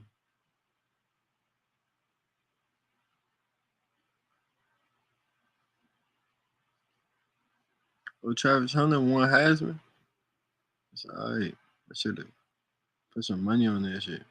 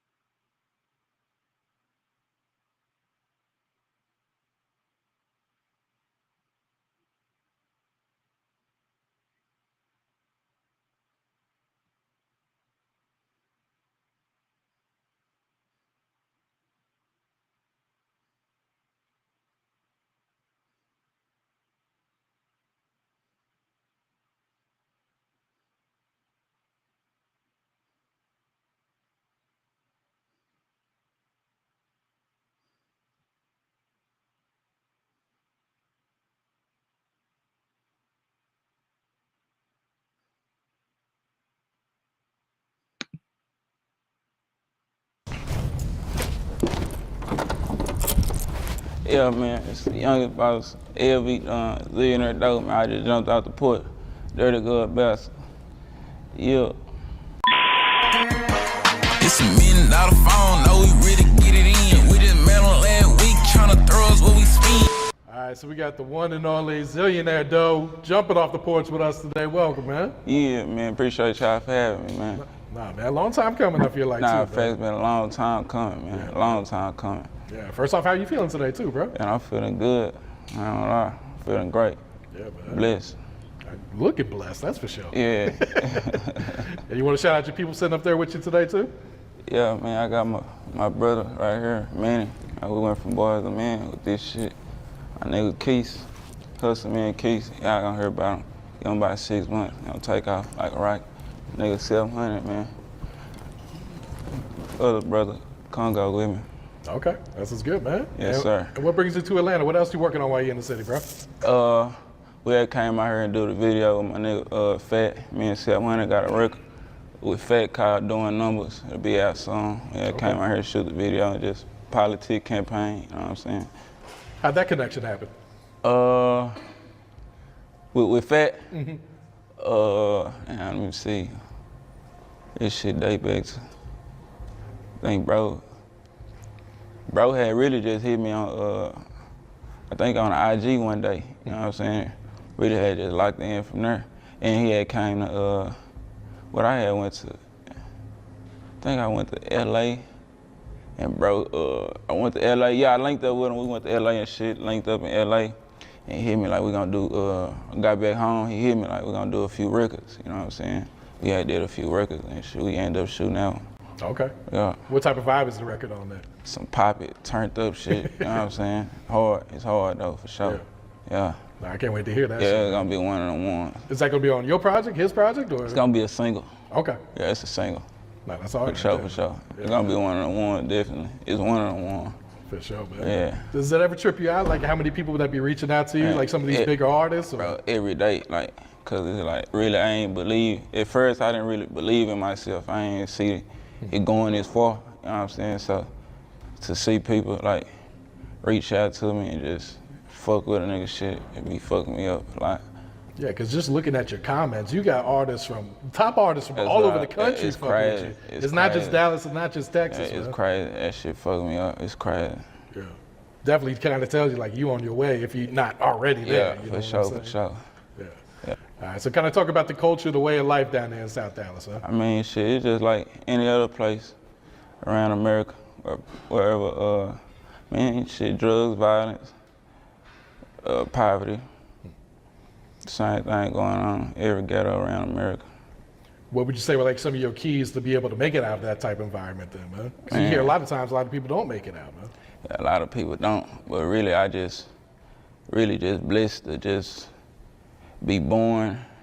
I'm kind of like, it's like, if you know my mama, you know my daddy, and my big brother, like, you put them three people together, like, you get me, you know what I'm saying? If you know them, you know. Yeah, kind of talk about that family life back at home growing up then, man. Yeah, man. So really, like, since a kid, like, I always been like, I'd say like spoiled, you know what I'm saying? My daddy, he was a hustler, my mom was a hustler, my big brother was a hustler, you know what I'm saying? So it's like, shit, I always just been like spoiled kind of in a way, but they always wanted the best for a nigga, like, they wanted me to go to school, play sports and shit, you know what I'm saying? But my mama ended up going to jail when I was about in 7th grade. And my life kind of like took a turn, I had another direction and shit. Since then, like, but I really be thinking like, damn, if that didn't happen, like, I probably wouldn't be the person I am today. Yeah. You know what I'm saying? It really, shit really how God's playing. Yeah, they say everything that you go through in life kind of makes you into the man, the person that you are today. For sure. Facts, yeah. And how'd you deal with that at the time, man? Like, man, 7th grade, mom's going away. At the time, so my mama, like with my mom, when I lived with my mama, like we lived far in the suburbs, real nice, kind of, you know what I'm saying, luxurious. And my mama, she went to jail when I was in 7th grade. It was like Christmas break. She had just bought me so many shoes, bro. Like, I'm talking about, I had got so much shit for Christmas, all type of shit. And she ended up, like, January, she ended up going to jail. But my mama usually, like, always go to jail. She burned out, you know what I'm saying? But this time, like, I thought it was just gonna be another, like, just like other times. She gonna bond out, come right back home, and she end up, shit, not getting out, you know what I'm saying? Like, time steady pass, she like, she'll be home. And look up, shit, 2-3 years later, like, she still in that motherfucker. I end up having to go stay with my daddy in South Dallas, you know what I'm saying? At the legendary Blue House, you know what I'm saying? And shit, it was like, I was living good with my mama, and I went to go live at the Blue House with my daddy. It was some whole different other shit, you know what I'm saying? Like, the house is like, my daddy really remodeled the house, like, as we living in that bitch, they remodeling that bitch, like shit. I kinda had to like adapt. And all I used to live in that bitch, I ain't used to wanna take a bath, cause like, how nasty the restroom, like, look, you know what I'm saying? Like, the restroom, like, down there, like, holes in the floor type shit, like, it just wasn't up to par, like, it wasn't fitting my standards, but I had to kinda like adapt to that shit. Like, it took me a minute, but, you know what I'm saying, once a nigga adapted to it, shit, it wasn't nothing, you know what I'm saying, but, yeah. What's the relationship like with your moms today? Me and my mom was super close, you know what I'm saying, like, shit. My mama, like, really my parents took so good care of me when I was young, you know what I'm saying? I be trying to, like, now that I got older, I would try to reciprocate, like, the same type of energy, try to spoil them, you know what I'm saying? Cause shit, that's what they deserve. Absolutely, man. I feel like that's every kid's, maybe not every kid, but it should be every son's dream. Yeah, go ahead and take care of mom and dad's, man, when that time comes. Yeah. It's got to be a great feeling too. It's a great feeling for sure. Yeah. For sure. So I'm my mama only child, so it's different. Yeah, that's a lot different then too. Yeah, I'm my only child. So she's got to be super proud of everything that you've been able to accomplish these last couple of years. She's super proud for sure. Yeah. So when would you say you jumped off the porch? Was it like when you moved back to South Dallas with your pops then, or were you already really? on the porch? Yeah, cause look, you gotta understand. Like when I was living with my mama, I was like in the 7th grade. You know what I'm saying? I'm probably about 12, 13 years old. You know what I'm saying? That's like nigga really jumped out the porch at about 15, 16. Like nigga really, I was still in sports and shit. You know what I'm saying? But like shit. Once you get to a certain age, it's like, they want to start getting his own bankroll, you know what I'm saying? So it's like, shit, I was a nigga doing all different type of little shit, you know what I'm saying, in the streets, just trying to get some money and shit. I was still playing sports, but at the time, I'm really like, looking at this like it's just something to do until I get where I'm trying to go, you know what I'm saying? But shit, that shit ended up not working and shit, and I had to just fall back on, you know, what it was. Yeah, because a lot of people dream of like going pro, whether NBA or NFL, but you start looking at the numbers, that shit unrealistic. Nah, facts. Yeah. And you were playing what, basketball and football at the time? No, I was just playing basketball. I think I started playing football like 6th, 7th grade. Okay. I basketball from there. Yeah. I saw you got to get on the Cowboys field recently. Yeah. What was that experience like, man? Man, it was really boom. So before we got in the game, it was me, my nigga 700, Trap, my nigga Keith. We had already bought the tickets and shit, you know what I'm saying? But once we get to the game, Trap he didn't have the tickets confirmed or something, so we struggling trying to get in the game. Oh, shit. You know what I'm saying? We paid our money, end up not even using the money, the tickets that we had paid for. And somehow we just finessed our way in the game. You know what I'm saying? We finessed our way in, shit. We got in that bitch, we just started mobbing, doing whatever we want to do. The game over with. By the time the game was over with, shit. See, before the game, we had bought some passes, like some on-the-field passes, like some passes you get on the field before the game. And you know what I'm saying? But by the time the game was over with, shit, they treating us so special. Shit, they just let us walk right on to the field. We ain't even had to use the pass, so really we had just wasted our money. You know what I'm saying? But yeah, that was live though, for sure. That shit was live. Yeah, I'm sure that was super dope though, man. Get on the field like that. Yeah, that shit was live. That shit was fun. Yeah. Yeah. So what would you say were like some other trials and tribulations you had to overcome in your life so far? Man, it's trial and tribulation niggas go through every day, you know what I'm saying? But shit, man, since I was 17, 18, since I say about 18 years. Well, before I even graduated, like niggas fighting, I've been fighting a whole bunch of cases, you know what I'm saying? But shit, by the grace of God, like all my cases got dismissed. You know, nigga fighting cases, that shit stop a nigga from, it's stressful just knowing that you gotta go report and shit, you know what I'm saying? But that shit stop a nigga from traveling and all type of shit kind of like it hinder a nigga. I done got that behind me now, like I've been traveling, going out the country, all type of shit, you know what I'm saying? But like shit, that shit kind of, I'm just glad that shit over with. Niggas sleep way better, like that shit kind of like stressful knowing you got cases, you gotta fight cases and shit, that shit annoying. Yeah, because you never know what the outcome's going to be, man. And then you don't never know the outcome. You know what I'm saying? You don't never know the outcome, you know? Shit. But really, like, the money talk. So when you got the money, you know, nigga know he got money. So it's like, I don't really be too worried, but at the same time, you still don't know how it could go, though. Yeah. You know what I'm saying? Yeah, you see that shit with Young Thug right now. Like, he's got the best lawyers in the game. You know what I'm saying? Still got to sit down for a couple years fighting this shit. Yeah. So when it comes to music, like how long you been rapping? How'd you get into this at first? Man, I've been around music my whole life, you know, since I was born. I was born into music shit, you know what I'm saying? But I never wanted to do music. Yeah, it was just so normal to me, like I was around it, like music was like nothing, you know what I'm saying? It wasn't until like, shit, my nigga had passed away. My nigga, long live my nigga Strap, my nigga had passed away. And 2 days before he passed, he was telling me like, you need to rap, you gonna go on, you gonna pop, you know what I'm saying?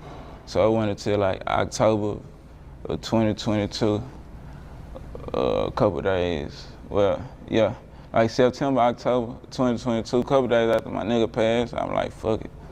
I wanna leave a legacy on this earth, you know what I'm saying? When a nigga die, I go out, I wanna just shit, people can go and just see how a nigga was living, you know what I'm saying? I also wanted to like put a different message into the world, you know what I'm saying? Cause I seen like the music and the people with the influence was like misleading the world, misleading the youth, you know? I'm like, shit, I kinda wanna come in and kinda like show the world some different shit, you know, show our generation something different. I'm like, shit, I just had did it, shit. Look where we at now. Yeah. Do you feel like it's an agenda in the music industry to kind of push that type of negative music? I mean, for some people, they just doing it. They might not even know that they're, you know, they just doing what they just rapping about how they living. You know what I'm saying? Might not even be thinking that big that this is what they doing to, you know, the influence that they have on the younger people. So, you know, most people not even thinking that big. Yeah. They just shit rapping. Yeah, because I see there's like a Dallas drill scene now, which wasn't there a few years ago. It wasn't there a few years ago. Yeah. Do you feel like that's good for the city? Was that bad for the city because it's kind of creating more violence, or like you said, they just rapping about what they living, man? Yeah, they just rapping about what they living. You know what I'm saying? You can't knock them. Shit, they doing what they doing. Nigga can't knock them for what they doing. Shit, they just trying to make it. Yeah. So you made your first song 2 years ago? Nah, actually I made my first song when I was like, I told you I grew up around music, you know, we always had a studio and house and shit. I made my first song when I was like about 10 years old. Okay. You know what I'm saying? Just playing around though, you know, and shit. We always had studio in the house, like engineer in the studio 24/7, people running in and out the house recording and shit. That shit wasn't really like nothing to me. I never really even cared to do it, but I made my first song when I was about 10, 11, just playing around. Okay, because your pops was rapping, right? My pops, when I was 10, 11, he wasn't really rapping then. He was more like and what would I say, promoter. Okay. Yeah. Like a CEO, kind CEO, executive role, you know what I'm saying? Yeah. Yeah. But 2 years ago is when you decided to start taking the shit serious. Yeah, 2 years ago. Okay. And did you lock in right away? Did you like fall in love with it right away? Or? I didn't fall in love with it right away, but I locked in right away. You know what I'm saying? I locked in and shit. When Yeah, I locked in. Like anything I do, I try to put my best foot forward. Like I ain't trying to half step nothing I do. You know what I'm saying? Whatever I do, I'm trying to do it all the way the right way. You know what I'm saying? And shit, that's kind of how it was with the music. Like I just put my best foot forward and shit, and it just happened to work out. What was the first song or video you put out? Do you remember? Yeah, a song called "Life of a Young Boss." Okay. Life of a Young Boss. Yeah, I had shot 2 videos that day. And I shot Life of a Young Boss and New Money. Yeah, but I put the Life of a Young Boss out first. It had gained a little traction. Like they was fucking with it off the rip. Like the first video, QCP had came and liked it. That was like, damn, that was some motivation to like keep going. Like, damn, this shit might can do something. You know what I'm saying? And shit, we just had kept going. Shit, down there wanted to quit so many times, but I'm just glad I didn't. What made you want to quit at the time? Bro, cause it's like shit. I mean, like you see, nigga get a little motivation. I see it's going up, but at the same time, I'm still going through the motions. Like I got my everyday life, I got shit going on in my life. You know what I'm saying? So it's like, damn. And then you know, I think, well, I can't say that, but like you know, self-doubt. You know, shit. What if this shit don't work? So it'd be like, at the time, it'd just be like, man, if this shit. You know what I'm saying? But I'm glad I just didn't quit. Just kept going. What motivated you to keep going? Was it like the people around you saying, man, keep at this shit? Or did you really have to talk yourself into this shit? What I kept, it was a lot of people, like, yeah, my nigga Mac shows tell me, like, keep going, like, just rap, it's gonna work, keep going. It's just like, this probably like November last year. Okay. You know what I'm saying? Like, he like, keep going. Shit, I just kept going. And I had dropped the Trap My video called Trap Star. Mm-hmm. It had gained a lot of traction. Like, I dropped that video, bro. Down there, every label in the world hitting a nigga, you know what I'm saying? And shit, I got my motivation back, got back and got my mojo back, shit. And from there, shit, I had fell in love and really gained a passion for this shit. Yeah. You know what I'm saying? Yeah, it's like you haven't let that momentum slow down at all. You've been on the crazy run this year, bro. Yeah, hell yeah. You mentioned labels reaching out to you. Are you still independent at this point? Yeah, I'm still independent at this point, but I got down at every label in the world and I could imagine, reaching out for sure.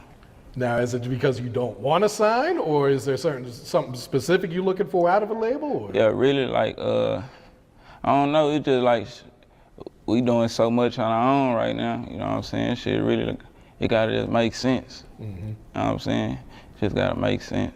No, I think, man, it's all about knowing your worth, too, because the longer you hold out, the more leverage you're going to have with this shit, too, man. Facts. Yeah. So talk about the relationship with you and 700, man. Man, I met this nigga here. When I meet 7, I say by like 2021, we linked up at my nigga Congo studio and shit. Really been locked in ever since. Yeah. And talk about that chemistry when you guys are recording, because now you guys can't miss at all, man. And like the first time me and bro got in the studio, we made some hard shit. You know what I'm saying? Well, like, it's like our chemistry, like, as soon as bro say something, I don't know, it's like, that shit just crazy. Like, everything, I don't think we can make a bad song. Like, everything we make, like, that shit just, I don't know, that shit just hard. Like we just compliment each other so much from the first time we ever just got in the studio together. Yeah. What was one of the first songs you guys cooked up? Well, the first one that I could remember was that 742. Okay. Because you had the video went crazy for that. Yeah, video went crazy. That 742 was the first one that I could remember. Yeah. And that kind of birthed the whole project, right? Yeah, that song birthed that. That's crazy. That song did birth the whole project. Yeah. Now, for the project, was it something where you guys got together and was like, man, let's go ahead and work on the project, or did you just have that many songs together? So we was already just talking about it. It was already just an idea, you know what I'm saying? And we go to the studio all the time and just make music, you know? So when we was like, shit, we just knew we wanted to do it, you know, but we never had just went with the move, you know what I'm saying? But we know if we wanted to actually go with the move, we got the catalog, the music to do it, you know, so it wasn't shit when we said, shit, let's go on and do it, you know what I'm saying?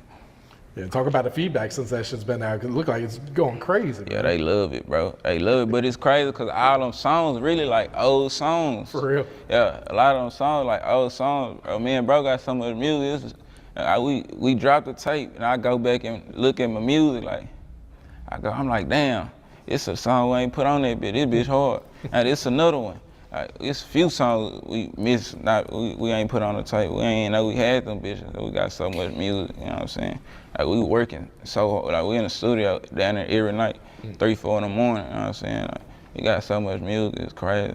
Now, do you be writing your raps or you just be punching in? Or you do both? Just freestyle, okay. You know what I'm saying? Really, like, if I hear the right beat, like, the words come out of me, the emotions come out of me. So it's like, I just need the right beat. You turn the right beat on right now, should I go in? Yeah, talk about that beat selection. Like, are you real picky with the beats? I'm real picky, bro. I swear to God, I go in the studio and go through 100 beats. You know what I'm saying? Like, I gotta have the right beat. Like, I'm real particular on the beat for sure. Like, I'm very particular about that. Yeah.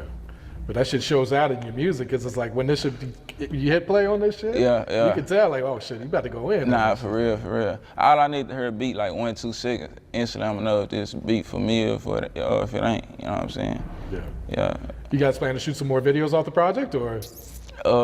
Well, we really didn't plan to. Well, we shot 3. We shot like 3. You know what I'm saying? I know the fans been begging for a few. Shit, we might need to go and get it to them. Okay. Yeah. So talk about this new Dallas movement coming out the city right now, man. It's amazing, man. It's beautiful. It's beautiful. Like, everybody coming together, pushing one narrative, standing behind, supporting each other. Like, yeah, it's amazing. Yeah, it definitely seems like there's more unity in Dallas these days than there was before, man. It's amazing, man. It's amazing to say, shit, we the ones who started. You know what I'm saying? Was that like by design? You were like, man, let's go ahead and rally everyone around, or was you guys already just fucking with each other? We was already fucking with each other, you know what I'm saying? So we played Little League, Pop Warner with each other, you know what I'm saying? Went to school with each other. Shit. Everybody really been knowing each other, you know what I'm saying? So shit, when the rap shit popped off, shit, it's on it. Why should we know each other already? Why not all come together as one and push this shit together? You know what I'm saying? Like we go on YouTube, shit, we see Detroit, them niggas all together. Atlanta, they all together, shit. It's like, shit, we might well do the same shit. Yeah, because I feel like it's definitely going to help the music scene. It can't harm us, it can only help us, you know what I mean? Yeah, because I always feel like Dallas has been so slept on for, you know, man, Dallas been slept on for a long time, man, 15, 20 years. A long time. I'm just glad we can all come together and just show them what Dallas really like, man. Yeah. So how does that make you feel to be kind of, you know, part of the new face of this shit that's coming out, man? Man, it feel good, you know what I'm saying? It feel great. Yeah, especially when you can do it with your peoples too, man. With your people, you know what I'm saying? Ain't no better feeling. But I'm still, it's still, bro, everything, it's all new to me, you know, because it's like, shit, I just had started rapping. It's like just a big explosion happening at once. So it's so much like to kind of like grasp and wrap my mind around, you know, because it's like, shit, niggas just started this shit. You know what I'm saying? It be crazy. All the shit that just be going on, like, every day something new happening. Every single day. Every hour, shit. This shit going up about an hour, like, this shit going up about an hour, like, this nigga done hit me. So-and-so done hit me, like, it be crazy, bro. This label done called, oh, they want a show. They need promo. It be crazy. Was this some shit that you like foreseen when you first started rapping, or? I told you I didn't believe in myself as much, so I didn't really see it, like, you know, cause it's like the whole world was rapping about guns, violence, killing, you know what I'm saying? I'm like, damn, they probably don't even want to listen to my shit because it's so different, you know? Like, it ain't what the world used to right now. So I'm like, it's probably going to take a while for them to, if I start rapping, I'm like, shit, I know it's going to take a long time. It's going to take a minute, but I'm just going to do it go through the trial, tribulation, go through the motions. You know what I'm saying? Take whatever come with it. Just keep pushing, cause I know it's so real and authentic. Like, nigga can't do nothing but feel it, you know what I'm saying? But I ain't think they'll feel it so soon, though. Yeah. Yeah, because it seems like the fans really embracing this, motivation music, this trap music that's having this resurgence. For sure, but I didn't think they would because, like I say, before, like, the whole world was on all this other shit, you know, all this shit, so it was like, damn, I don't think they gonna fuck with my shit, but I'm still gonna just push it out, and the ones that do, you know what I'm saying, fuck with the shit. Just keep going. Shit, I know eventually like we'll fuck with it because it's too real and I think, you know, it's too relatable. You gotta feel this shit. Absolutely, man. And I feel like that's the importance of being true to yourself too. Man. For sure. You probably could have went a different route and popped off earlier. But you want to stay true to yourself. Facts. Yeah. I want to talk about that D-Boy Dreams, man. That was one of my favorite songs when you dropped that D-Boy Dream, that's my baby. That bitch there, that bitch changed a nigga life in a way. You know what I'm saying? Like, I dropped that video, like, I was in Vegas. I dropped that bitch, like, Saturday. The next day, which was Sunday, they was already playing the bitch on the radio. Oh, shit. You know what I'm saying? Next thing I know, they playing in the clubs. Next thing I know, people in the club, they tagging me. They in a strip club, throwing money, D-Boy Dream playing in the background. I didn't think it could even be a club song. You know, when I was making it, I ain't like, damn, this would be a song that they'd be playing in the club. That bitch, I don't know, that bitch took off for sure. Do you know how it took off so quickly? I can't just say shit. As soon as, like I say, as soon as I dropped it, the DJ played, the radio played it. My nigga 240 was pushing that bitch. Like, he really was the first nigga to really push that bitch. My nigga 240, he worked in the club, you know what I'm saying? So as soon as that bitch dropped, he was spinning that bitch and shit. I say shit, he really started the fire. My nigga 40 for sure, cause he the first nigga to play that bitch shit. And that bitch went up from there. Now that's real love right there. Yeah. And in what ways were you marketing your music back then? Were like you paying for blogs to post it and shit like that? Yeah, I pay. Only blog I pay would be Say Cheese. All the other blogs, like my nigga Dallas Global, my nigga Ground Zero in Arkansas, and that's just a few to mention. They would just pick up on their own, you know what I'm saying, and shit. I just would rock with, just pay Say Cheese, shit. And they go up with it, and shit. Everything else was just really like, shit, they just organically the other blog just picked it up and shit. We just rocked out. Were you doing like open mics in the city too? Or I never did an open mic. I never did a Famous Animal. I did one thing kind of similar to Famous Animal, but this was before I went up there, I really was like, I didn't even feel it because it's like the song, the song wasn't even out. Like, you know what I'm saying? I really didn't even like the song, but I had did the, what's that shit we did in Houston, 700? Rap Economics with Unc them out there in H, but they ain't never even drop it. I told them don't drop it. Like, I didn't even like it. Yeah, I ain't even like it. You know what I'm saying? From that, but I had we had a manager at the time, and she just had us like running around doing shit. You know what I'm saying? And that was one thing we did, but I didn't like it. And ever since, I'm like, man, I don't think I'm gonna do one of these ever again. I ain't did one since.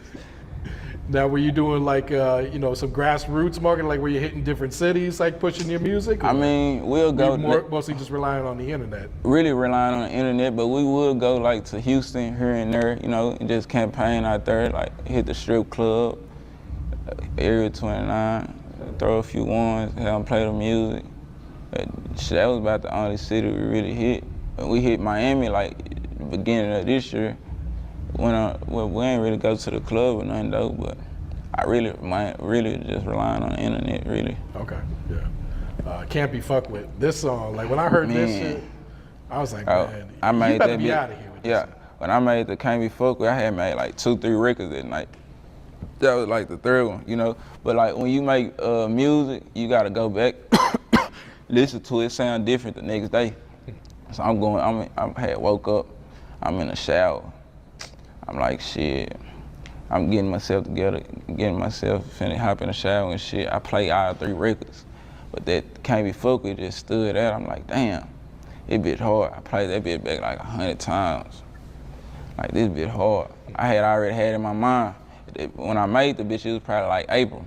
Our hood day was April 2nd, 4/2. I had already, it probably wasn't in April, it was probably in February when I made that song. Like, yeah, I'ma shoot that motherfucker on hood day. Like, I had already had the vision for it. I already knew how I wanted to do it, everything. I knew it was the one. You know what I'm saying? I knew what it was gonna do. I already knew that. Like, as soon as I heard it, that next morning I played that bitch, like, yeah, this the one. I already knew it. Yeah. It's about to hit an M too, man. Bitch about to hit an M, yep. So Back to the South, man. This is the one that really took you out of here, man. I made the Back to the South record, like, as soon as I came out the studio, like, knew it was the one. Like, I knew it. Like, before, like, when I dropped the, I really, like I tell you, I didn't really believe in myself. I ain't have confidence in the music, nothing. I'm just really just doing the shit. But when I dropped my mixtape, Youngest Boss, like, that bitch kind of went up, you know what I'm saying? I kind of, like, was feeling it a little bit, but I still wasn't, like, feeling myself all the way, you know what I'm saying? Like, I'm like, damn, kind of still don't feel this shit. But by the time we got to the Back to the South, though, as soon as I walked out the booth that night, I already knew what it was. I already knew that bitch was the one. I knew what it was gonna do. Like, I already knew it. Now, was that your idea to sample the song, or was that just one of the beats? I just go through beats, you know what I'm saying? Bro, it's crazy, like, the sample, nigga just run across the sample shit, but it don't be intentional. It ain't like shit. I want, you know, it be like, the beats that a nigga just happen to sound good just happen to have samples on them. And that one just happened to have a sample on it. And I just like how the beat sound, you know what I'm saying? Shit, nigga just went with it. Yeah. You know what I'm saying? But it's crazy, bro. That song, I had made that song. I ain't even, when I first made the song, I had only put like 3 bars down on it. I made it at another studio. It wasn't originally my studio that I was at when I first was fucking with the song. I had the engineer, the other studio I went to, I had him send me like all the songs that I made at his studio. Song was undone, song was done. The Back to the South happened to not be done, but it had 3 bars on it. So I came to my studio, I'm just going through all the songs I had made over there, and I played that bit, that had 3 bars. I'm like, damn, the 3 bars I kind of wasn't feeling. It's $1 million phone, that we really get in. I kind of like, I really ain't feeling that shit. And we played it, he played it. I probably sent it out to a few people. I let them, hey, like, nah, this the one. You know what I'm saying? This the one you need to do. That hoe had 3 bars on it. Cut that hoe on in the studio, played it. I just started going in. By the time I came out, I said, yeah, this the one. Yeah. First one to hit an M for you too, man. Yeah. I feel like they always say that first one's the hardest to get. Yeah. And now you're gonna see all these bitches start hitting that shit. That shit crazy. I remember the first 100,000, that was, I think it was Trap Motivation. That was that was like in April. That was the first one to hit 100. That's it. Then 100,000, that shit came normal, shit. Hit that in the first week, I'm sure, by far. It wasn't probably about the first month. Yeah. The first month. Yeah, it hit about in the first month. You featured on that Having Our Way record, man, with, you know, half of Dallas, it seems like. Nah, for real. Yeah, we did the Having Our Way record. It's crazy. That song really was an old song. Like, we did that bitch like in 2022 when I first had started rapping. It was originally me, 700, and Trap on that motherfucker. Okay. We had like, the song wasn't done. We probably had like 3. Like, we had went on that bitch like 3 times, me, 700, and Trap. At the first few times, yeah, we went in on that bitch. And we came to Dallas. Trap had set up a session. This was probably like, we did the song, originally we did the song in 2022. We went back and fucked with the song in 2023. About a week before my nigga Trap had to turn himself in. He called Trap, he called my nigga, he called Yella, Trap called Yella. Then he called my nigga Motion Business P.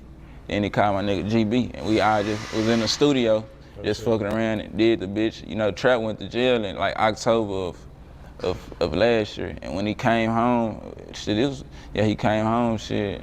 He like, let's shoot the video. Shit, we shot the video, put the bitch out. Whose idea was it for the video? It was our trap idea. The Hot Boys it was on our Fire trap. video. It was our trap idea. You know, it was our trap idea. I didn't even know shoot.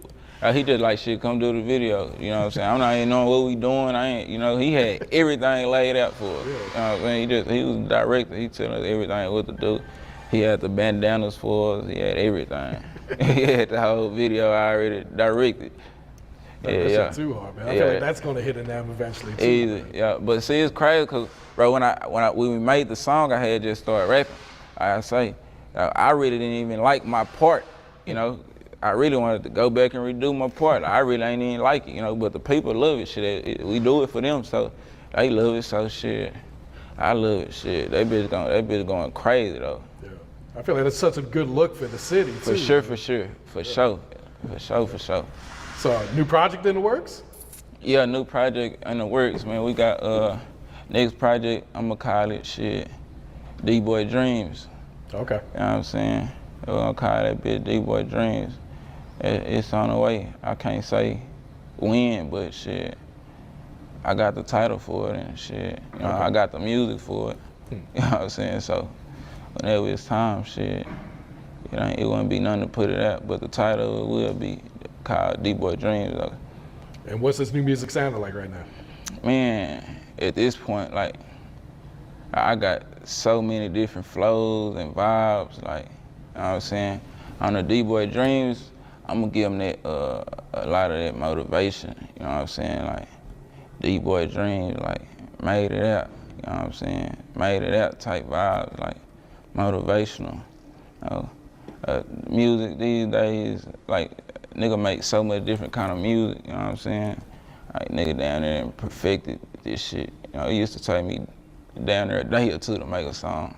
Now I go in that bitch and make a song in 30 minutes. You know what I'm saying? Yeah, that's that growth right there, man. Yeah, for sure. Hard work pay out, man. For sure. Who's some of the producers you've been locked in with lately? And I ain't gonna lie to you, I've been fucking my nigga Pluto Brazy, he been sending me a lot of hard shit. I don't even really know bro like that. I just met bro.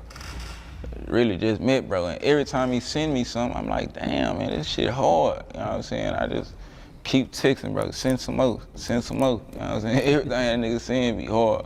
I really still fucking around on YouTube. Okay. You know what I'm saying?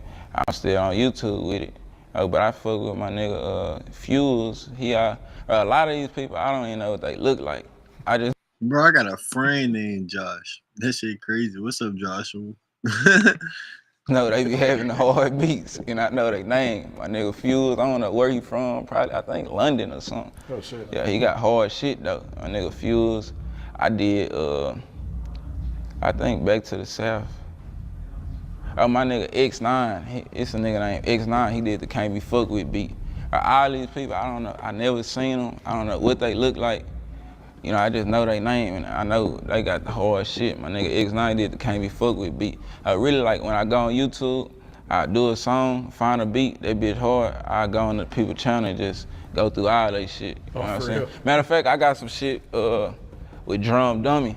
Okay. But it was off from YouTube, you know what I'm saying? Like I go on his channel still and go find shit because he be having hard shit. Oh, yeah, he got some crazy shit. He got crazy shit, you know what I'm saying? I got some hard ass songs on some shit he produced. Yeah, I'm still just be fucking around on YouTube and shit. That's crazy to hear. It's man. crazy though. But I'm still back to the South. I found that bitch on YouTube. Oh shit. Yeah, I found that bitch on YouTube. Yeah, that's goes to show you. You never know what you're gonna find. You don't never know. I got that bitch on YouTube. I got another one on the way. I had snipped it on Instagram. That bitch called Pull Up. It's a Mike Jones sample on it, motherfucker. You know what I'm saying? But the beat hard, nigga named Money and Pray. I think he made the bitch produce it. Some producer named Money and Pray. Oh, shit. He got a lot of hard shit too though. I know these producers gotta appreciate Matter this. of fact, I got some shit in too with Forever Rolling. I had came out here to Atlanta a couple months ago and he had linked up with him in the studio. He gave me some hard shit. I got some hard shit on his shit too. Yeah, some hard shit, some hits. Yeah. Talk to us about your love for fashion, man. Every picture you be putting that shit on. Man, I've been doing this shit since I was a kid, man. You know what I'm saying? Like, I love this shit, man. I've been doing it. If you know Doe, if you know Mundo, you know what I'm saying? I told her, my mama, they kept a nigga spoiled, all the ladies Jordans since birth. Like I came out the womb like this, you know what I'm saying? This ain't nothing a nigga just started doing. I was doing this shit since I was, came on my mama pussy, doing this shit. Nah, for real. I've been doing this shit for a long time. Seem like you really fucking with Louis too, man. Yeah, I fuck with Louis. I love that shit. I always got fly shit. And really like, I started fucking with Louis. Nigga, since a young nigga, like we fuck with like, we been doing this shit for so long, like it got to the point like, I wanna go grab some shit that nobody can't get, you know what I'm saying? And Louis down there, the highest shit, you know, I go grab some Louis. I know niggas ain't putting that shit on, but now everybody putting it on now, but that's how I was looking at it at the time. I just fucking with the Louis. And you be dropping your own merch too, right? Yeah, I got my own merch clothing brand too, you know what I'm saying? Right now, we really like in revamp mode, but we finna come back harder than ever. Like, I probably finna come with a whole app, you know what I'm saying? But for the merch, like exclusive content, like just a bunch of little shit. It's gonna be a whole Zooling app. You can get the merch, exclusive content, you know, you can stream, listen to the music. Right now, we in revamp mode though, with the merch. We finna come back harder than ever though. Nah, that'd be smart with the app, man. We kind of find everything under one thing. Yeah, that's really an idea I had thought about like last week, you know. But I'm really finna. I just need to find some app developers, and lock in. I got a main idea I wanna put down, you know, with the app though, for sure. You still looking for artists to sign yourself too? Yeah, I'm looking for artists to sign myself too, for sure. Yeah, I be looking, but it be like, I really kind of like shit. Nigga down there looking for like another one of me. Like, it gotta be one of the ones, you know what I'm saying? But that shit kind of like hard to find, you know. Right now, kind of like really focus on myself and my team until the time comes. What's some goals you got set for yourself, whether it's short term or long term? Yeah, shit, really like short term goals. Right now, I'm really trying to get the rap shit been taking, I'm trying to like control the rap, cause it's like nigga in the studio all day, every day, like that shit really like overwhelming. Like I ain't been able to like enjoy my life and do what I need to do, so I've been trying to like find balance. You know what I'm saying? Nigga trying to get back in the gym and shit. So like, that shit, the gym and shit, that shit really help you mentally. You know what I'm saying? That's why like I find my balance. Right now I've been trying to like get myself back in the gym every day. Like that's like a goal, short-term goal. I've been kind of like hard on myself on it, but we've been traveling and shit. Like we came out here, I ain't hit the gym. I supposed to went like yesterday, but I ain't have time. But shit, I've been trying to get myself back in the gym for sure, 'cause that shit help a nigga mentally, physically and spiritually. Yeah, you always got to find time for yourself, man. Yeah, for sure. Especially like you said, this shit can become overwhelming. Yeah, it should come overwhelming, because it's like, or whatever I do, like nigga try to work hard at it, you know what I'm saying? I'll be in the studio all night long, you know what I'm saying? We ain't in the studio, we on the road campaigning, we shooting videos, we doing this. And it be like with the studio shit, nigga being that bitch all night, I'm trying to kind of like change my schedule to where I'm like in there in the daytime, so I can like wake up in the morning, do the things I need to do. Nigga be in the studio all night, wake up at 1, 2 o'clock, day done pass the nigga up, like so much shit that went by. I don't want to live that way. I feel like shit. I don't want to let nothing to like control me. Like the rap kind of like controlling me. I gotta control the rap. You know what I'm saying? So I'm kind of like on that right now. I'm trying to get back like on my right scheduling with my life. Yeah, it's like we all need more hours in the day. Yeah, that is for sure. Man. Yeah, but it's a shit. Yeah. What's some advice you would share to the youth coming up right now? And stay down, you know what I'm saying? Whatever you want to do, be in life, you can do it. Don't let nobody tell you otherwise.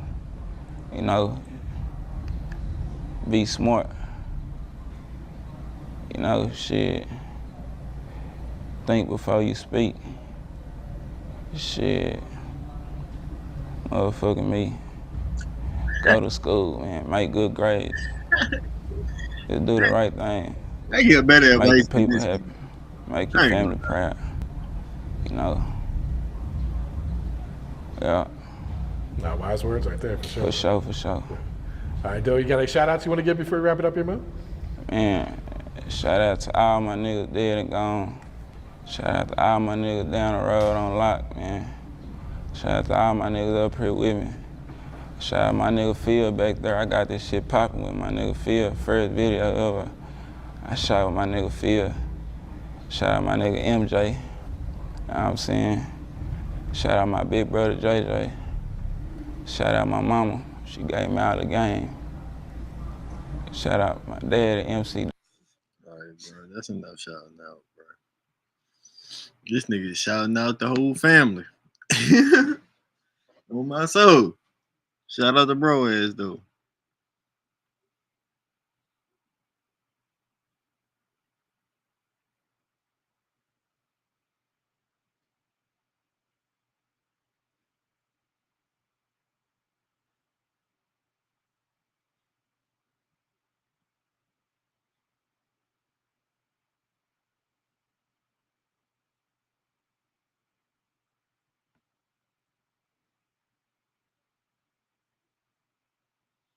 Oh shit, this who I was looking at the vlog. Oh yeah, bro. I see why his vlog was that bad. Bro don't got no personality for real. I was watching his vlog the other day. That's how that shit popped up on my feed. When I'm watching his vlog, that bitch was whack as hell. But then I just watched this interview. I can see why his vlog was, you feel me, that dry, you feel me? Bro won't saying nothing to the camera. It's like watching my stream. No bullshit. It's in my IRL streams. I talk. Like no bullshit. The fuck?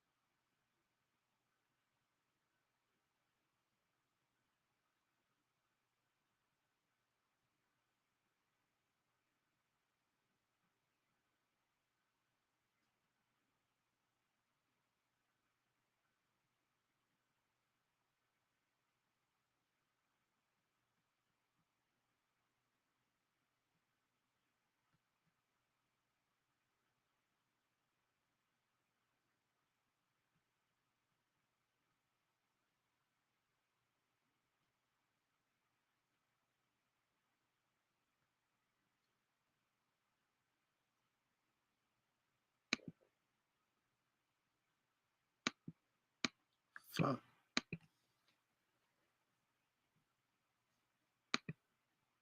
Than the person who is responsible for multiple deaths. Alec. Do you mind if I call you Alec? Yeah, sure. What do your friends normally call you? Alec. Alec. Yeah. Alec, my name's Rob Thomas. I want you to call me Rob from here on in, okay? Okay. Is that okay? Okay. Okay. Alec, I want you to understand something. I'm a senior detective with the Toronto Police. Do you understand what that means? Yes. You know I'm a police officer? Yes. Okay. I don't wear a uniform. I wear a suit and tie because of the type of work that I do. But although I'm in a suit and tie, I'm an actual police officer, okay? And I'm one of the senior investigators on this case, okay? I got called in for this specific case because of what's happened and the involvement and everything else that's been going on, okay? Before we get started, I want you to know that we're being videotaped and audio taped, okay? Okay. Do you know what I mean by that? Yes, everything I see and do is being captured. Exactly, yeah, on audio and video, okay? Now, here's what I want to do, Alec.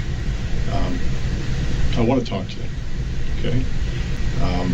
We're going to spend a good deal of time together, okay? It's important that I talk to you, all right? I'm going to ask you questions. This nigga sound like Chris Hansen. What the fuck? Okay. I'm going to ask you questions about your background, your education, your relationships with your family and friends, work, travel. And I'm going to ask you questions about what happened today. Okay? You don't have to answer those questions if you don't want. Okay? You understand that? Yes. But if you do decide to answer my questions, okay, I just ask that you do two things for me. Okay? First thing is I ask that you treat me with respect. Okay? I promise to treat you with respect throughout the entire night. Okay? All I ask is you do the same for me. Is that okay? Yes. Okay. And the other thing I ask, Alec, and I've been doing this a long time, okay? And I typically never have any problems with people or anything like that. I don't expect to have a problem with you today, but if you do decide to answer my questions, would you do me the favor and just speak from the heart? Okay? And just be truthful. That's all I ask. Does that sound fair? Yes. Is that okay? Okay. Now, my understanding is earlier today, there was an incident, and you ultimately got arrested by a police officer. Do you remember that? I do remember getting arrested. Okay. Do you remember it was a uniformed police officer who arrested you? So in other words, he was a police officer in a uniform? Yes, I remember he had a uniform. Yeah, okay. And I know there was a bit of an altercation. We'll get into that. But basically, I just want to kind of cover off a few points before we get started. My understanding is that that incident, the time that you got arrested, you were on or near the area of Yonge Street earlier today. Is that right? And a police officer told you that you were going to be placed under arrest.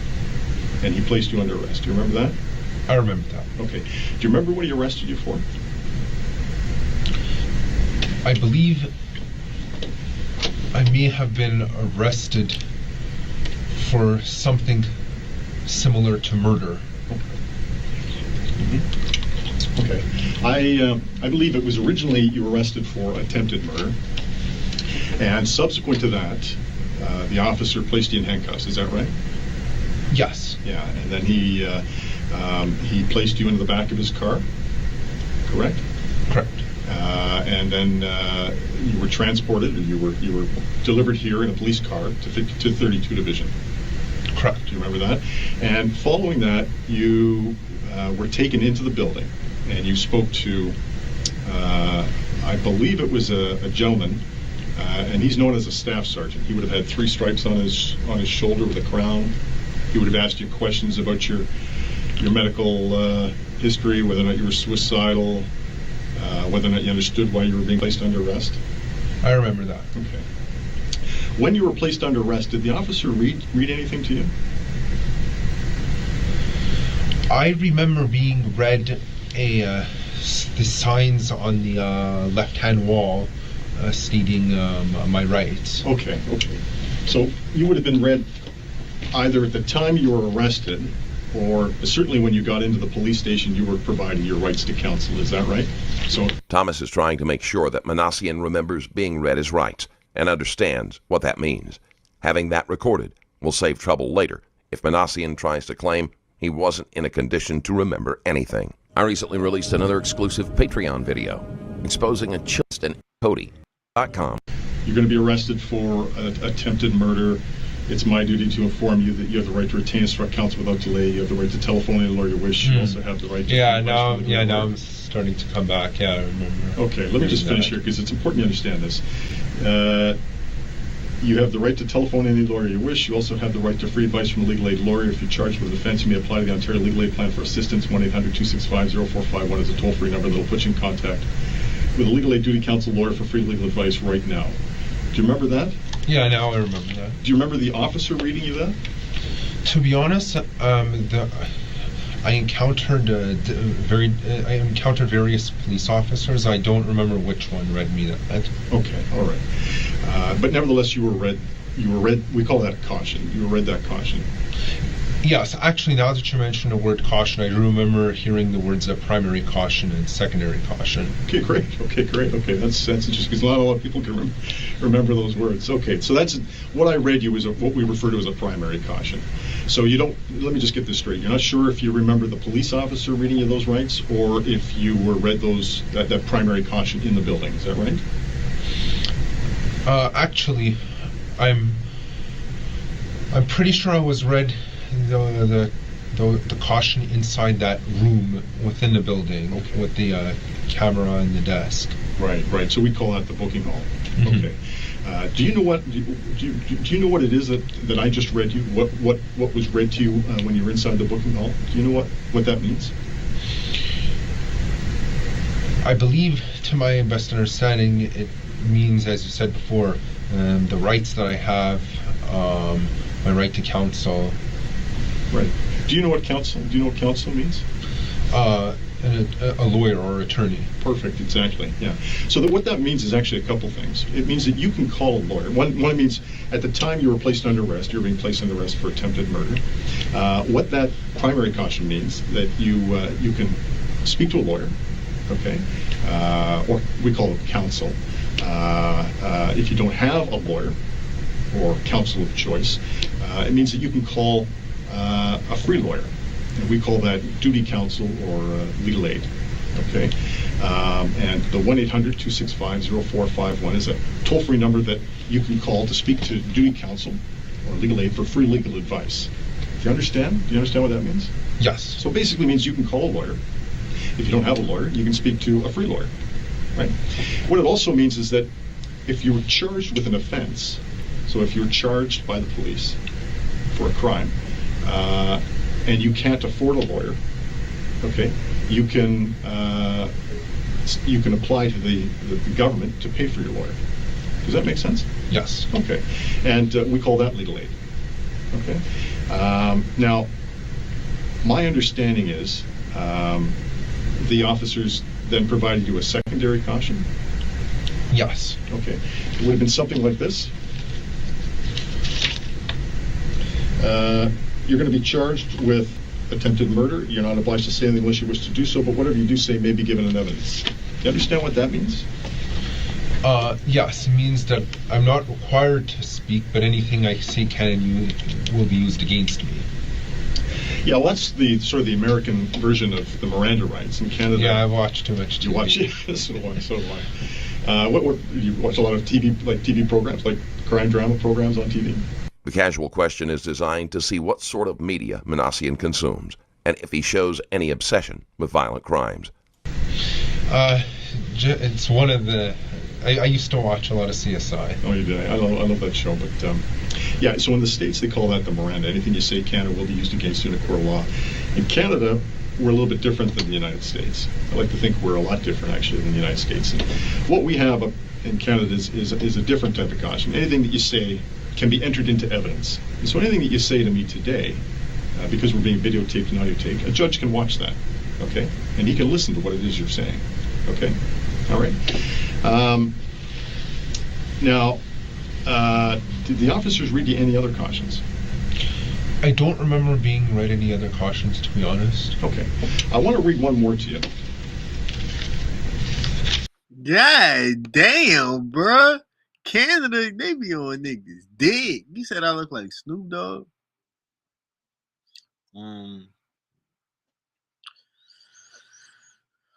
I don't think so, but if that's your opinion, I respect it. But they make shows like, bro, back then, I would have lured up. I ain't even gonna lie, Canada, y'all do too much. I ain't even gonna lie, I would have lured up. No bullshit. I would have lured up. It goes like this. If you've spoken to any police officer or to anyone in authority, or if any such person has spoken to you in connection with this case, I want to clearly understood that I do not want it to influence you in making a statement.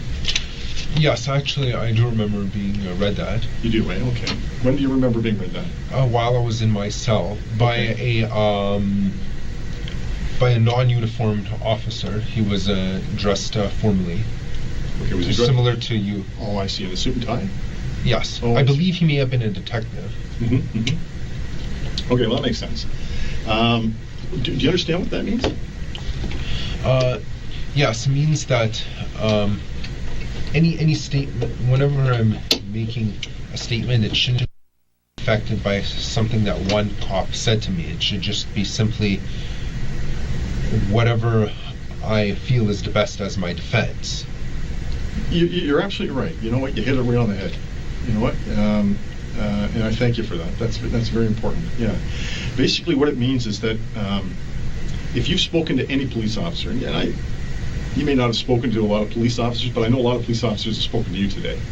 Everything from the uniformed officer who arrested you, right through to the booking officers who collected your information when you came into the station, right up to the officers who came down into the cells and advised you of further charges that were going to be laid. You've spoken to a lot of police officers today. Am I right? Yes. How many in total do you think you've spoken to? I would say at least 5. At least 5. Okay. What that means, that caution that I gave you, what that means is that if any of those officers or anybody else for that matter have said to you that you have to talk to me, okay, that's incorrect. Do you understand that? Yes. Okay. You don't have to talk to me, okay? So if anybody has told you that you have to speak to me, I don't want you to listen to what they said, all right? I'm assuming nobody's threatened you or made you any kind of promise? No. Nobody's threatened you? No. No. Nobody's made promises? No. For you? Okay. We call those inducements. So nobody's offered you any type of inducement, I hope, or anything like that? Oh, no. Okay. So basically what it means is that you don't have to listen to what the police have said to you previously, prior to you meeting me here today. And that if you do decide to talk to me, that it just be, like I said, from the heart and it be truthful. We call that being voluntary. Does that make sense? Yes. That makes a lot of sense. Okay. Now, in addition to that, I just want to clarify one more thing. Did you speak to the police and tell them what happened today? Oh fuck! I just reread your comment. You said, "Has anyone ever told you that?" Yeah. A lot of people told me that shit before.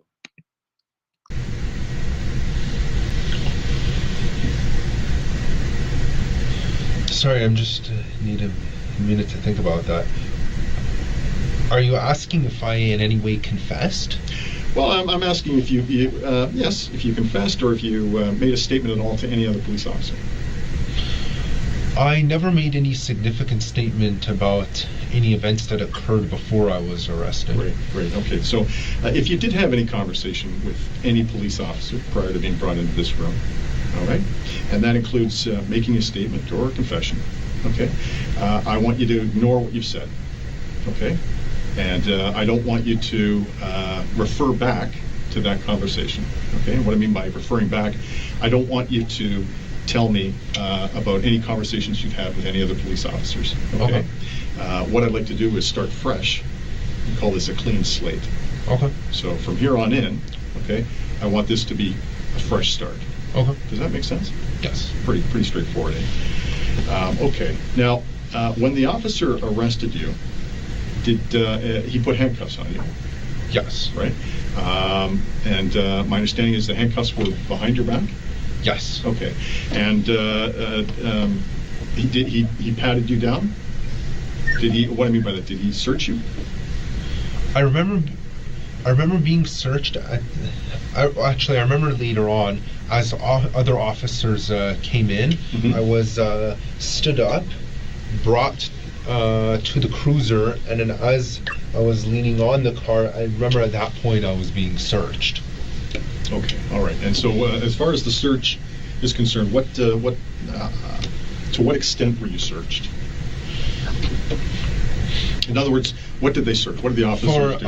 It was a pat down of the entire body to make sure there was no weapons or anything like that on me. Okay. Given the nature of his crime and the fact that Manassian tried to make the police believe he had a weapon so they would shoot him, it was reasonable for them to perform a search. And how do you know that they were searching for weapons and things like that? Because I remember they were searching my pockets, they were feeling my chest, my back, my legs. So that would be an indication that they felt I had weapons on me. Okay. Did the officers say anything to you while they were doing this? I don't remember exactly what they said. Okay. Other than just stand still. Okay. Along the lines of that. Did anybody tell you that they were searching for weapons? I do remember, although I don't remember the exact words, I do remember there was a mention of being searched for weapons. They may not have been speaking directly to me, but they may have been speaking to each other. Okay. Did they take your clothes off? No. Did any part of your clothing come off? No. Okay. And so then from there you were placed in the car? Correct. Okay. All right. And how many police officers were in the car while you were being driven to the station? Two. Okay. And I'm presuming they were both in the front? Yes. Okay. And did you have any conversation with the police officers? No. Okay. And then you arrived here at the station? Yes. Okay. And how long of a drive was that? About 10 minutes. About 10 minutes. Okay. And did it appear to be a direct route? Yes. In other words, they didn't stop for coffee or anything like that? Or? No. Okay. All right. And then you came into a garage? Yes. Okay. We call that the selling port. That's what we refer to that as. And you were, I understand you were taken out of the back seat of the car? Yes. And then you were led to a desk? Yes. And there was an officer, a senior officer, a higher ranking officer was behind that desk. You probably didn't know that, but we call that officer the officer in charge of the station. Do you understand that? Yes. And he would have asked you some questions? Yes. Okay. And my understanding is those questions dealt specifically with any medical issues. Yes. Right? And whether or not you understood why you were being placed under arrest? Yes. And whether or not you understood your rights to counsel or your right to call a lawyer? Yes. Okay. And then from there, my understanding is you were taken to the cell area? Yes. Okay. And you were placed in a cell. And my understanding is that cell has a bathroom. It has a toilet. Yes. It has a toilet and a sink. Yes. And then following that, now there were a couple of other events that are important. One was, my understanding is you were given an opportunity to speak to a lawyer. Yes. Okay. And you indicated to the officers that you didn't have a lawyer. Correct. And that you didn't know who to call. Correct. And so the officers offered you an opportunity to speak to duty counsel, which is that free legal service that I talked about. Correct. Okay. And my understanding is you spoke to duty counsel. Correct. Okay.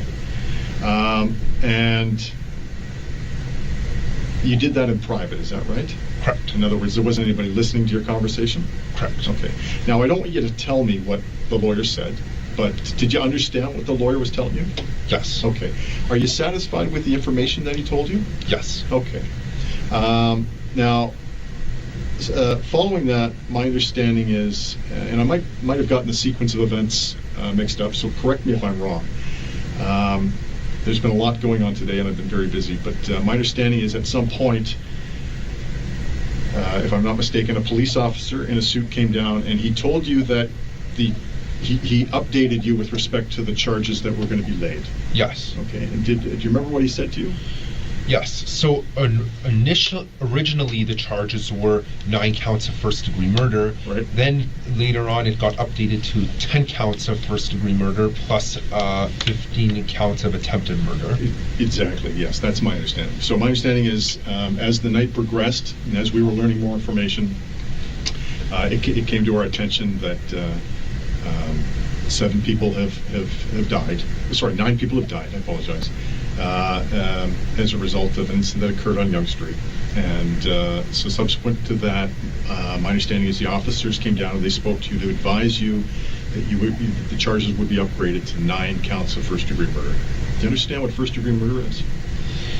It's a premeditated murder and completely intentional and considered to be what's known as in cold blood. Well, yeah, that's a fairly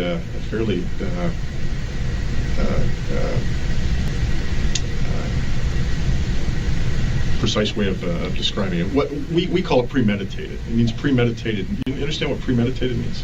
Yes, it would mean that someone planned for that murder in advance. Manassian so far has been able to understand all of the information being given to him perfectly and can easily define the terms without needing them to explain.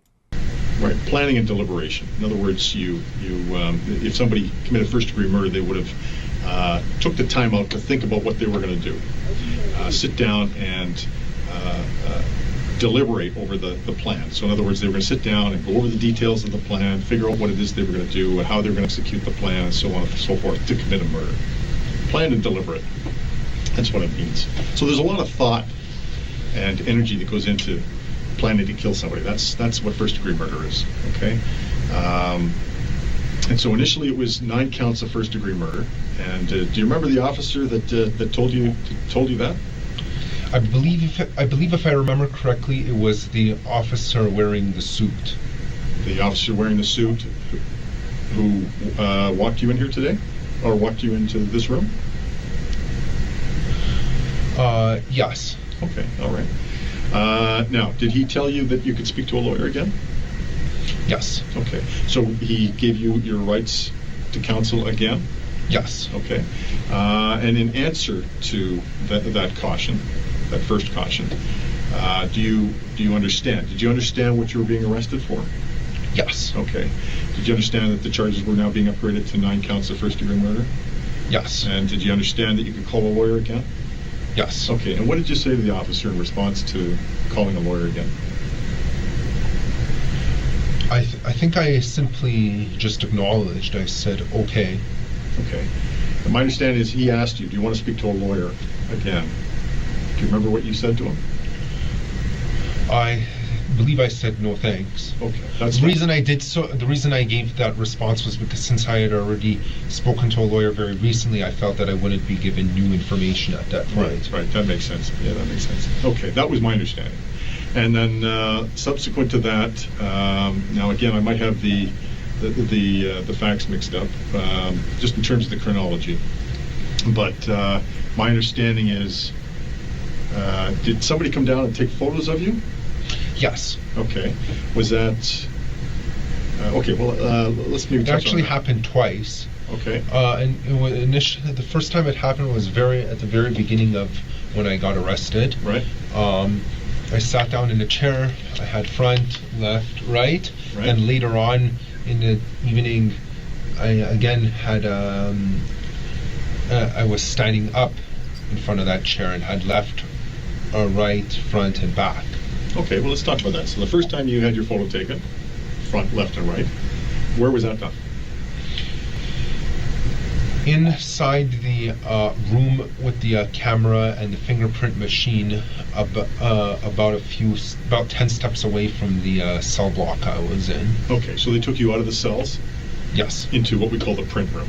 Yes. Yeah, and so the booker we call him the booker, the individual that takes your photographs and takes your fingerprints. We call him the booker. Did they take your fingerprints at all? Yes. They did, eh? Okay. It was at the same time that I initially had my picture taken. Okay, all right, okay. And then from there you were returned to the cell? Yes. Okay. And then your photographs were taken once again, or you were photographed once again after that. So you were photographed a second time? Yes. Okay, and where did that take place? In the same room. In the same room. Okay. Was it by the same officer? No. It was by another officer? Yes. Okay. And this time you were standing, you said? Yes. Okay. The first time you were sitting? Yes. When you were photographed? The second time you were photographed, you were standing? Yes. Okay. And the officer who took the second set of photos, what was he wearing? He was uniformed. In a uniform. Okay. And was he the individual who took you out of the cell? Yes. Okay. And then my understanding is you returned to the cell. Yes. Okay. And then at some point you also turned over your clothing. Yes. Okay. When did that happen? That happened at the very beginning when I was brought to the police station. Okay. All right. That happened at the very beginning. So at what point was it? That was initially before I was put into my cell. I was in some other holding room, right? That just had some chair there. At that point, I had all my clothes taken off, just to be seized as evidence. Okay. And then I was given my underwear back. I put it back on, and then I was given an orange jumpsuit. And then 2 minutes later, I was taken out of the orange jumpsuit, and then I was given this white bodysuit. Okay, and that was before you went into the cell? Correct. Okay, and so let's talk about that for a minute. So when they took your clothes off, you were put in a room, you said? Correct. Okay, and did the officers explain to you why they were taking your clothes? As evidence. As evidence, okay. Manassian's clothing has been taken as evidence. Not only is this necessary in cases where blood, bodily fluids, or other stains need to be recorded, but this can also assist with identifying the suspect and tracing their movements on various security cameras. And also just because of concerns that I might have something within the clothes. Okay, so we call that a level 3 search. Yeah, actually, now that you mention it, I remember that exact term being used. Level 3 search. Yeah. Yeah. So we do that in cases where we're dealing with individuals that we don't know, because we don't know you, who are involved in relatively serious events, which unfortunately you are. And so we do it for our safety, as well as your safety, as well as to ensure that we're collecting, all the evidence we possibly can, right? Because the idea at the end of the day is we just want to come to the truth as to what's going on. That's the bottom line, right? So we have to do these things, and sometimes they're intrusive, but we try and do it in a manner that is as dignified as possible. So when you had your clothes taken off, were you completely naked? I was only completely naked for about 10 seconds. Okay, all right. And did you have some privacy in this room? This room? No, the room you had. They took your clothes off. Actually, to be honest, I don't remember. I think there may have been some officers there. Okay. Because my face was towards the wall the entire time. Okay, all right. How many officers were there? I think about 4. Oh, 4? I don't remember the exact number, to be honest. Okay. Were there any female officers? I don't believe so. Okay, all right. Was anything being videotaped? I don't remember seeing a camera in that room. Okay, all right, okay. But nevertheless, you were only completely naked for about 10 seconds. Correct. Okay, and then they gave you an orange jumpsuit? Yes. Okay. And then you were brought to the cells. You spoke to a lawyer. You photographed. Well, actually, I was switched into this white bodysuit before being taken into my a cell, because I was only in that orange jumpsuit for about 2 minutes. Oh, okay, okay. And the reason behind putting you into a white jumpsuit, did they tell you? I believe if they did tell me, I don't remember the reason. Okay, okay. The reason would have been to keep your feet protected, right? Because I don't think you had the boots on the orange jumpsuit. Oh yeah, I remember they said something about there wasn't any footwear. Right, okay. Okay, so from there you went into the white jumpsuit, then you were placed in the cells, you spoke to your lawyer? Yes. And then you were photographed twice? Correct. Okay. In addition, the officer came down to advise you that you'd be charged with 9 counts of first-degree murder, right? Yes. Okay, and my understanding is, I believe it was the same officer, at some point in time, he then came down to advise you that you were going to now be charged with 10 counts of first-degree murder and 15 counts of attempted murder.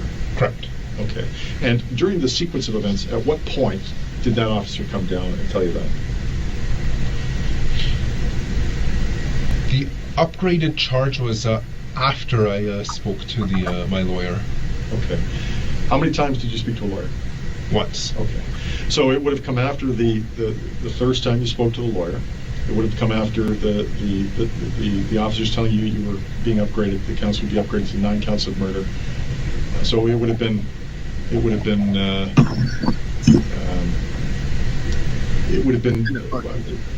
some time after you spoke to your lawyer that they told you that you were now being charged with 10 counts of murder, first-degree murder, and 15 counts of attempt murder. Correct? Correct. Okay. Did the officers explain to you again your rights as far as calling a lawyer? Yes. Okay. And what did you say to them in response to that? I simply said okay. Okay.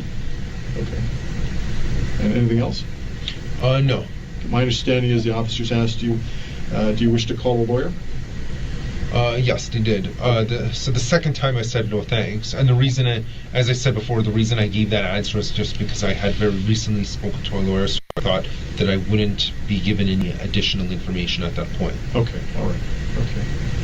All right. Well, here's what I'm telling you here today. It's important you understand what I'm saying. Okay. You're going to be charged with 10 counts of first-degree murder. Okay. As well as 15 counts of attempted murder.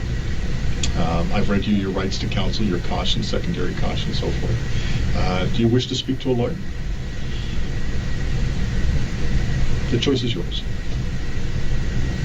Yes, I will speak to a lawyer. You want to speak to a lawyer? Yes, please. Okay. Did you have a lawyer, or did you want to speak to duty counsel? I'd like to speak to duty counsel, please. Okay, no problem. So can you just hold on? Can you sit tight for 1 second? I'm just going to exit the room here for 1 minute. Okay. If you just sit tight, I'll be right back, and then I'll take you down, and we can do that. Manassian has decided he wants to speak to a lawyer again, just to make sure he hasn't missed any information. Thomas is careful to ensure that Manassian gets the representation quickly. Manassian has been removed to speak to his lawyer. Just give me a sec, I'll come here. Sure.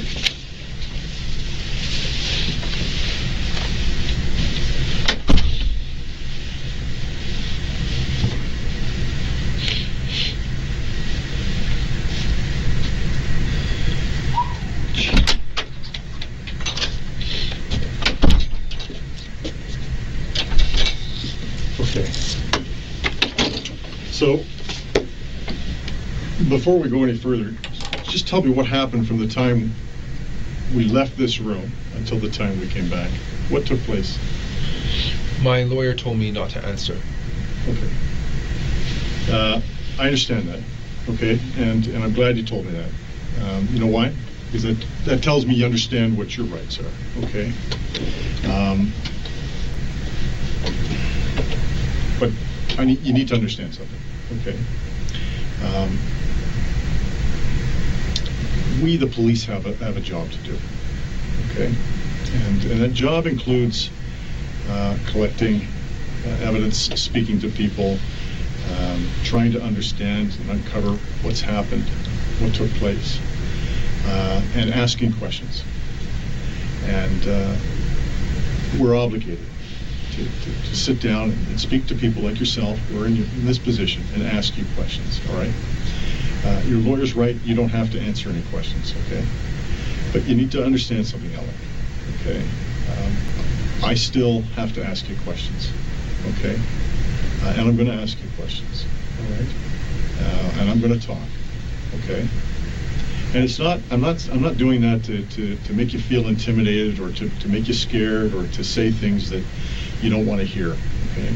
But the bottom line is we have a very difficult job to do, okay? And this is a very, very important matter that we're dealing with here today, all right? So I'm going to ask you questions.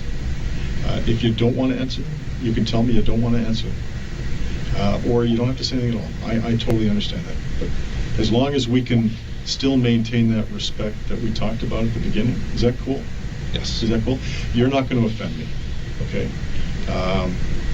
You're not going to make me upset or insult me if you say, Rob, I don't want to answer that question, okay?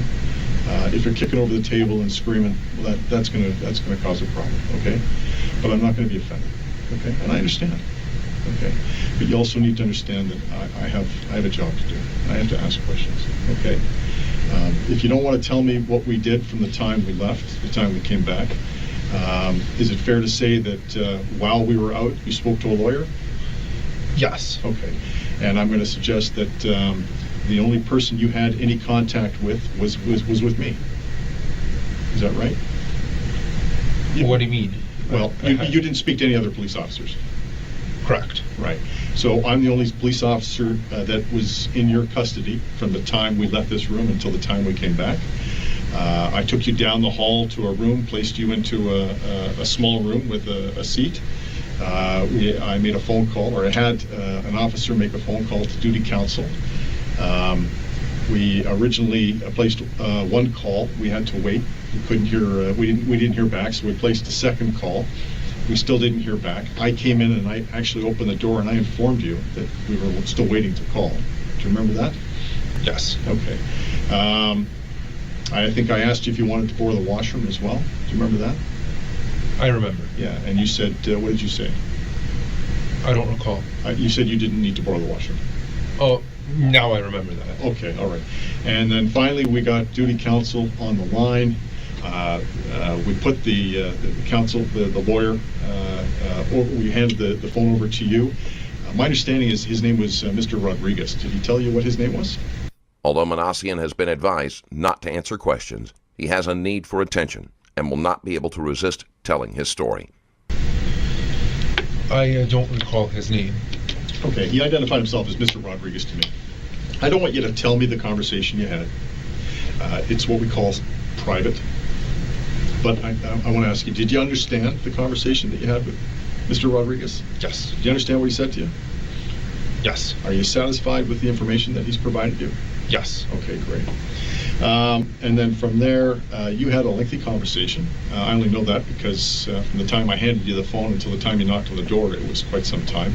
I'm guessing it was over 10 minutes? Yes. At least over 10 minutes, yeah. And then I came to the door and I asked you if things were okay. You knocked on the door, so I opened it. You told me that you'd finished your conversation with a lawyer. I asked you if, how you feeling, if things were okay. You said yes. I asked if you wanted to borrow the washroom again. You remember that? Yes. And you said no. And then we walked back right in here. Is that right? Yes. And did anybody else talk to you? No. Did you talk to anybody else? No. Is there anything I'm missing? No. That's pretty straightforward, eh? Yeah. Yes. Okay. And then, so my understanding is that's essentially what took place from the time you were arrested right up until the time you were brought into this room. We've covered off basically everything, haven't we? Yes. Okay. Did I miss anything? No. Anything of importance? If I'm not mistaken, the officers fed you, is that right? Yes. Downstairs in the cells? Yes. What did they feed you? Sandwich and juice. A sandwich and a juice, okay. When was that? I didn't have access to the time at the time I was fed. Okay. Are you hungry? No. Okay. Did you have anything else to eat today? I ate before I was arrested. Okay. And what time was that? I don't recall. Okay. Do you remember what you ate? I don't recall. Okay. All right. If you're hungry at all, at any point in time, you just let me know. Okay. If you need to borrow the washroom, you just let me know. Okay. I'm going to leave that up to you to tell me. Okay, because I'm not going to know if you're hungry or not. I'm not going to know if you need to go to the washroom. So I'm going to rely on you to tell me that. Is that cool? Yes. All right. How much sleep did you have last night? About 8 hours. About 8 hours. And how did you sleep? I slept well. You slept well. And where did you sleep? Was it your home? I do not wish to answer that. Okay, all right. Nevertheless, you slept well. Okay. I want to ask you something, Alec, and this is important. Are you on any kind of medication right now?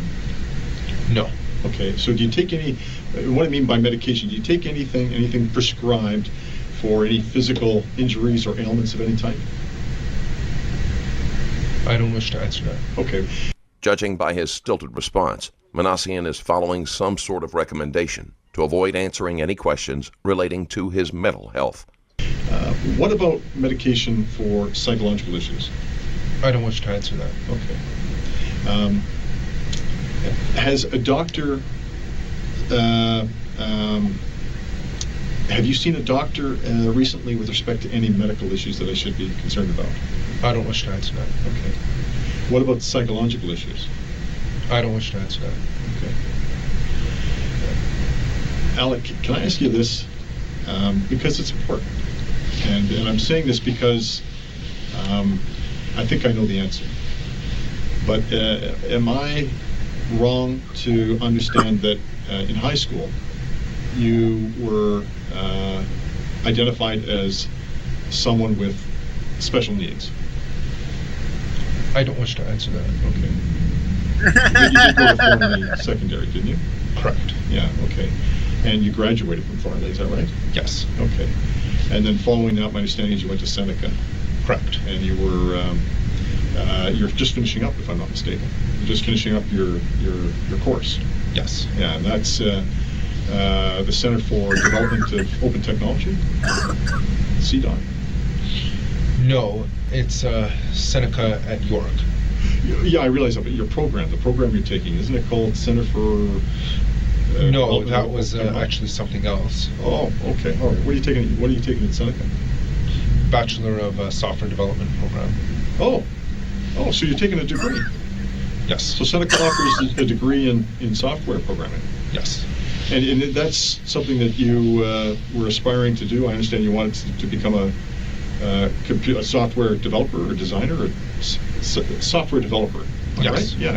And a team leader, is that not right? Yes. Is that that's what you were aspiring to do? Yes. Okay. And as far as work, my understanding is you're not working right now. I don't wish to answer that. Okay. All right. Is it fair to say that you had some employment lined up with a company called Sheridan Computers? I don't wish to answer that. Oh, okay. All right. I do know that you live at home, though, and I do know that you have a mom and a dad, right? I believe your dad, and correct me if I'm wrong, because I'm not pronouncing it right, but his name is Vahi? I don't wish to answer that. Okay.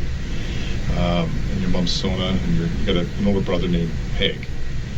And I think he's, probably 28, if I'm not mistaken. Haig? I don't wish to answer that. Okay. All right. How are things at home? Good. With you and your family? Yes. Are you close to your mom and dad? Yes. Yeah? And what about your relationship with your brother? It's good. Good. I understand you were born in Canada. Yes. Yeah, and your parents immigrated to Canada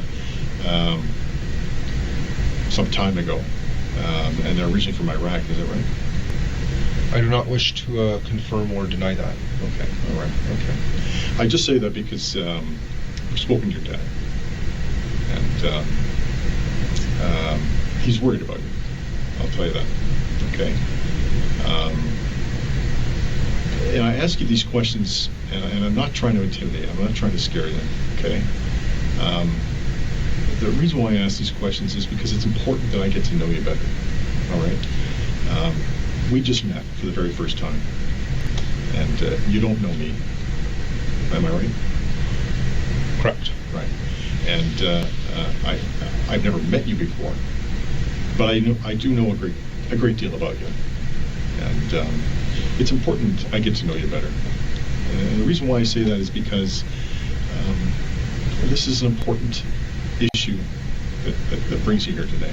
Okay, it's very serious, and I think I would be neglectful if I didn't at least try and understand who you are.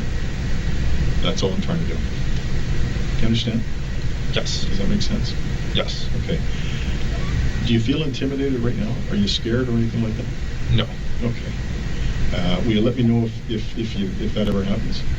I will let you know. Okay. All right. If there's anything I say that is offensive, or that you find offensive, or if there's anything I say that you don't like, will you let me know? Yes. Okay. The reason why I said it, because I don't want to offend. That's not why I'm here.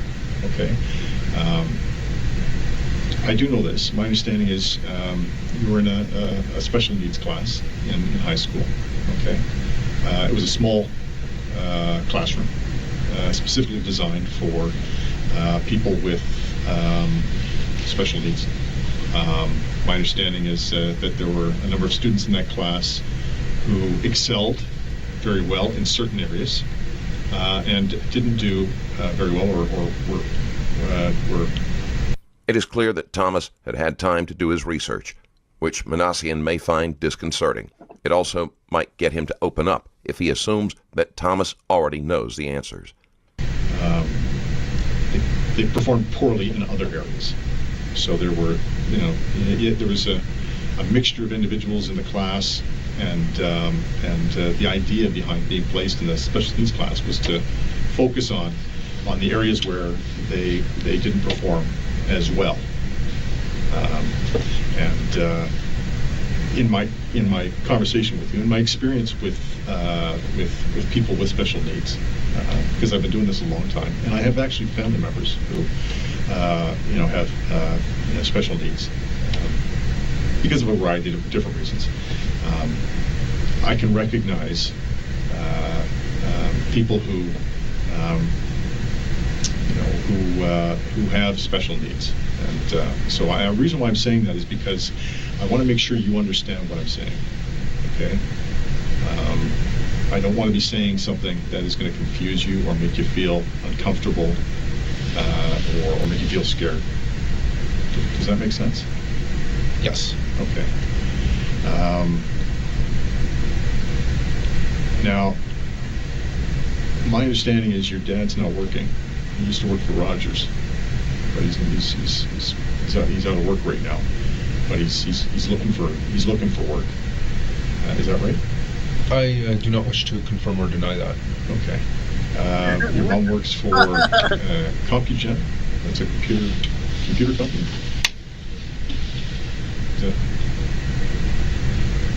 I do not wish to answer that. Okay. All right.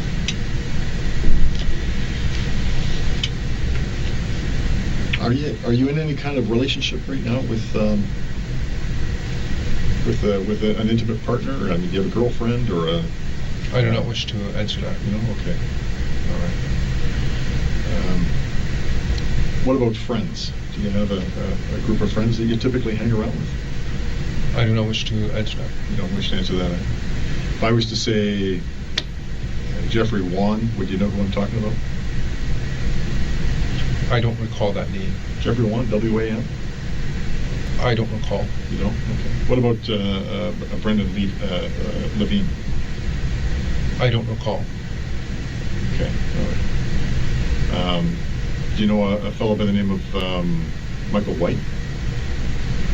I do not wish to answer that. Okay. All right. Okay. What about Michael Transer? Sorry. Yeah, Tanzer. Michael Tanzer. Do you know Michael Tanzer? I don't wish to answer that. You know? Okay. Do you have a Facebook account? Yes. You do, right? Yeah. Am I correct to suggest that the name of your account profile is your name? What I will say that it is correct to assume that most people have a Facebook account with the same name as their real name. Right. The police have already discovered Manassian's Facebook account, locking it down so they can gather information. And do you have any other online social media accounts? That is my only online social media account. Okay, so you know what I mean by social media? I'm talking about like Facebook, Twitter, etc. Yeah, Instagram, Snapchat. What are some of the other ones? I'm trying to think. I'm old. I'm 51 years old, so I can't. You young guys have. Yeah, we know all the different technological ways of communicating. What are the other ones? Facebook, Instagram. I'm just thinking of what my kids use. Twitter. Yeah, okay, I knew that one. Snapchat. FaceTime. Do you need an account for that? I've actually never used that before. FaceTime? It's like, FaceTime is like Skype though, isn't it? I think it's easier, a more convenient way of using Skype. Right, basically. Because you communicate over Facebook. But it's a video form of communication, correct? I actually didn't know that. Oh, because I've just heard of the name. Oh, okay. Because I've actually used it, but this is going to sound strange. I've used it, but I don't know how I've used it. People have actually called me on FaceTime, and I've been on my I have a little iPad, and then all of a sudden I'm talking to somebody, and I can see them, and they can see me. So one day you're going to get old, and you're going to realize what I'm going through right now, because it's hard. It's hard as a 51-year-old guy to try and keep up with the technology, and by the time you get to my age, technology is going to be out of control. But you're a bit of a computer guy. You like computers, eh? You're into software programming, all that kind of stuff. Have you got a particular area of expertise? Like, do you write code, or what do you do? I don't wish to answer that. You don't wish to tell me what you like to do? What you like to do as far as? No, I don't. Going back to the social media accounts, my understanding is you have a LinkedIn account. Yes. Yeah. Okay. But you're not active on LinkedIn. Do you know what I mean by that? I don't sign in daily. Right. And the information you have on LinkedIn's fairly limited. Yes. Yeah. And my understanding is your Facebook account is your activity on Facebook is kind of sporadic. Sometimes you're on, and then you go off, and then you go back on, and you close down your account, and then you open it back up. Why is that? I don't wish to answer that. Am I right to assume that you've closed your Facebook account down in the past? I may have done it once. Yeah. Oh, okay. All right. When did you close it down? Did you say when or what? No, when? I don't remember. It was quite a while ago. Oh, okay. And how long was it closed down for? I would say at least a year. Oh, okay. And then, am I right to assume that you just recently opened it back up again? Yes. Yeah. Okay. And when did you open it back up? I think about a month or two ago. About a month or two ago. Okay. And how many friends do you have on Facebook? I don't remember the exact count. Okay. Are you active on Facebook? My rate of sign-in is inconsistent. Sometimes I might sign in for a couple of days, but then might not sign in again for another week or so. Oh, okay. Is there a reason for that? I just don't have a specific pattern when deciding to use Facebook. You know, I'm just thinking in terms of a routine. Like when I actually use Facebook a lot. I'm surprised, being as old as I am. But one of the reasons why I use Facebook is because it keeps me. I don't post a lot of stuff on Facebook because I'm not that time. I'm kind of shy that way. I don't like to tell people what I'm doing. But I like looking at what other people are doing. And I don't have a lot of friends, but I have a few, and I kind of keep up to date with what they're doing, and I watch and I look. And so as a routine, I don't want to say daily, maybe daily. I go onto my Facebook and I check, but I don't post a great deal of information because I for some reason, I don't know, in my mind, I just don't like to reveal what I'm doing. When you say you're on Facebook, what do you mean by that? I simply mean that I'm occasionally signing in to use it minimally. Okay. So when you say using, is that are you posting stuff on your web? It could be posting, or it could be private messaging another individual on Facebook. Oh, I see. Okay. And what kind of stuff do you typically post on your Facebook? There's no specific pattern as to the type of content I post. No?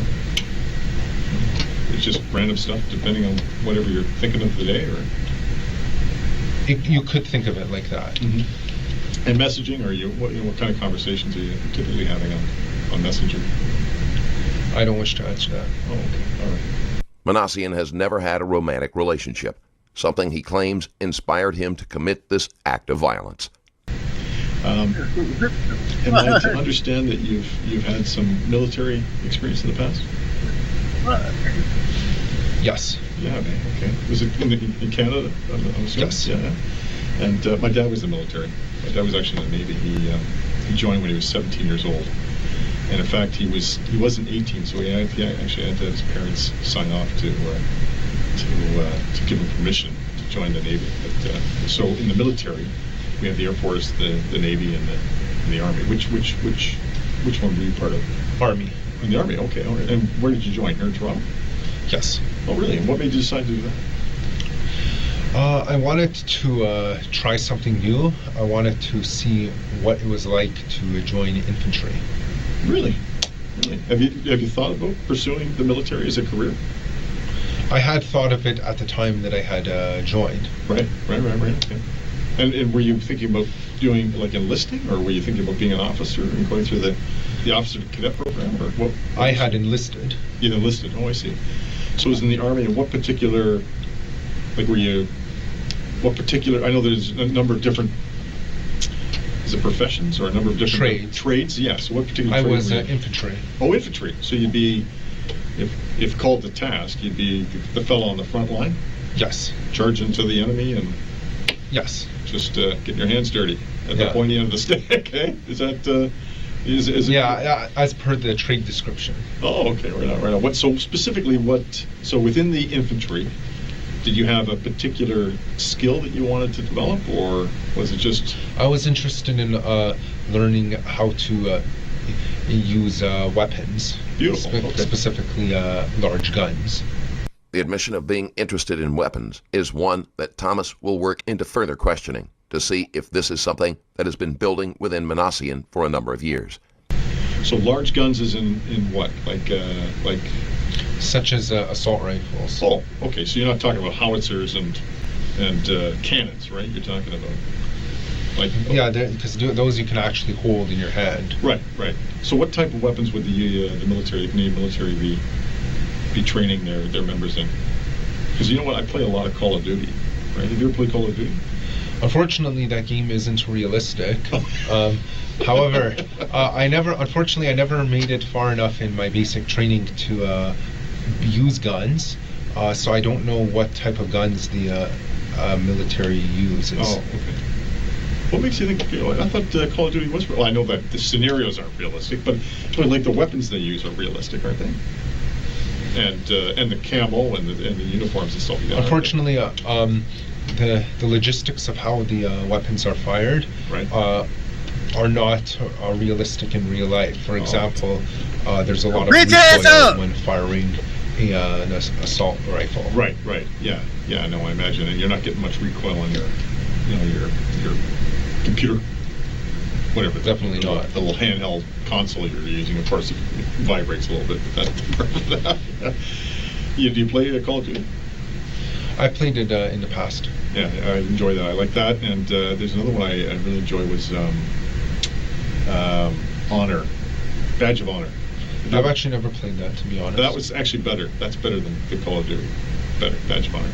I think Call of Duty is Microsoft, if I'm not mistaken. I don't know. But this was another company. But Call of Duty is made by Activision. Activision. Okay, right. And now, so Badge of Honor is something else. It's another company.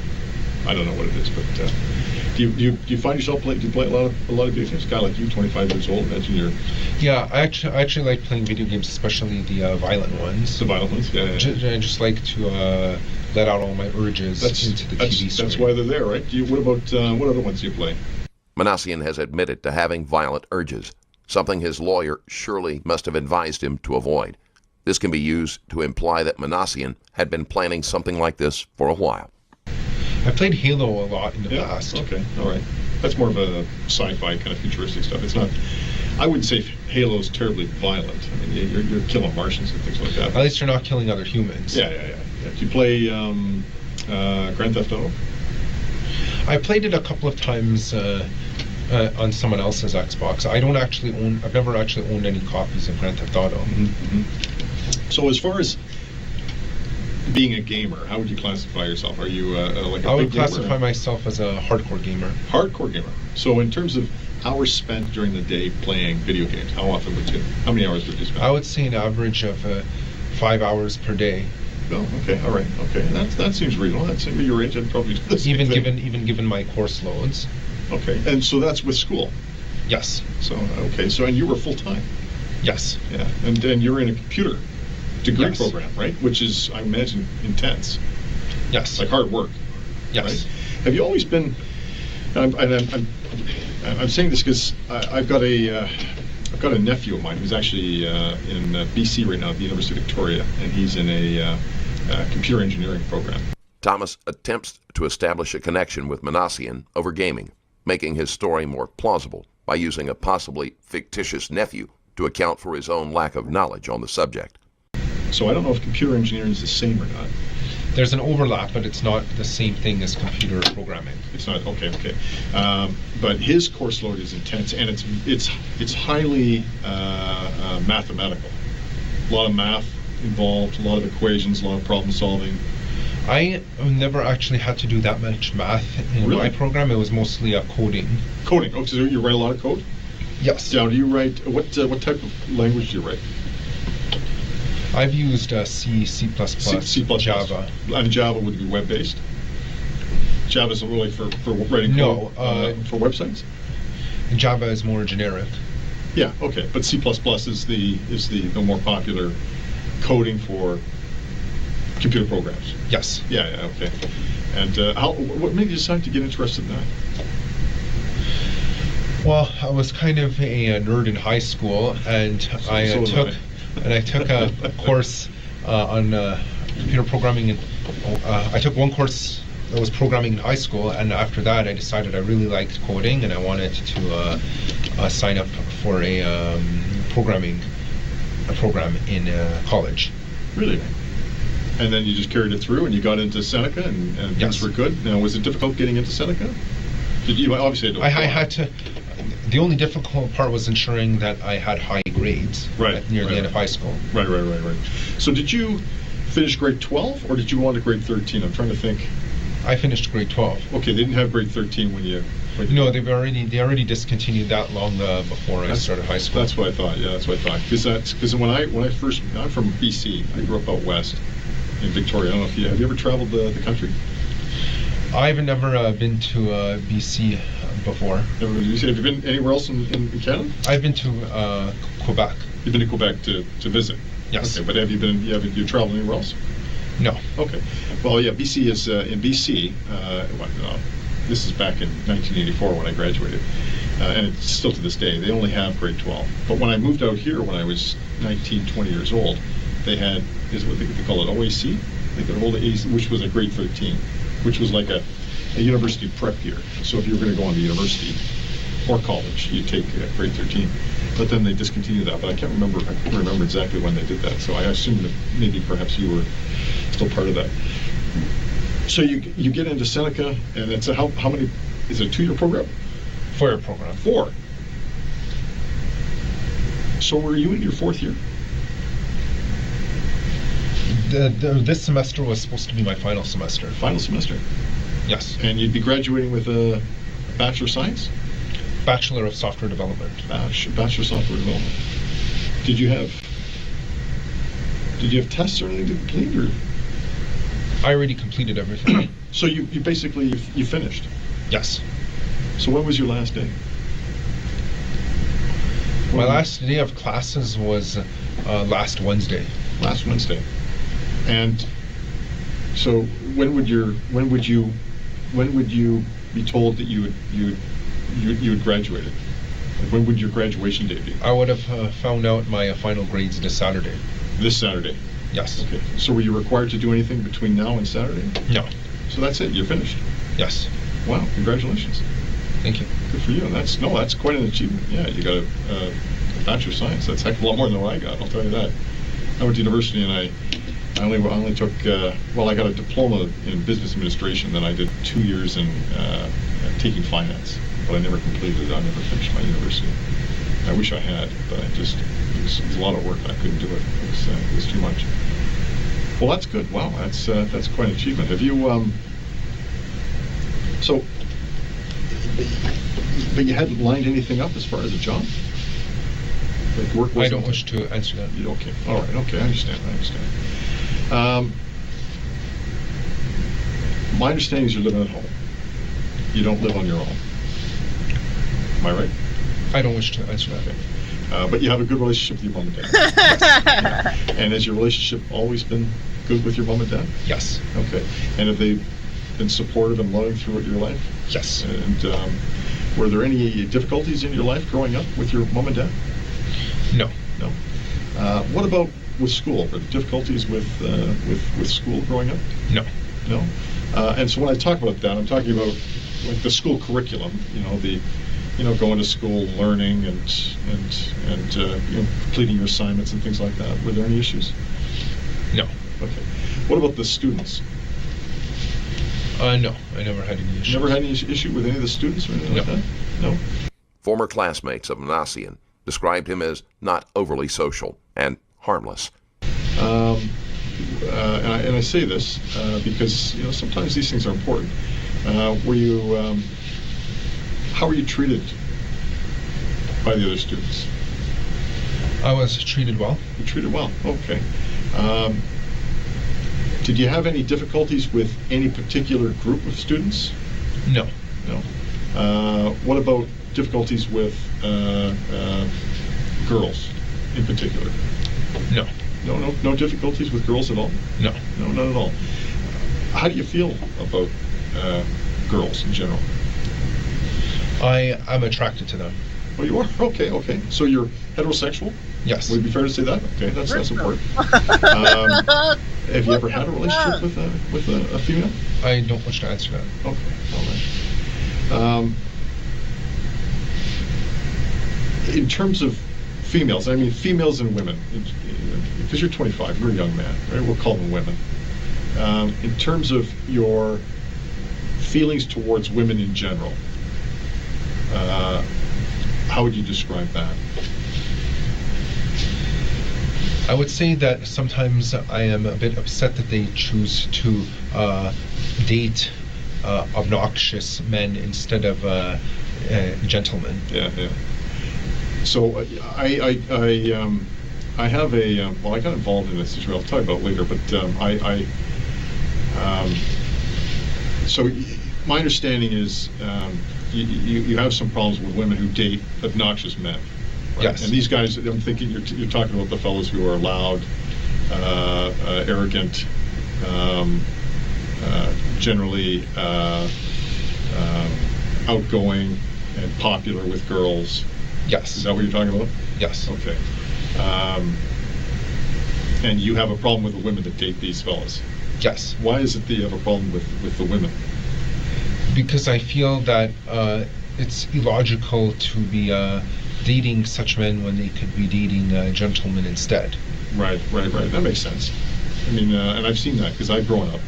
And I'll tell you one of the issues that I had as a kid growing up, because I was, this is going to say, you might not believe me, but I wasn't a very big kid growing up. I was actually very, very small. And it took me a long time to grow. And so as a result, I was kind of ostracized. You know what I mean by ostracized? I was kind of cast aside. Yeah. And or I left out, like I wouldn't get picked for teams, or anything like that. I was always kind of the last guy. Yeah, you ever see those television shows where all the kids are lined up and they're getting picked for the teams, and there's always one guy left out at the end. Yeah. That was me. I was that guy. And I was never very popular with girls in school. And that kind of actually went on through to early part of my adulthood until I started, getting taller and maturing, right? But I understand exactly what you meant, because I was, as a kid growing up, I was, I was like any other kid, any other young man, right? You would look at attractive girls, and I knew I was probably just as smart, if not smarter, than some of the clowns they were dating. But because, for whatever reason, I didn't have what it took, they wouldn't date me. Because I think because I was short, they wouldn't date me, and they'd end up dating, the tall jocks and the other, the good-looking fellows. Is that what you're talking about? Yes. Yeah. Then you kind of resent these girls, right? Yeah. Because, that's kind of a superficial way of deciding, who it is because you're going to height is an unfair. You can't control your height. Right. Exactly. Right. What other things can't you control? You can't control your looks either. Exactly. Yeah, that's a good point. Although you're not a bad-looking guy. Thank you. Holy. Pause, nigga. No diddy. That was yourself gay. well, and you're good. You're fit. Yeah, that was you're gay. tall. Holy. What other things can you control? Holy. I'm unaware. I'm not aware of anything else you can't control.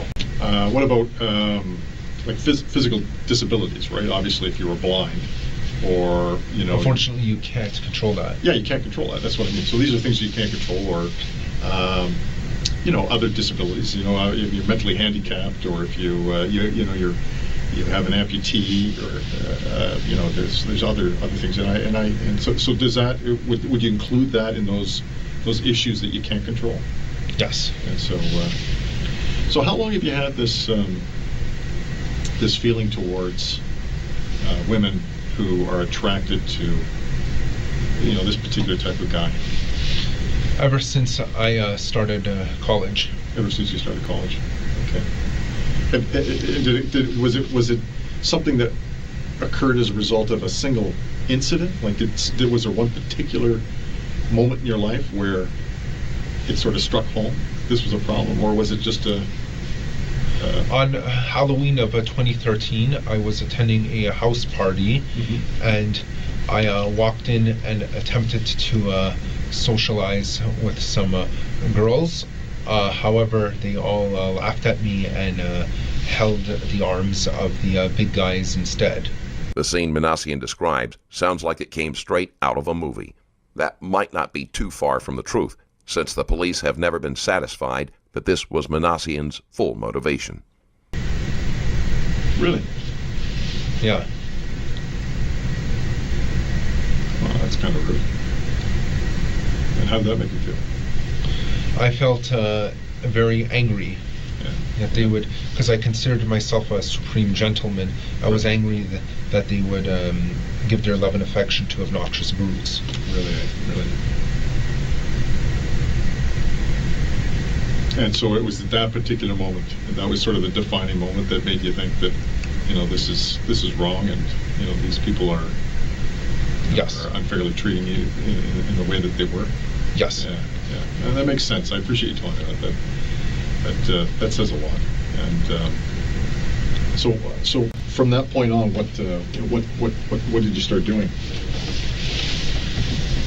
I started thinking that it's unfair that certain guys will not get any love and affection from girls. Holy, bro! What do you mean by certain guys? Such as me, that are very nice and act gentlemanly. Right. Are there other guys? Did you find other guys are in the same? I know of several other guys over the internet who feel the same way, but I know they are. I would consider them too cowardly to act on their anger. Oh, okay. And so on the internet, what are you talking about in terms of? Specifically, certain boards on 4chan. Oh, okay, 4chan. I'm familiar with 4chan. So that's such as R9K and Poll. Okay, so describe 4chan to me. What is 4chan specifically? It's an image board where people can anonymously make any post they want. The three boards that I have frequented are B, which is the random board. Okay, yeah. POL, or poll, stands for politically incorrect. Okay. And R9K, which is basically means R9000. It's in effect, they're saying we're all robots. Anyone who messages on that board. Okay, so those are the three boards that you go to. Yes. To is it fair to say you chat? Yes. You chat. So you chat with other similar-minded people. Yes. Right. So 4chan is a website, and within 4chan there are these messaging boards. Yes. And they're individual boards specific to like-minded people. Yes. And how many boards would there be in total on 4chan? There are about 50 different boards on 4chan, but most of them are actually unrelated to the to B or 9K or Paul. Therefore, I don't bother going on them. Right. Because in fact, if I tried to talk about topics that I was talking about on those other boards, my post would get deleted. Oh, okay, all right. So there's moderators. Yes. Who monitor the conversations, and they kind of police the conversations, and if you're not part of the group conversation, they kick you out. Yes. Oh, okay, that makes sense. So when did you first start going on the 4chan? Since 2014. Oh, okay, all right. And how did you learn about 4chan? I was informed about it by a friend at college. Oh, okay, all right. And was he on it as well? Or? Yes. Okay, what's his name? I don't wish to answer. Okay, I understand. But nevertheless, it's a friend who's on 4chan. Was he in the same? Chat rooms? Yes. Oh, okay, all right. And so would you have conversation with him in those chat rooms? Yes. Oh, okay, all right. And so how many other people would be in these 3 particular chat rooms you talked about? It doesn't actually tell you how many are in there at once, because it doesn't. As a software, it's not actually a chat room. It's more like a message board where anyone can post at any time by simply going to the thread, but they don't have to stay there. Oh, I see. So it's not live. It's not live chat. No. It's a thread. So when you say it's a thread, it's essentially like a forum. Right. So you make a statement, and then somebody will answer, or they will reply to your statement. Correct. And then you've got. Or they might reply to the original poster, or what is known as OP. Right. Okay. I see. Okay. And so the general content of these 3 forums. Am I using the right word? Forum or image board? Image board. The forums that Manassian mentioned will be investigated to see if any others helped him plan this or otherwise encouraged him. So what's the general the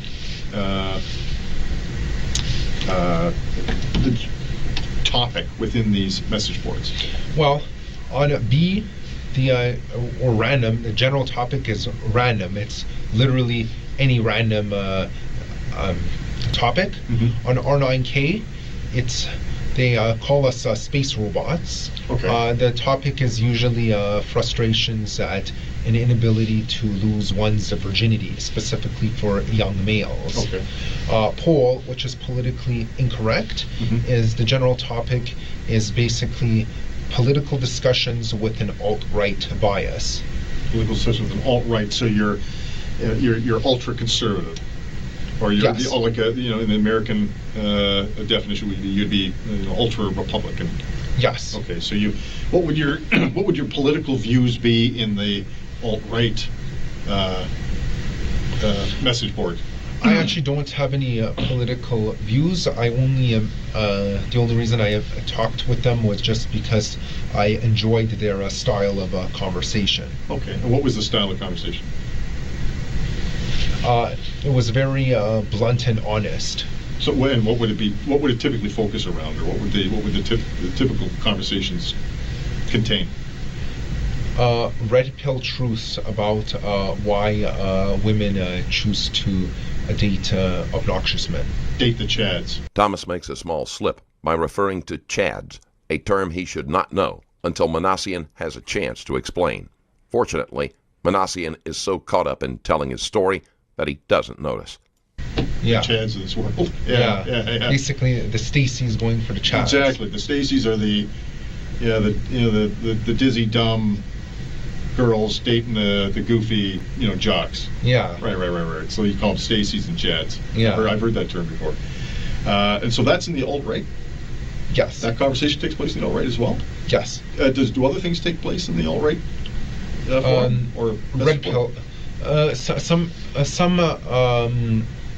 alt-right members consider themselves to be red-pilled.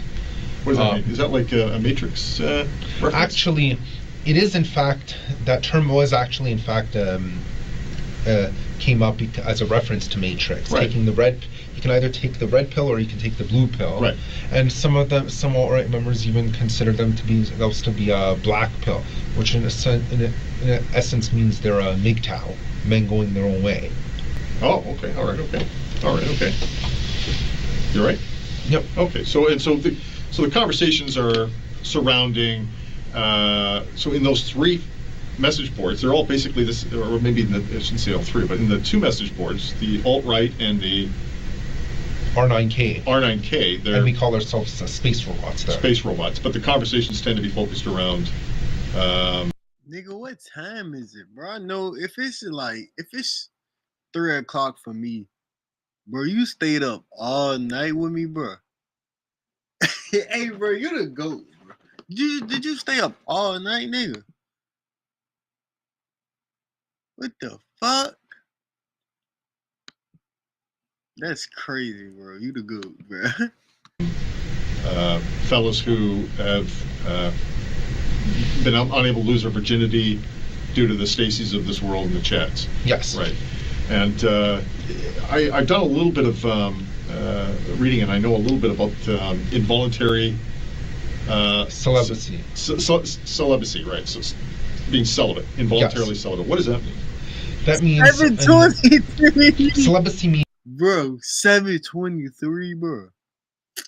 Bro, god damn. Hey, bro, you the GOAT, bro. I ain't gonna lie, you the GOAT, bro. You feel me? Bro, this one, I always do this. You feel me? Yeah, you're a real one for sure. You feel me? I'm a vamp dude, bro. You feel me? Usually I would have. At first, when I first started streaming, I used to name these the vamping streams, cause you feel me? It's literally what I be doing. I be sleeping during the day, and I be up all night. Like no bullshit. I really be vamping. Like I'm really a vampire. Like no bullshit. Means someone who never has a sexual intercourse. Right. Involuntary celibacy means this wasn't your choice. You essentially are have been thrown into true forced loneliness, and you're unable to lose your virginity. Right. This is especially painful for young males. Go to sleep. Right. That makes sense. And there's are there not other websites that cater to this group of people as well? Forever Alone. Have you ever heard of them? You gotta go sign for your tag. Oh, well, shit, free your leg, nigga. You already know, nigga. Free your leg. I have heard of the Forever Alone Free your leg, subreddit. nigga. And subreddit. Have you've heard of those? Okay. Yes. Okay. And is it fair to say Forever Alone is a forum within subreddit? It is a subreddit. That's the definition of subreddit is basically a section of Reddit. Right. Yes, exactly. Right. So it would be like the 4chan. Kind of, in a way. Yeah, okay, all right. Are you on Forever Alone? Yes. You're on that as well? Yes. Okay, and what other sites are you on? I can't recall other sites off the bat at the moment. What's your username in Forever Alone? I don't wish to answer that. Okay, well what about 4chan? There is no username because you're always anonymous. You don't register on 4chan. Oh, and that's what makes 4chan popular. Yeah, because it makes it very easy, and you can hide behind a computer. Free my leg. Right. Okay. And so when you're on the internet, where are you typically when you're accessing these websites?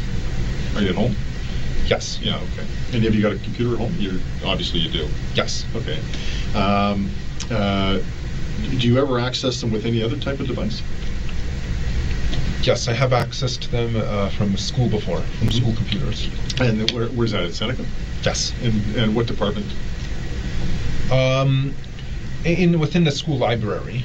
Oh. That's common to all the students. Oh, I see. Do you have one particular computer that you go to? I've always gone to the computer at the northeast corner of the library, just because I'm a person of habit. Right, okay. Mnassian has Asperger's, which means he likely used one specific computer at the school library and may have even avoided using a computer at all that day if someone was already using that one. And is there a number on that computer or anything like that? No, but I'm always gravitated to the exact same spot. Okay. I'm able to, I just instinctually know this is exactly where I've always sat every time. Right. What type of computer is that? Windows 10. No, I mean in terms of the hardware. What is the make of the hardware? I'm not sure, to be honest. I know it's a workstation. It's a workstation, so it's not a laptop. Correct. It's like a box and a flat screen. Correct. Okay. And it's at the northeast corner, you said? Northeast Correct. Corner.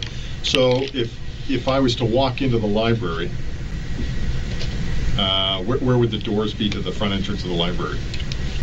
They would be very close to the southeast entrance of the S building of Seneca at York. Okay.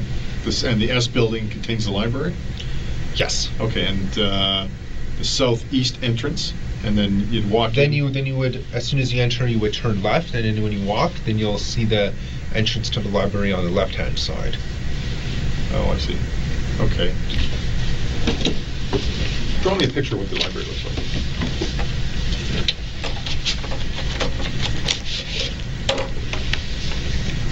Have a seat there. Have a seat. The library? Yeah, or where the computer is.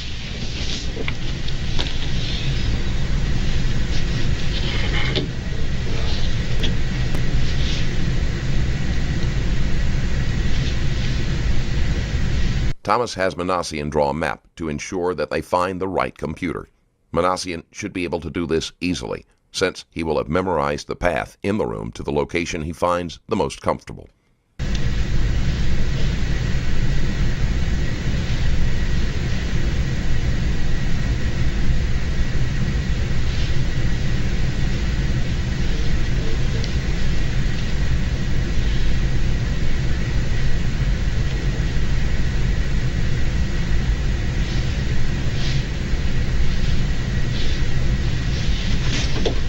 That's essentially the main layout. So I'm looking at this. That's north. The top of the page is north, east, west, and south. Yes. Okay. And where's the entrance? The northeast corner is the entrance. Yes. And this is around the corner where I where I prefer to sit when using their computers. Okay. Put a circle or a square. How would you show me where the I would put it here. It's not actually the very northeast corner because the actual northeast corner has a bunch of Macs. I'm using the most northeast Windows computer there. Okay, just put computer beside that. Okay. Do me a favor, just sign the bottom there so I know that's yours.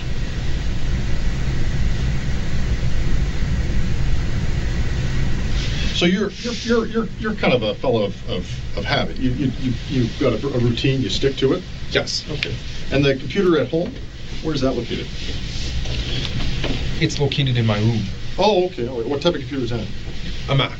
Oh, so you own a Mac? Well, I'm good with both Macs and Windows. And Windows, yeah. But you prefer Windows, or? Yeah. Really? But you have a Mac.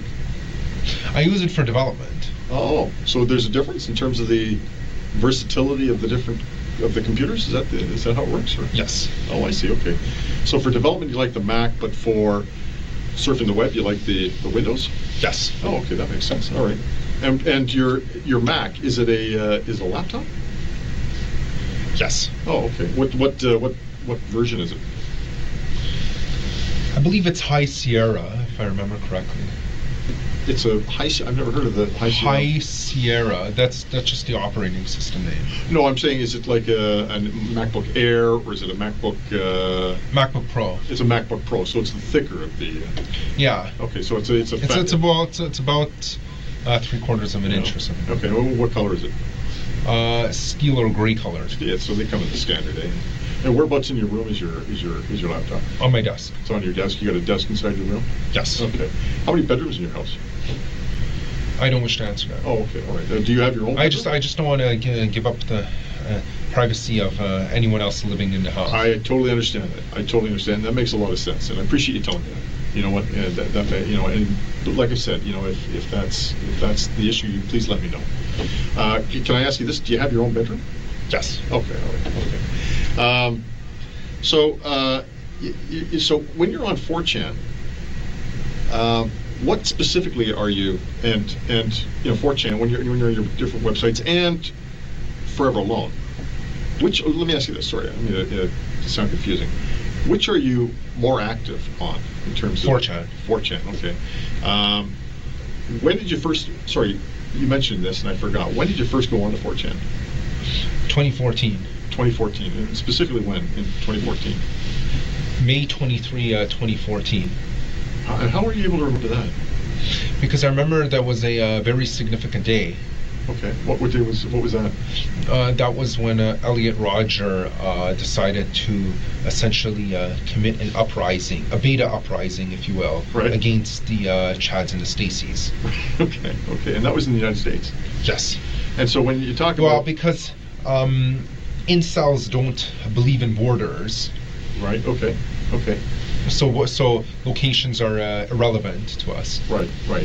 But for geographical reference only, am I right to understand it occurred in California? Yes. Okay. And what type of uprising occurred? What happened?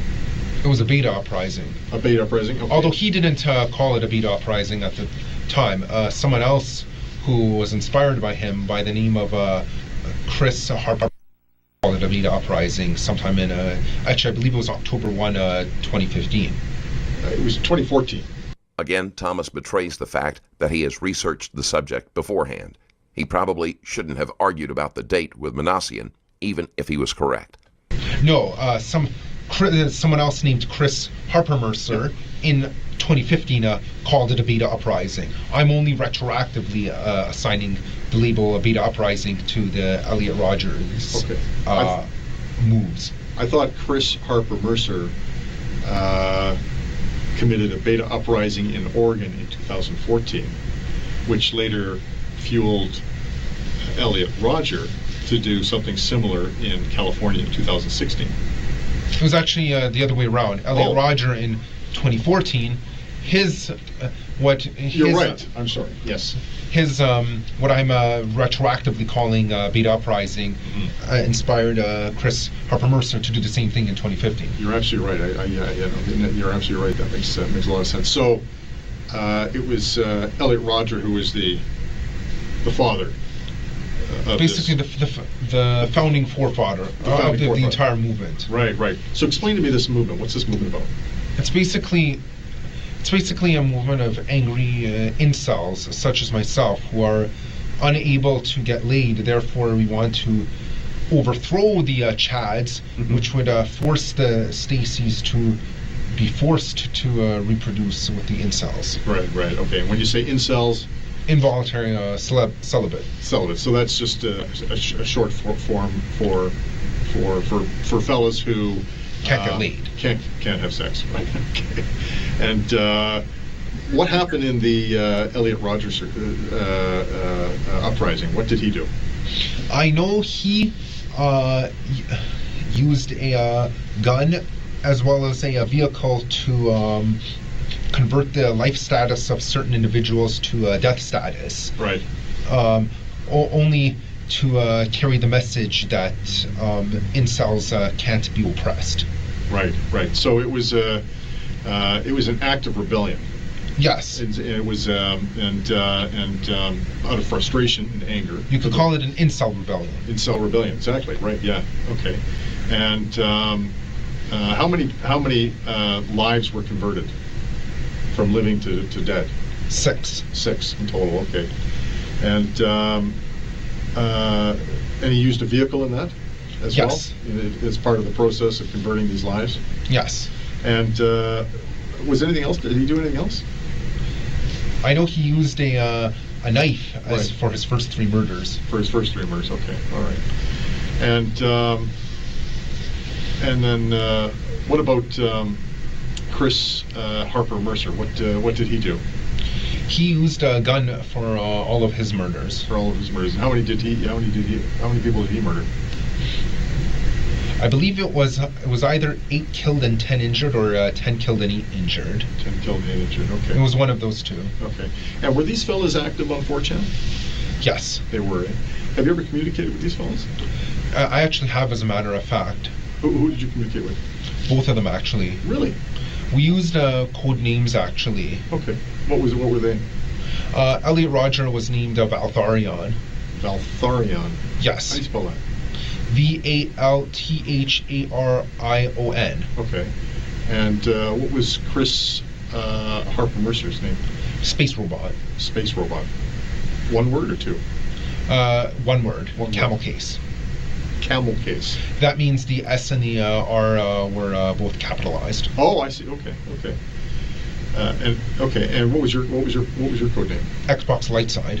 Xbox Light Side. All one word. All one word. Camel cased? No, only the first letter was capitalized. The X. Yes. Okay. All right. And so, what did you discuss with these guys? We discussed our frustrations at society and being unable to get laid, and we were plotting a certain timed strikes on society in order to confuse and shake the foundations, just to put all the normies in a state of panic. In these types of forums, such discussions are commonplace. Most often, they are instigated by trolls and are not meant to be taken seriously.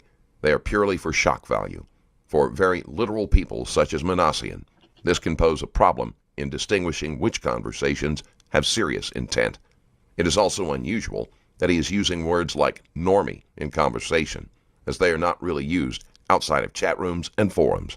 Okay, and who would be a normie? Normie means normal people. That would be anyone who is considered to be normal by the unfair standards of society. But not the Chads or Stacys. Chads and Stacys are actually above normies, or at least they think they're above normies. Of course, yeah. Okay, all right.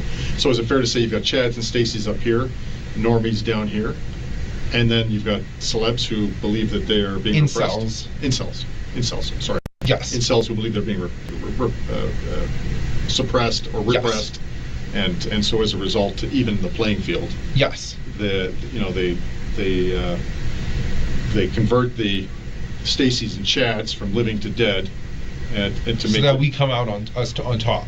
Yeah, more than so. Is there so the targets? Who would the targets for this uprising be? All of the alpha males. All the alpha males. So the Chads. Yes. So those are the people that you want to kill. Yes. Okay. All right. And who else? Any of the Stacys who do not wish to give their love and affection to the incels. So they're a target as well. Yes. To be killed. Yes. Okay. And what about the normies? Normies. Yes, we don't necessarily wish to kill the normies, but we do wish to subjugate them in order to make them understand that that our type is the more superior one. Right. So when you say subjugate, what do you mean by that? Meaning either imprison them or put them in a lower position in society. Okay. So that they acknowledge the incels or the Pepe the Frog types as the more superior ones. So you're saying things that I'm not familiar with. Sorry. So what's a Pepe the Frog? He's a mascot on 4chan. He's a mascot? Yes. Oh, mascot on 4chan. Yes. I was using a metaphor. Oh, okay. Yeah, so he's actually worshipped quite frequently. Oh, okay. All right. So going back to the conversation with Chris and Elliot, you're talking to these fellas. Now, when are you having these conversations? When do these conversations start taking place? Obviously before their massacres, because they're both dead now. Right. Okay. And then once you learned of so it was Elliot who was first in 2014. Yes. So what did you and Elliot talk about? I find you very interesting. I do, and I find this fascinating. But I want to make sure I don't go too fast. Who did you have conversation with first? Let me ask you that. Elliot. So how did you learn of Elliot? Because we private messaged each other on Reddit. Yep. After I saw one of his posts, and we just talked about each other, got to know each other, and we found each other very interesting. We both had the same frustrations at society, despite being separated by distance so far apart. Right. Did you ever visit him? No, but I wish I could have. Yeah. Did he ever come and visit you? No, but I wish he did. Yeah. Did you ever communicate outside of 4chan? Did you ever communicate on anything else outside? Reddit was the first place we communicated. Oh, okay. And was it Forever Alone? Yes. In that subgroup? Yes. Okay. And did you ever communicate on any other medium or platform? Other than Reddit and 4chan, no. So you didn't Skype or call on the phone or anything like that? No. Okay. So how long does this conversation with Elliot? So when specifically? You may have mentioned it. I wasn't listening. When specifically did you first contact or have contact with Elliot? January of 2014. 2014. There is no evidence that Manassian was ever in communication with Roger. And when did you stop having communication with him? As soon as he was deceased. Okay.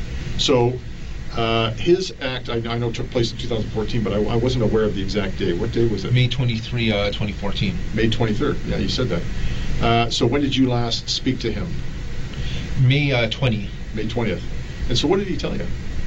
He told me that he has to go. He is on a very important mission, and he might not make it back alive. And so what did you say to him? I kind of had an idea in my head of what he was planning, but I didn't want to think it was true at the time. So I replied and said, I wish you good luck with that. Right on. Okay. Okay. And was there anybody else in this conversation? It was a private conversation. It was a private. Okay, so there's nobody else speaking? No. Okay. And you can have private conversations outside of 4chan? Well, like I said, it was a Reddit private message. Oh, sorry. Forever Alone? Yeah, because anyone can just private message each other since you have a registered account. Right. Okay. Okay. So you can go on the forum and the threads and leave messages, and then you can speak to people outside of the threads privately? Yes. Okay. I'm just because I haven't been on these websites, so it's but I've heard about them, so I'm just trying to get familiarized with how it works. So was there as far as you're aware, was there anyone else involved in Elliot Rogers' mission? I believe that he told me that other members of 4chan were giving him encouraging support so that he would have the courage to start his rebellion. Right, okay. And so you last speak to him on March 20th. May 20th. I'm sorry, May 20th, 2014. Yes. He commits his acts on the 23rd of May. Yes. And when did you learn that what he had done? I saw it on the news later that night. Later on the 23rd? Yes. Okay, and what did you think? I thought that I came to the understanding that this is the mission that he had to carry out. Okay, all right. And anything else? I felt kind of proud of him for his acts of bravery. Okay, all right. And what about how you started to change your thinking? Was any of that going on? I was starting to feel radicalized at that time. You were? Okay. This statement is another reason why investigators suspect that Manassian is lying about his motivation. The use of the word radicalized is seen as negative, and it is not a natural way for him to refer to himself, especially if he believes in his so-called cause. And when you say radicalized, what do you mean by that? Meaning I felt it was time to take action and not just sit on the sidelines and to just fester in my own sadness. Right on. Okay. All right. And so, this is starting. This is a process. It's not something that just. I mean, the day that you realized that you were a celeb was the day that you were ridiculed by these girls at this party. But on Halloween of 2013. Right. But then, as you got to know Elliot, and then understanding his mission and what he had done, you began to become radicalized in terms of your thought process. Yes. Okay. And so what takes place next as part of this growing radicalization?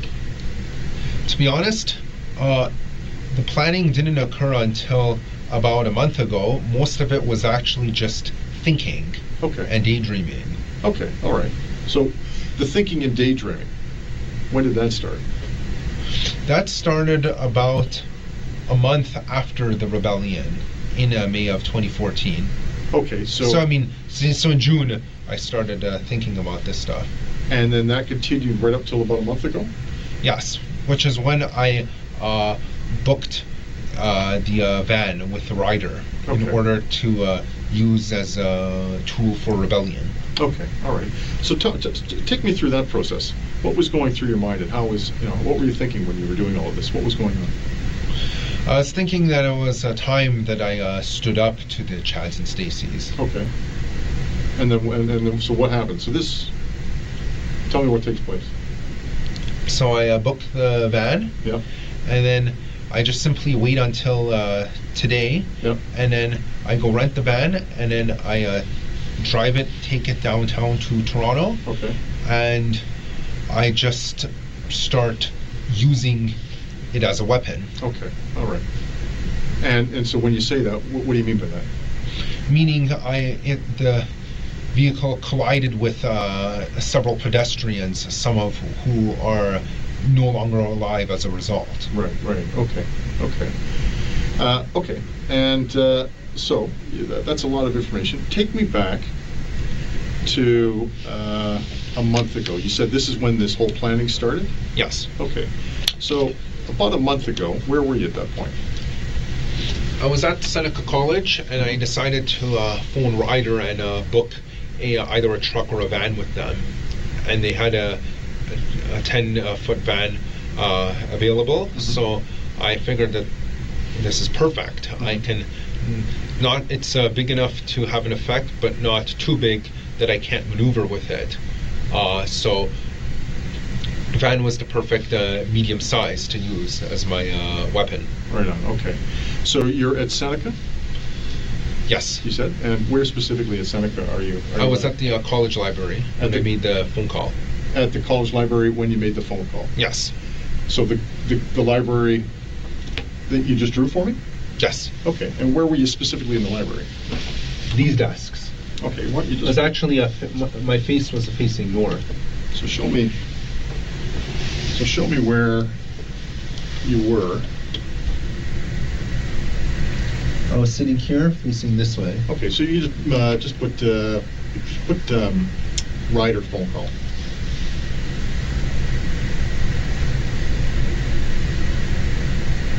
Okay, so you're sitting there, and this is about a month ago. What day specifically is this? It was near the beginning of April, so it wasn't exactly a month ago, but almost a month ago. Okay, all right. So you're at your desk, and what time of day is it? Midday. Midday, and you said you made a phone call? Yes. Manassian did not make any effort to hide his identity when looking for a vehicle to use, which supports the theory that he wanted to be caught. And how do you make that phone call? By Googling the rental number for the nearest rider location. Okay, and how do you Google the... I just simply said rider rental locations on my laptop. On your laptop. Okay, so when you say on your laptop, were you using a school computer? No, actually I was using a Windows computer. Because I know I said before I have a Mac, but I also have a Windows which I take to school, just because I don't want the Mac to get damaged. Oh, okay, so you've got two laptops? Yes. Oh, okay. What's your other laptop? The Windows. Mac and Windows. Yeah, no, I guess, is it, what's the name of the actual laptop, the make? It's a Lenovo. Lenovo, oh, I see, okay. And what color is that? Black. Black. And where is that in your bedroom? It's located in my closet. Oh, okay. All right. Where you hang your clothes? Yes, above them. Above? It's on the top shelf? Yes. Oh, okay. How many closets in your bedroom? Just one. Just the one. Okay. So you take the Lenovo laptop to your school. Yes. At Seneca, and in the library at the desk, you Google the nearest rider. Yes. Truck rental. Yes. Okay. And what made you decide to choose Ryder? Because I had looked up some reviews online. They people were saying good stuff about them. Because I had looked at some other companies such as U-Haul, and people were complaining about them, saying that the trucks never arrive on time. The customer support is terrible, but people love the Ryder. Oh, okay, all right, okay, that makes sense. You're the guy, man. So this was just reviews that you had read online that made you choose Ryder. Yes. Okay. Can I ask why were you looking specifically for a truck?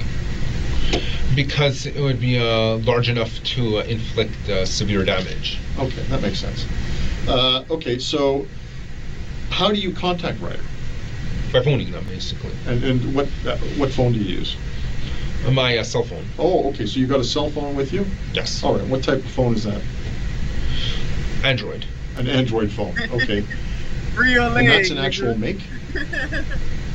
It's either, your phone's either going to be Android or iOS. My phone is Android. What's the make of the phone, though? Asus Zen 4, was it Asus Zen Phone 4? Okay, and where's that phone? What do you mean by where? Where is your cell phone right now? It was confiscated. Oh, so we have it? Yes. Okay. And what's the phone number to your cell? 416-836-9711. Okay, and so you call Ryder, and from Seneca, and what Ryder truck rental? What's the address? 700 Cornerstone Road. Oh, okay. And so what do you say to them? What's the conversation here? I just said, hey, how are you doing? I was interested in renting a truck. I told him that I wanted to just help a friend move furniture around. Okay, all right. Do you remember the individual you spoke to? I believe it was either a Matt or Mike. A Matt or a Mike, okay. And what did Matt or Mike say? That, yeah, we do have some trucks available, and that we can rent them out to you, and that he asked me when I wished to rent it, and I said April 23, and lo and behold, it was available today. Okay. Can I ask why you chose April 23rd? I felt it would be a more symbolic if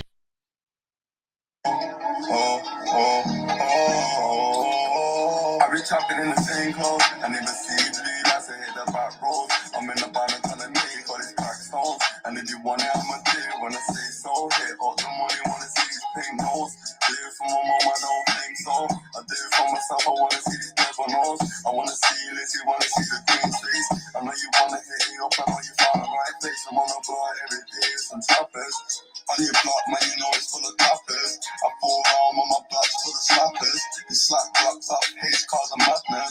I'm on the block trying to split man's habits. I'm on the road, money calling me the savage. So free pass, free, I'm a campus. You know me, man, not on the much to slap it. I'm on the block trying to make a break. If you know me what I'm on when I'm just making wigs. I'm just making all the stacks in the small wigs. I'm lighting up my beliefs so I can get snipped. I know you're talking to my bros and I see you all. And I'm a riot for my bros and I'm a riot on computer. YK, oh, YK, oh. I be chopping in the same clothes. I never see you bleed, I say hit the back road. I'm in the bottom telling me all these crack stones. And if you want it, I'ma do it when I say so. Hit up the money, wanna see these pink nose. Do it for my mom, I don't think so. I do it for myself, I wanna see these devil nose. I wanna see you, Lizzie, wanna see the green face. I know you wanna hit it up, I know you found the right place. I'm on the block every day with some choppers. On your block, man, you know it's full of toppers. I fall home on my block full of slappers. You slap blocks up, H cars and madness. I'm on the block trying to split man's habits. I'm on the road, money calling me the savage. So free pass, free, I'm a campus. You know me, man, not on the much to slap it. I'm on the block trying to make a break. If you know me what I'm on when I'm just making wigs. I'm just making all the stacks in the small wigs. I'm lighting up my beliefs so I can get snipped. I know you're talking to my bros and I see you all. And I'm a riot for my bros and I'm a riot on computer. Oh yeah, we got that unreleased. We got that unreleased. Yeah, I'm fucking with it, nigga. I'm fucking with this shit. I'm fucking with it. That shit sound good. If I had completed my exams. Okay, but apart from the 23rd, there was no other reason? No. So if you finished your exams on the 15th, that would have been the 15th? It would have been the 16th. Oh, the 16th, okay. All right. So how long is your conversation with the fellow from Ryder? About 2 minutes. Okay. Because it was fairly quick. Okay, all right. And then what happens? So you made this phone call. Sorry, let me ask you this. Did you reserve the truck? Yes. Oh, okay. And what did you tell him in terms of reserving? How was that going to take place? I said that we agreed that I could just simply pick it up. Okay. Did you have to give a deposit or anything like that? Yes, I had to give. It was about a $400 deposit when I arrived at the location. Okay, but that's not till later. Correct. Okay, so you just reserved the truck. There was no requirement for you to give any type of credit card or form of payment? Correct. Okay. So you reserved the truck, then what happens? Then I simply record the reservation, and then I go on that day to pick it up. So nothing happens for approximately 1 month? Correct. So you're not thinking about this? Or I am thinking about it, but I didn't need to make any further preparations. The ease with which Manassian pulled everything off is alarming. He was able to cause a great deal of devastation with very little effort.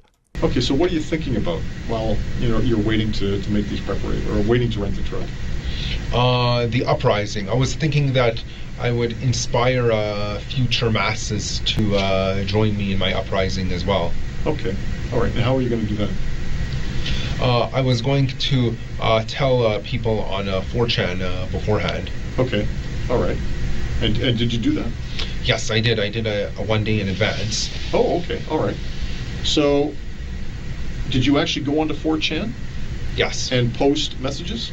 Yes. Okay, and what name did you, or they're anonymous, you said that?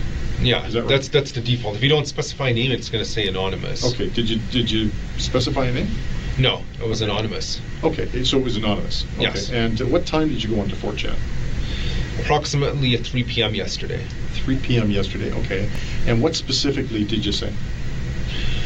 I was using a code language to avoid detection by the authorities. I stated that there will be a beta uprising tomorrow. I encourage others to follow suit. Okay, okay. And did you post on any other mediums? Media. Media. Any other media? No, just...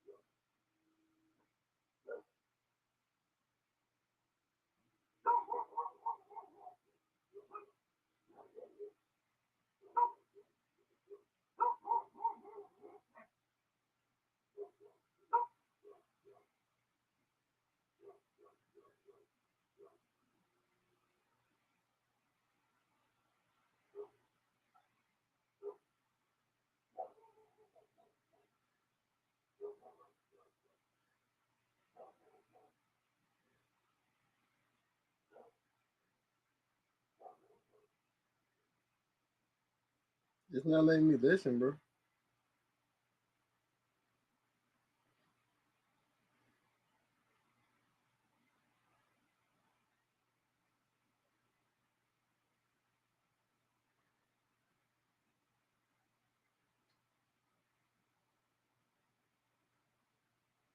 This shit not working. It's not working. It's trying to make me make an account with some more shit.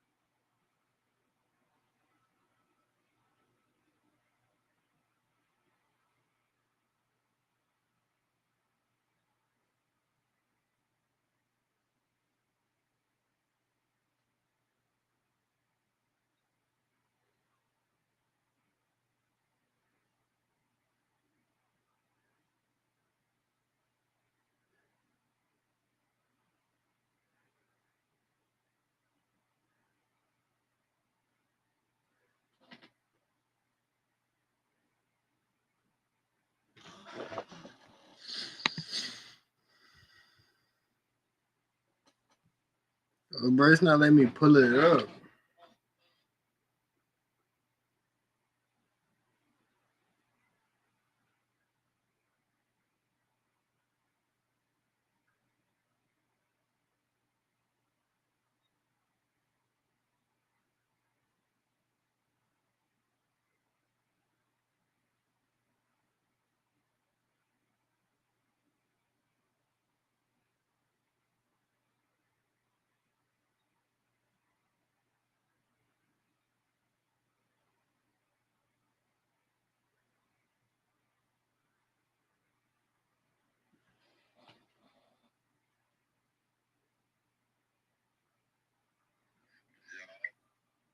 Bro, it's not letting me pull this shit up.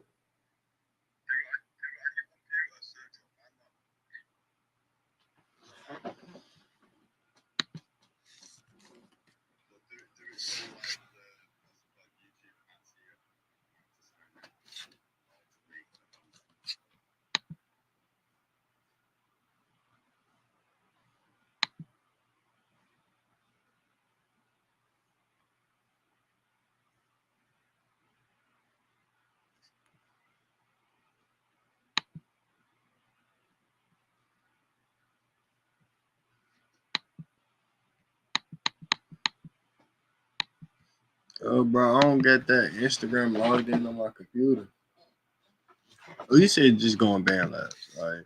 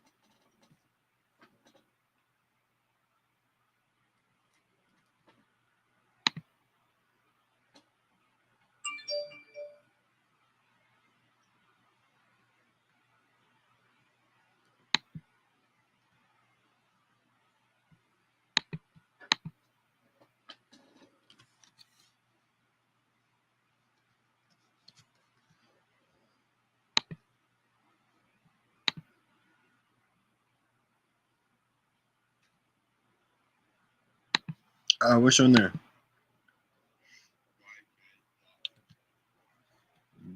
M what?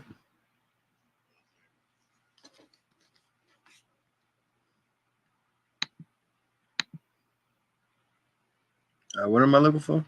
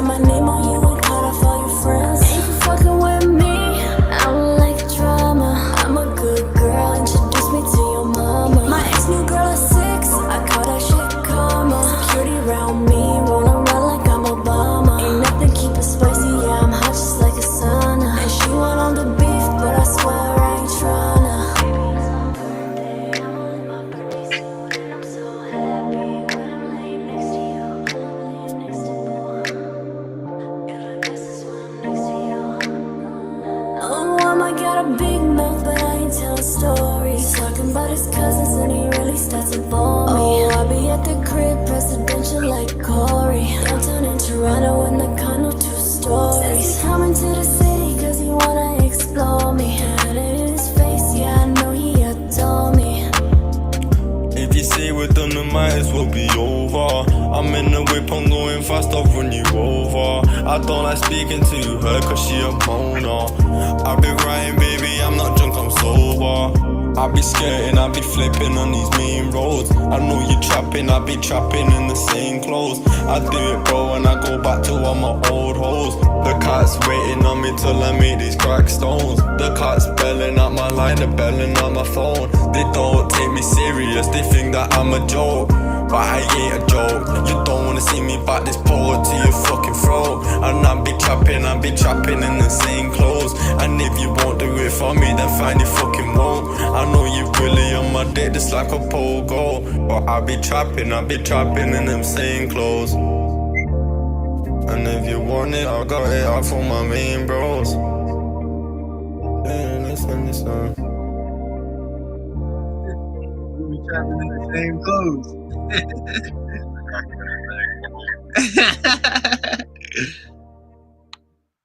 That bitch is hard. Bro, you wear on the ship.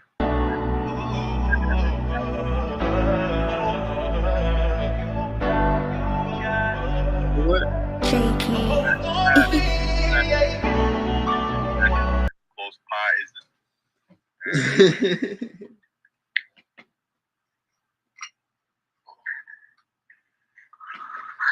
Bro, it took me an hour to fucking make that song, bro. Some girl fucking made it, right? And then accidentally posted it so other people could see it and that. Fucking, and then loads of people just did it, bro. But that song was meant to be for me. You said what? Did you hear what she said in it? Yeah. She should shout out to Obama. Nah, she said he wants to come to the city so he can explore me. I heard that Obama bar was hard though. Presidential like Obama.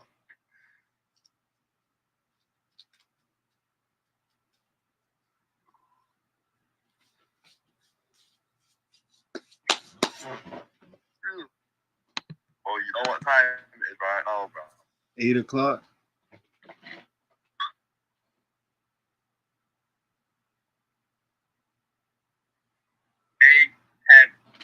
10 past 8 in the morning.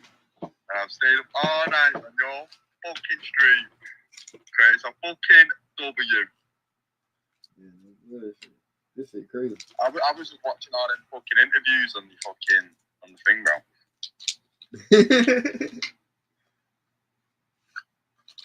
You don't be shit else to do, bro. For real. Interesting shit what you watch, though. I don't get them kind of suggestions on my fucking YouTube, bro. I just get boring shit, me, bro.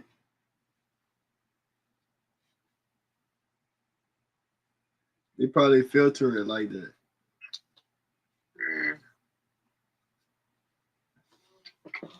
4chan. Just 4chan. Okay. Did anybody reply? Yes. Quite a few people were. You should start putting a title with your Instagram, talent show. You should be the host. You said what? You should start doing talent shows on your Instagram and shit, like putting the title as talent show on your lives. Oh, yeah, I'm gonna do that once I blow up. We won't be having enough people yet. Once I blow up, I'm gonna be doing everything. For real, nigga, everything.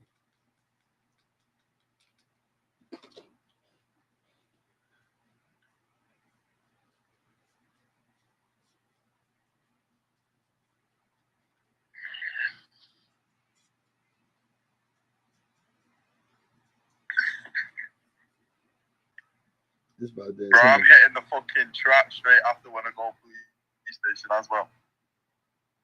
You say you gonna hit the trap? Yeah. With the box on? Straight. What? With the box on? Yeah, no, it's not GPS, it's on the curfew. You gonna tell him exactly where the trap is? Nah, I ain't telling him shit. Bro, bro, I've only got done for robberies and fucking robbing police officers and that. Don't go back to jail, bro. That's if they catch me.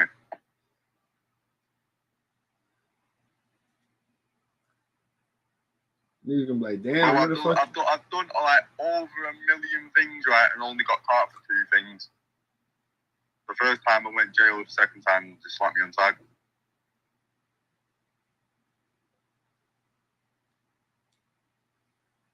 You be getting lucky.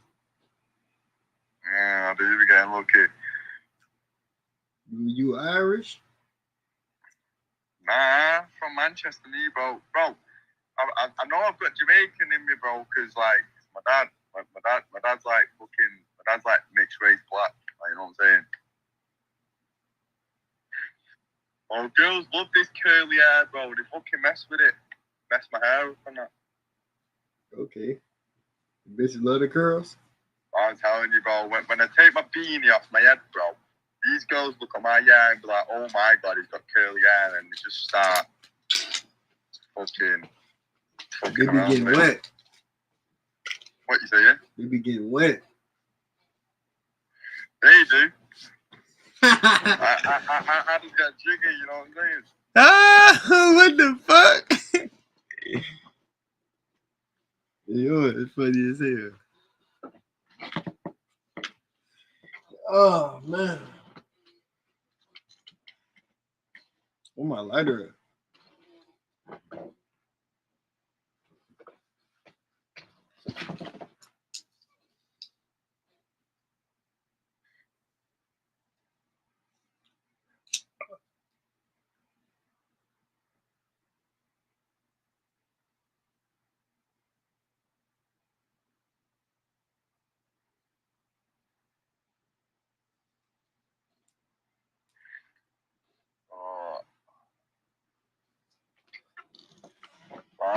I'm gonna fucking have to do Christmas shopping today as well.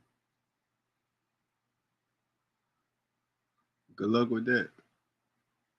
Nah, I've got lots of money to spend, but I don't know what to fucking get people, bro. You know when it's them, like you don't know what to get. I just give people money. Nah, bro. Cause listen, bro. If you get them an item, bro, they can have it forever. If you give them money, they're gonna spend it. You know what I'm saying? Yeah, but they still can't never say you ain't getting nothing for them. $2,000 on things, bro.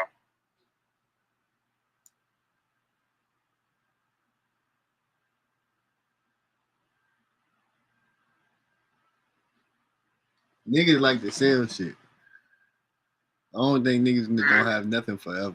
Yeah, but with my mates don't sell anything, like they do trades and that. Boy, y'all good niggas. You feel me? Your friends y'all be giving each other presents? Oh, y'all some real niggas. You feel me? None of my friends gonna buy me no presents. So you feel me? I don't got that problem. Well, you've got a PlayStation, innit? Yeah. So just wait until Christmas. Just wait until Christmas. If your friends ain't getting you shit, I'm gonna get you shit just for respect. You know what I'm saying? Nah, chill, bro. You don't gotta do that. Bro. But I'm that type of person, bro. I actually get you something.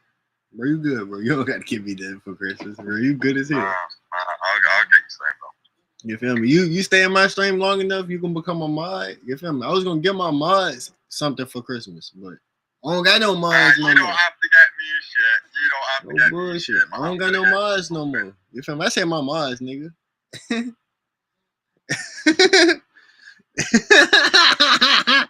Yo, it's funny, bro.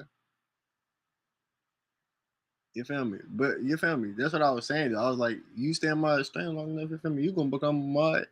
I'm gonna be getting you something for Christmas. No bullshit. Nah, you know what you should do? You should make like a Discord for like all your viewers and that, and then just. I got a Discord. I got a Discord. What? Have you? My shit junk. Sorry, I was Go to my Kick. It's in my Kick bio. I'll do do it when I come back from police station. Because when I come, I'm gonna go to police station, come back, get ready, and go. All right, let's get back to this. Let's get back to this interrogation, though.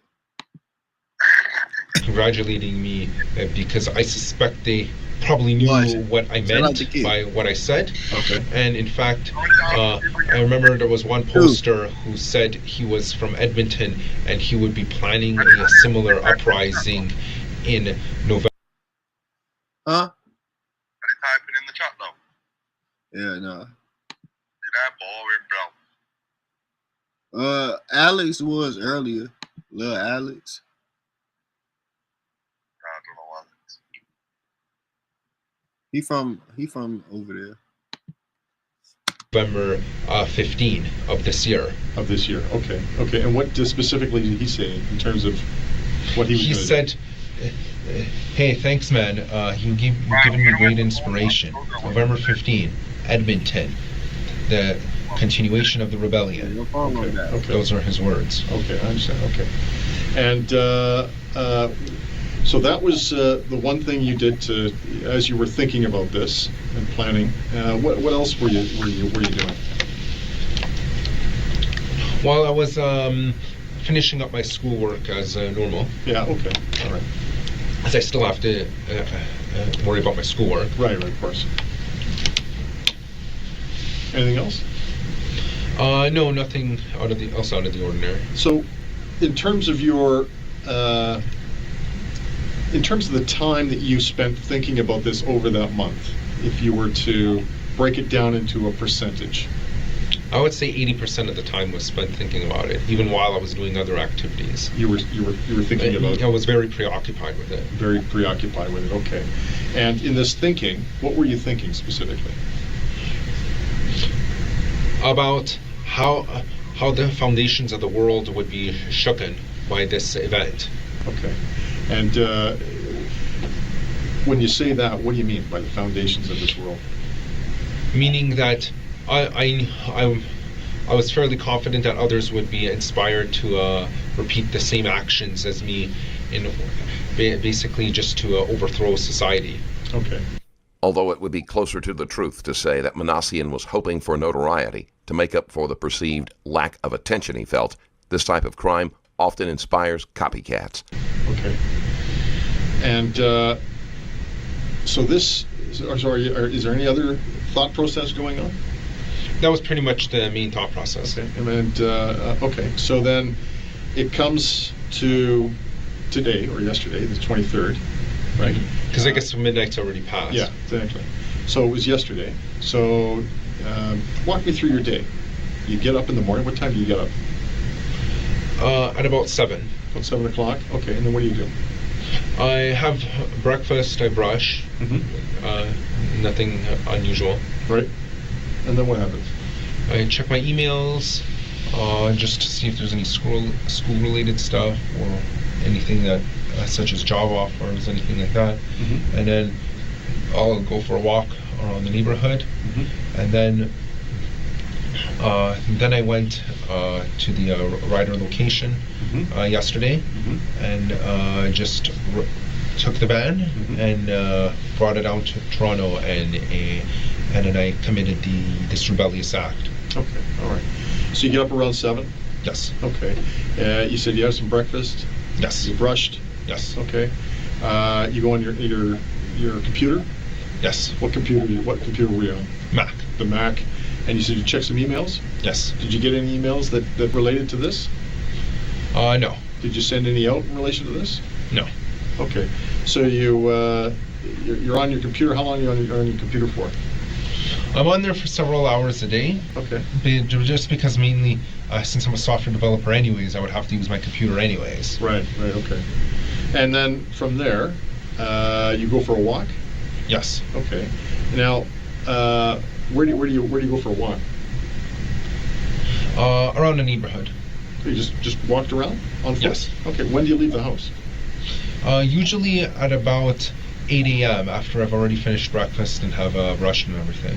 Okay. And so you leave the house at around 8 a.m. and you just walk around the neighborhood? Yes. And what are you thinking about as you're walking around the neighborhood? I'm just thinking about life. Okay.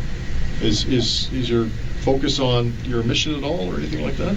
Sometimes, but although to be honest, I'm not thinking about it 100% of the time. Okay. Sometimes I just try to, when I walk, I just try to clear my thoughts. Okay.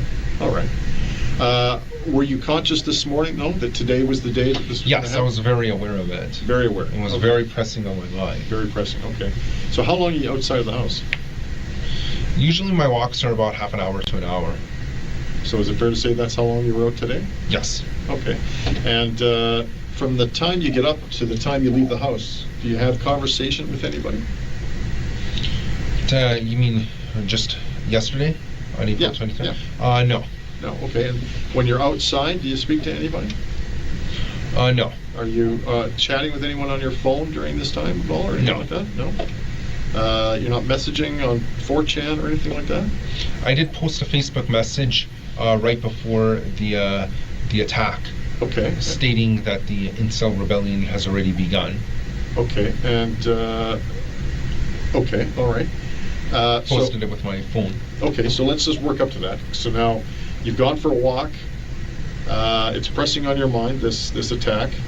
You come back home about 45 minutes to an hour later. So what time is that? I would say that would be approximately 9. 9 o'clock? Yes. Okay.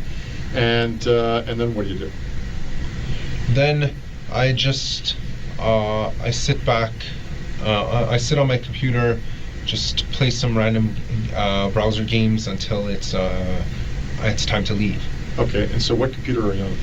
Mac. Mac. And what browser games are you playing? What do you mean by that? Just random games on the internet. I was actually playing City Jumper. It's a very old game. Okay. It's I just wanted to pass the time until I left. Okay. And so while you're playing this game, do you have a particular time in your mind that you're going to do this? Well, the truck rental was or van rental was at 1 p.m. Okay. So, and I already had a Google Maps route plan. I left the house at 11:25. I took the bus to the rider location. Okay, so you're at home. I just want to make sure I'm clear as to what was going on. So you're at home, you're playing some online video games. Yes.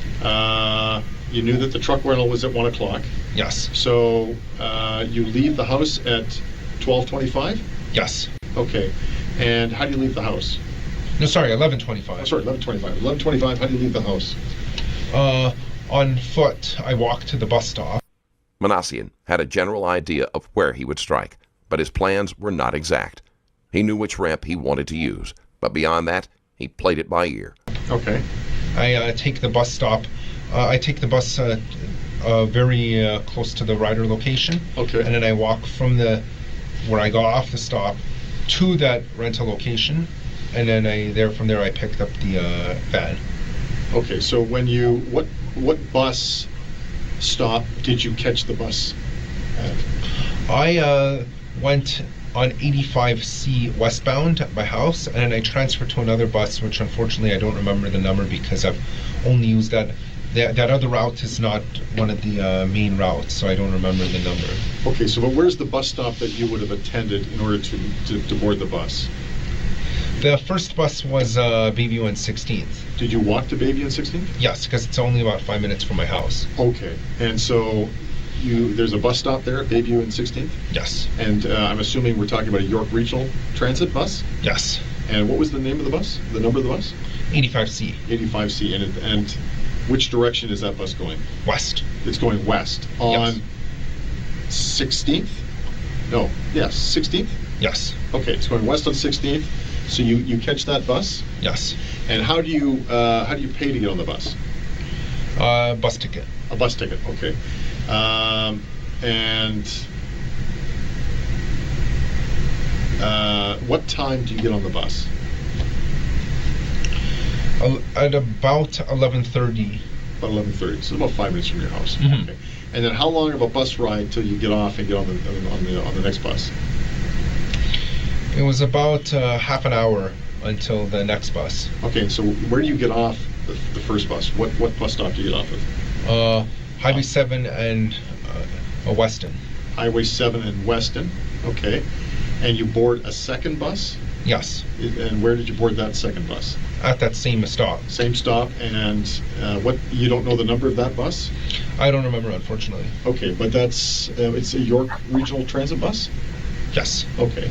And so what direction do you head when you get on the second bus?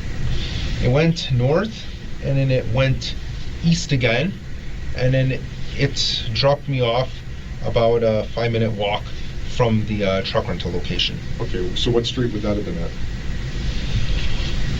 I don't remember, unfortunately, because it was one of those small neighborhood roads, but it was very close to Credit Stone Road. It was very close to Credit Stone Road? Yes. Credit Stone Road, what would be the major intersection?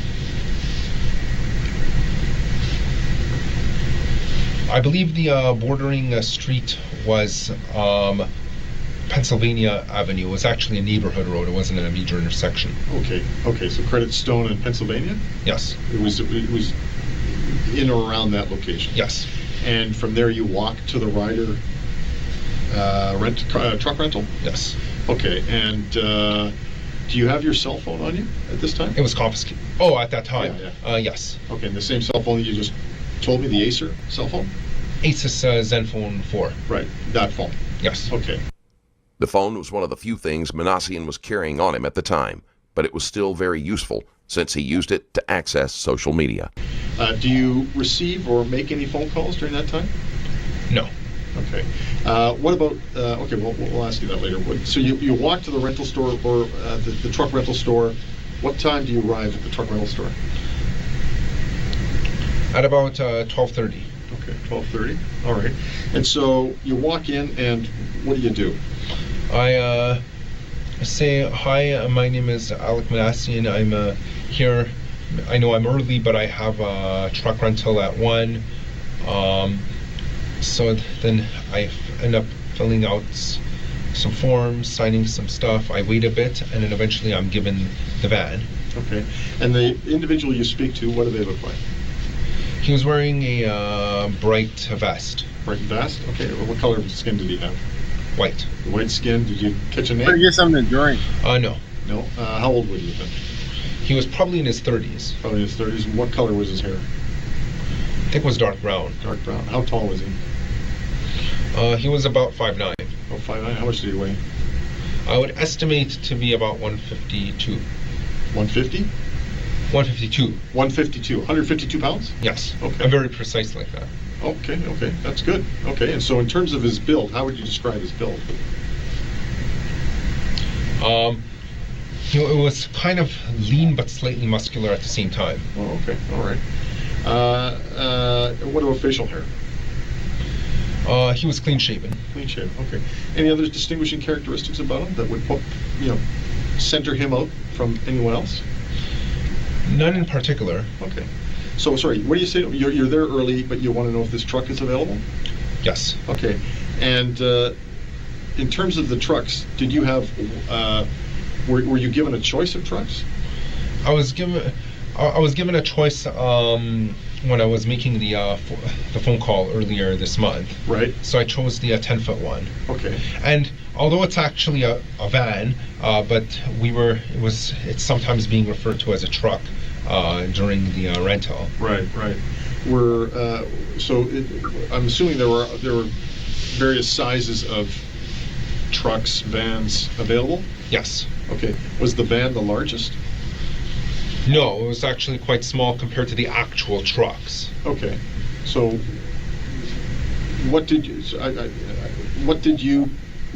choose the van? Because it was larger than a car, therefore large enough to be effective, but not so large that it made maneuverability hard. Oh, I see. Okay, that makes sense. And when did you come to that realization? I was thinking about it before before I made the phone call. I was thinking I need something powerful enough to be effective, but like I said before, and small enough that it's maneuverable. Okay, so you were thinking about that before. Was this, when specifically did this thought process come into your mind? About 2 days before I made the phone call. Okay. Manassian did not put a lot of thought into his plan. Once he had an idea, he went with the simplest means available to achieve his goal. Aside from his conversations online, he did very little that would have aroused suspicion.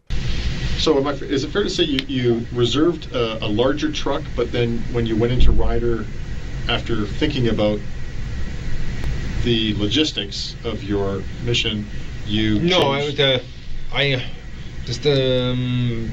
The van that I used was what I rented. Oh, okay, all right, okay. Okay, so you're at the counter, you rent the van. What does the individual, the salesperson say to you?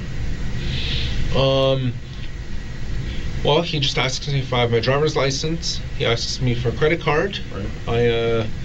I use it. The card gets approved, and then he says, "Okay, wait here. I'm gonna get the van for you." And then about 10 minutes later, he has it for me. Okay, so you produced your Ontario driver's license? Yes. Okay, and what type of credit card do you produce? Visa. And what banking institution does it?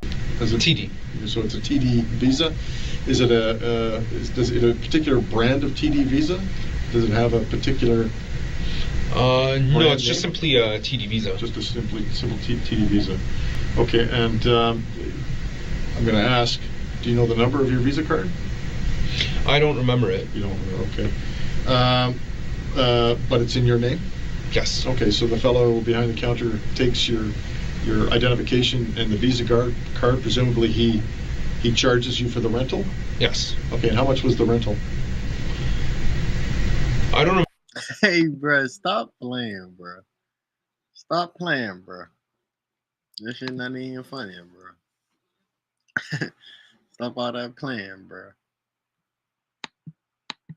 To be honest, I remember I had to pay a $400 deposit. Okay. To be honest, I wasn't really paying attention to the cost because I knew I would be able to cover it anyways.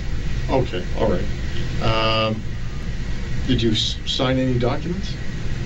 I signed on a tablet. Okay, all right. Were you given any type of receipt? Yes, in fact, I put it inside a folder, which was in the van, which I'm assuming has probably been confiscated, as the van was probably searched. Right. And so, where was the receipt in the van?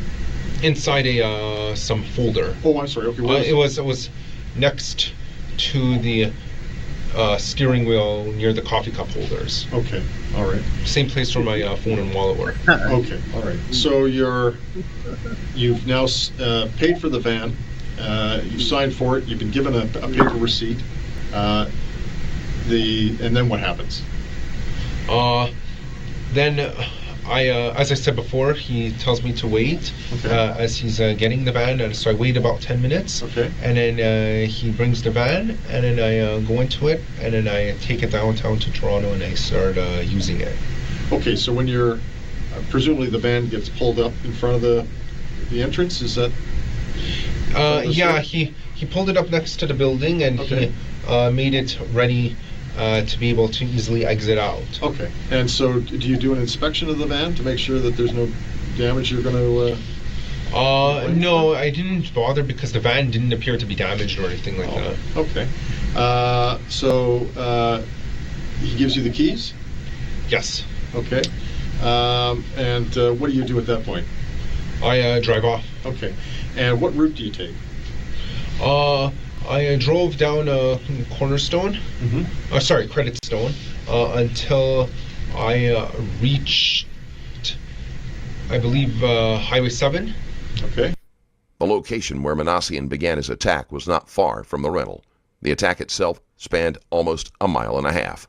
Then I went east on Highway 7, and then I took the ramp to Yonge, and then I went south on Yonge until I reached the attack location near Finch. Okay, so what direction are you traveling on Credit Stone? South. South, and then you go west on... No, east. Sorry, east on Highway 7. On Highway 7? And then I take that ramp to Yonge. Okay. And then on Yonge I continue south. Okay, so when do you leave Ryder? I wasn't looking at the time when I left, but I know I received the van before 1 p.m., although the booking was actually scheduled for 1. Okay, all right. And how long does it take you to get from Ryder to Yonge Street? To Young? To the beginning of Young? To the beginning of the attack.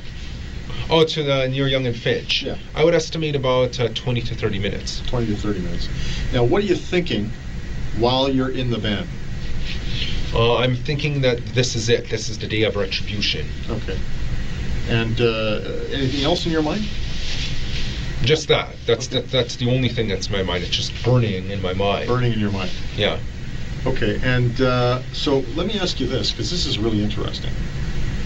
Why do you choose Young and Finch? I didn't choose Young and Finch in particular. I was driving down Young because I knew it would be a busy area, and then as soon as I saw there were pedestrians, I just decided to go for it. Okay. Manassian says he was attracted to the pedestrians, but that only makes sense on the surface. He was specifically bitter toward women who would be around his own age, but the majority of his victims were over 40. It would have made more sense for him to target the area around the college or a popular hangout.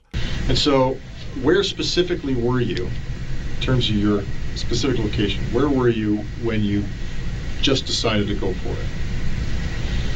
I was at some traffic lights. Okay, where?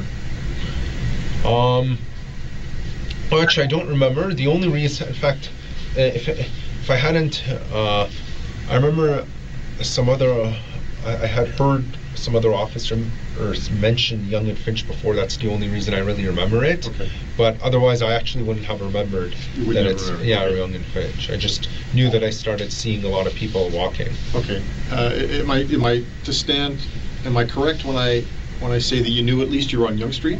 Yes. And you knew that you were. Because I specifically chose it beforehand. Because that's why. Because I even looked for that ramp from Highway 7 to Young. Right. Okay. Okay. So, nevertheless, you're at a stoplight. You said. Yes. And now, are you faced with a red light? You're stopped. Yes, but as soon as it turned green, I started going. Okay, and just walk me through this. Okay, step by step. So it turns green, and what are you thinking? I'm thinking that this is it. I see all these people. It's time to go for it. Time to go for it. And what do? I floor the pedal. Yeah. I speed the van towards them, and I allow the van to collide with them. Okay. And then what happens? Some people get knocked out of the way. Some people roll over the top of the van. Okay. And then what happens? I continue doing that until,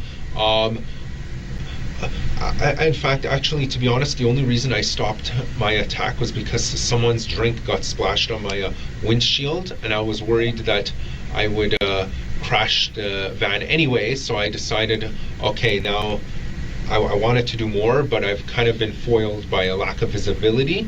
So then that's when I turned right, and I saw the cops approaching, so I decided to pull over and get out of my van. Okay. How long do you travel from the moment that you decide this is it, the light turns green, and you mount the sidewalk, is that right? Yes. To the time that you stop, how long in terms of the distance would that have been? About 2 or 3 traffic lights. 2 or 3 traffic lights. Okay. So you turn right at what street? I don't remember which street. I wasn't paying attention. Why do you turn right? Because there wasn't any convenient place to stop at Young, and like I said, that there was a lack of visibility on my windshield. I could hear the cops coming anyway, so when I turned right, there was a convenient place to pull over on the sidewalk. Okay. Okay, and so you're now, you physically stop your vehicle. Yes. You physically stop. So you end the assault. Yes. Okay. And you end it because you can't see. Yes. And you knew the cops were coming. Yes. Okay. And so then what happens at that point? I see a patrol car pull over, and I hear the cops screaming at me to get out. So I get out, and I point my wallet at the cop with the intent for it to be confused with a gun, so that I could be fatally shot. Okay. And was that something you were thinking about? Yes. During the confrontation, Manassian repeatedly reached into his pocket for a dark object. When Officer Ken Lamb realized it was not a gun, he holstered his own weapon and drew his baton to avoid using deadly force. I know. What I'm saying is, even beforehand, I premeditated as an attempted suicide by cop. You wanted to be killed by the police. Yes. Okay. Can I ask why you decided to equip yourself with a wallet and not something else? I was worried. I was thinking about purchasing a toy gun, right. But I was kind of paranoid that for whatever reason, the rental company would ask to see my pockets or any bag if I chose to bring that. So I decided to go as stealthy as possible so no one suspects anything. Okay, all right. Nevertheless, you get out of the van. The officer correct me if I'm wrong, because I want to make sure I get this right. You get out of the van because the officer orders you out? Yes. Okay. And you want to die by suicide by police. So you point your wallet at him? Yes. Okay. And do you say anything to the officer? I actually told him that I had a gun in my pocket, which was untrue. Right. Then twice I stuck my left hand in my pocket and attempted to do this just to provoke a reaction. Okay. Unfortunately he didn't react. Right. So then I ended up being ordered to the ground. So I knew at that point he's not going to shoot me. So I've lost. So I had no choice but to just get on the ground. Okay, so just walk me through this step by step, because I'm a little confused. So you get out of the van, you turn right, you can't see, you hear the police, you know they're coming, you see the police officer approach, you stop your vehicle, you realize this is the end, he orders you out, you get out of the van. Yes. Now, your plan was to die by suicide by cop, so you said you reached into your pocket twice. Well, actually, originally the entire time I was holding my wallet with my right hand, but then when I saw that wasn't working, I reached into my pocket with my left hand and quickly pulled it out and formed my hand into the shape of a gun like this. Okay. With the hope that he would panic and shoot me. That, of course, didn't happen. Okay. Manassian demanded to be shot several times and directed the police to shoot him in the head. And how many times did you do that? Twice. With your left hand? And all the while you had your wallet with the other hand? Right hand. Okay. And so, realizing that the officer wasn't going to shoot you, what did you do at that point? I realized I had no choice but to get on the ground because I was probably going to be tackled anyways or tased, and if I'm going to live, I'd rather not encounter a physically painful experience, so I decided I have no choice but to admit defeat at that point. Right, okay. And so when you say admit defeat, what did you do? I got on the ground. Okay. And in terms of how did you get on the ground? Well, I turned around, I got on my knees, and then I got flat on the ground. Face down? Yes. Okay. And then what happened? Then he put his knee in me, on my back, okay. And then he handcuffed me. Okay.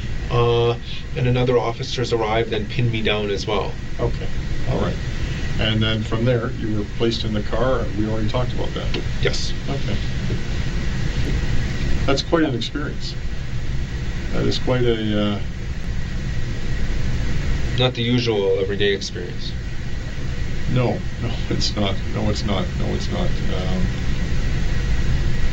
Did I miss anything?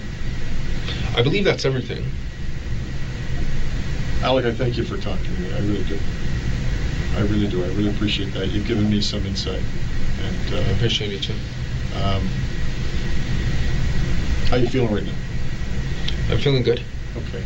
We've been here a while. Do you need to borrow the washroom? Well, yes, but if there's anything urgent, I'm able to wait. Okay. Can I ask you to sit tight for 2 seconds? Okay. I want to get another bottle of water for me because I'm really thirsty. What I'll do is I'm going to step out, and then I'll come back. And if there's any other questions I have, I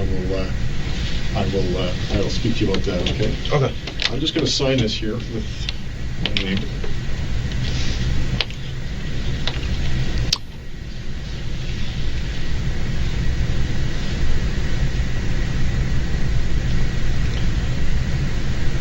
Because it's the 24th now, isn't it? Okay.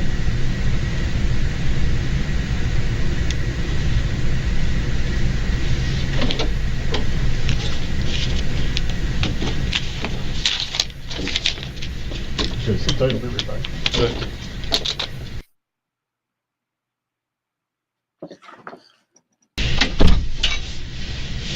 Okay, tell me what happened from the time we left to the time we came back. You mean just now? Yeah. I went to the washroom. Mm-hmm. I urinated in the toilet bowl. Mm-hmm. I washed my hands thoroughly at the sink. Then I took some paper towel. I used that to close the tap. Mm-hmm. Threw that paper towel in the garbage, and I took 2 more pieces of paper towel and used that to open a knob while holding the door with my foot. I put the paper towel in the garbage. And then we walked back. Yes. I wanted to ensure that there would be no germs on my hand. Perfect. Did we have any conversation while we were outside? No. No. I think I pointed out where the bathroom was. I said it sits here on the right. And then you went in and did you speak to anybody else? No. Anybody speak to you? No. Okay. I was thinking, you mentioned you went to Quebec. Yes. Why did you go to Quebec? I went to Montreal. Oh, the mountain. No. Okay. Yeah, for summer hiking. Oh, okay. All right. When did you go specifically? I've gone a few times in the past. Okay. And why Mount Tremblant? Because I'd heard it's a good place for hiking in the summer. Is that something you like to do as a hobby? Yes. You like to hike? Yeah. Okay. Who did you go with? I don't wish to specify. Okay. How long were you there? Just for a weekend. Okay. All right.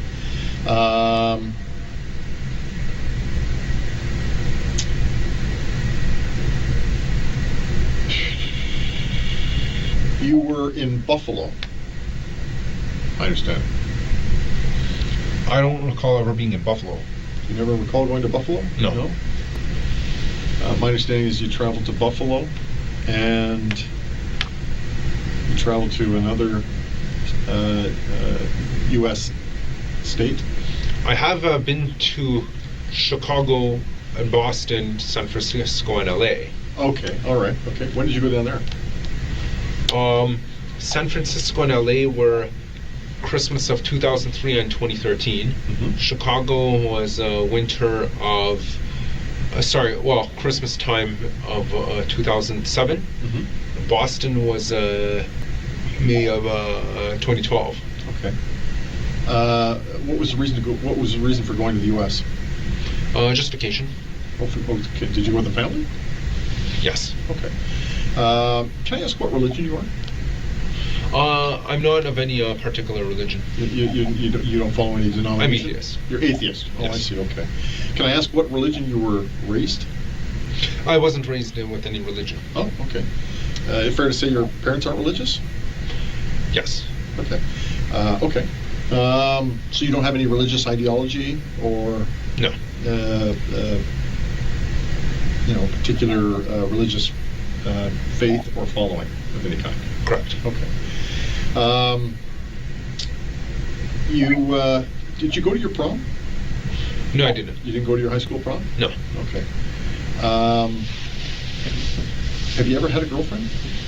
No. Okay. Unsurprisingly, Manassian has never had a girlfriend and tended to avoid social situations where that would be highlighted. Can I ask you something? It's personal, but given what you've told me, I believe it's relevant. Have you ever had an intimate relationship with a woman? Unfortunately, I haven't. Okay. Is that something you would want to do? Yes. Okay. All right.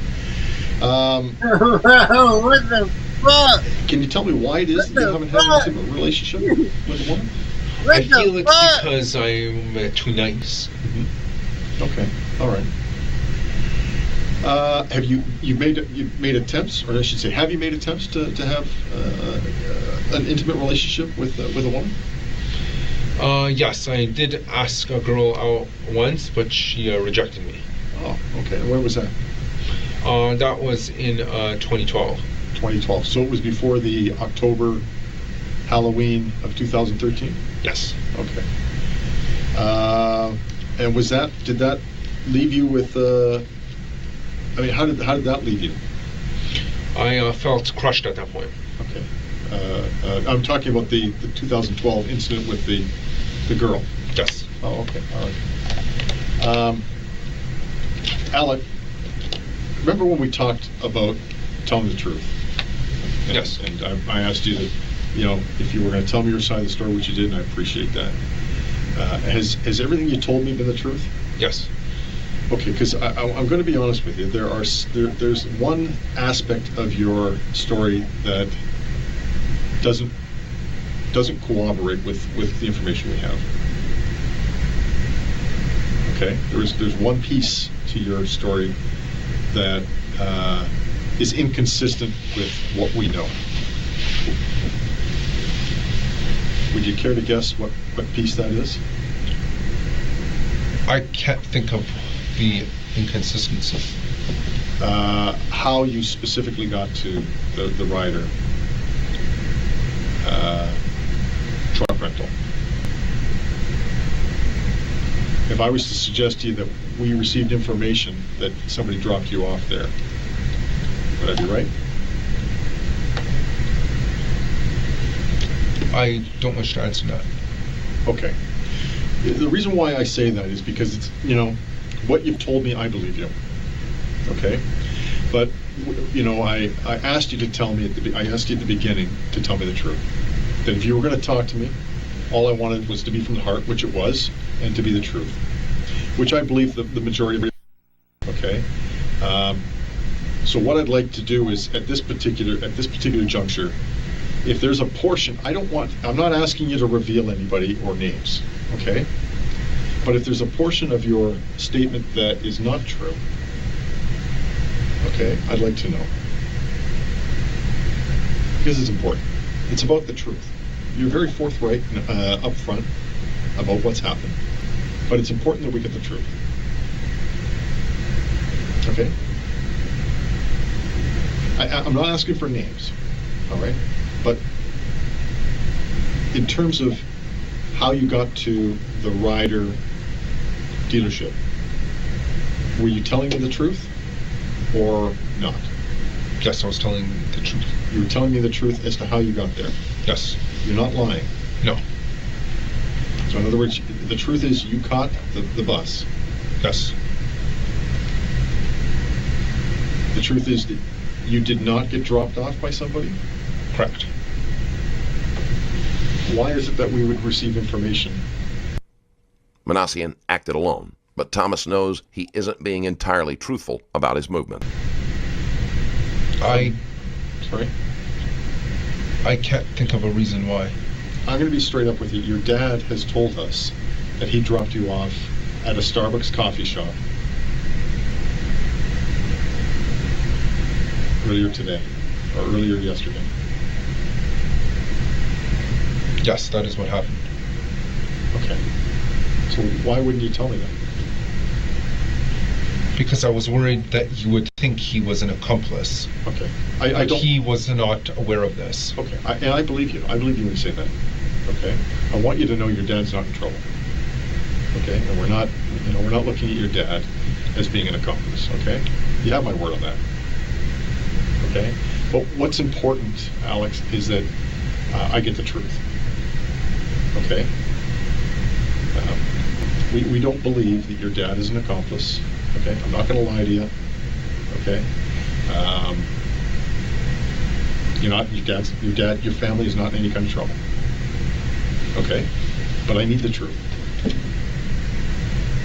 Okay, so let's go back. You said you got up in the morning. Yes. Okay, what time did you get up in the morning? I believe it was at about 7. Okay. Now, you told me what happened. Yes. Was all of that the truth in terms of getting up, having breakfast, brushing? Yes. And then leaving the house around 8 to go for a walk? Yes. And you were out for about an hour to 45 minutes to an hour? Yes. Is that the truth? Yes. Okay. And then you come back? Yes. And then you were playing on video games? Is that the truth? Yes. All right. So from that point, what happens? I'm given a ride to the Starbucks location near Highway 7 and Weston. Okay. And then from that point, I walk to the Ryder rental location, and from there I pick up my van. Okay, so we're not, if we go back to the York Regional Transit System, we're not going to see you boarding the bus. Correct. Okay, so that was a lie. Correct. Okay, so what did you tell your dad? What did you tell your dad? I told him I was meeting up with a friend. And what's your friend's name? Brandon Levine. Okay. And what was the purpose for this meeting? What did you tell your dad the purpose of this meeting to be? Just to be able to catch up on old times, talk with each other, and chat. Okay, that's what we. That's what we. All right. Well, thank you for talking about it. I want to ask you this. Okay, we're not looking at anybody else as being involved in this. Okay. So in light of all of that, is there anything else that you've told me that isn't true? No. Everything else is the truth? Yes. You're being upfront and honest with me. Yes. Okay. While you were planning the attack, starting approximately a month ago, when you were in the planning and deliberation stage, right through to getting arrested, who did you talk to about this attack? 4chan. 4chan, okay. So what do you mean by that?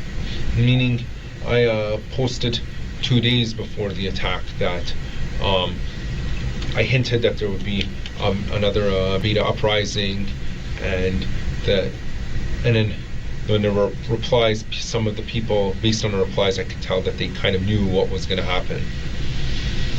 Okay. Did you have any conversation with anybody else? Not in real life. What does that mean? I mean, not in person. Okay. How did you? Over what medium did you communicate? Just 4chan. Outside of the internet, Manassian did not have much of a social life. It is unlikely that he ever had these types of discussions outside of online forums. So what do you mean by not in real life or not in person? Who are you speaking? Well, real life means you're not using the computer. Right. So I did not inform anyone in person of these plans. Okay. Outside of 4chan and leaving threads or messages on threads, who else did you talk to using social media or I'm speaking specifically to individuals. Who specifically did you tell? No one. No one. You mentioned you were playing City Jumper. No, City Jumper. But before that, you were playing Call of Duty, and you've played Halo, and you've played GTA. Yeah, Grand Theft Auto. How did you play these games? I mean, I know you played them with an Xbox 360. With an Xbox 360. And where's that Xbox 360? I actually no longer have one. I used to have one. Okay. When did you get rid of it? Well, a few months ago the disc tray got jammed. Okay. So that's why we had to get rid of it. Okay, so how did you get rid of it? We just threw it out. Threw it in the garbage? Yes. Okay. So did you ever use the online Xbox Live? Xbox Live? Yes. Yeah, okay. yeah. And what was your username? Yeah. He already told for real. This shit basically over. I'm not even gonna lie. He already told for real. We went in and out this shit so much, I don't even remember it. For real.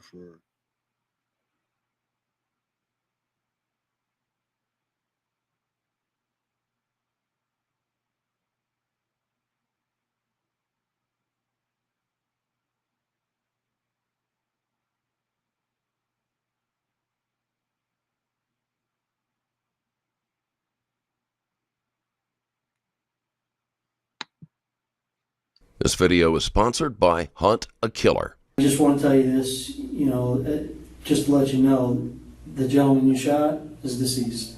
Today's video shows the interrogation of a man who decided to play vigilante over a car parked in an accessible parking space. On July 19, 2018, Michael Drejka stopped at a local convenience store that he was in the habit of visiting frequently. When he parked, he noticed that there was a car in one of the handicapped parking spots that didn't appear to have any handicap tags.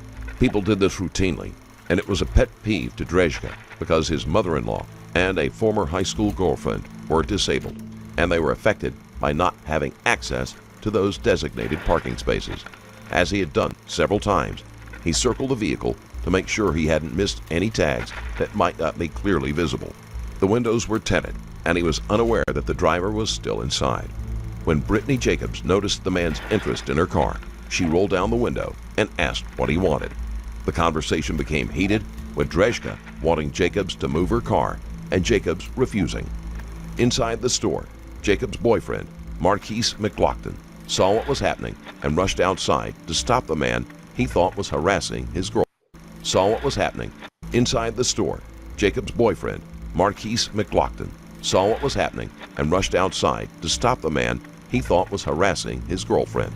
He knocked Drejka to the ground, and Drejka, believing himself to be in danger, pulled a gun and shot McLaughlin without a warning. Are they yours? No, they're Eric's. He's been cooperative with me, though. See? Yes. Yeah, that's fine. Let's take them off. We're gonna take them off. You're gonna be cool? Oh, gosh, Yeah. Okay. I don't know you. I don't know nothing about what's going on. I know. You have my absolute Okay. word, sir. Detective? Yes. You have my word, detective. Bro, did y'all see him shoot that nigga? Bro, did y'all see the video? Did y'all see, bro, he shot his ass on camera, on YouTube. How the fuck did this shit get uploaded? I could just post niggas shooting people? Is your watch here? Is it a smartwatch or anything like that? No, it's Okay. just Timex. No smartphones, no nothing. We're just gonna come up and do What's this? cigarettes. I don't like a bottle bag. Is it the only thing I left in there? What's in that brown bag? There's a Hey, one more. Hey, holster magazine with some rounds in it. Okay. What's that? Assume he wants when he comes back. Yeah. I'm just literally walking into it. As you saw. Yep.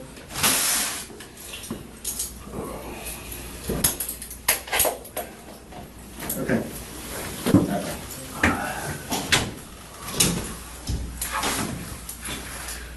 What they doing? Another one. Yesterday, today. I was in Citrus County then. What's that? So I was up in Citrus County then. It was an unexpected trip. That was that early morning thing, right? Was that, you went up to the hospital? No, I was there? no, I was up there on a Felling Lane thing. Oh, okay. Completely unrelated. Oh, okay. Because I don't even know what happened. I know they flighted somebody up there yesterday morning. Yeah, I'm and not that was, sure. Yeah.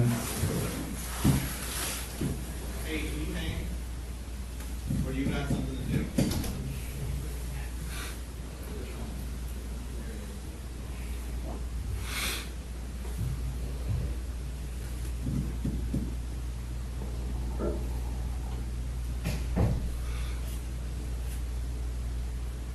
Thank you for being very professional. That's what I get paid to do. And that's just me. That, I was gonna say, that's not paid. It's just the way I am. Yes, sir. There's no reason to treat you any different. Fair enough.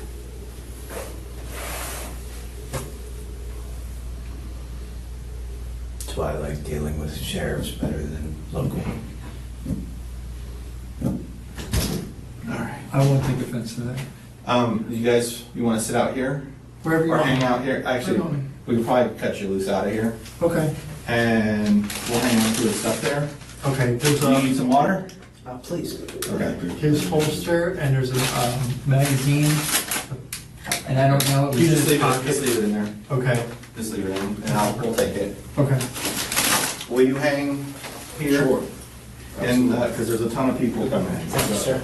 All right? Whatever you. All right. Let me find the bottle of water. Okay?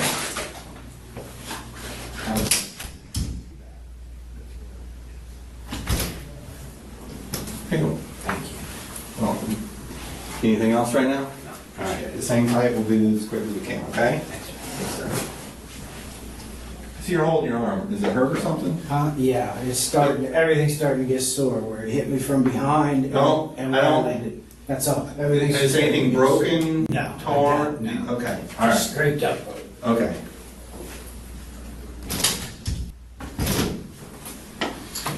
Hey, Michael, how you doing? I'm Detective Upton. Left hand. Left hand. Okay. Sorry to have to meet you under these stressful circumstances a little bit. Myself as well. Yeah. Hey, I'm not the. This is Detective Shields. I'm sorry. How you doing? Nice to meet you, sir. I'm not the case agent in this. I'm a detective in the same unit. The case agent and the assistant case agent, if that makes any sense to you, are going to come speak to you in just a few moments, okay? While many people who are brought in for questioning act calm because they think they can lie their way through, Dreshka is different because he believes he has done nothing wrong and has no reason to lie. We'll learn more about what happened next after a quick word from today's sponsor. If you are watching this video, I think it is safe to assume you are intrigued by bizarre cases. Bring me them with mystery, looking, sport, or stranger. Sponsoring. I go into any kind of details about anything or anything like that. I'd like to read you your rights. Are you familiar with your rights, Miranda rights? Okay. Yes. You know how to read and write? Yes, sir. What's the highest grade level that you completed? 12th grade. Did you have any college? No. Okay. On the job, All right.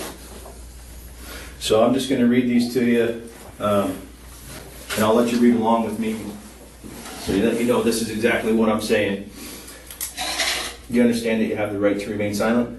I'm going to need a verbal response, Yes, sir. if you will. Okay.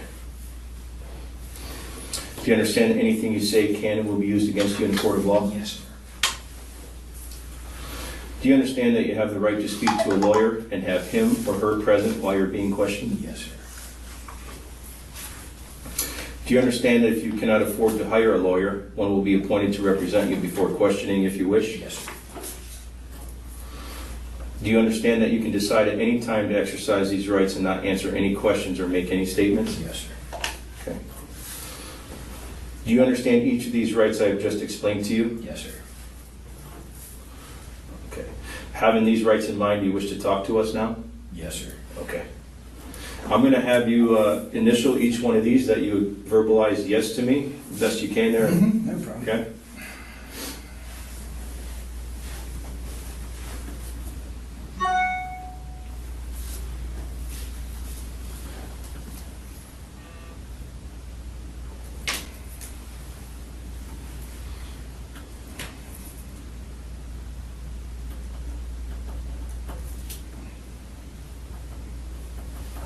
And then I'll have you, if you will, print your name right here.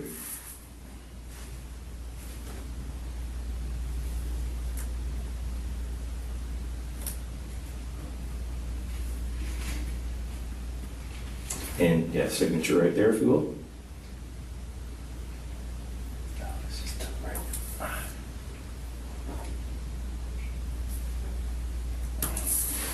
Okay. And today's date is July 19th. 2018. The time right now is 18:12 hours, which is 6:12 p.m. And again, I am Detective Upton, and this report is going to be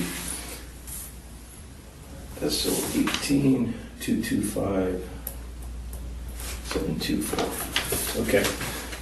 The reason we wanted to do that first, of course, we don't want to talk to you about anything. And again, the case agents are going to come in here in just a few moments.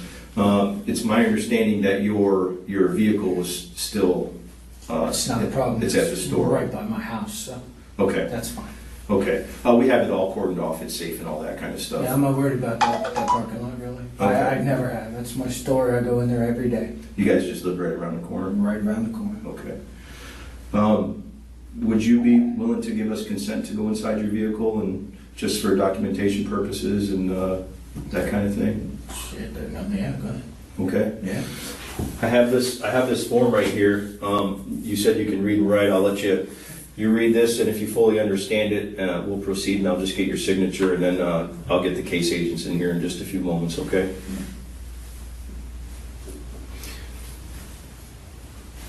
You okay with that?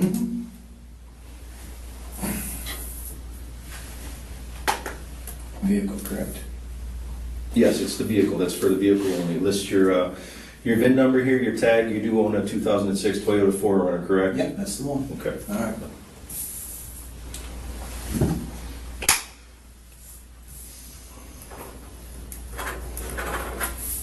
Open this up for me, please. You need any more water or anything? You need to use the restroom? No, thank you. Okay.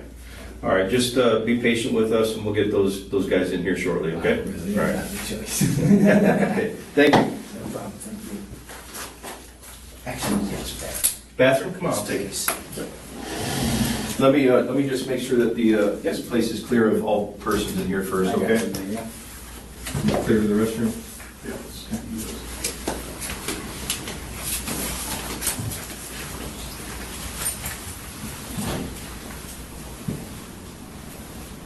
Entirely okay? Yeah, no problem. It's going to be two other guys, not quite as handsome as me, but they'll be in here in just a minute, okay? Don't let them hear that.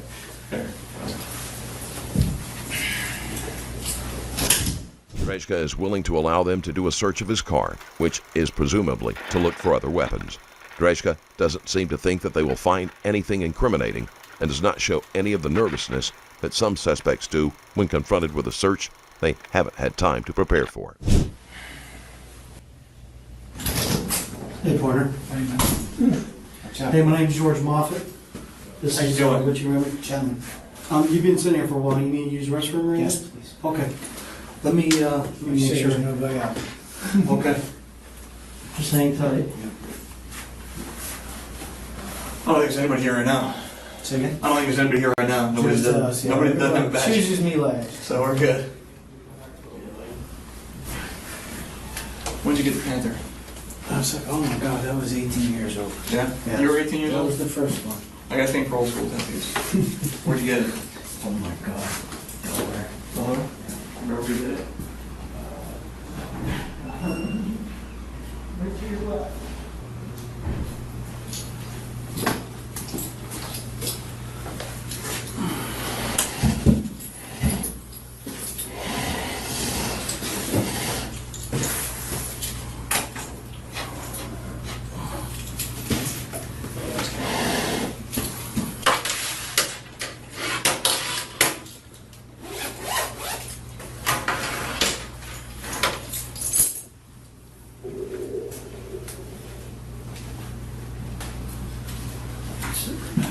You get enough water and everything? Yeah, I'm good, thank you. Mhm. I need to get rid of it. Yeah. Just to reiterate, man, my name's George Moffett. This is Richie Redmond, or the Pownell County Sheriff's Office. Yes, sir. I'm just gonna put this on record, so I'm gonna ask you to write down hard things and stuff like that, okay?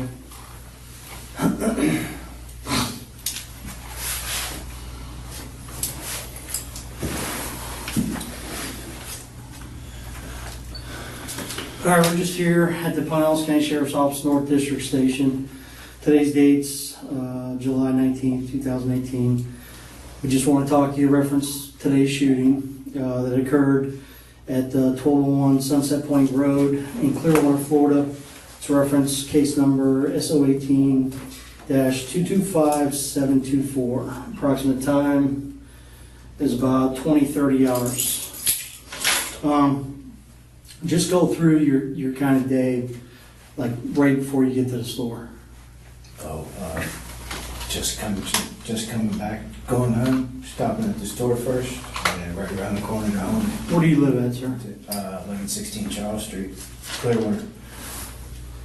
It's in the Edgewater neighborhood. It's right off Sunset Point there. 1116 Charles Street, yes. That's Clearwater address? Yes, sir. What's the zip code? 33755. And what's your phone? You got a current phone number? 727 Uh-huh. 543 5138. That's your primary phone number? Only phone, yes. Okay. Are you employed, sir? No, sir, retired. Okay. Good for you, man. Well, it never lasts. I wish I was Yeah, retired. it never lasts. I got to retire for about 13 years, and now it's that time to come back, you know. Can you spell your first name? Is it common spelling? Common spelling. And my C-H-A-E-L. What's your last name? Drejka, D-R-E-J-K-A. And what's your date of birth, sir? 8570. Okay. You mind if I call you Michael? Yeah, Is that okay? Yeah, that's perfect. Okay, and you can call me George.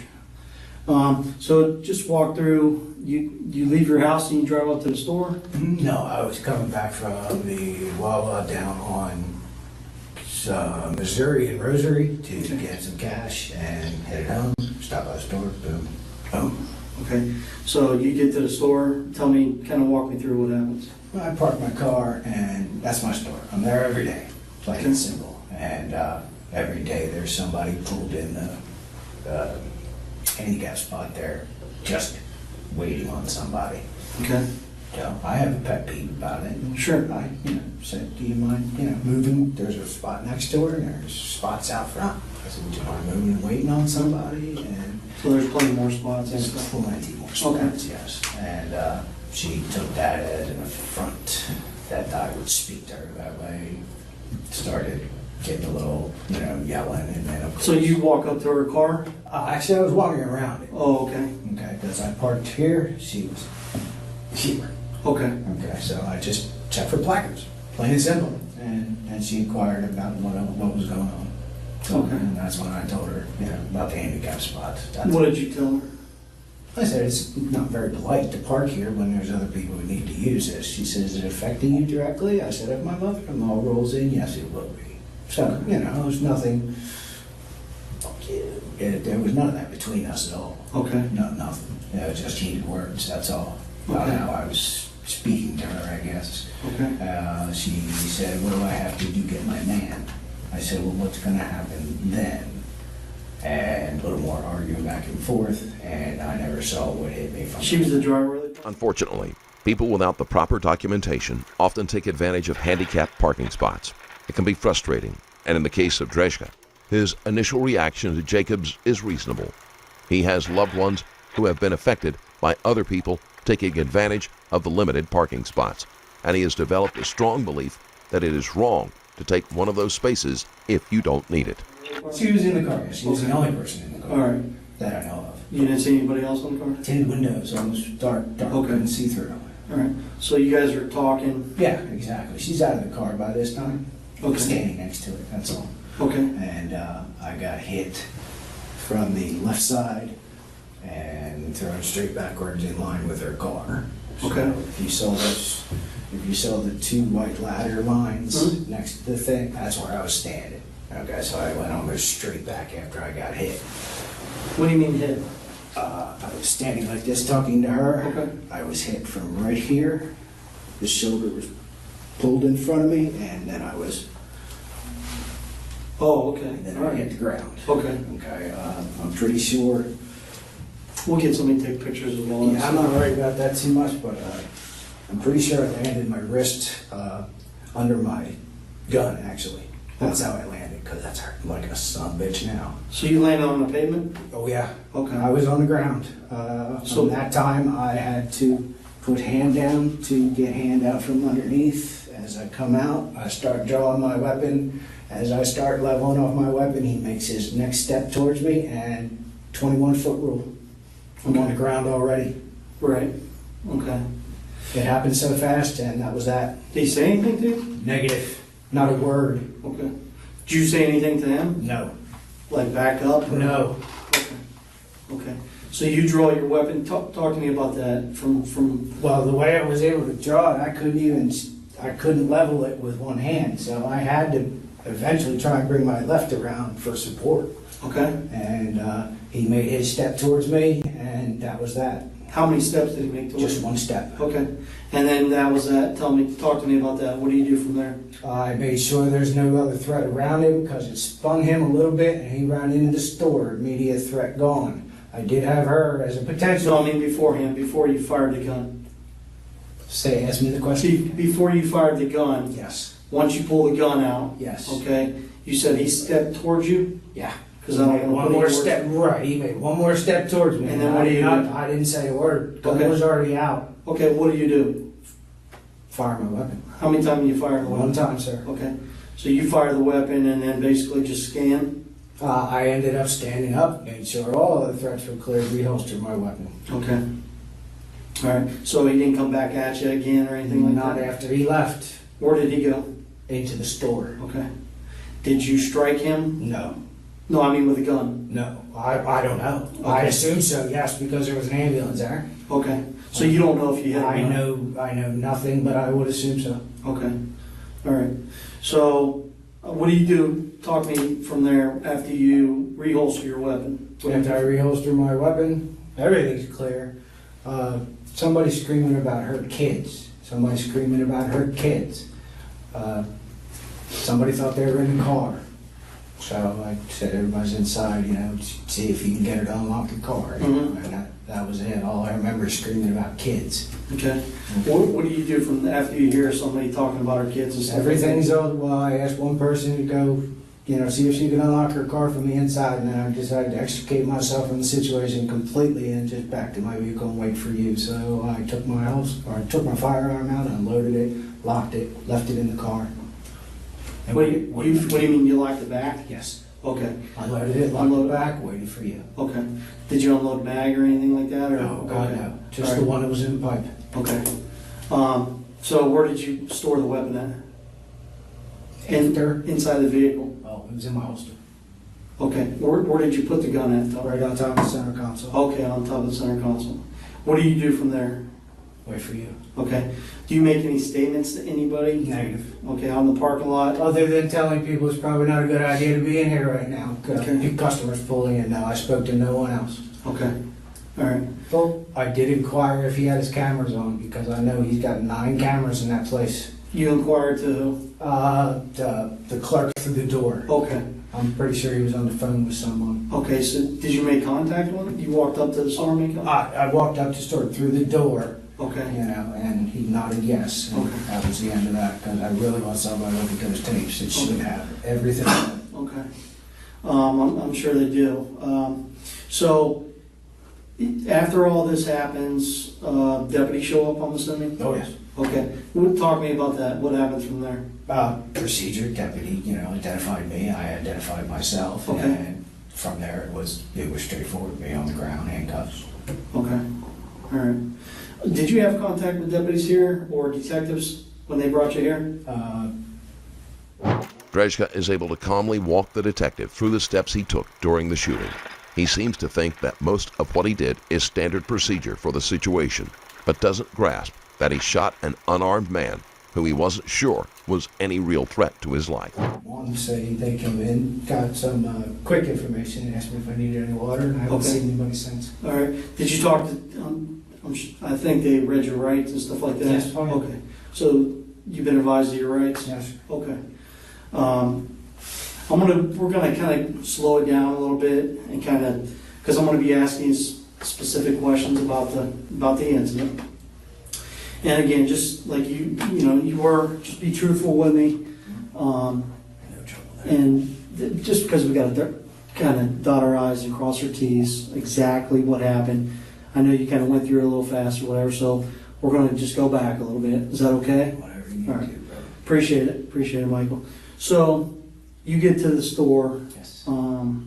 Where do you park your car? Directly next to the last parking space. Do you know north, east, south, west? Facing south. Okay, so your car is facing south Yeah, in the front of last store, in the last spot. It's kind of furthest to the west, right? Furthest to the west, Okay. correct.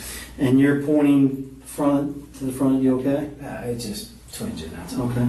So you're pointing to the front of the store, your vehicle? Yes, south. What type of vehicle do you drive, sir?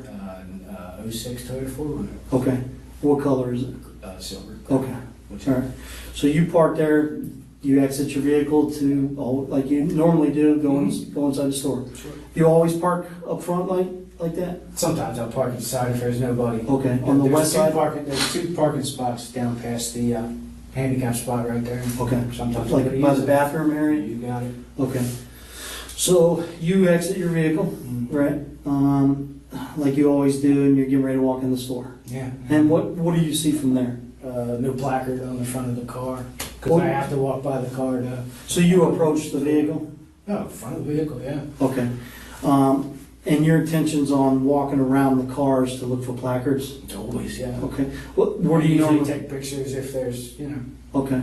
You take pictures if you don't see no placards, or Correct. you take, okay. Where do you normally look for placards? license plate, windshield, and the front. Okay. See if there's a front license plate or anything. Okay. When you approached the vehicle, was the driver, did you make eye contact with the driver? I couldn't see the driver. The windows were so dark. Okay. I didn't know anybody was in the car. Right. Truthfully. So her window wasn't rolled down? No, The not driver's at the side? time, no. Okay. So you start walking around the car? Yeah, I walked from the front to the back and then just back up again. And Okay. I took no pictures. I just, would Sure. assume would go and keep going. But then the window came down. Was the car running? I couldn't tell. It's so quiet. Okay. These damn cars. It doesn't sound anything like mine, which is like a.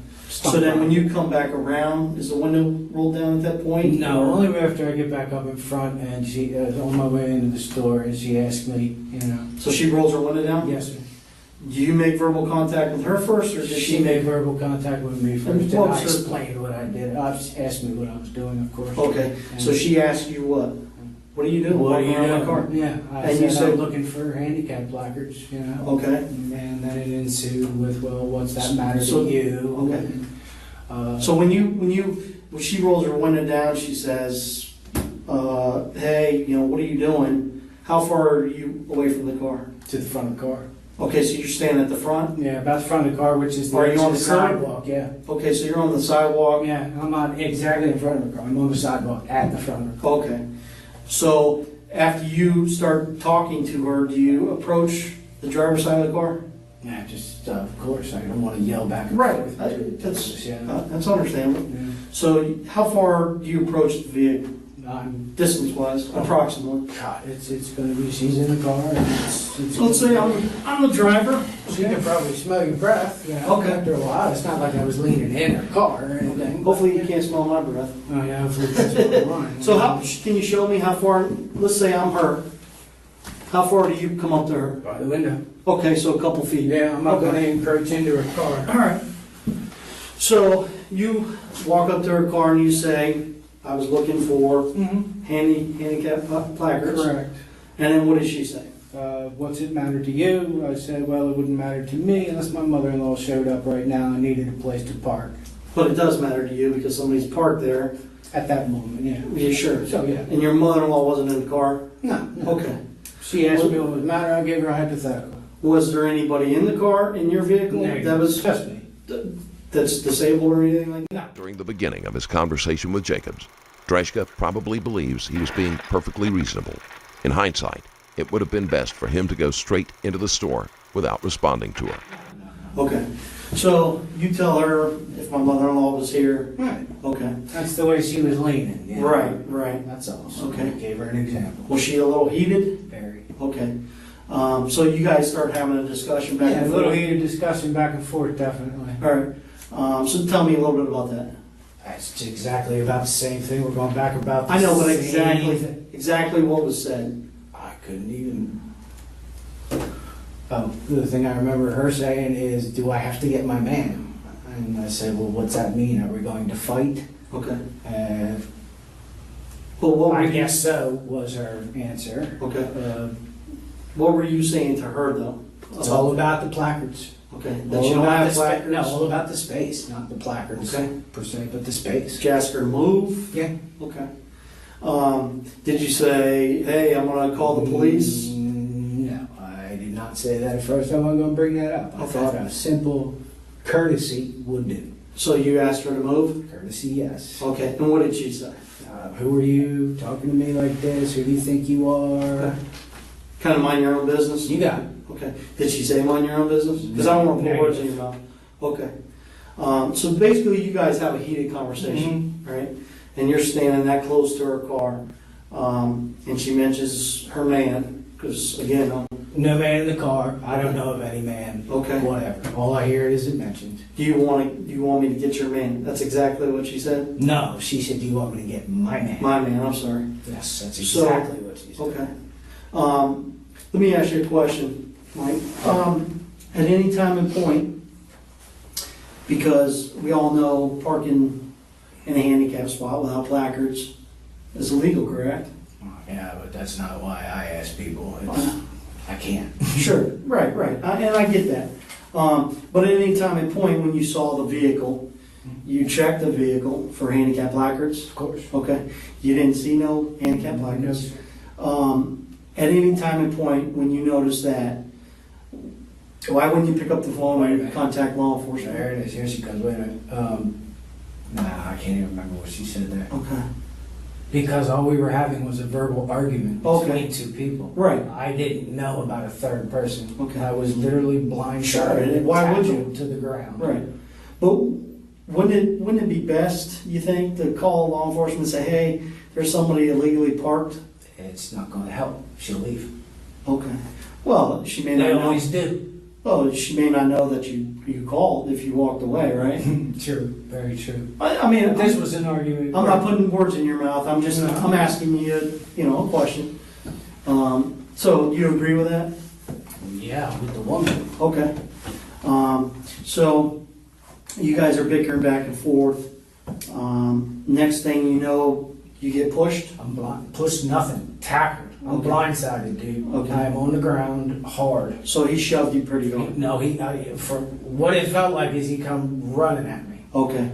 Like full force? Dude, I haven't been hit like that since I was in my 20s. Okay. All right. So he shoves you to the ground. You fall to the ground. Correct. Okay. Slightly, dude. Not very. Slightly. Okay. Do you hit your head? Don't know. Don't feel anything. Okay. Don't know. So you don't know if you... Sideways like this. No, this landed under my gun. Okay, so I landed on my wrist, on my gun. Okay. Had to reach over to extract my hand. To push yourself back. To push myself up off of that. And as I'm reaching and pulling around, he's standing in front of me. As I come up, he's taking his step towards me. Okay. Now let's discuss that. If you don't mind, could you sit on the ground real quick for me? That's where I was. I don't want you to hurt it. No. Okay. We do. So you're on the ground, right? I'm on the ground like this. Okay. How far is the guy away? Front of the car. He's at the front of the car? Front of the So he's car. on that sidewalk, kind of curb area? No, he's in front of the car, off the sidewalk. Okay. Right on the edge? You got it. So how far do you think he's away from you? I might have been right at the edge of the back of the front door. Of the car? Correct. Okay. All right. So he's up by the front tire? He's up by the front tires. No, further than that, man. Further than this? Further than that. Okay. I was back further. He had to be further than that. Okay.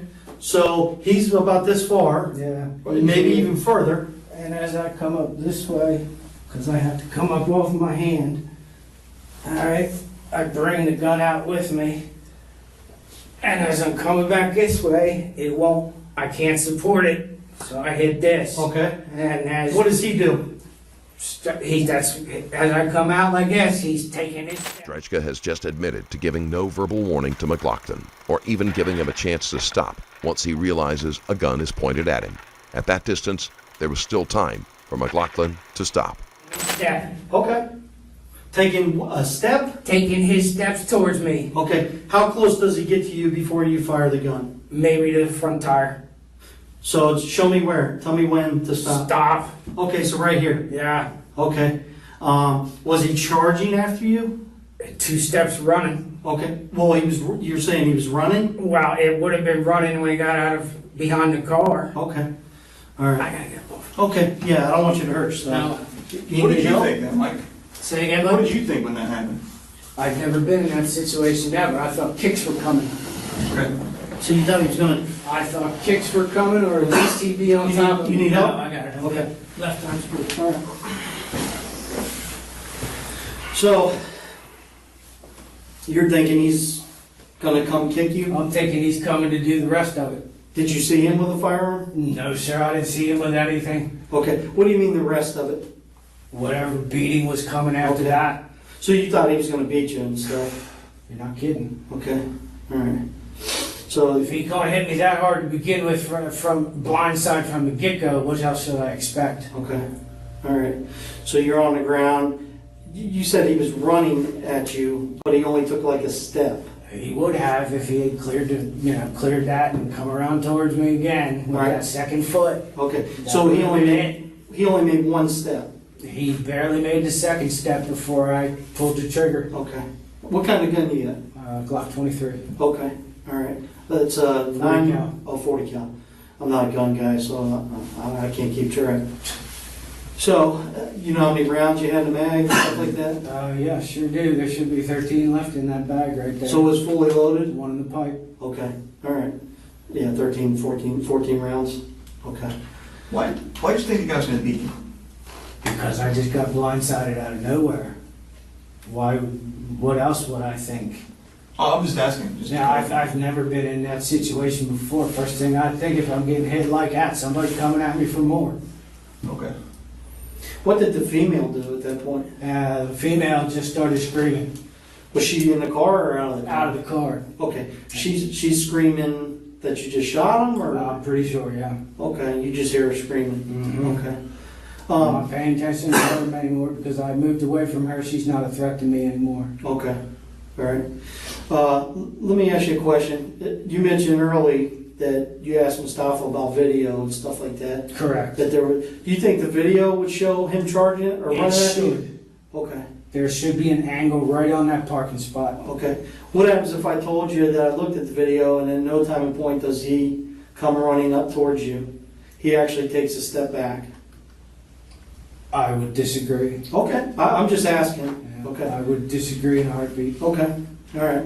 So you said after he runs in the store and stuff like that. Did you see me get hit? Oh yeah, yeah, Where absolutely. did you come from?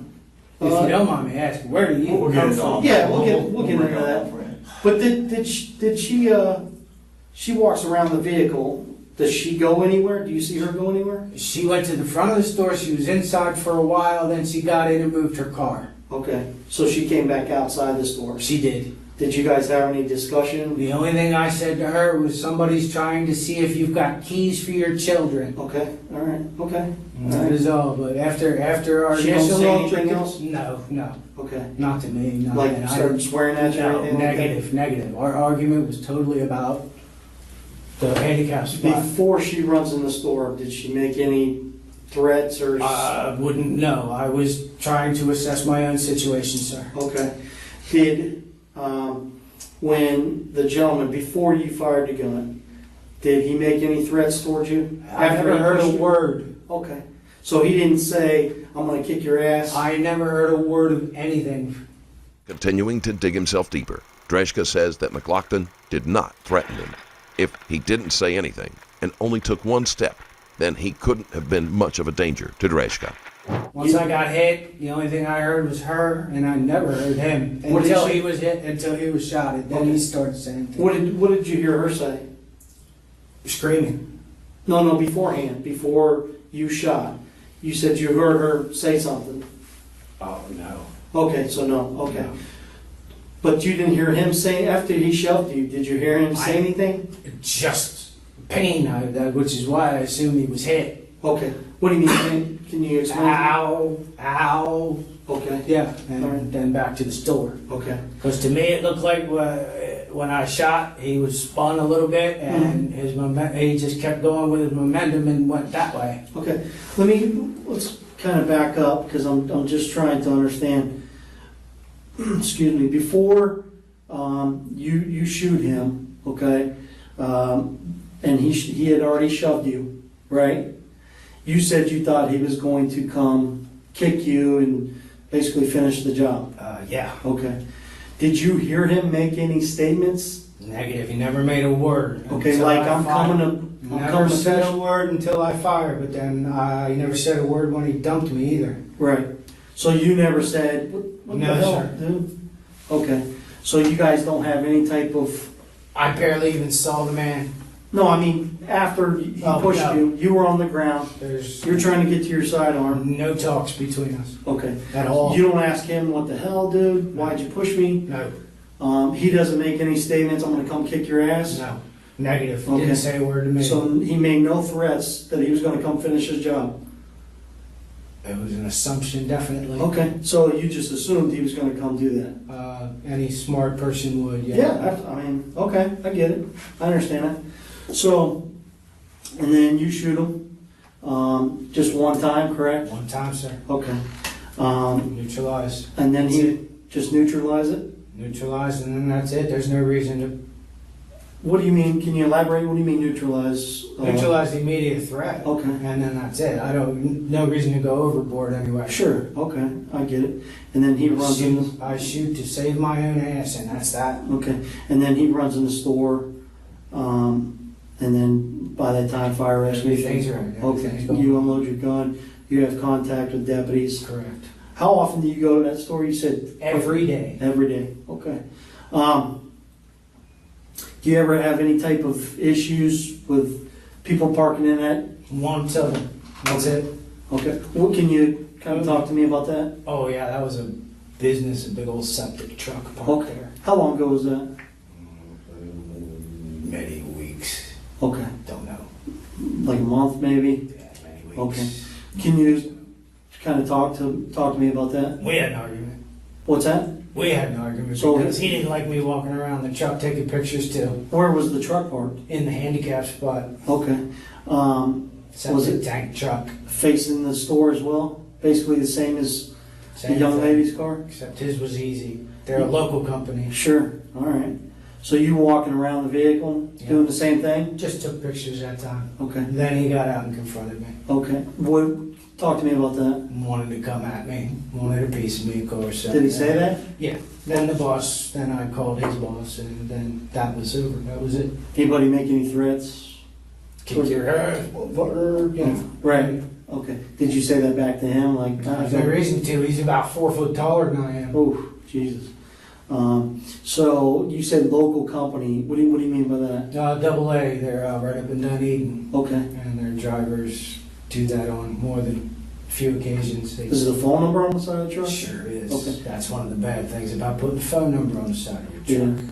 Yeah. That's why it was called. Did you take a picture of the phone number or something? Yeah, Okay. definitely. All right. So you called the company? You Sure said? did. Okay. Talked with the boss. All right. Yep. What did you tell the boss man? Told the boss man where his truck was parked, all this, and how his employee was acting after I took pictures of it and such, and that was that. He said he'd work it out with his man. I said, fair enough. Okay. Any discussion about you having a gun or anything like that? I didn't know. God, no, there was no gun shown. Okay. Did you have your sidearm on you at I that? always have my sidearm. Okay. You got a CCW, I'm assuming? Correct. Okay. All right. There's nothing wrong with that. No, I'm just asking. I've been Okay. carrying my whole adult life. Yeah. I Learned mean, to I shoot kind of. before that. Sure. I don't blame you. Do you go shooting a lot? Not anymore now. Okay. When was the last time you went shooting? Years. All right. What kind of firearms training do you have before you got your CCW and started to go Well, shooting? besides hunting, my father was a state cop for 20 years, so I've had to drill. Oh, yeah, about you. You personally, what kind of Yeah, training you had? I trained with my dad a little bit, and Okay. I trained with other cops at the range, but as far as formal training, no. Any prior military or anything like Oh, that? negative. Prior law enforcement? I wasn't allowed to be a cop. He said he'd break my arm. 20 years of shift working bullshit. Your dad said that? Yes, sir. What kind of drills did you run? The handicap spot is a hill Dreshka has chosen to die on, or at least kill on. He has a history of confronting people and turning them in, so it was almost a matter of time before something like this happened. He has a legal license to carry, although he doesn't practice at the range. But if he was a hunter, he was well within the range of being able to make the shot. 1, 2, 3, 1, 2, 3, 1, 2, 3. You know what I mean? You ever practice from your back or anything like that in the past? From my You ever back. practice shooting from your back in a position where you're on the ground or? Oh, I've practiced sitting before. I've never practiced laying on my back. Okay. But I knew sitting would always come into play at some point in time. All right. Besides the fact I was a driver for Uber, so Okay. I've never been on my back before. No. All right. Let me ask you a question. You had mentioned that you go to the store all the time, and you had that one incident with the septic company. Yeah. Any other incidents prior to that? you ever have any discussion with the owner of the store? Yeah, he saw me that day. No, I mean about these handicap, somebody parking in the handicap spot. Yeah, I talked to him the day of the septic. Okay. Was that Mustafa? Is that his name? I don't know his name because there's another guy too. Oh, I can't okay. keep it straight. What did you tell him? Same thing. He saw it parked out there. I gave him the phone number, and you could see the company logo on the side of the truck. Okay. That was that. There's no reason. He doesn't have any reason to come out and stop people from parking in his handicap Did you? spot, know what I mean? Did you ever have a discussion with the owner and stuff, saying, "Hey, you guys need to enforce this"? No. Okay. That's his prerogative. Well, I know, but I mean, clearly there's an issue with people parking there, wouldn't you say? Oh, well, yeah. Okay. I'm not always there. All right. So. I'm not trying to get in arguments with people either, you know what I Right. mean? Absolutely. But when they see me doing stuff like that, they automatically think, hey, what's this guy trying to do? Fuck me? Right. And Wouldn't you think that a little bit? If somebody came take pictures around your car? well, that's exactly what I'm trying to do. Exactly, but if somebody came take pictures around your car, you'd probably think the same thing, right? And I'd ask a question first instead of going with the mouth. Well, let me, I know better. Let me ask this: that parking space, and this is just that parking lot in particular. There's actually other like empty parking spaces that are probably closer and have better access to the front door. That's the only one that has access So, to that ramp. In this particular situation, though, if somebody can park right next to the ramp and walk around to it, doesn't really matter all that much. I'm not sure where this is headed. What's this I'm got to do just with curious being as to hit from whether or not behind? it's worth an argument over the parking space. Yes, I think it is. Do you? Yeah. All right. I mean, wouldn't you, instead of an argument, because you Not just. an argument if you, Right. you know, A discussion. agreeing with what he just said. That's Okay, but don't you think, instead of putting yourself in that type of circumstance, that it may escalate? Because people are crazy. I mean, right? You have road rage incidents, you got people getting shot all the time, all kinds of stuff, right? So, hear me out. Wouldn't it be best, instead of putting yourself in those circumstances, to contact law enforcement and have a deputy come out there, or Clearwater Police? Clearwater Police and I don't get along. We have some Fourth Amendment issues. What is that? What do you mean, Fourth? Clearwater Police illegally searched my car. Well, Okay. you know. How long ago was that? Last summer. Okay. Yeah, So- they took it upon themselves to go through my glove box when all they had to do was replace something back in my vehicle. What was that? My firearm. Okay. So they took your firearm out of the vehicle? Always. Okay. All right. But again, back to the question, wouldn't you think it would be better, instead of putting yourself in that type of circumstance that could escalate? Okay, what does this have to do with I'm just asking. I mean, being on my back and... that does. You told me you were on your back and stuff, but I'm just saying, don't you think that it would be best to notify law enforcement? You said you don't like to argue. You said you don't like to have confrontations. Wouldn't it be? Point taken, but Okay. yeah, we're straying a bit off course, I think. No, we'll get back to that, but I'm just asking you a simple question. Do you think it would be best to call law enforcement and have them address that issue? You'll never make it. Okay. Because the person what? They leave. Okay. They'll never make it. All right. So it's Unless you guys are literally parked there. Do you really think Sometimes you're we gonna are, make it? sometimes we're real close. Right. But you're not going to drop an important something for... Sure. Okay? Why bother you with stupid things like that? Okay. I'm sorry. I'll ask I'm not after being a justice kind of guy, but when I just say something to a person about being parked... Drejka isn't enthusiastic about the idea of calling the police about the parking lot. And it is true that it isn't a high priority call, and nothing will likely come of doing so. But for a civilian, it is the safest option. Of course, no one thinks that asking someone to pull out of a handicap spot, if they aren't disabled, will lead to a major confrontation. But people have gotten into altercations for less. Ultimately, though, even if Drejka had good intentions, they don't make him the sheriff of the parking lot. Parked there. I don't expect it to go where it went. So that's why you don't call, because by the time you call, Always, man. they'll be gone. They always are. Okay. I'll ask a related question though. When you take the pictures, what are your plans with the pictures?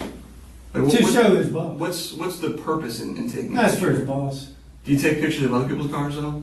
No, actually, Like, if no, you just, see- if you see just cars- commercial. I didn't want to take a picture of their cars, no reason to. I'm not gonna turn them into anybody. I just want to ask them if they think it's right to be parked where they're parked. Okay.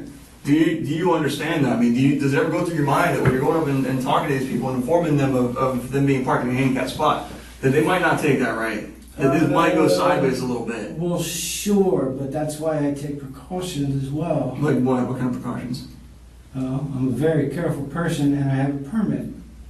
Okay. Do you think you'd go knock on these people's, or I shouldn't say knock on these people's Yeah, I windows. don't Do you think you'd go confront them? anyone Well, I right mean, to their it's- face. It's approaching, so we use the term approach instead of confront. Okay, but it is up to the person who's in the car to actually confront. If you go up to somebody and approach them, they can take that as being confrontational.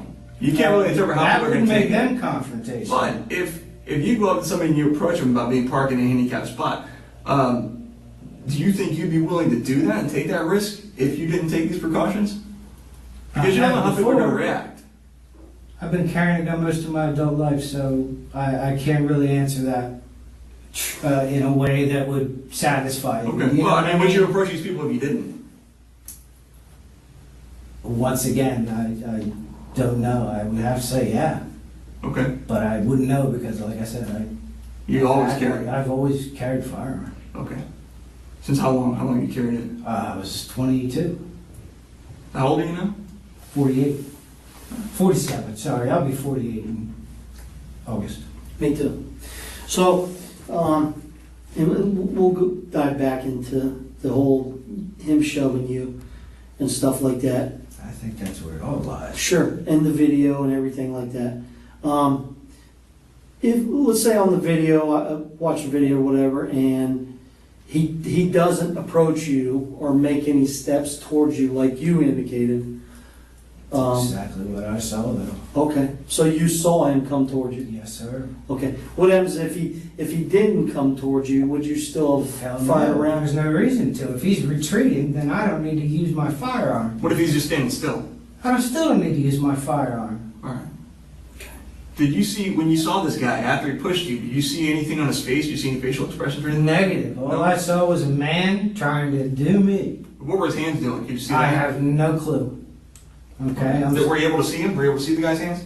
I didn't see his hands per se, and I didn't see his face at all. I don't know what he looks like. Could you see his legs, his feet, anything like that? I might have seen his legs. I know he was a black guy, that's it. Or maybe his arms, I'm not sure. Could you see anything that he was doing other than... Watching his feet, watching his hips. All right. So if he was standing still, you would have seen no reason to... No, pull sir. that trigger. Okay. If he hadn't have twitched, I never would have pulled that trigger. When that gun was out, did you make the decision to shoot when you pulled the gun out, or was that decision made afterwards? Negative decision I made as soon as he moved. Okay. Did you remember having time to think and process No things? time to think. But you as hadn't soon as made... that gun was out, the twitch goes. That's it. Okay. But you said you actually pulled the gun out before you made the decision to shoot, right? I'm not pulling it out with the intention of pulling the trigger. Okay. Okay, Now, if I come up on target and I need to shoot, I'm shooting. If you would have pulled that gun, between the time you pulled that gun, if you would have been on your back and you pulled that gun and you had it on him, if he would have been standing still, do you think that trigger would have gotten pulled? No. Did you have time to really look at him and tell that he was coming towards you? The feet said he was coming towards me, and so did the hips. What kind of twitch was it? The hip twitch. Right foot comes around this way, like he's going to come right past that car thing, and that was that. How much time do you think it was between when you pulled that gun out and when you I don't know. pulled the trigger? I don't know. How much time did it seem like to you? It seemed like a split second. Okay. All right, Michael. We'll be right back. You got to use the restroom or anything? No, I'm good, thank you. You need any more water, partner? Okay. We'll be right back. All right. We gotta look at a few things and see if kind of placing together what you're telling us, all right?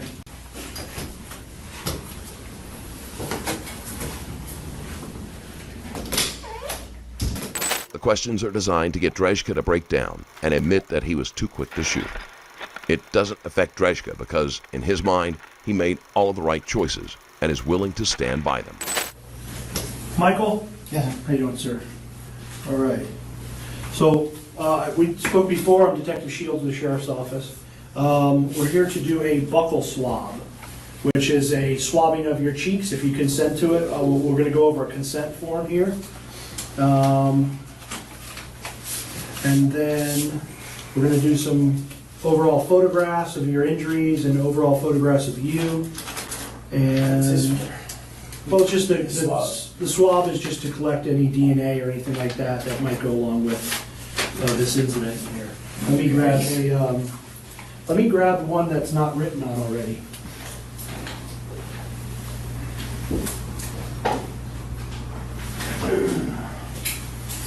Do you have one? No. Yeah. And you need to be taking my DNA, why? Sir? You need to be taking my DNA, why? Well, I'm going to go over the form with you, and if it's a consensual buckle No, I swab. was just curious. Yes, sir. Just because you're involved with this incident, we want to see if there's any DNA that comes up with matching on the gun or what, you know, all that good stuff. I hope not. That was a Dover, Delaware cop's gun. Sir? I said, I hope not. That was a Dover, Delaware cop's gun. Oh, really? All right, excuse me for one moment. I want to make sure.